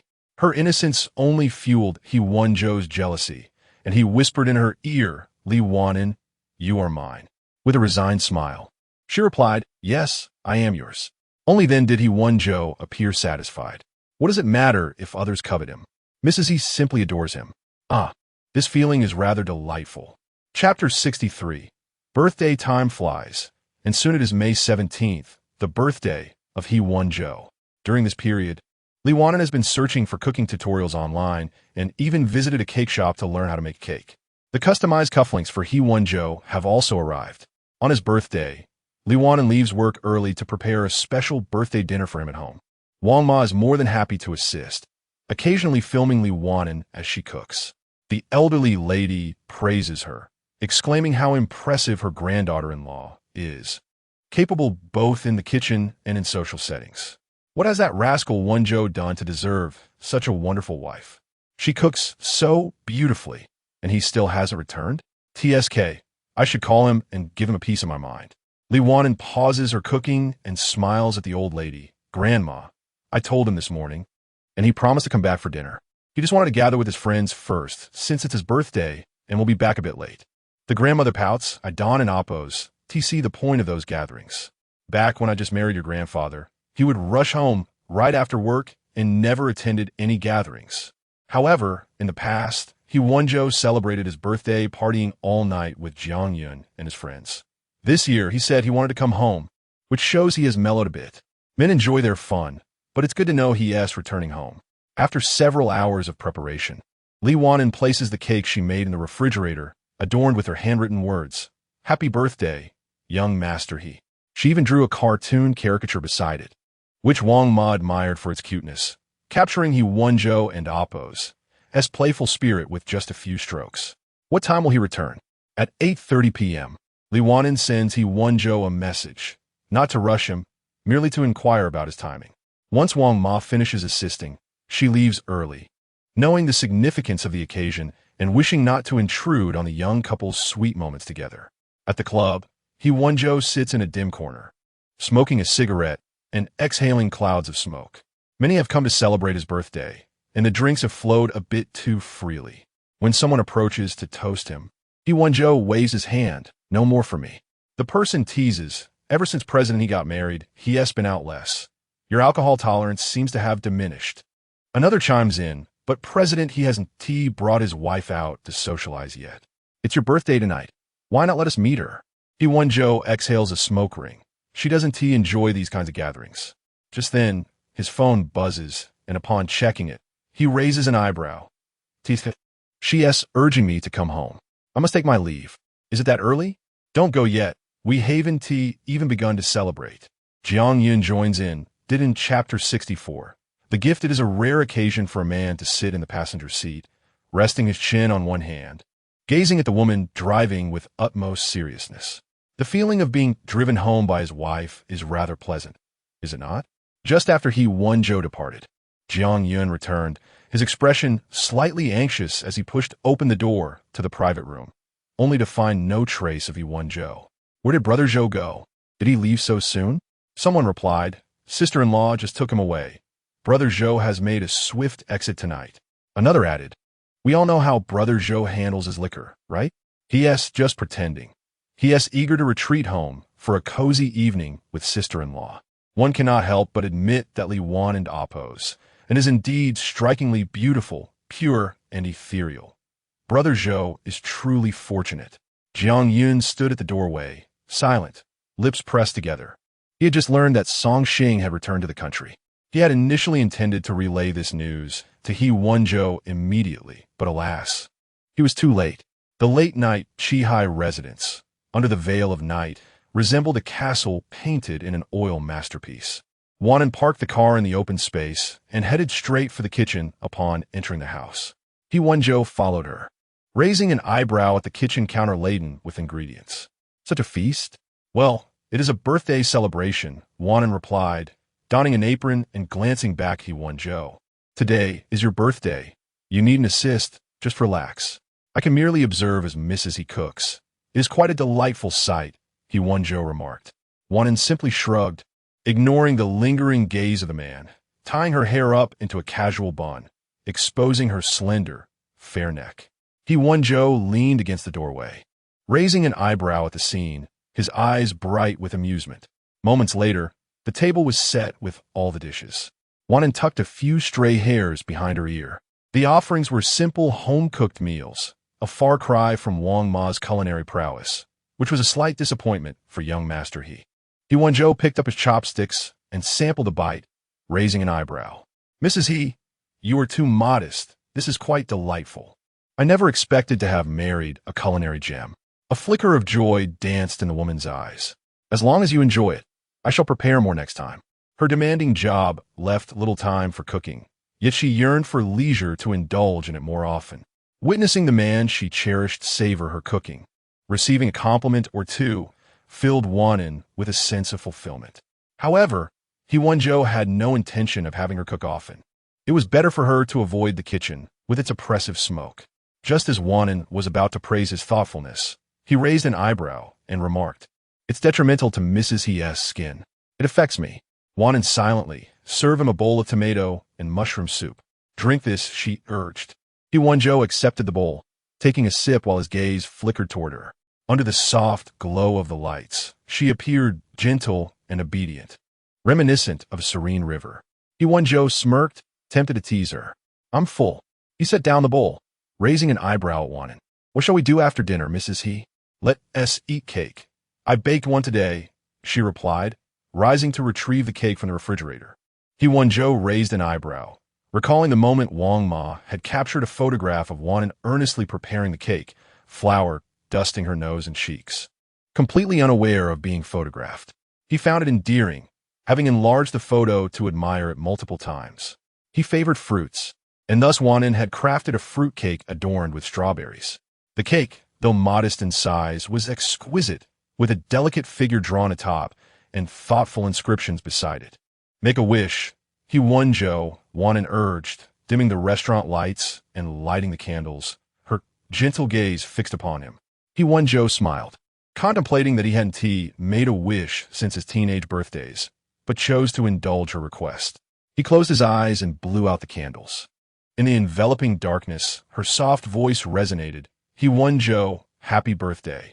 As he flicked the lights back on, a small, intricately wrapped box caught his eye. He Wenzhou's lips curled into a smile as he accepted it, revealing a pair of custom cufflinks. Mrs. E has put in great thought. He placed the gift on the table, beckoning Wan'an to approach. As she drew near, he seized her wrist, looking into her eyes, sparkling with mischief. Such thoughtfulness. Are you perhaps trying to win my heart? Wan'an clasped his shirt sleeve, shaking her head slightly. I would not. His eyes twinkled, realizing indeed, Mrs. He plays the role of a secret admirer. How could she pursue anyone? Wan'an paused, recalling the misunderstanding during their return trip. She remained silent, unable to clarify. He assumed she was reminiscing about a past crush, and with a smirk, he teased, Are you thinking of another man while in my embrace? Absolutely not, she retorted. He Wenzhou raised an eyebrow, clearly unconvinced. He embraced her, his fingers gently entwining in her long, soft, fragrant hair. Such delightful hair to play with, he mused. Wan'an glanced at the man, idly toying with her hair, feeling a touch of exasperation. I spent a long time making that cake. Young master, he isn't going to taste a bite? Of course. I must sample the cake made with such care by Mrs. He replied, his lips curling into a smile. As he took a bite, the taste of strawberry and cream filled his mouth. Meanwhile, Pearl, who had been napping in her little nook, stirred awake, stretching her paws before wandering over to her master, curious about the commotion. He Wenzhou savored the cake, nodding in approval. His gaze rested on Wan'an's face as he smiled and remarked, The cream is delightful, and the strawberries are exquisite. Mrs. He truly excels at everything she does. At that moment, his phone buzzed on the table. Wan'an instinctively leaned back, reminding him, Young master, your phone. He glanced at it. It was a call from Jiangyan. He paid it no mind, wrapping his arms around Wan'an as he ascended the stairs, determined to ignore the call. There were still gifts to unwrap. Chapter 65. Hard work. The previously purchased pajamas adorned Li Wan'an, presenting her in a way that was both different and more alluring than usual. The man beckoned her over with a gentle smile. Happy birthday, she said, glancing at the clock on the wall, which had just struck midnight. She had timed it perfectly to wish him a happy birthday. He raised an eyebrow, noting the significance she placed on merely a birthday. With a slight smirk, he observed how deeply affectionate Mrs. He was towards him. That night, Wan'an slept soundly, awakening to the clock showing 10 in the morning. Still a bit dazed, she was met by the sight of He Wenzhou at the door. He had risen early, appearing lively and invigorated. Mrs. He, are you awake? You worked hard last night. He approached, leaning down to peck her forehead. Are you hungry? Shall we go downstairs for breakfast? Wan'an nodded, indeed feeling hungry. As she attempted to get out of bed, she was suddenly lifted into the air, He Wenzhou having effortlessly scooped her up. I'll carry you. Wang Ma has been here since early morning, cleaning the dining room for quite a while. The table is covered in cream, and there are plates scattered everywhere. Upon their arrival, Wang Ma couldn't help but exclaim, Oh dear, Mr. He, how could you? Mrs. He worked so hard to prepare the dishes and cake yesterday. If she makes them again, I won't allow it. Such waste. Who said it was wasted? He Wenzhou replied, bemused. Wang Ma retorted, Isn't it a waste when the cake is everywhere? Oh my, I don't know what you two were up to last night. Just make sure they're ISNT next time. I'm not young anymore, and my back is hurting from all this cleaning. He Wenzhou nodded. Wang Ma is indeed getting older. Perhaps it's time to retire? At this, Wang Ma straightened up. Oh, my back doesn't hurt anymore. I'm only in my 40s. How can you suggest retirement? I can still work for many more years. Afterward, she hurriedly served breakfast and went upstairs to tidy the bedroom. While they were eating, an elderly lady called via video, inviting them back to the family home for a meal. After finishing breakfast, they prepared to leave. As Wan'an got into the car, she felt a bit sleepy again, but did not fall asleep, merely resting her eyes. He Wenzhou drove, and soon his phone rang, connected to the car's Bluetooth. The voice echoing in the vehicle. It was Jiang calling. Zhouge, you finally picked up? I called you countless times last night, but you didn't answer. I was busy. Is there something urgent? Of course. But wait a moment. Jiang paused, then quietly asked, Zhouge, Li Wan'an isn't beside you, is she? She is. Jiang immediately replied, then it's nothing. Meanwhile, Wan'an's eyelashes fluttered slightly. He Wenzhou, perplexed, hung up.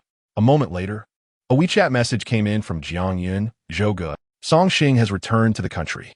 The car suddenly jolted, waking Wan'an fully. She turned to He Wenzhou and asked, what is wrong? Nothing, he replied, closing his phone interface and continuing to drive. Wan'an's gaze lingered briefly on his phone before she turned to look out the window. At the He residence, as they entered, they encountered someone exiting. He Mingwang appeared with a fierce demeanor, having just regained his freedom after being confined by the elderly lady. It seemed he had found himself in trouble again. He Mingwang glared at He Wenzhou and Li Wan'an as they entered. His face darkened, memories of that night flooding back, evoking a sense of humiliation. He narrowed his eyes and smirked as he approached them. Cousin, why are you back so suddenly? He Wenzhou ignored him. He Mingwang then self-answered, Oh, I remember now. It's your birthday, right? Happy birthday, cousin. But who knows what might happen next year? Perhaps I won't be able to wish you well again. Hearing this, He Wenzhou smiled, but the mirth did not reach his eyes. Rest assured, I've had my fair share of mishaps, yet they have all turned out fine. However, dear cousin, should refrain from unlawful activities. Be cautious lest someone reports you and you end up behind bars. He Mingwang inhaled deeply, knowing he had never won an argument against He Wenzhou. His gaze then shifted to the woman behind He Wenzhou. He Mingwang appraised Li Wan'an and said, Hello, cousin-in-law.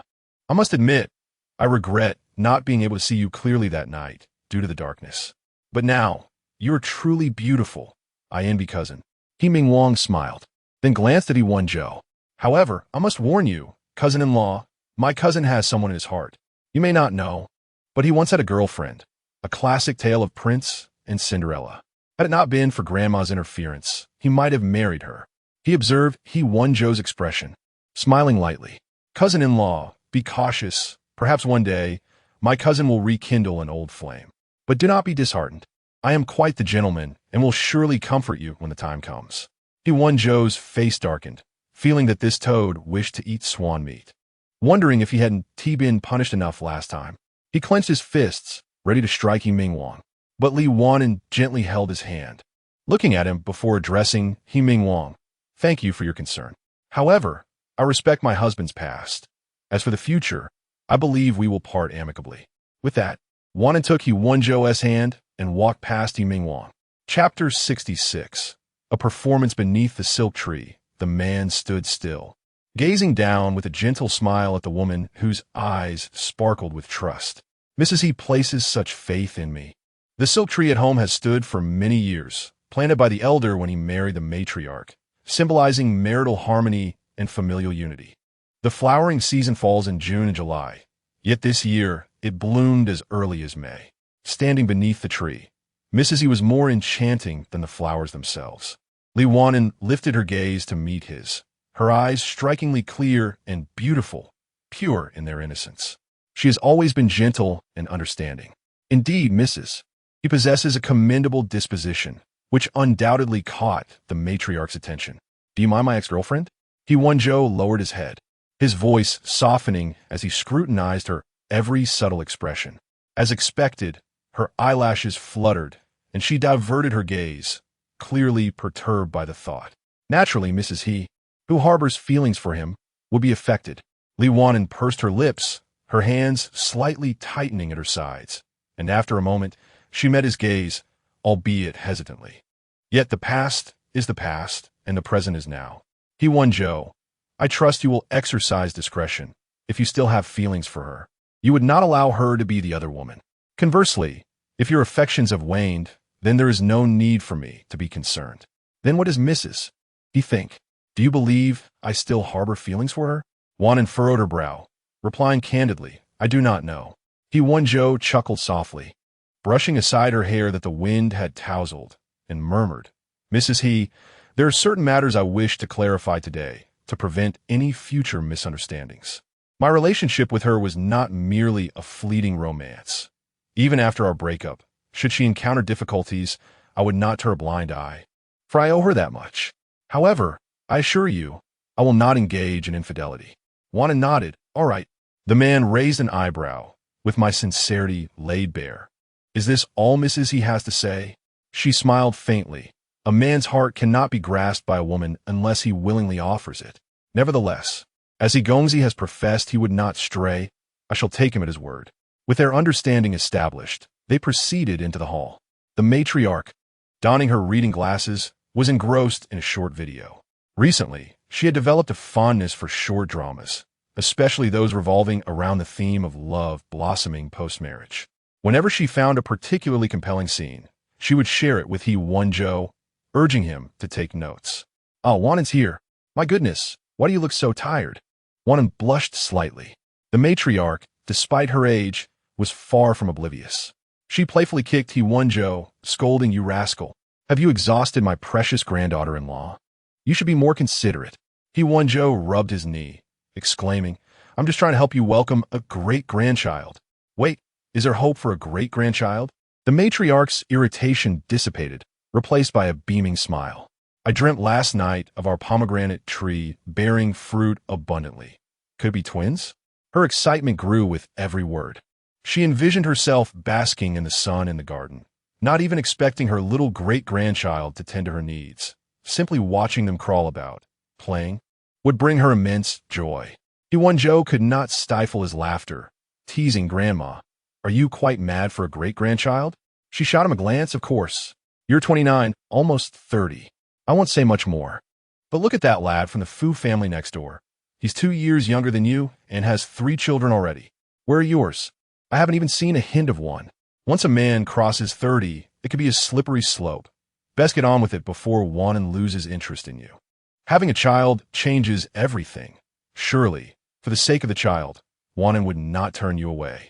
Wan'an bit her lip as He Wenzhou's hand playfully squeezed her waist, inadvertently brushing against her sensitive spot.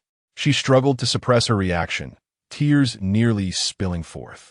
He raised an eyebrow, leaning closer to inquire, Do you think, Mrs. You would disdain me? With a soft voice, she replied, I wouldn't dare. The matriarch peered through her fingers, delighted to witness the youthful couple's playful banter. She had always believed their pairing was a fortuitous match, indeed, a promising prospect. With some time left before lunch, the matriarch felt a headache coming on. Wan'an, proficient in massage techniques, stepped forward to alleviate her discomfort. He Wenzhou sprawled lazily on the opposite sofa, scrolling through his phone. After a night and morning of neglecting his messages, he found himself inundated with notifications. A group chat pinged to the top, and without hesitation, he clicked to open it. Jiang Yun, Song Xing has returned to the country, and you, Zhou Gu, are surprisingly unresponsive. Jiang Yun, I called her this morning to see if she wanted to grab a meal, but she said she was quite busy, starting her new job today and dealing with family matters. When I offered help, she outright declined. Jiang Yun, isn't Song Xing particularly close to her mother? Her return must be related to her, given that her mother has been in poor health for quite some time. Song Scion, why do you sound like a matchmaker? Chunji, why the sudden flurry of messages? Are you infatuated with Song Xing? Jiang Yun, come on.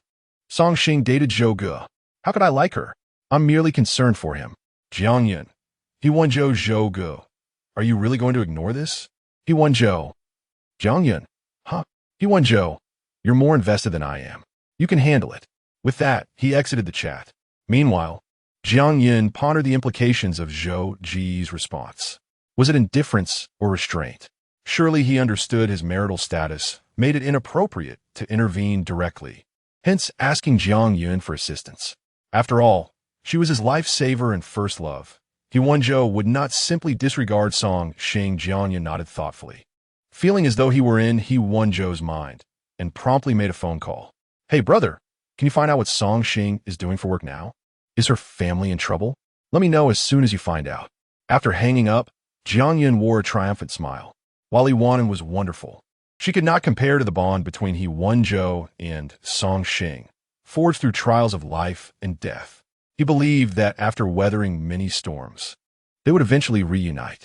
By assisting now, he could secure a place at their wedding banquet. Truly, he was a commendable ally. After the meal, Wan'an was unexpectedly summoned back to the hospital, heading straight to Director Chen's office. In his 40s, wearing glasses, Director Chen informed Li Wan'an of a sudden earthquake in Qingchuan and asked if she would be willing to join the medical team being dispatched. She glanced at her phone and confirmed it was trending. Qingchuan had experienced a magnitude 7 earthquake, with aftershocks reported. The He residents had likely been equipped with seismic safety measures, hence the absence of alarm throughout the morning. Without hesitation, Wan'an replied, Director Chen, I'm available. After all, a doctor's duty is to heal and save lives. The hospital hastily assembled a rescue medical team, providing each member with necessities and provisions before they set off for the affected area. On the vehicle, Wan'an noticed that most of the surgical team was present. She found a vacant seat, took out her phone, and messaged He Wenzhou, but he was likely occupied and did not respond. The drive from Nanjing to Qingchuan took 2 hours, and upon arrival, they would immediately commence rescue efforts. Wan'an decided against waiting for He Wenzhou's reply, putting her phone away and closing her eyes to conserve her energy. When He Wenzhou received the news, Li Wan'an was already en route to Qingchuan. His brow furrowed deeply, and he promptly opened news articles related to the earthquake. At that moment, Jiang Yun's call came in. Shu Ye, I just found out that Song Xing is working as a reporter for Nanjing News, and she has been sent to cover the earthquake in Qingchuan. It's quite dangerous. API call failed with status code 429. Error. Code 429 message. Resource has been exhausted, e.g. check quota. Status. Resource exhausted, Chapter 67. Fainting in the wake of the Qingchuan earthquake, various sectors extended their assistance. He Wenzhou, representing his company, had already donated 10 million. After ending a call with Jiang Yun, the man contacted his assistant Su Chuan to prepare another 10 million worth of urgently needed supplies for the earthquake, intending to deliver them personally. When Jiang Yun called again, He Wenzhou was en route to the disaster area. Jiang Yun was taken aback upon learning this. Zhou Ge, I saw on the news that there are constant aftershocks in Qingchuan. It's too dangerous to go now. Why not just contact the news station and have Song Xing return? Li Wan'an was also in the disaster zone. He Wenzhou did not elaborate to Jiang Yun and abruptly ended the call. Jiang Yun felt a jolt of shock. Li Wan'an appeared so fragile. Yet she had gone to the earthquake site? It was indeed quite impressive.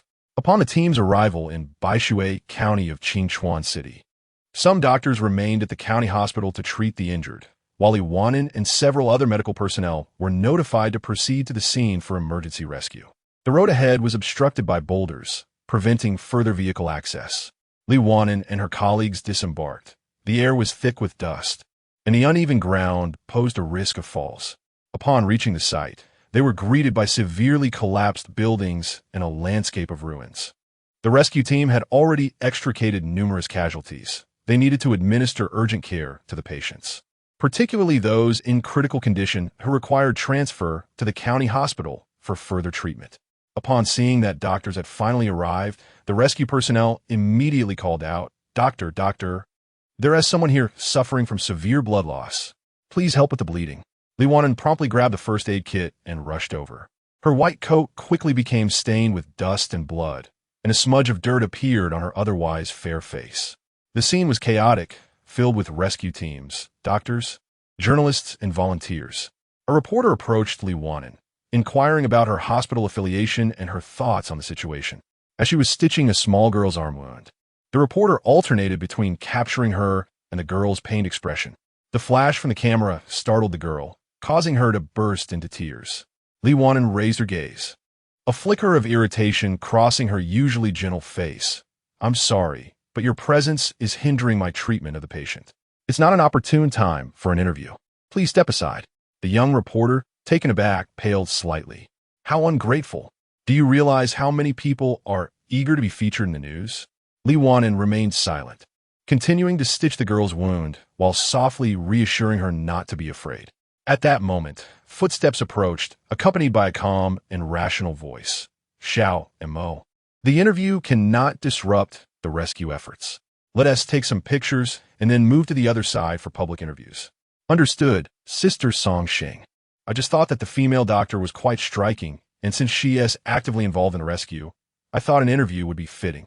Li Wan'an completed the stitching, handed the girl over to a volunteer, and turned to see a figure not far away. The woman appeared far more professional than the young girl, assisting the rescue team while conducting interviews. Li Wan'an couldn't help but steal a few glances until she heard someone shout, "Doctor, over here. There's an injured person."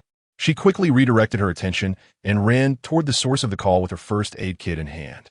He Wenzhou arrived in Qingchuan that evening and immediately handed the supplies over to the local emergency management department. Though a journalist sought to interview him, he declined. Nevertheless, the reporter managed to snap a photo of him alongside the donated supplies for a news article. At 10 o'clock, a magnitude 5.3 aftershock struck Baishui County, exacerbating the dire situation and prompting additional rescue personnel to be dispatched immediately.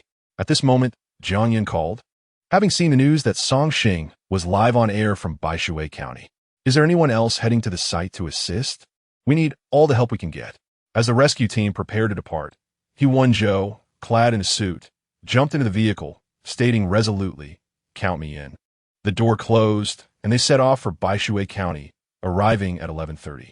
The site had suffered significant casualties from a secondary collapse, and He Wenzhou did not see Li Wan'an among the temporary medical stations.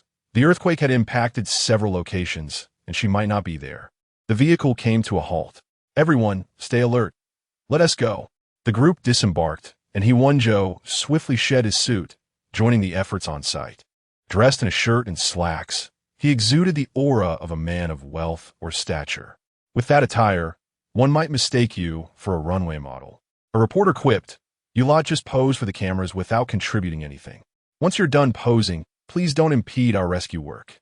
"Exactly. He looks like a rich kid. Don't slow us down." The man remained silent, rolling up his sleeves to lift several large concrete blocks, silencing the critics. At that moment, every extra pair of hands counted. Later that night, rain began to fall in Baishui County, complicating rescue efforts. Li Wan'an had already been working for nearly 10 hours straight. "There's a pregnant woman. The baby's feet are already out. Doctor, doctor." Li Wan'an recalled that there were no obstetricians among her colleagues. Nurse Su Tao was nearby, and the situation was urgent. The delay could endanger the mother's life. "Su Nurse." Li Wan'an called for Su Tao's assistance. Seeing the scene, Su Tao was on the verge of tears. "What do we do?" "Remain calm. We'll deliver the baby here," Li Wan'an instructed. The rescue team used clothing to shield the pregnant woman from the rain and set up a makeshift delivery room. Li Wan'an donned gloves, preparing for the delivery. "Dr. Li, are you sure about this? What if something goes wrong? Shouldn't we send her to the hospital? There's no time. If we transfer her, the baby may die from lack of oxygen." Although Li Wan'an had not watched many delivery videos, she had seen enough to know that in such cases, she had to assist the mother in giving birth manually. Meanwhile, Song Xing was reporting the scene to her station when she turned to witness the unfolding drama. "We've found a pregnant woman in distress during the earthquake. A doctor is delivering the baby. I'm preparing to go live." The rain intensified, heightening the tension. "Wow, finally!" Su Tao exclaimed tearfully. "She's born. Dr. Li, you're amazing." With the sound of the baby's first cry, the mother fainted from exhaustion. Stretchers had already been prepared, and the rescue team quickly dispatched personnel to transport the mother and child to the county hospital's obstetric ward. Song Xing approached with her microphone, ready to interview. "Excuse me, may I ask?" However, amidst the chaos, she was unexpectedly jostled, and having not eaten all day, she lost her balance and was about to fall. A pair of hands steadied her shoulders. She looked up, locking eyes with the man. "Zhou, It's been a long time. He Wenzhou helped her regain her footing. Chapter 68 Congratulations as Su Tao was about to indulge her curiosity about the relationship between the two. She witnessed the man striding forward, cradling Dr. Li in his arms toward the temporary shelter. Just as she contemplated whether to follow, a voice called out, "Nurse, nurse! The rescue team has discovered more injured individuals." Su Tao swiftly set aside her inquisitive thoughts and immersed herself in the urgent rescue efforts. As she ran, her peripheral vision caught sight of the beautiful reporter she had interviewed earlier. The woman's umbrella had just been knocked to the ground, leaving her hair and shirt drenched. Her gaze fixed on the direction in which Dr. Li and the handsome man had departed, her silhouette appearing somewhat forlorn. Dr. Li Wan'an had fainted from exhaustion, and He Wenzhou carried her to the nearest temporary resting area, where a volunteer brought water and some food. "Is there any sweet soup? And could you prepare a clean outfit for a lady?" "Yes, just a moment," came a reply. The resting area was filled with common folks seeking refuge, and among them, someone recognized Dr. Li. "Isn't that the doctor who came for rescue today? Such a beautiful girl. I thought she was a delicate flower, yet she saved many lives." After such a grueling day, they lamented, "Honestly, if it weren't for these doctors, some of our family members might not have survived." "Yes, when she awakens, we must express our gratitude." Someone then turned to He Wenzhou. "Young man, is this your girlfriend? She's truly wonderful. You must cherish her." He Wenzhou nodded, just as the volunteer brought over the items, also finding a set of clothes for the man. The volunteer couldn't help but steal a few glances at He Wenzhou, saying, "If you need anything, just shout. There's still people outside." He Wenzhou replied solemnly, "Thank you."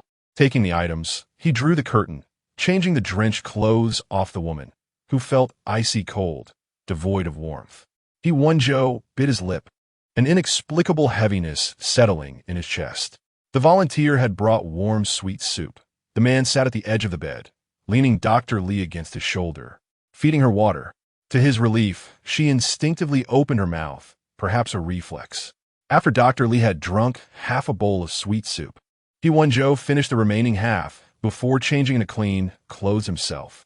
He climbed into bed, wrapping Dr. Li in his embrace, his warmth gradually restoring her body temperature.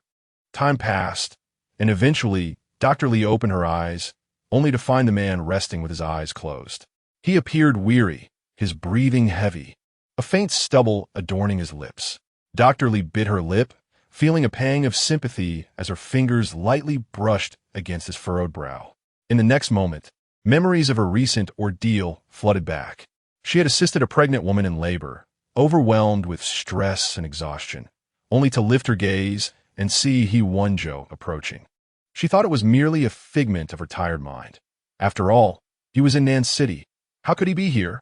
Yet she saw him anxiously supporting another woman, their eyes locking in a moment of reunion, filled with unspoken affection. She had only told He Wenzhou that she was in Qinchuan City for rescue efforts, without disclosing her exact location. So he had come here, seeking Songxing, worried for her safety, disregarding his own peril. Reflecting on the sight of them standing together earlier made her heart feel as though it were being mercilessly sliced and shredded. Pain radiating from her heart to her limbs, leaving Dr. Li pale and struggling to breathe. "What is wrong?" He Wenzhou opened his eyes, noticing her discomfort. "Doctor." Li closed her eyes, took a deep breath, and replied, "I'm fine, just give me a moment." He Wenzhou furrowed his brow, unable to contain his anger. "Is this what you call fine? What would you consider a problem?" "Dr. Li, do you really think you're invincible?" The woman slightly furrowed her brow, about to speak when a piece of chocolate was offered to her lips. "Eat something to regain your strength. You're here to rescue others, yet you've fallen ill yourself. Isn't that counterproductive? The premise of helping others is to first care for yourself. There are plenty of rescue workers now. You don't need to exhaust yourself." Given the critical 72-hour window for rescue operations, time was of the essence. Dr. Li explained, meeting his gaze. She bit her lip and softly said, "I realize my mistake." He Wenzhou finally gave a curt acknowledgement. Dr. Li took a bite of the chocolate. It was sweet. Lifting her gaze to him, she could no longer hold back her curiosity. "He Wenzhou, how did you end up here?" Upon closer inspection, she noticed that his face was dirty, with wounds on his hands. He Wenzhou's gaze fell upon her, as he replied in a low voice. I brought some rescue supplies. Since I was here, I thought I might lend a hand. Dr. Li nodded, uncertain of the truth behind his words. Nonetheless, given the circumstances, regardless of He Wenzhou's motives for being there, she could not succumb to her sorrow. She needed to recover her strength and return to assist. Have you eaten, Doctor? Li inquired, opening a box of cookies. I ate while you were asleep, he replied. You eat. He Wenzhou twisted open a bottle of water, handing it to her and gently brushing away the cookie crumbs from her mouth. Once Dr. Li felt replenished and her strength restored, she resolved to return to the scene. It was now around 4 or 5 in the morning. The sky was beginning to lighten, and the rain had ceased. Just before they parted ways, He Wenzhou grasped her hand, looking down at her. Mrs. He, don't push yourself too hard. If you're tired, take a break. I've charged your phone. Reach out when you can. All right. Dr. Li picked up a first aid kit and took a few steps before turning back to He Wenzhou. You too, stay safe. Sure. He Wenzhou watched as Dr. Li departed, inhaling a cigarette to bolster his spirits before preparing to return to the rescue efforts when a voice called out behind him. Zhou. He turned to see Song Xing standing before him. Their reunion was swift and fleeting, but now he noticed how much darker, thinner, and more haggard she appeared. He Wenzhou nodded. Do you have something to say? Song Xing opened her mouth, the years of separation having created a palpable distance between them. I haven't had the chance to congratulate you on your marriage. Song Xing smiled, though her expression bore a hint of bitterness. I heard about Dr. Li Wan'an, the daughter of the Li family, beautiful and exceptional. You have excellent taste. I broadcasted the news of her delivering a baby during the earthquake tonight. It stirred considerable discussion online. Viewers are eager to know the identity of this remarkable doctor, with some even dubbing her the most beautiful doctor of the earthquake. He Wenzhou, smoking a low-quality cigarette procured from the shelter, felt the acrid smoke sting his throat. Song Xing, her voice trembling, asked, Zhou, do you have feelings for her? He Wenzhou narrowed his eyes, his gaze fixed on Song Xing's face, exhaling a ring of smoke without answering. Song Xing answered herself, her eyes filled with sadness. You must have feelings for her, otherwise, why would you marry? Observing his demeanor, she forced a smile. Zhou, I truly envy her. Some people's beginnings are the unattainable ends for others. Had I shared her background, perhaps the old lady wouldn't have pressured me to break up with you. Chapter 69. A feast for the senses. He Wenzhou furrowed his brows and said solemnly, You are already exceptional. Regardless of her origins, Song Xing had relied on her own efforts to reach this point, surpassing a significant number of others. Song Xing stood still, pressing her lips together, a myriad of emotions flashing in her eyes for a fleeting moment, yet she ultimately remained silent. After a pause, she forced a smile and said, Zhou, let's have a proper conversation when we return to Nanchang. He extinguished his cigarette with a firm stomp, his voice laced with a raspy quality from smoking as he stated directly, Song Xing, I owe you. What my grandmother said to you back then truly hurt your pride. He Wenzhou gazed at Song Xing earnestly and whispered, So now that you're back in Nanchang, if you face any difficulties, do not hesitate to seek my assistance. I wish to make amends, to ensure we both have no debts to each other. Song Xing smiled faintly at Zhou. Must you distance yourself from me so thoroughly? He Wenzhou frowned, seemingly wanting to say more, but Song Xing shook her head, taking 2 steps back. Rest assured, I will not entangle you. I have my own dignity. However, you and others will forever owe me. The official report on the Qingchuan earthquake stated that there were 168 fatalities, 327 missing persons, and 911 injuries. The 5-day rescue operation, though exhausting, concluded without anyone complaining, culminating in a successful outcome. Li Wan'an's live birth during the earthquake was broadcasted by the Nanchang news station, garnering significant attention and prompting journalists to seek exclusive interviews with her, all of which she declined. There are no interview videos of her online, only a segment from the live broadcast and several news articles. In the live video, a glimpse of her side profile revealed a face smudged and wearied, yet her beauty remained undeniable. Netizens praised her for her compassionate heart, likening her to a celestial being. Wan'an, however, was oblivious to the online chatter and remained indifferent. On the journey home, Su Tao inquired curiously about the man from that night. Wan'an pursed her lips, unwilling to disclose her relationship with He Wenzhou, especially since they were destined for divorce in a year. Zhao Man Xian happened to be nearby, her ears perking up at the mention. Having assisted at the county hospital, she had not been interviewed nor photographed. With so many present, only Li Wan'an had outshined them all, yet she pretended not to seek any interviews. Zhao Man Xian rolled her eyes. What man? Are you so exhausted from saving lives that your vision is clouded? Throughout the journey, Su Tao recounted how Li Wan'an had fainted, and a remarkably tall and handsome man had appeared, indicating their relationship was far from ordinary. How could it be? I witnessed it with my own eyes. Dr. Li, could he possibly be your husband? He is truly handsome. Su Tao blinked, recalling how the man effortlessly lifted Li Wan'an, his silhouette reminiscent of a scene from a movie. Although he initially appeared to have some business with a reporter, he rushed over when he saw Dr. Li faint, concern evident in his gaze. Acquainted, but not familiar. Huh? Su Tao was taken aback. Beside her, Zhao Man Xian smirked, satisfied with the answer. She had suspected that Li Wan'an's husband would be unremarkable. After all, who could resist boasting about marrying a wealthy and handsome man?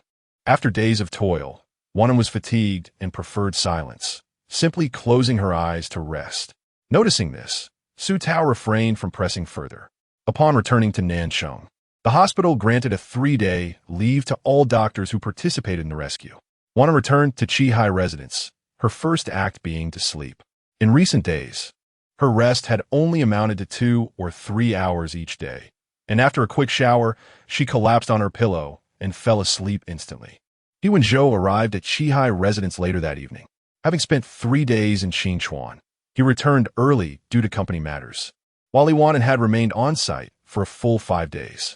The elderly lady was well aware of Li Wan'an's trip to Qingchuan, and her worry prevented her from sleeping soundly, fearing for her granddaughter-in-law's safety. He Wenzhou sent a video of Wan'an sleeping to the elderly lady, which eased her worries. After glancing at the photo, her heart ached, exclaiming that Wan'an's chin had become sharper.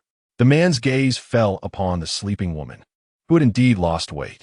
As Wan'an awoke, she met He Wenzhou's eyes, her mind still clouded from sleep. He Wenzhou? Her voice was thick with nasality, sounding slightly muffled. He replied with a soft hum, asking, "Are you tired? Do you wish to sleep more?" Wan'an glanced at the time, realizing she had slept for a full 8 hours, her mind still foggy. Attempting to rise, she felt weak from her extended slumber. He Wenzhou gently pulled her from the covers, asking, "Not sleeping anymore? Are you hungry?" Upon mentioning hunger, her stomach responded with a growl. One nodded, admitting that she had subsisted on little more than chocolate, biscuits, and occasionally a fragrant packet of instant noodles over the past few days. "What would you like to eat?" He Wenzhou inquired, observing the tired woman in his arms, raising an eyebrow. "I will personally cook for you." Surprised by his self-proclamation as husband, Wan'an felt her heart race. With a slight flush on her cheeks, she attempted to remain composed. "You can cook?" After being married to He Wenzhou for so long, she had never seen him in the kitchen. He Wenzhou raised an eyebrow, amused. "Is that surprising?" Wan'an nodded, taken aback.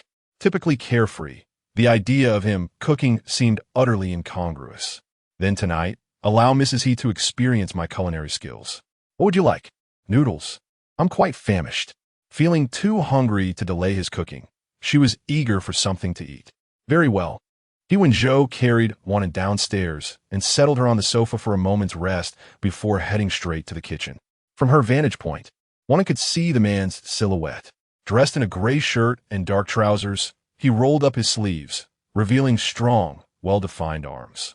His figure evoked an inexplicable sense of domesticity. He Wenzhou was cooking for her for the first time. Wan'an gazed at him for a while before approaching the kitchen. She watched as he expertly cracked eggs, whisked, and fried them, each motion appearing meticulously choreographed and impressively skillful. To her astonishment, the esteemed he actually knew how to cook. He Wenzhou turned to glance at Wan'an, who stood at the doorway in her sleepwear, her hair cascading down and her features soft and delicate. With a raised eyebrow, he remarked, "I learned while studying abroad. I haven't cooked since returning. Even the elderly lady hasn't tasted my cooking." Wan'an smiled gently. "Well, I am fortunate." He nodded, declaring it a benefit for Mrs. He. The noodles were soon ready, vibrant with color and accompanied by a delightful tomato and egg sauce that was both appetizing and fragrant. The dining area was tranquil, with soft lighting illuminating the scene as He Wenzhou quietly observed the woman across from him enjoying her meal. Wan'an ate gracefully, sipping her soup with a spoon, each mouthful of visual delight. As her bowl neared emptiness, He Wenzhou raised an eyebrow. "Is it delicious?" Wan'an set down her spoon and nodded. "Indeed, it is delightful." Their eyes met, and for a brief moment, the air felt charged with an unspoken connection as the man's throat bobbed slightly. Suddenly, the serene atmosphere was shattered by the ringing of a mobile phone. Chapter 70. Delightful gathering, Brother Zhou. Shall we meet up? Tonight, we're having an outdoor gathering, and it promises to be quite lively. The call from Jiang Yun resonated. He Wenzhou, having recently provided both financial and material support to the disaster-stricken area, even devoted 3 days on site, a feat hardly achievable by those from affluent backgrounds. Li Wan'an, too, had changed the group's perception of her. Initially regarded merely as a beautiful, graceful, and well-educated woman with a gentle disposition, her true charm shone through during the earthquake relief efforts, leaving everyone in awe. The scene of her assisting in childbirth during the quake was nothing short of breathtaking. This gathering was organized specifically to celebrate the safe return of both He Wenzhou and Li Wan'an from the disaster zone. He Wenzhou did not immediately acquiesce, but hung up the phone to consult Wan'an, inquiring whether she would attend. Although she generally eschewed social gatherings due to their noisy atmosphere laden with tobacco and alcohol, she felt surprisingly alert after a lengthy nap during the day. "I suppose I can go, but I might find it rather dull. Would I be a downer?" He Wenzhou raised an eyebrow, amused, realizing that her presence was, in fact, to honor him. With a playful smile, he remarked, "Your attendance would surely be a courtesy to them." Wan'an chuckled softly and ascended the stairs to change, while He Wenzhou replied to Jiang Yun, confirming their attendance. The outdoor party organized by Jiang Yun featured barbecues, dancing, and games, with a nearby villa available for rest should anyone feel fatigued. Upon receiving the news, Jiang Yun turned to see Changji beside him and, raising an eyebrow, inquired, "Since Brother Zhou and Li Wan'an are coming, should I also invite Song Xing?" Chunji was momentarily taken aback, staring at Jiang Yun. "Are you out of your mind? That would be a chaotic scene. And I adore chaos, don't you?" Jiang Yun replied while messaging Song Xing. "As Brother Zhou's longtime friend, I cannot simply stand by and watch them in such a predicament. It's imperative to stir the pot a little, ideally prompting Brother Zhou and Li Wan'an to divorce and reclaim their single status sooner rather than later. Prolonging this situation benefits no one. Consider this. Brother Zhou traveled to Qingchuan, but upon hearing that Song Xing was in Baishui County, he went there instead. At that moment, he had no inkling that Li Wan'an was also present. He must have been drawn to Song Xing. Isn't it a coincidence that Li Wan'an was indeed in Baishui County, and the childbirth she assisted with was live-streamed by Song Xing? I genuinely believe there's a complicated love triangle brewing between them. I advise you to refrain from meddling in others' romantic affairs." Chunji understood Jiang Yun's good intentions, but was wary, as matters of the heart are best navigated alone. Interference often leads to unintended consequences. With a sigh, Jiang Yun countered, "Can Brother Zhou be considered just anyone? Besides, we all know Song Xing is a wonderful person with a tragic background. If Brother Zhou were to abandon her, wouldn't that break her heart?" Chunji shot him a glance, opting to remain silent, quietly grilling skewers. "Wow, such a large beef skewer. I'll take one." Jiang Yun looked up to see a woman in a red dress with voluminous hair. He blinked, momentarily failing to recognize her. Qian Sei waved the beef skewer in front of him. "What else with that look?" "It's me, Qian Sei. You don't recognize me? From the last time in those oversized shorts? What are you doing here?" Qian Sei gestured behind her, raising an eyebrow at Jiang Yun. "The photographer I met on the cruise. Wasn't he the one you introduced me to? His photos on social media are absolutely stunning." Jiang Yun glanced in the direction she indicated and spotted Zhou Lin, the photographer. Zhou Lin approached, greeting Jiang Yun with a nod. "I recently scheduled a shoot with Miss Qian, intending to capture her in a set of Hong Kong-style photos. The villa you booked perfectly fits the aesthetic. Bringing a female companion is allowed, right?" Jiang Yun pursed his lips, acknowledging the arrangement, but surprised at how attractive Qian Sei looked when dressed up. Suddenly, Qian Sei leaned in closer, her fragrance reminiscent of a delicate orchid. With her large eyes fixed on him, she asked, "Who were you just talking about? Why would He Wenzhou's rejection lead to a breakdown?" Taken aback by her keen ears, Jiang Yun cleared his throat, maintaining a stoic facade. "How was he talking about anyone? You must have misheard." "Oh, perhaps." Zhou Lin planned to take Qian Sei for their photo shoot, suggesting that they move to the villa while it was still relatively empty. Once everyone gets tired and starts heading inside, it won't be ideal for shooting. Qian Sei eagerly nodded, munching on ver deiki suiver. "Let us go. I can hardly wait." As they entered, Jiang Yun felt a twinge of concern. Two single individuals in the same circle. And he was well aware of Zhou Lin's history of turning photo shoots into romantic escapades with various beauties. Given Qian Sei's rather naive demeanor, he feared she might not realize the risk she was inviting. He grabbed a lamb skewer and followed them. "What is with you following me?" Qian Sei turned, puzzled. "Are you joining the shoot too?"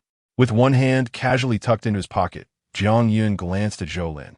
"I think my outfit has a certain Hong Kong flair tonight. Perhaps I should have a set done as well." Zhou Lin smiled knowingly. "That would be extra 80,000 for a photo." Jiang Yun clenched his jaw, incredulous. "Are you out of your mind?" Qian Sei looked back at him, surprised. "Wow, you charge that much? I only pay 5,000 for a set. What is the reason for such a difference?"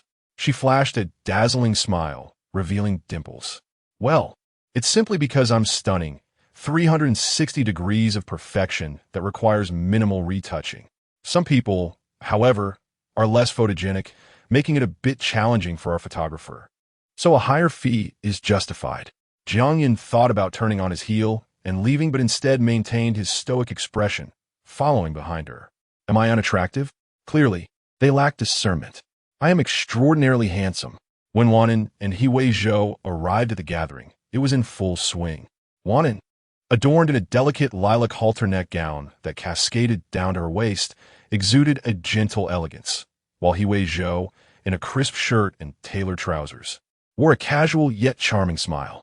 The two, hand in hand, made for a truly captivating sight. "Brother Zhou is here. How generous. My family as company only donated 5 million. Hello, sister-in-law. That video of you assisting during the earthquake left my grandmother singing your praises for 2 days. She says you're beautiful and kind. Sister-in-law, you've lost weight. Brother Zhou, you ought to take good care of her." After mingling for a while, He Wenzhou noticed Chenji by the barbecue area, where it was quieter, and led Wan'an over. "Where's Jiang Yun?" he asked while offering a freshly grilled pineapple beef skewer to Li Wan'an. "Have a taste." Chenji, unbothered by the teasing, replied, "My culinary skills are indeed commendable. Sister-in-law, feel free to indulge." Wan'an graciously took a bite. "Officer Chun, your cooking is excellent." Chenji raised an eyebrow, before turning back to He Wenzhou. Jiang Yun followed a Miss Qian Sei to the villa for a photo shoot. "They should be out shortly." Wan'an paused, glancing towards the villa. He Wenzhou, noticing her gaze, raised an eyebrow. "Your best friend is here too. Doesn't tea that make you feel more at ease, Mrs. He?" Chun-Ji observed their interaction, noting the evident eagerness from He Wenzhou. Only Jiang Yun was as clueless as a pig in a grandmother's care, utterly oblivious. Chapter 71. The game after Chun-Ji finished grilling skewers. He joined He Wenzhou and Li Wan'an. The conversation between the men was not something she could interject in, but He Wenzhou occasionally asked her if she wanted something to eat or drink. The skewers were quite substantial, and after consuming one, Wan'an was unable to eat any more. He Wenzhou fetched her some juice, reminding her sternly, "You can only drink what I give you. Don't accept anything from others." The incident on the cruise was a lesson learned. Although everyone present tonight were acquaintances, not everyone could be trusted unconditionally. Wan'an nodded and glanced down at the mango juice He Wenzhou handed her. She was allergic to mangoes. As Qian Sei emerged from taking photos, she spotted Li Wan'an and He Wenzhou seated together, the latter possessively resting his arm around Wan'an's waist. Tonight's gathering was organized by Jiang Yun, and while Qian Sei anticipated He Wenzhou's presence, she had assumed Wan'an would refrain from such social events, as she was not fond of crowds. Thus, Wan'an was willing to engage in activities she disliked just to accompany He Wenzhou, yet he remained oblivious to her mango allergy. Qian Sesh rushed over, appearing ready to confront He Wenzhou, but Wan'an gently pulled her back. I heard you were taking photos. How did they turn out? Qian Sesh replied. Fine, I suppose. Upon hearing Qian Sesh's words, He Wenzhou visibly paused. He glanced at Li Wan'an and inquired, You're allergic to mangoes? Wan'an nodded softly, yes. Consuming even a little makes me break out in rashes. It's all right. I didn't mention it, so it's normal for you not to know. He Wenzhou fell silent for a moment before asking, Are you allergic to anything else? Peanuts are off limits. Nothing else comes to mind. Got it. He nodded, quietly swapping her drink for watermelon juice. Qian Sesh took a deep breath, giving Wan'an the courtesy of sitting down. The photos turned out well. Once they're developed, I'll share them with you. We can ask photographer Zhou Lin to take some sister portraits together. Jiang Yun insisted on joining me for photos. Originally, Zhou Lin had limited time tonight, and Jiang Yun took half of it. At that moment, Jiang Yun approached and sat beside Qian Sesh. I've settled your balance. I haven't done a photo shoot in ages. Thanks to you, I can tonight. Qian Sesh's eyes lit up. Generous brother. Let us make plans for the next time. Jiang Yun couldn't suppress a smile. He greeted He Wenzhou and Li Wan'an. Jiang Yun stole a few glances at Li Wan'an, acknowledging that while he had a penchant for the pairing of He Wenzhou and Song Xing, Li Wan'an was undeniably impressive in every regard. He sighed, lamenting that He Wenzhou was simply too desirable. But where was Song Xing? He checked his phone. He had sent her the address, and since returning to the country, she had been busy with work, but tonight could serve as a welcome-back gathering. Just then, Song Xing replied, stating she was occupied but did not say she wouldn't attend. Jiang Yun silently put away his phone and glanced at Li Wan'an again. Though he believed he was acting benevolently, he felt a twinge of guilt in her presence. If He Wenzhou and Li Wan'an were to part ways in the future, he could always make amends privately, perhaps by facilitating a collaboration with the Li family or donating medical equipment to the hospital where Li Wan'an worked, alleviating his conscience.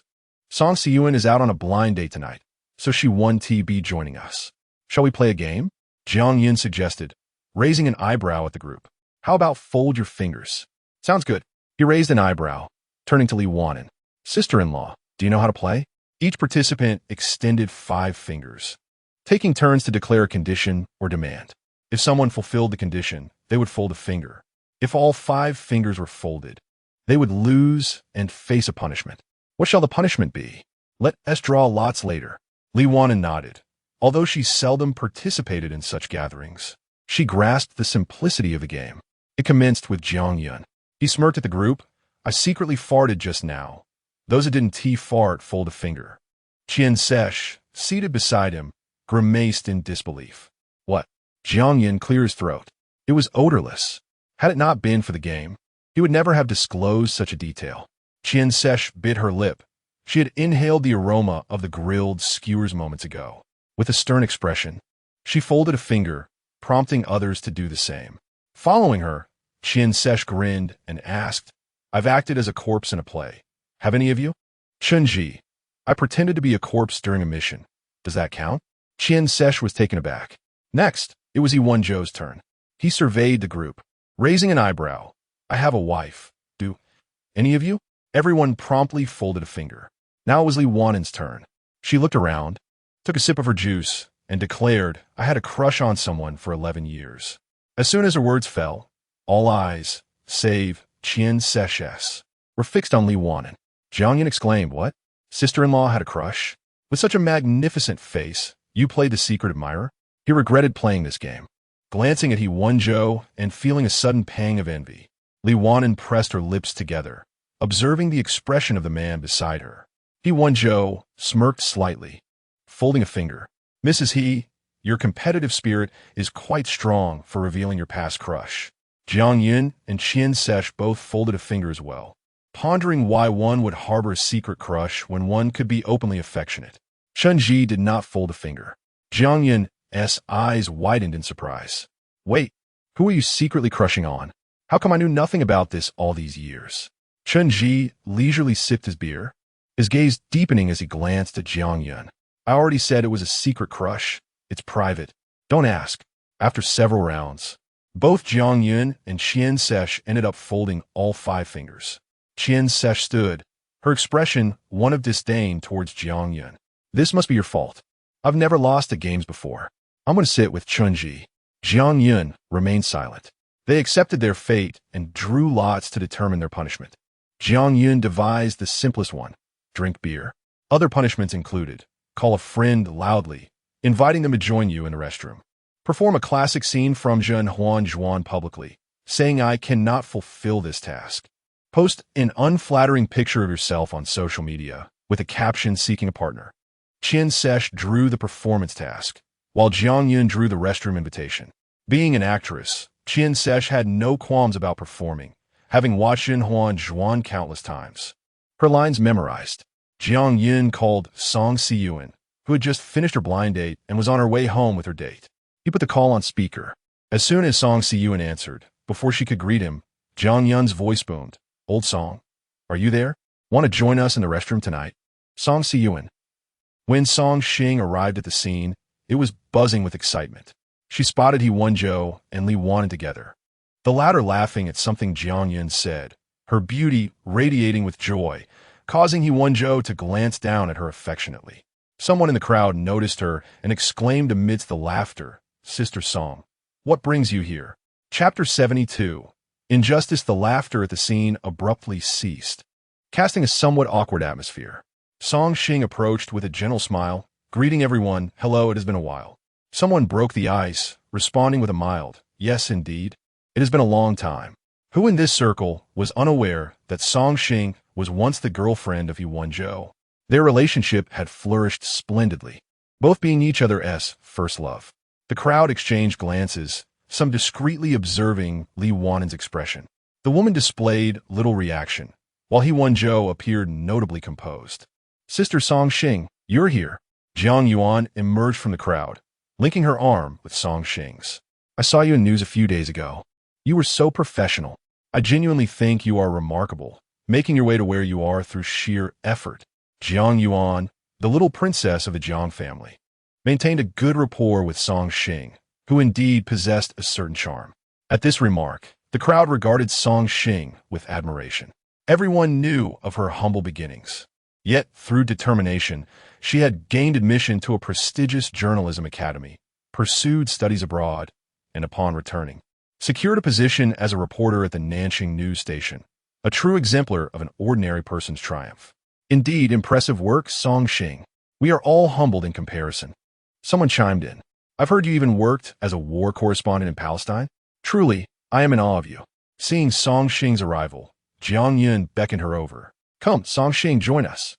Jiang Yuan, you too. Song Xing hesitated momentarily, but was promptly pulled along by Jiang Yuan, who cheerfully insisted, oh, it's fine. Since you're here, let us enjoy ourselves. They settled beside He Wenzhou and Li Wan'an, with Song Xing positioned directly next to He Wenzhou. Jiang Yun was pleased with the current dynamics, recognizing that gatherings were essential for the storyline to progress. He was, after all, the catalyst of this narrative.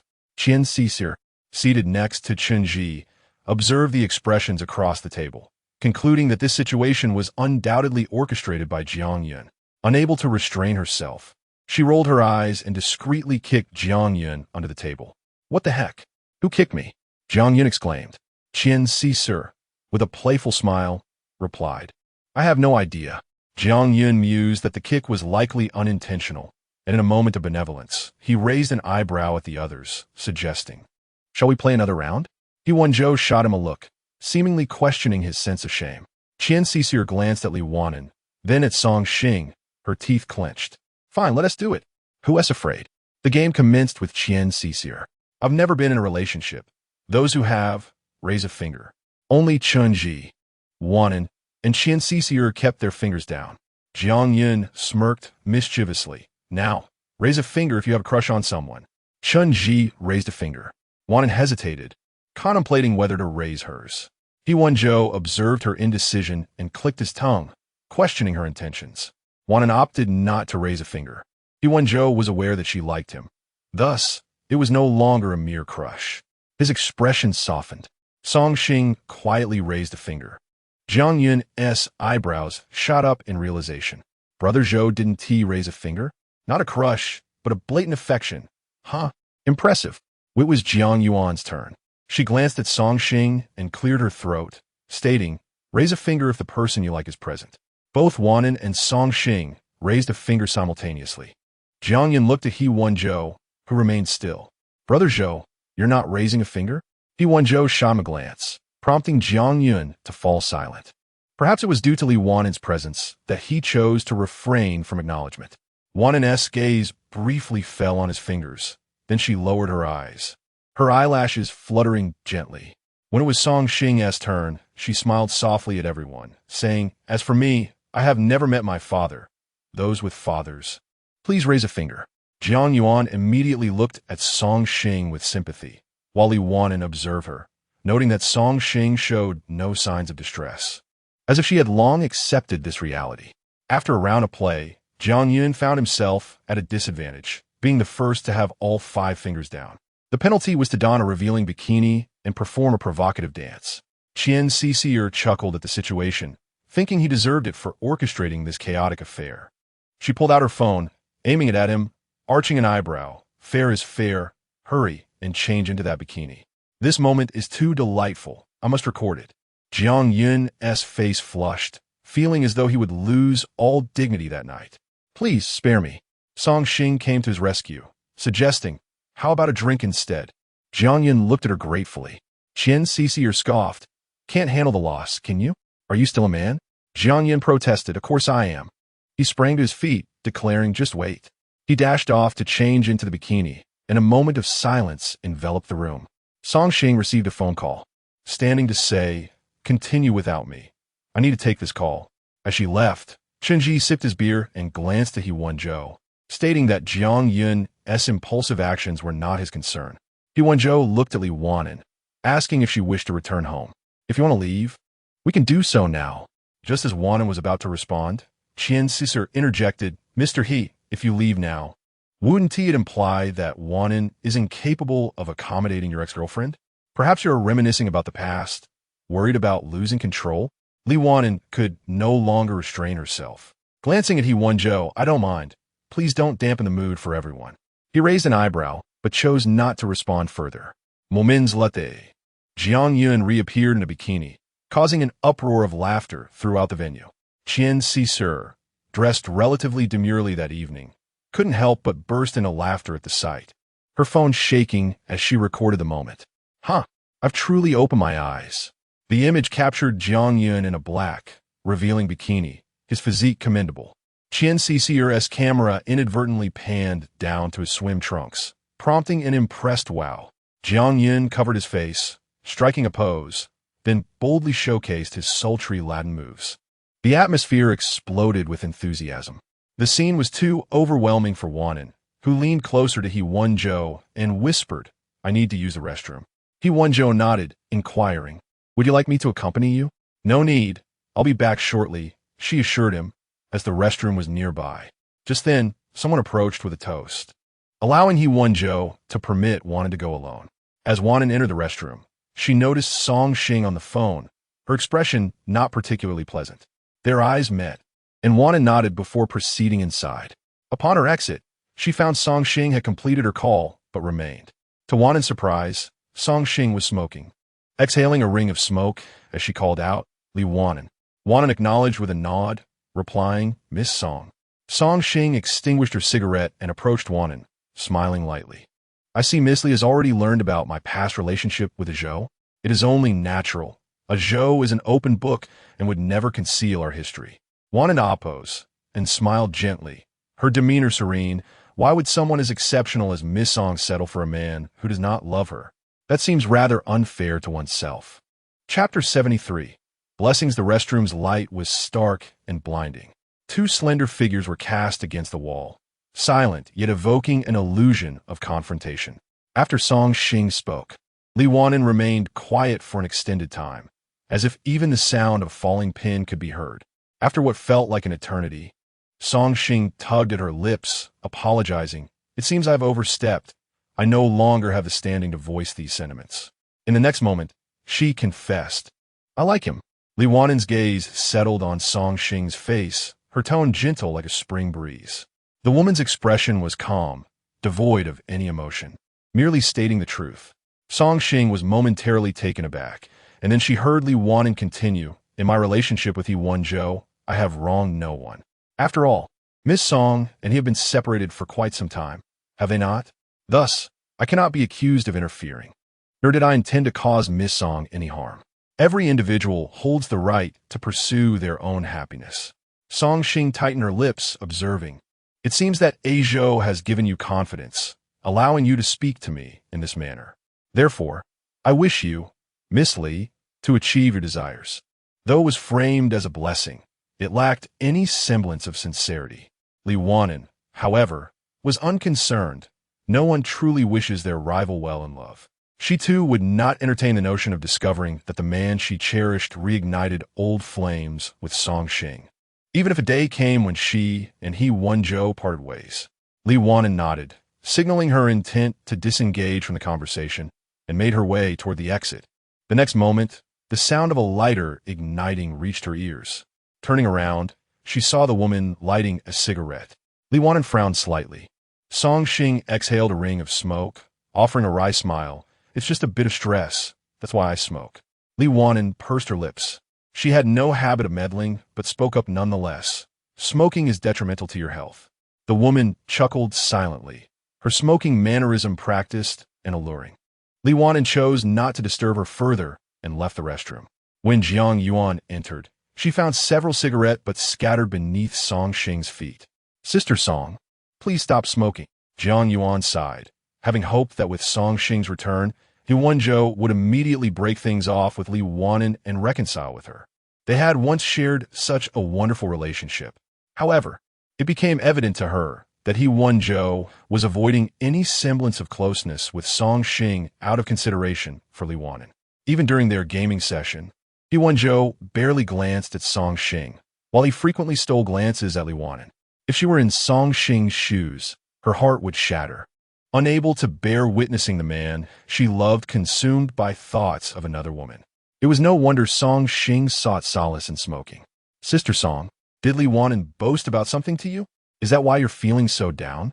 After finishing her last cigarette, Song Xing glanced at Jiang Yuan and exchanged a few casual words.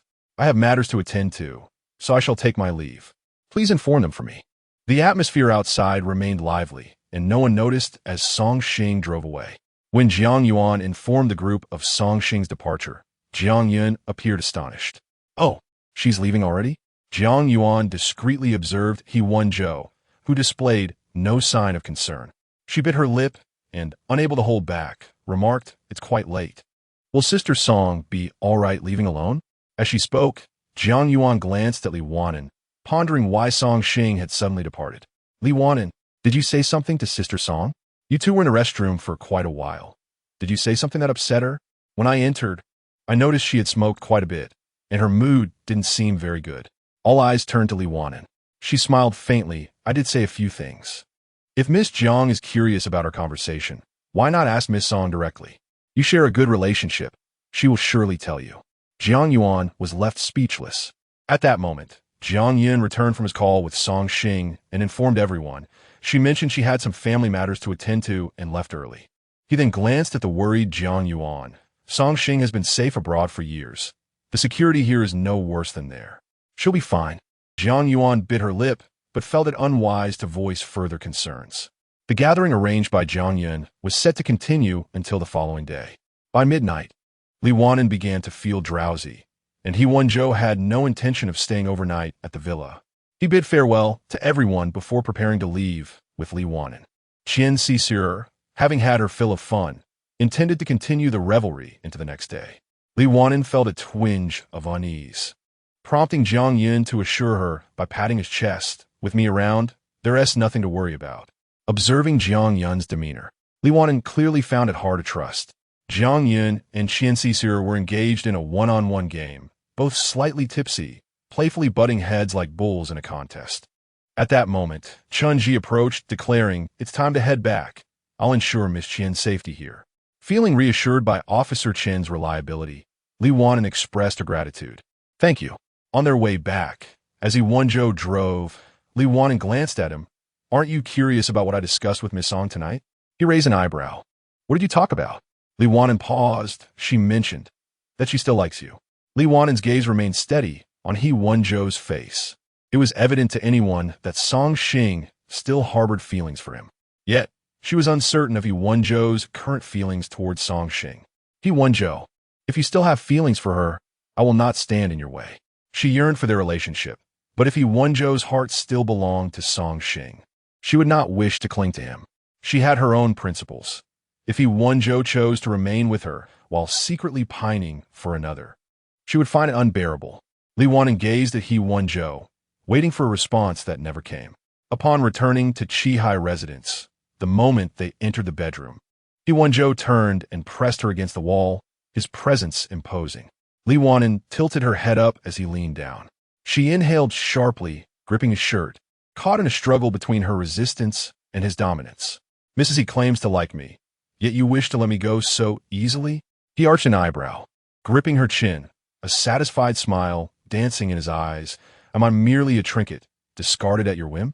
Li Wan'an took a deep breath, resting her hand against his chest, smiling lightly. "But does young master he like me?" Uncertain, his voice was deep and sensual, laced with amusement. "Is it merely a physical attraction?" Li Wan'an bit her lip, remaining silent. He cupped her face with both hands, locking her gaze, and let out a barely audible sigh. "Mrs. He, you are not behaving yourself tonight." Chapter 74. The bedroom was bathed in a warm, golden light, exuding a cozy and tranquil ambience. He Wenzhou held the person in his embrace, his eyes slightly raised, remaining silent. The man was evidently upset. When a man is angry, one must soothe him. Li Wan'an gazed at his handsome face, leaning in closer, and said, "He Wenzhou." The man lazily lifted an eyebrow. Li Wan'an's striking black and white eyes met his. "Do I resemble Miss Song?" He Wenzhou raised an eyebrow. "At this late hour?" "Madam, he is discussing her ex-girlfriend with me." "Do you like her?" Li Wan'an lightly kicked his calf. "Tsk. Madam, he had a temper." He Wenzhou glanced down at her beautiful, rosy face, which bore a hint of annoyance, and chuckled softly, whispering in her ear, "So madam he can get angry too?" "Like a feisty little kitten, both fierce and adorable." Li Wan'an replied, "He Wenzhou, perhaps you should refrain from speaking. Let us sleep." With that, she closed her eyes, ignoring him. He Wenzhou chuckled, wondering what absurd thoughts occupied Madame He's mind all day. Madame, he was indeed unique. He Wenzhou raised an eyebrow and spoke in a low, distinctive voice. Li Wan'an felt a tremor in her heart, a sweet pang of joy. It is often said that out of 100 words spoken by a man, 99 may be false. Men are notoriously insincere. Yet, even if He Wenzhou were merely trying to placate her, his words brought her happiness. After finishing her shower, Li Wan'an emerged with damp hair. Her mood significantly improved. He Wenzhou took the hairdryer and began to dry her hair. He was quite considerate, provided he was in good spirits. The room was silent, save for the gentle hum of the dryer. It wasn't until every last strand was dry that he switched off the device, lay down beside her, and instinctively pulled her into his embrace. The scent of peach body wash mingled with a subtle, delicate fragrance reminiscent of crabapple blossoms. It was delightful. The fragrance enveloping the woman was soft and gentle, much like her nature. He Wenzhou reached out to tuck a few strands of her silky hair behind her ear, intending to discuss the events of the day. However, she was utterly exhausted, her lips slightly parted, breathing shallowly. She had clearly fallen asleep. "Sleep well, Wan'an." He Wenzhou drew her a little closer and pressed a gentle kiss to her forehead before extinguishing the light and drifting off to sleep. The next day brought relentless rain, even more than the previous year, with forecasts predicting a continuation for 2 to 3 days. He Wenzhou called to inform the company of a work-from-home day and also notified Wang Ma that she need not come to the villa, as there were ample supplies. They could comfortably stay home for half a month without issue. As Li Wan'an descended the stairs, she spotted the man lounging on the sofa in casual home attire, his hair unkempt, yet still exuding youthful energy despite his age. "Awake?" Li Wan'an nodded. She had woken up late again. In the early days of their marriage, she managed to maintain a routine, but now she found it unbearable. If she worked late, Her mornings inevitably began close to 10. "Let us have breakfast." Noticing her lingering discomfort, He Wenzhou simply picked her up with ease. She was light, and he held her with one arm while grasping his phone with the other, carrying her to the dining room. Fearing a fall, Li Wan'an instinctively wrapped her arms around his neck. The rain was pouring heavily outside. She glanced out the window, contemplating a brief visit home. She had been away in Qinchuan City for a few days, and her parents were quite worried about her. "Yes, it's been storming for days. Strong winds are blowing. So, madam, you need not go out for now. You're so slender. You might be swept away by the wind." How exaggerated. He Wenzhou set her down and went to the kitchen to bring out breakfast, sandwiches and milk, alongside his coffee. Although the rain was heavy, it was a rare day for them to share at home. However, he had work to attend to, and Li Wan'an had her own tasks to manage. He Wenzhou headed upstairs to his study, while Li Wan'an first called home for a video chat. Suwan noticed that Li Wan'an had lost quite a bit of weight, her eyes filled with concern. But assisting in disaster relief was commendable, despite her worries. Suwan refrained from excessive reproach. They discussed Li Jing, who hadn't returned to her part-time job at the bar since their last stay at Chihai residence. Now focused on preparing for the college entrance exam with less than a month remaining. "I thought she would continue to be aimless, but after that night at Chihai residence, she seems transformed." Li Wan'an smiled, perhaps motivated by He Wenzhou's influence, determined to strive harder, not for mere sustenance, but for self-respect. Indeed, aside from his seemingly carefree demeanor, He Wenzhou had his merits. He had made considerable donations after the Qinchuan earthquake, hadn't he? Li Wan'an nodded. He even personally assisted in the disaster area. A flicker of admiration crossed Su Wan's eyes. She knew her daughter wouldn't take a liking to someone without reason. He Wenzhou possessed certain redeeming qualities. And what of your relationship now? Su Wan inquired about their emotional progress, hoping they could mutually understand each other soon, sparing Li Wan'an from undue hardship. A relationship built solely on one party's efforts would inevitably lead to exhaustion over time. Li Wan'an, ever the good-natured one, worried Su Wan would fret over her daughter's potential suffering. "He treats me quite well." Su Wan pursed her lips. It was expected for a man to treat a woman well, yet it seemed He Wenzhou had yet to develop deeper feelings for Li Wan'an. However, matters of the heart cannot be forced. After chatting for a while longer, Li Wan'an ended the video call and attempted to work on her thesis, but her thoughts were scattered, prompting her to abandon it entirely. As noon approached, Li Wan'an knocked on the study door, intending to ask what He Wenzhou wanted for lunch. He was engaged in an online meeting, glancing at her and gesturing for her to wait. It was Li Wan'an's first time witnessing him in a meeting. He appeared significantly more serious than usual, unyielding in his reprimands yet always justified, never losing his temper indiscriminately.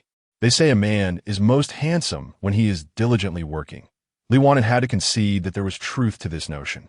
Once the meeting concluded, he stood and immediately noticed her gaze fixed intently upon him. Raising an eyebrow, he approached her with a nonchalant demeanor, wrapping her in his arms. "Am I really that handsome?" "Madam, he seems mesmerized," Li Wan'an replied. She averted her eyes, clearing her throat softly. He Wenzhou raised an eyebrow. Meeting her gentle, beautiful gaze, a hint of pride gracing his lips, "I meant to ask why, madam, he is so fond of me. Is it because I possess good looks?" "Indeed, I bear a certain charm. It's no wonder you adore me so." Li Wan'an retorted. What a fine man, yet he has a penchant for idle chatter. Chapter 75. Illness. Wan'an ignored him and went straight downstairs. Outside, the storm raged, leaving the house with just the two of them, evoking a feeling as if the entire world consisted solely of their presence. Wan'an entered the kitchen and turned to ask He Wenzhou what he would like for lunch. The man raised an eyebrow, his gaze fixed on the woman's face. They say that to capture a man's heart, one must first capture his stomach. Had Mrs. He taken a special class in this art? So eager was she to ensnare me? Wan'an hesitated for a moment, glancing at He Wenzhou. "So, Mr. He is cooking today?" The man raised an eyebrow, his eyes sparkling with amusement. "Well, since Mrs. He has requested it, how could I possibly refuse? Would you be so kind as to assist me with the apron?" Wan'an fetched the apron and helped him tie it on, acquiescing. "Then I shall assist you, Mr. He." "Very well." He Wenzhou retrieved ingredients from the refrigerator, deftly washing and chopping vegetables, maintaining an orderly pace. He occasionally requested a plate or some seasoning from her, ensuring that Wan'an did not have to handle any of the more laborious tasks. His movements were swift, and soon he had prepared 3 dishes and a soup. Wan'an, with her modest appetite, barely made a dent in her bowl of rice.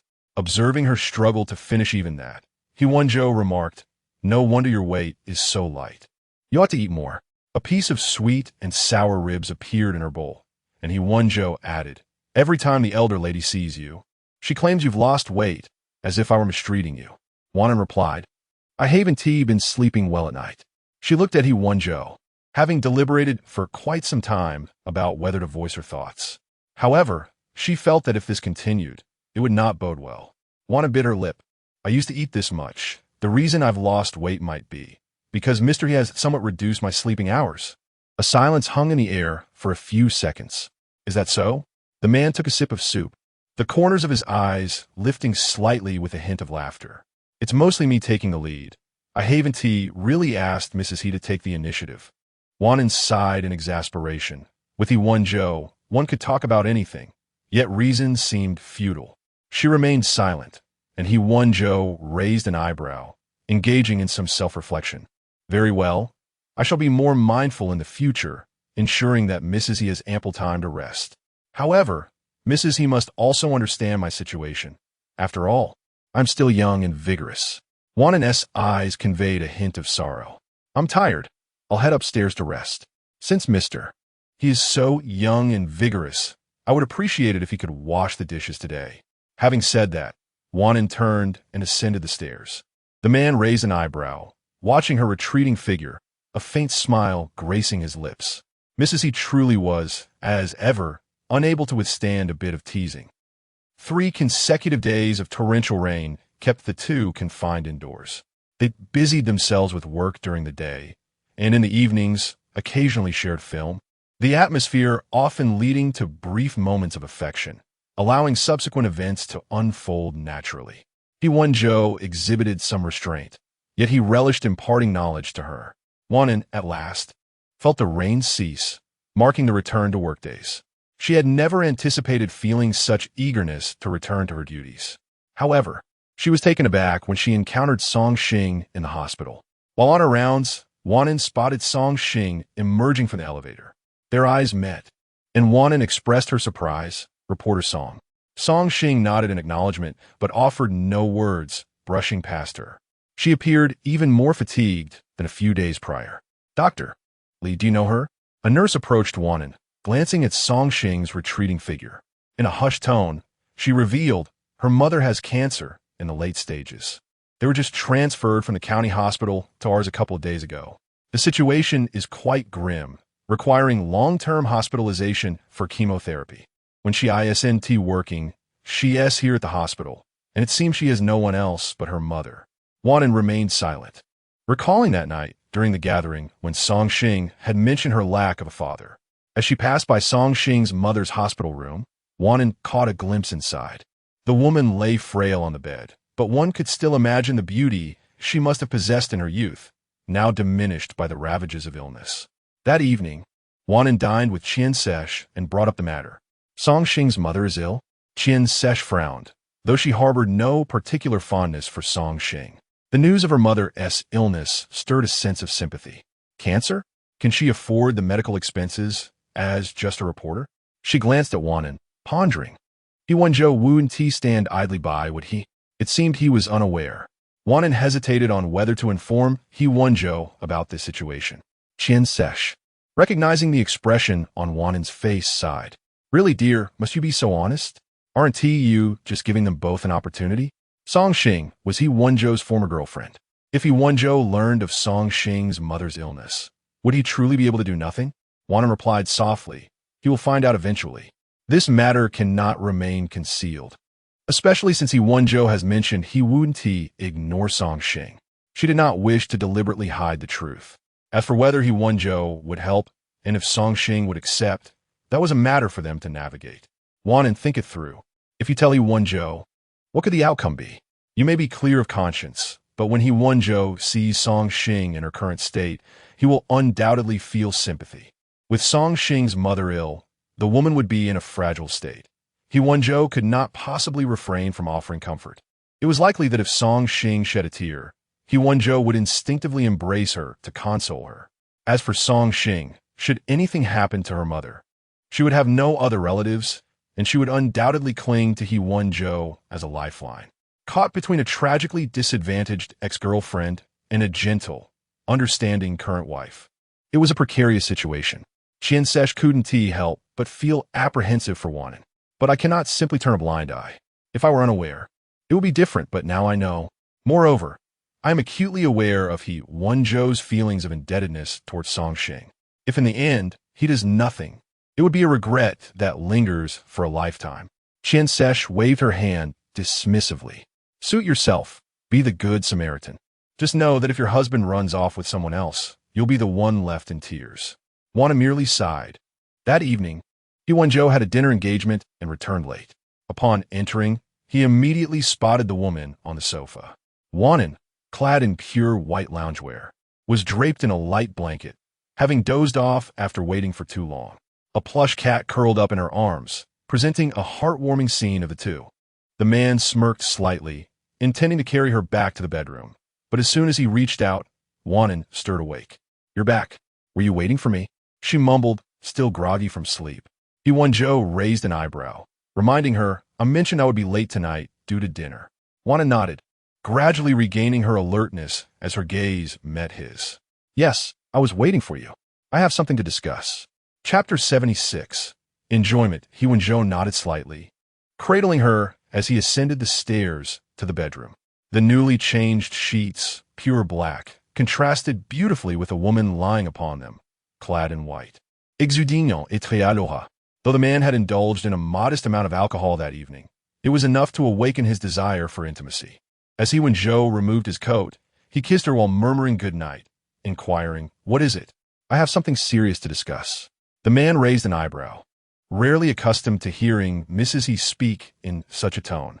However, what serious matters could they possibly have to discuss? He Wenzhou nodded again, adjusting her disheveled nightgown and arching an eyebrow. "What serious matter do you have?" "I saw Song Xing at the hospital today." Wan'an's gaze fell upon the man's face, observing his reaction as she revealed that her mother seemed gravely ill, suffering from cancer. He Wenzhou frowned. He was aware that Jiang Yun had been attentive to Song Xing's situation, yet he had not reached out to her personally. Jiang Yun had merely mentioned that Song Xing's mother was unwell, without indicating the severity of her condition. It appeared that Song Xing had concealed the truth from everyone. The once intimate atmosphere in the bedroom dissipated considerably as Wan'an looked at He Wenzhou, asking, "You didn't know? Now I do. How is your hospital handling such matters?" The man's inquiry was evidently indicative of his intention to intervene. Wan'an candidly replied, "Our hospital is a tertiary facility, but it is ultimately a general hospital." He Wenzhou nodded, "I understand." Wan'an glanced at the man's expression. "Miss Song didn't inform you because she doesn't wish for your assistance?" He Wenzhou acknowledged, "She has always been like that, preferring to endure alone rather than accept help." He lowered his gaze to Wan'an, softly stating, "Perhaps it is due to her upbringing in a single-parent family, which instilled in her a habit of independence. She is strong-willed, particularly averse to revealing her vulnerabilities." Wan'an pressed her lips together, seldom having heard He Wenzhou speak so extensively. He possessed a profound understanding of Song Xing. "I'll make a call." He Wenzhou stood, taking his phone to the study. Wan'an watched his retreating figure, aware of how he would respond, yet still feeling a twinge of discomfort at his evident concern. She lowered her gaze, a self-deprecating smile gracing her lips. She had thought herself magnanimous, only to discover that she too was susceptible to jealousy and possessiveness. In the study, He Wenzhou hesitated as he gazed at Song Xing's contact information before ultimately dialing Jiang Yun. "Hello, Shu Ye. The sun must be rising in the west for you to call me first." Jiang Yun, with his vibrant nightlife, had arranged a night fishing trip with friends and had stepped aside to converse with He Wenzhou. "What is up, Mrs.? He mentioned she saw Song Xing at the hospital. It appears Song's mother has cancer." "Really?" Jiang Yun had previously conducted an investigation, but had only learned that someone in Song Xing's family was unwell without specifics. When he had inquired directly with Song Xing, she had remained reticent, leading him to believe it was merely a minor ailment. Cancer, such a formidable adversary that has yet to be conquered by modern medicine. Many expend their resources and efforts, yet the outcome remains uncertain. Jiang Yin could not help but sigh. Zhou Ge, Song Xing has truly endured much hardship, growing up without a father and relying solely on her mother. Just when she finally made a name for herself as a journalist at Nanjing television station, her mother falls ill. No wonder Song Xing had returned from abroad. He had assumed her return was to reconnect with He Wenzhou, not anticipating such a grave family crisis. What shall we do now? Transfer her to another hospital and find the best doctor? However, every time I reach out to Song Xing, she dismisses me. Zhou Ge, perhaps it would be best if you spoke with her directly. I cannot do so openly. It is not appropriate for my position. Please visit her at the hospital, inquire about her mother's condition, and gather the necessary information for me. I shall assess the situation and determine how I can assist. All right, I will go tomorrow, Jiang Yin agreed, then added, was this information provided by your wife? Yes. Zhou Ge, I must commend you. Your wife is exceedingly generous. I had anticipated a scene of conflict at that gathering, yet there was no hint of tension. There was a moment of silence on the line. He Wenzhou rubbed his temples, responding, you have too much free time. Do not seek out trouble. I know precisely how to proceed. Jiang Yin feigned innocence. I merely wish to help. Very well, I understand. I shall await your update on Song's mother's condition tomorrow. Understood. After ending the call, the man lingered in the study for a while before returning to the bedroom. The elderly matriarch was unable to sleep, currently engaged in a video call with Wan'an. The elderly lady, full of chatter, found her audience in Wan'an, who displayed remarkable patience in their conversation. He Wenzhou greeted the grandmother before retreating to the bathroom to shower. Dear granddaughter-in-law, when do you intend to bless me with a great-grandchild? The grandmother, during every video call, felt compelled to broach the subject of grandchildren. Wan'an understood the elderly lady's perspective. At her age, her only desire was to hold a great-grandchild in her arms. She felt a pang of guilt. The elderly woman had been so kind to her. And if she were to discover that Wan'an would part ways with He Wenzhou in a year, it would surely break her heart. Grandma, we shall take things as they come. The grandmother, who usually refrained from pressing the matter, frowned this evening. How can you leave it to chance? You silly child. I am aware that Song Xing has returned, correct? I know you are kind-hearted, but do not be overly accommodating. Maintain a sense of urgency. While the grandmother was confident that her grandson would not act inappropriately, she was nonetheless concerned about the emotional bond they shared, fearing it might affect Wan'an. If he were to have a child, that boy would have no time to dwell on his ex-girlfriend.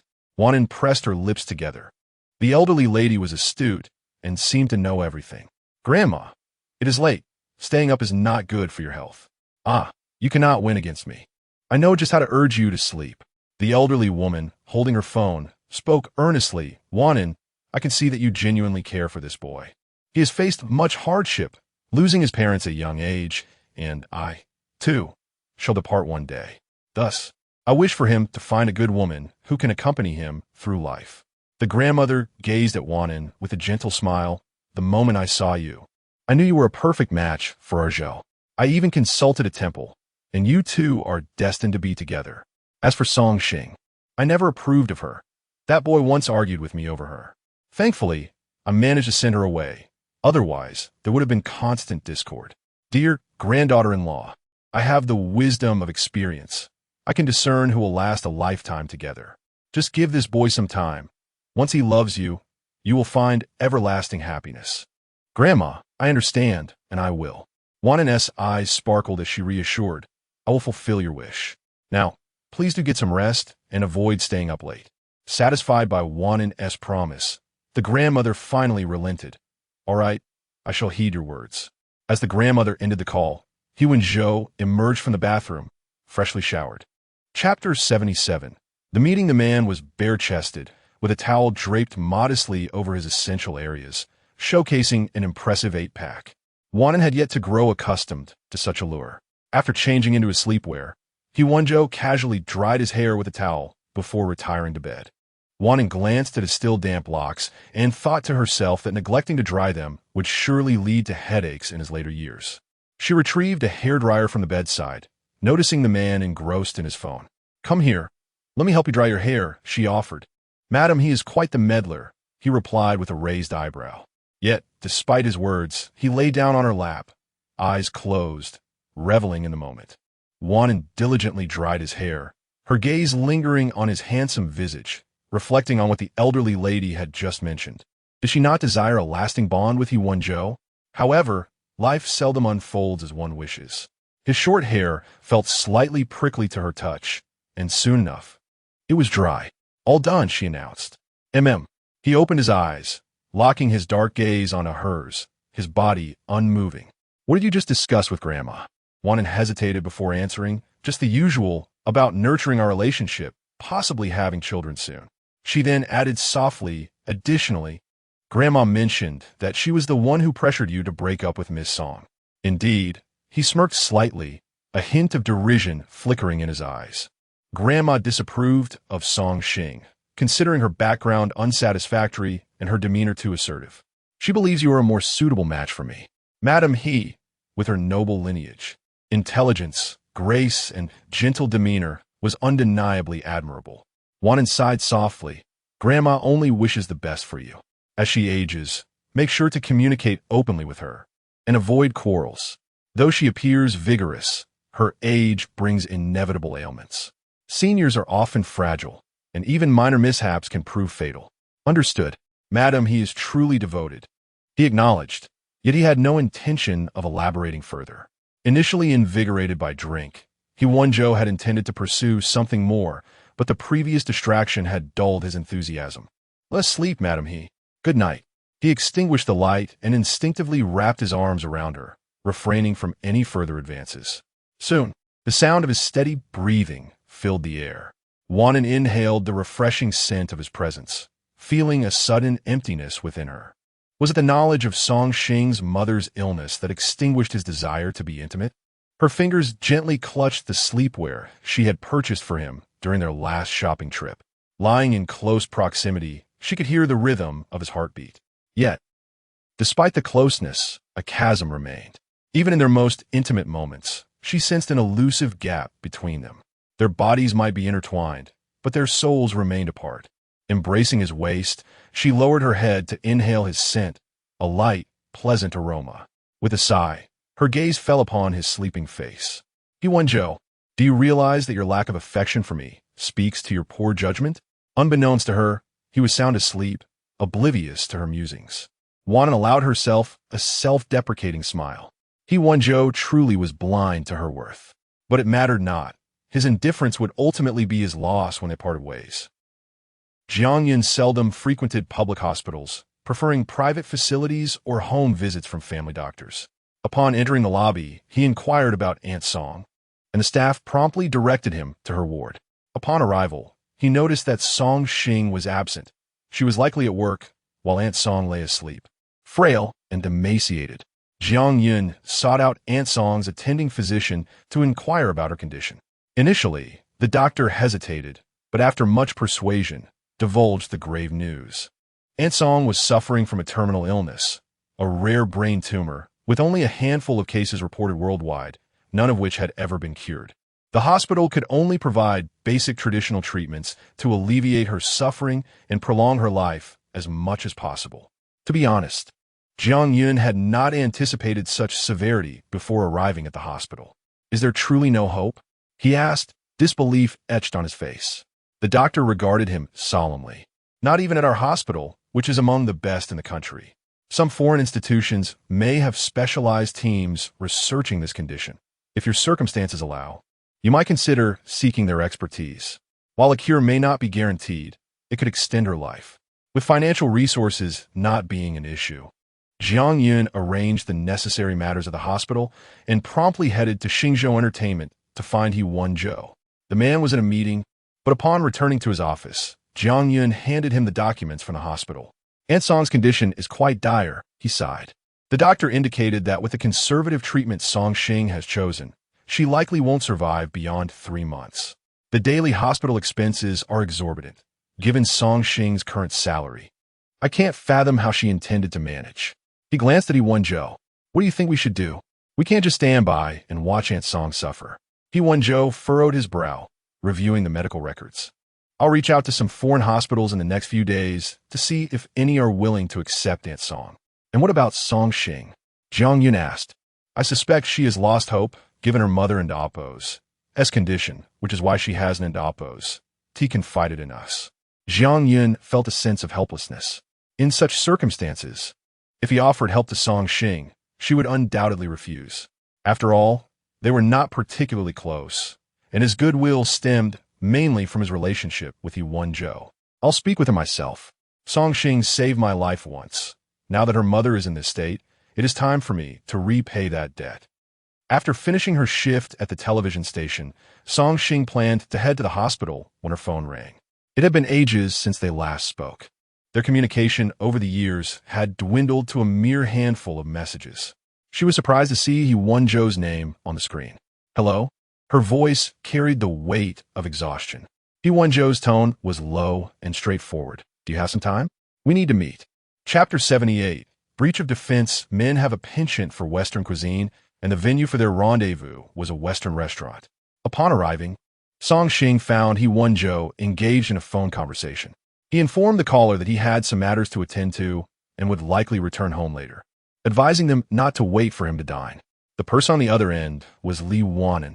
Song Xing's eyes darkened momentarily, surprised that He Wenzhou would inform Li Wan'an about such a trivial matter as not returning for dinner. She wondered how intimate their relationship had become. Zhou. Song Xing approached, dressed in a professional outfit from work, her makeup applied, yet her pallor betrayed her fatigue. He Wenzhou ended the call, acknowledged her with a nod, and gestured for her to sit. What do you need? Song Xing's gaze fell on He Wenzhou's face. Although she had returned to the country for some time, she had refrained from contacting him, and he had not reached out to her either. Over the years, the rare instances of communication had been initiated by her, with his responses sporadic. During their previous relationship, He Wenzhou had not been so distant. Perhaps this change stemmed from her decision to end things and leave without notice. Your mother is hospitalized, He Wenzhou stated directly, without preamble. His gaze fixed on Song Xing's face as he continued. The current hospital is not the most advanced, nor it doesn't have a specialized medical team.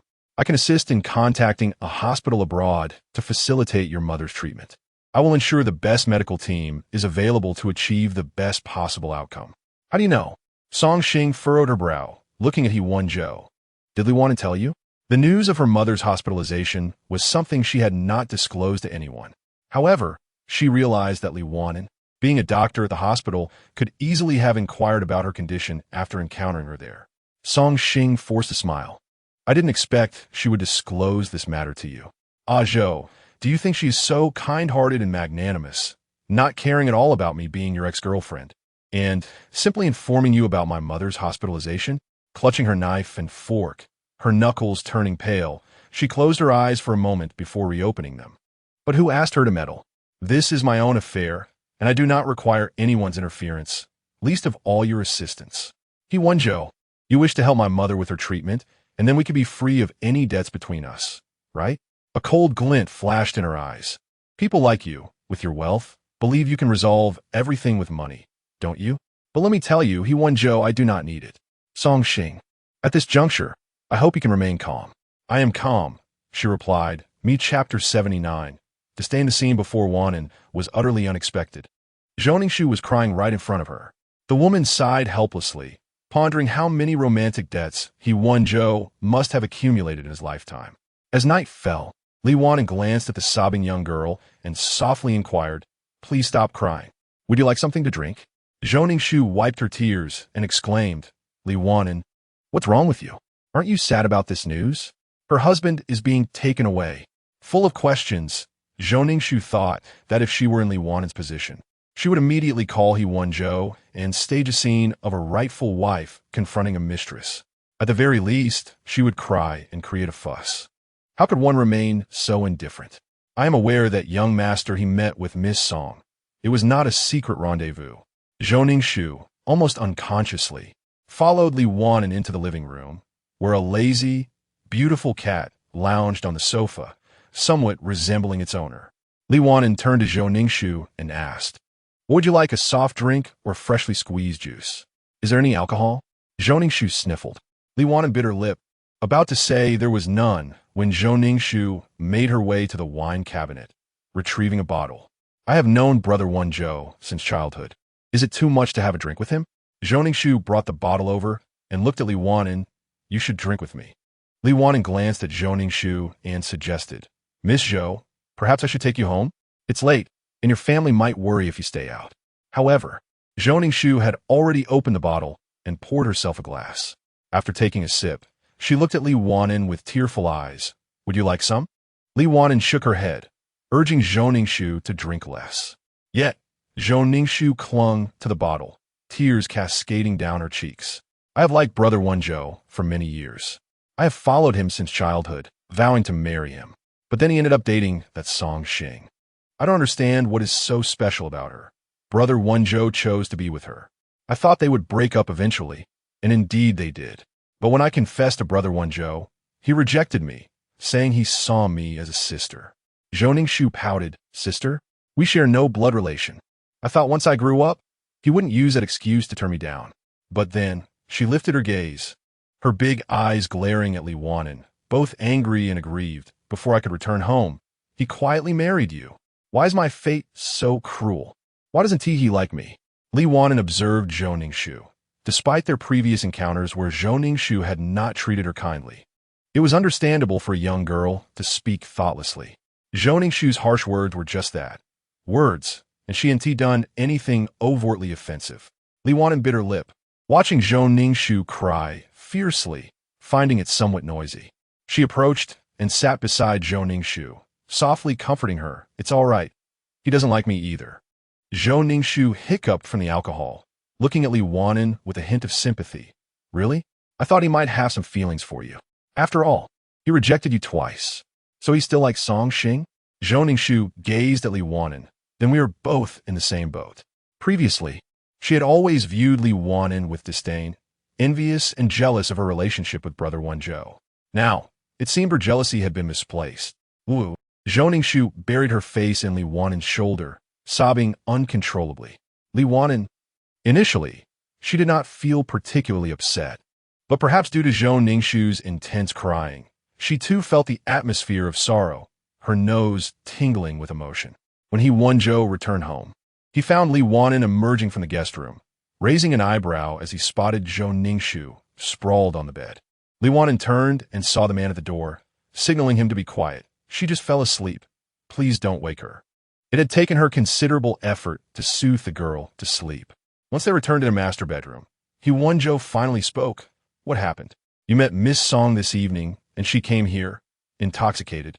Li Wan'an couldn't help but smile, thinking of how they shared a similar plight. It was indeed something a young girl would do. "I took Song Xing to the hospital. She suddenly fainted. The doctor said it was due to her high workload and stress. I couldn't leave her alone, so I stayed until she woke up before returning." Li Wan'an nodded, recalling the last time she had seen Song Xing smoking in the restroom, clearly under a lot of pressure. "How was your conversation with her?" She was reluctant, but knew she couldn't truly refuse her mother's request, so she reluctantly agreed.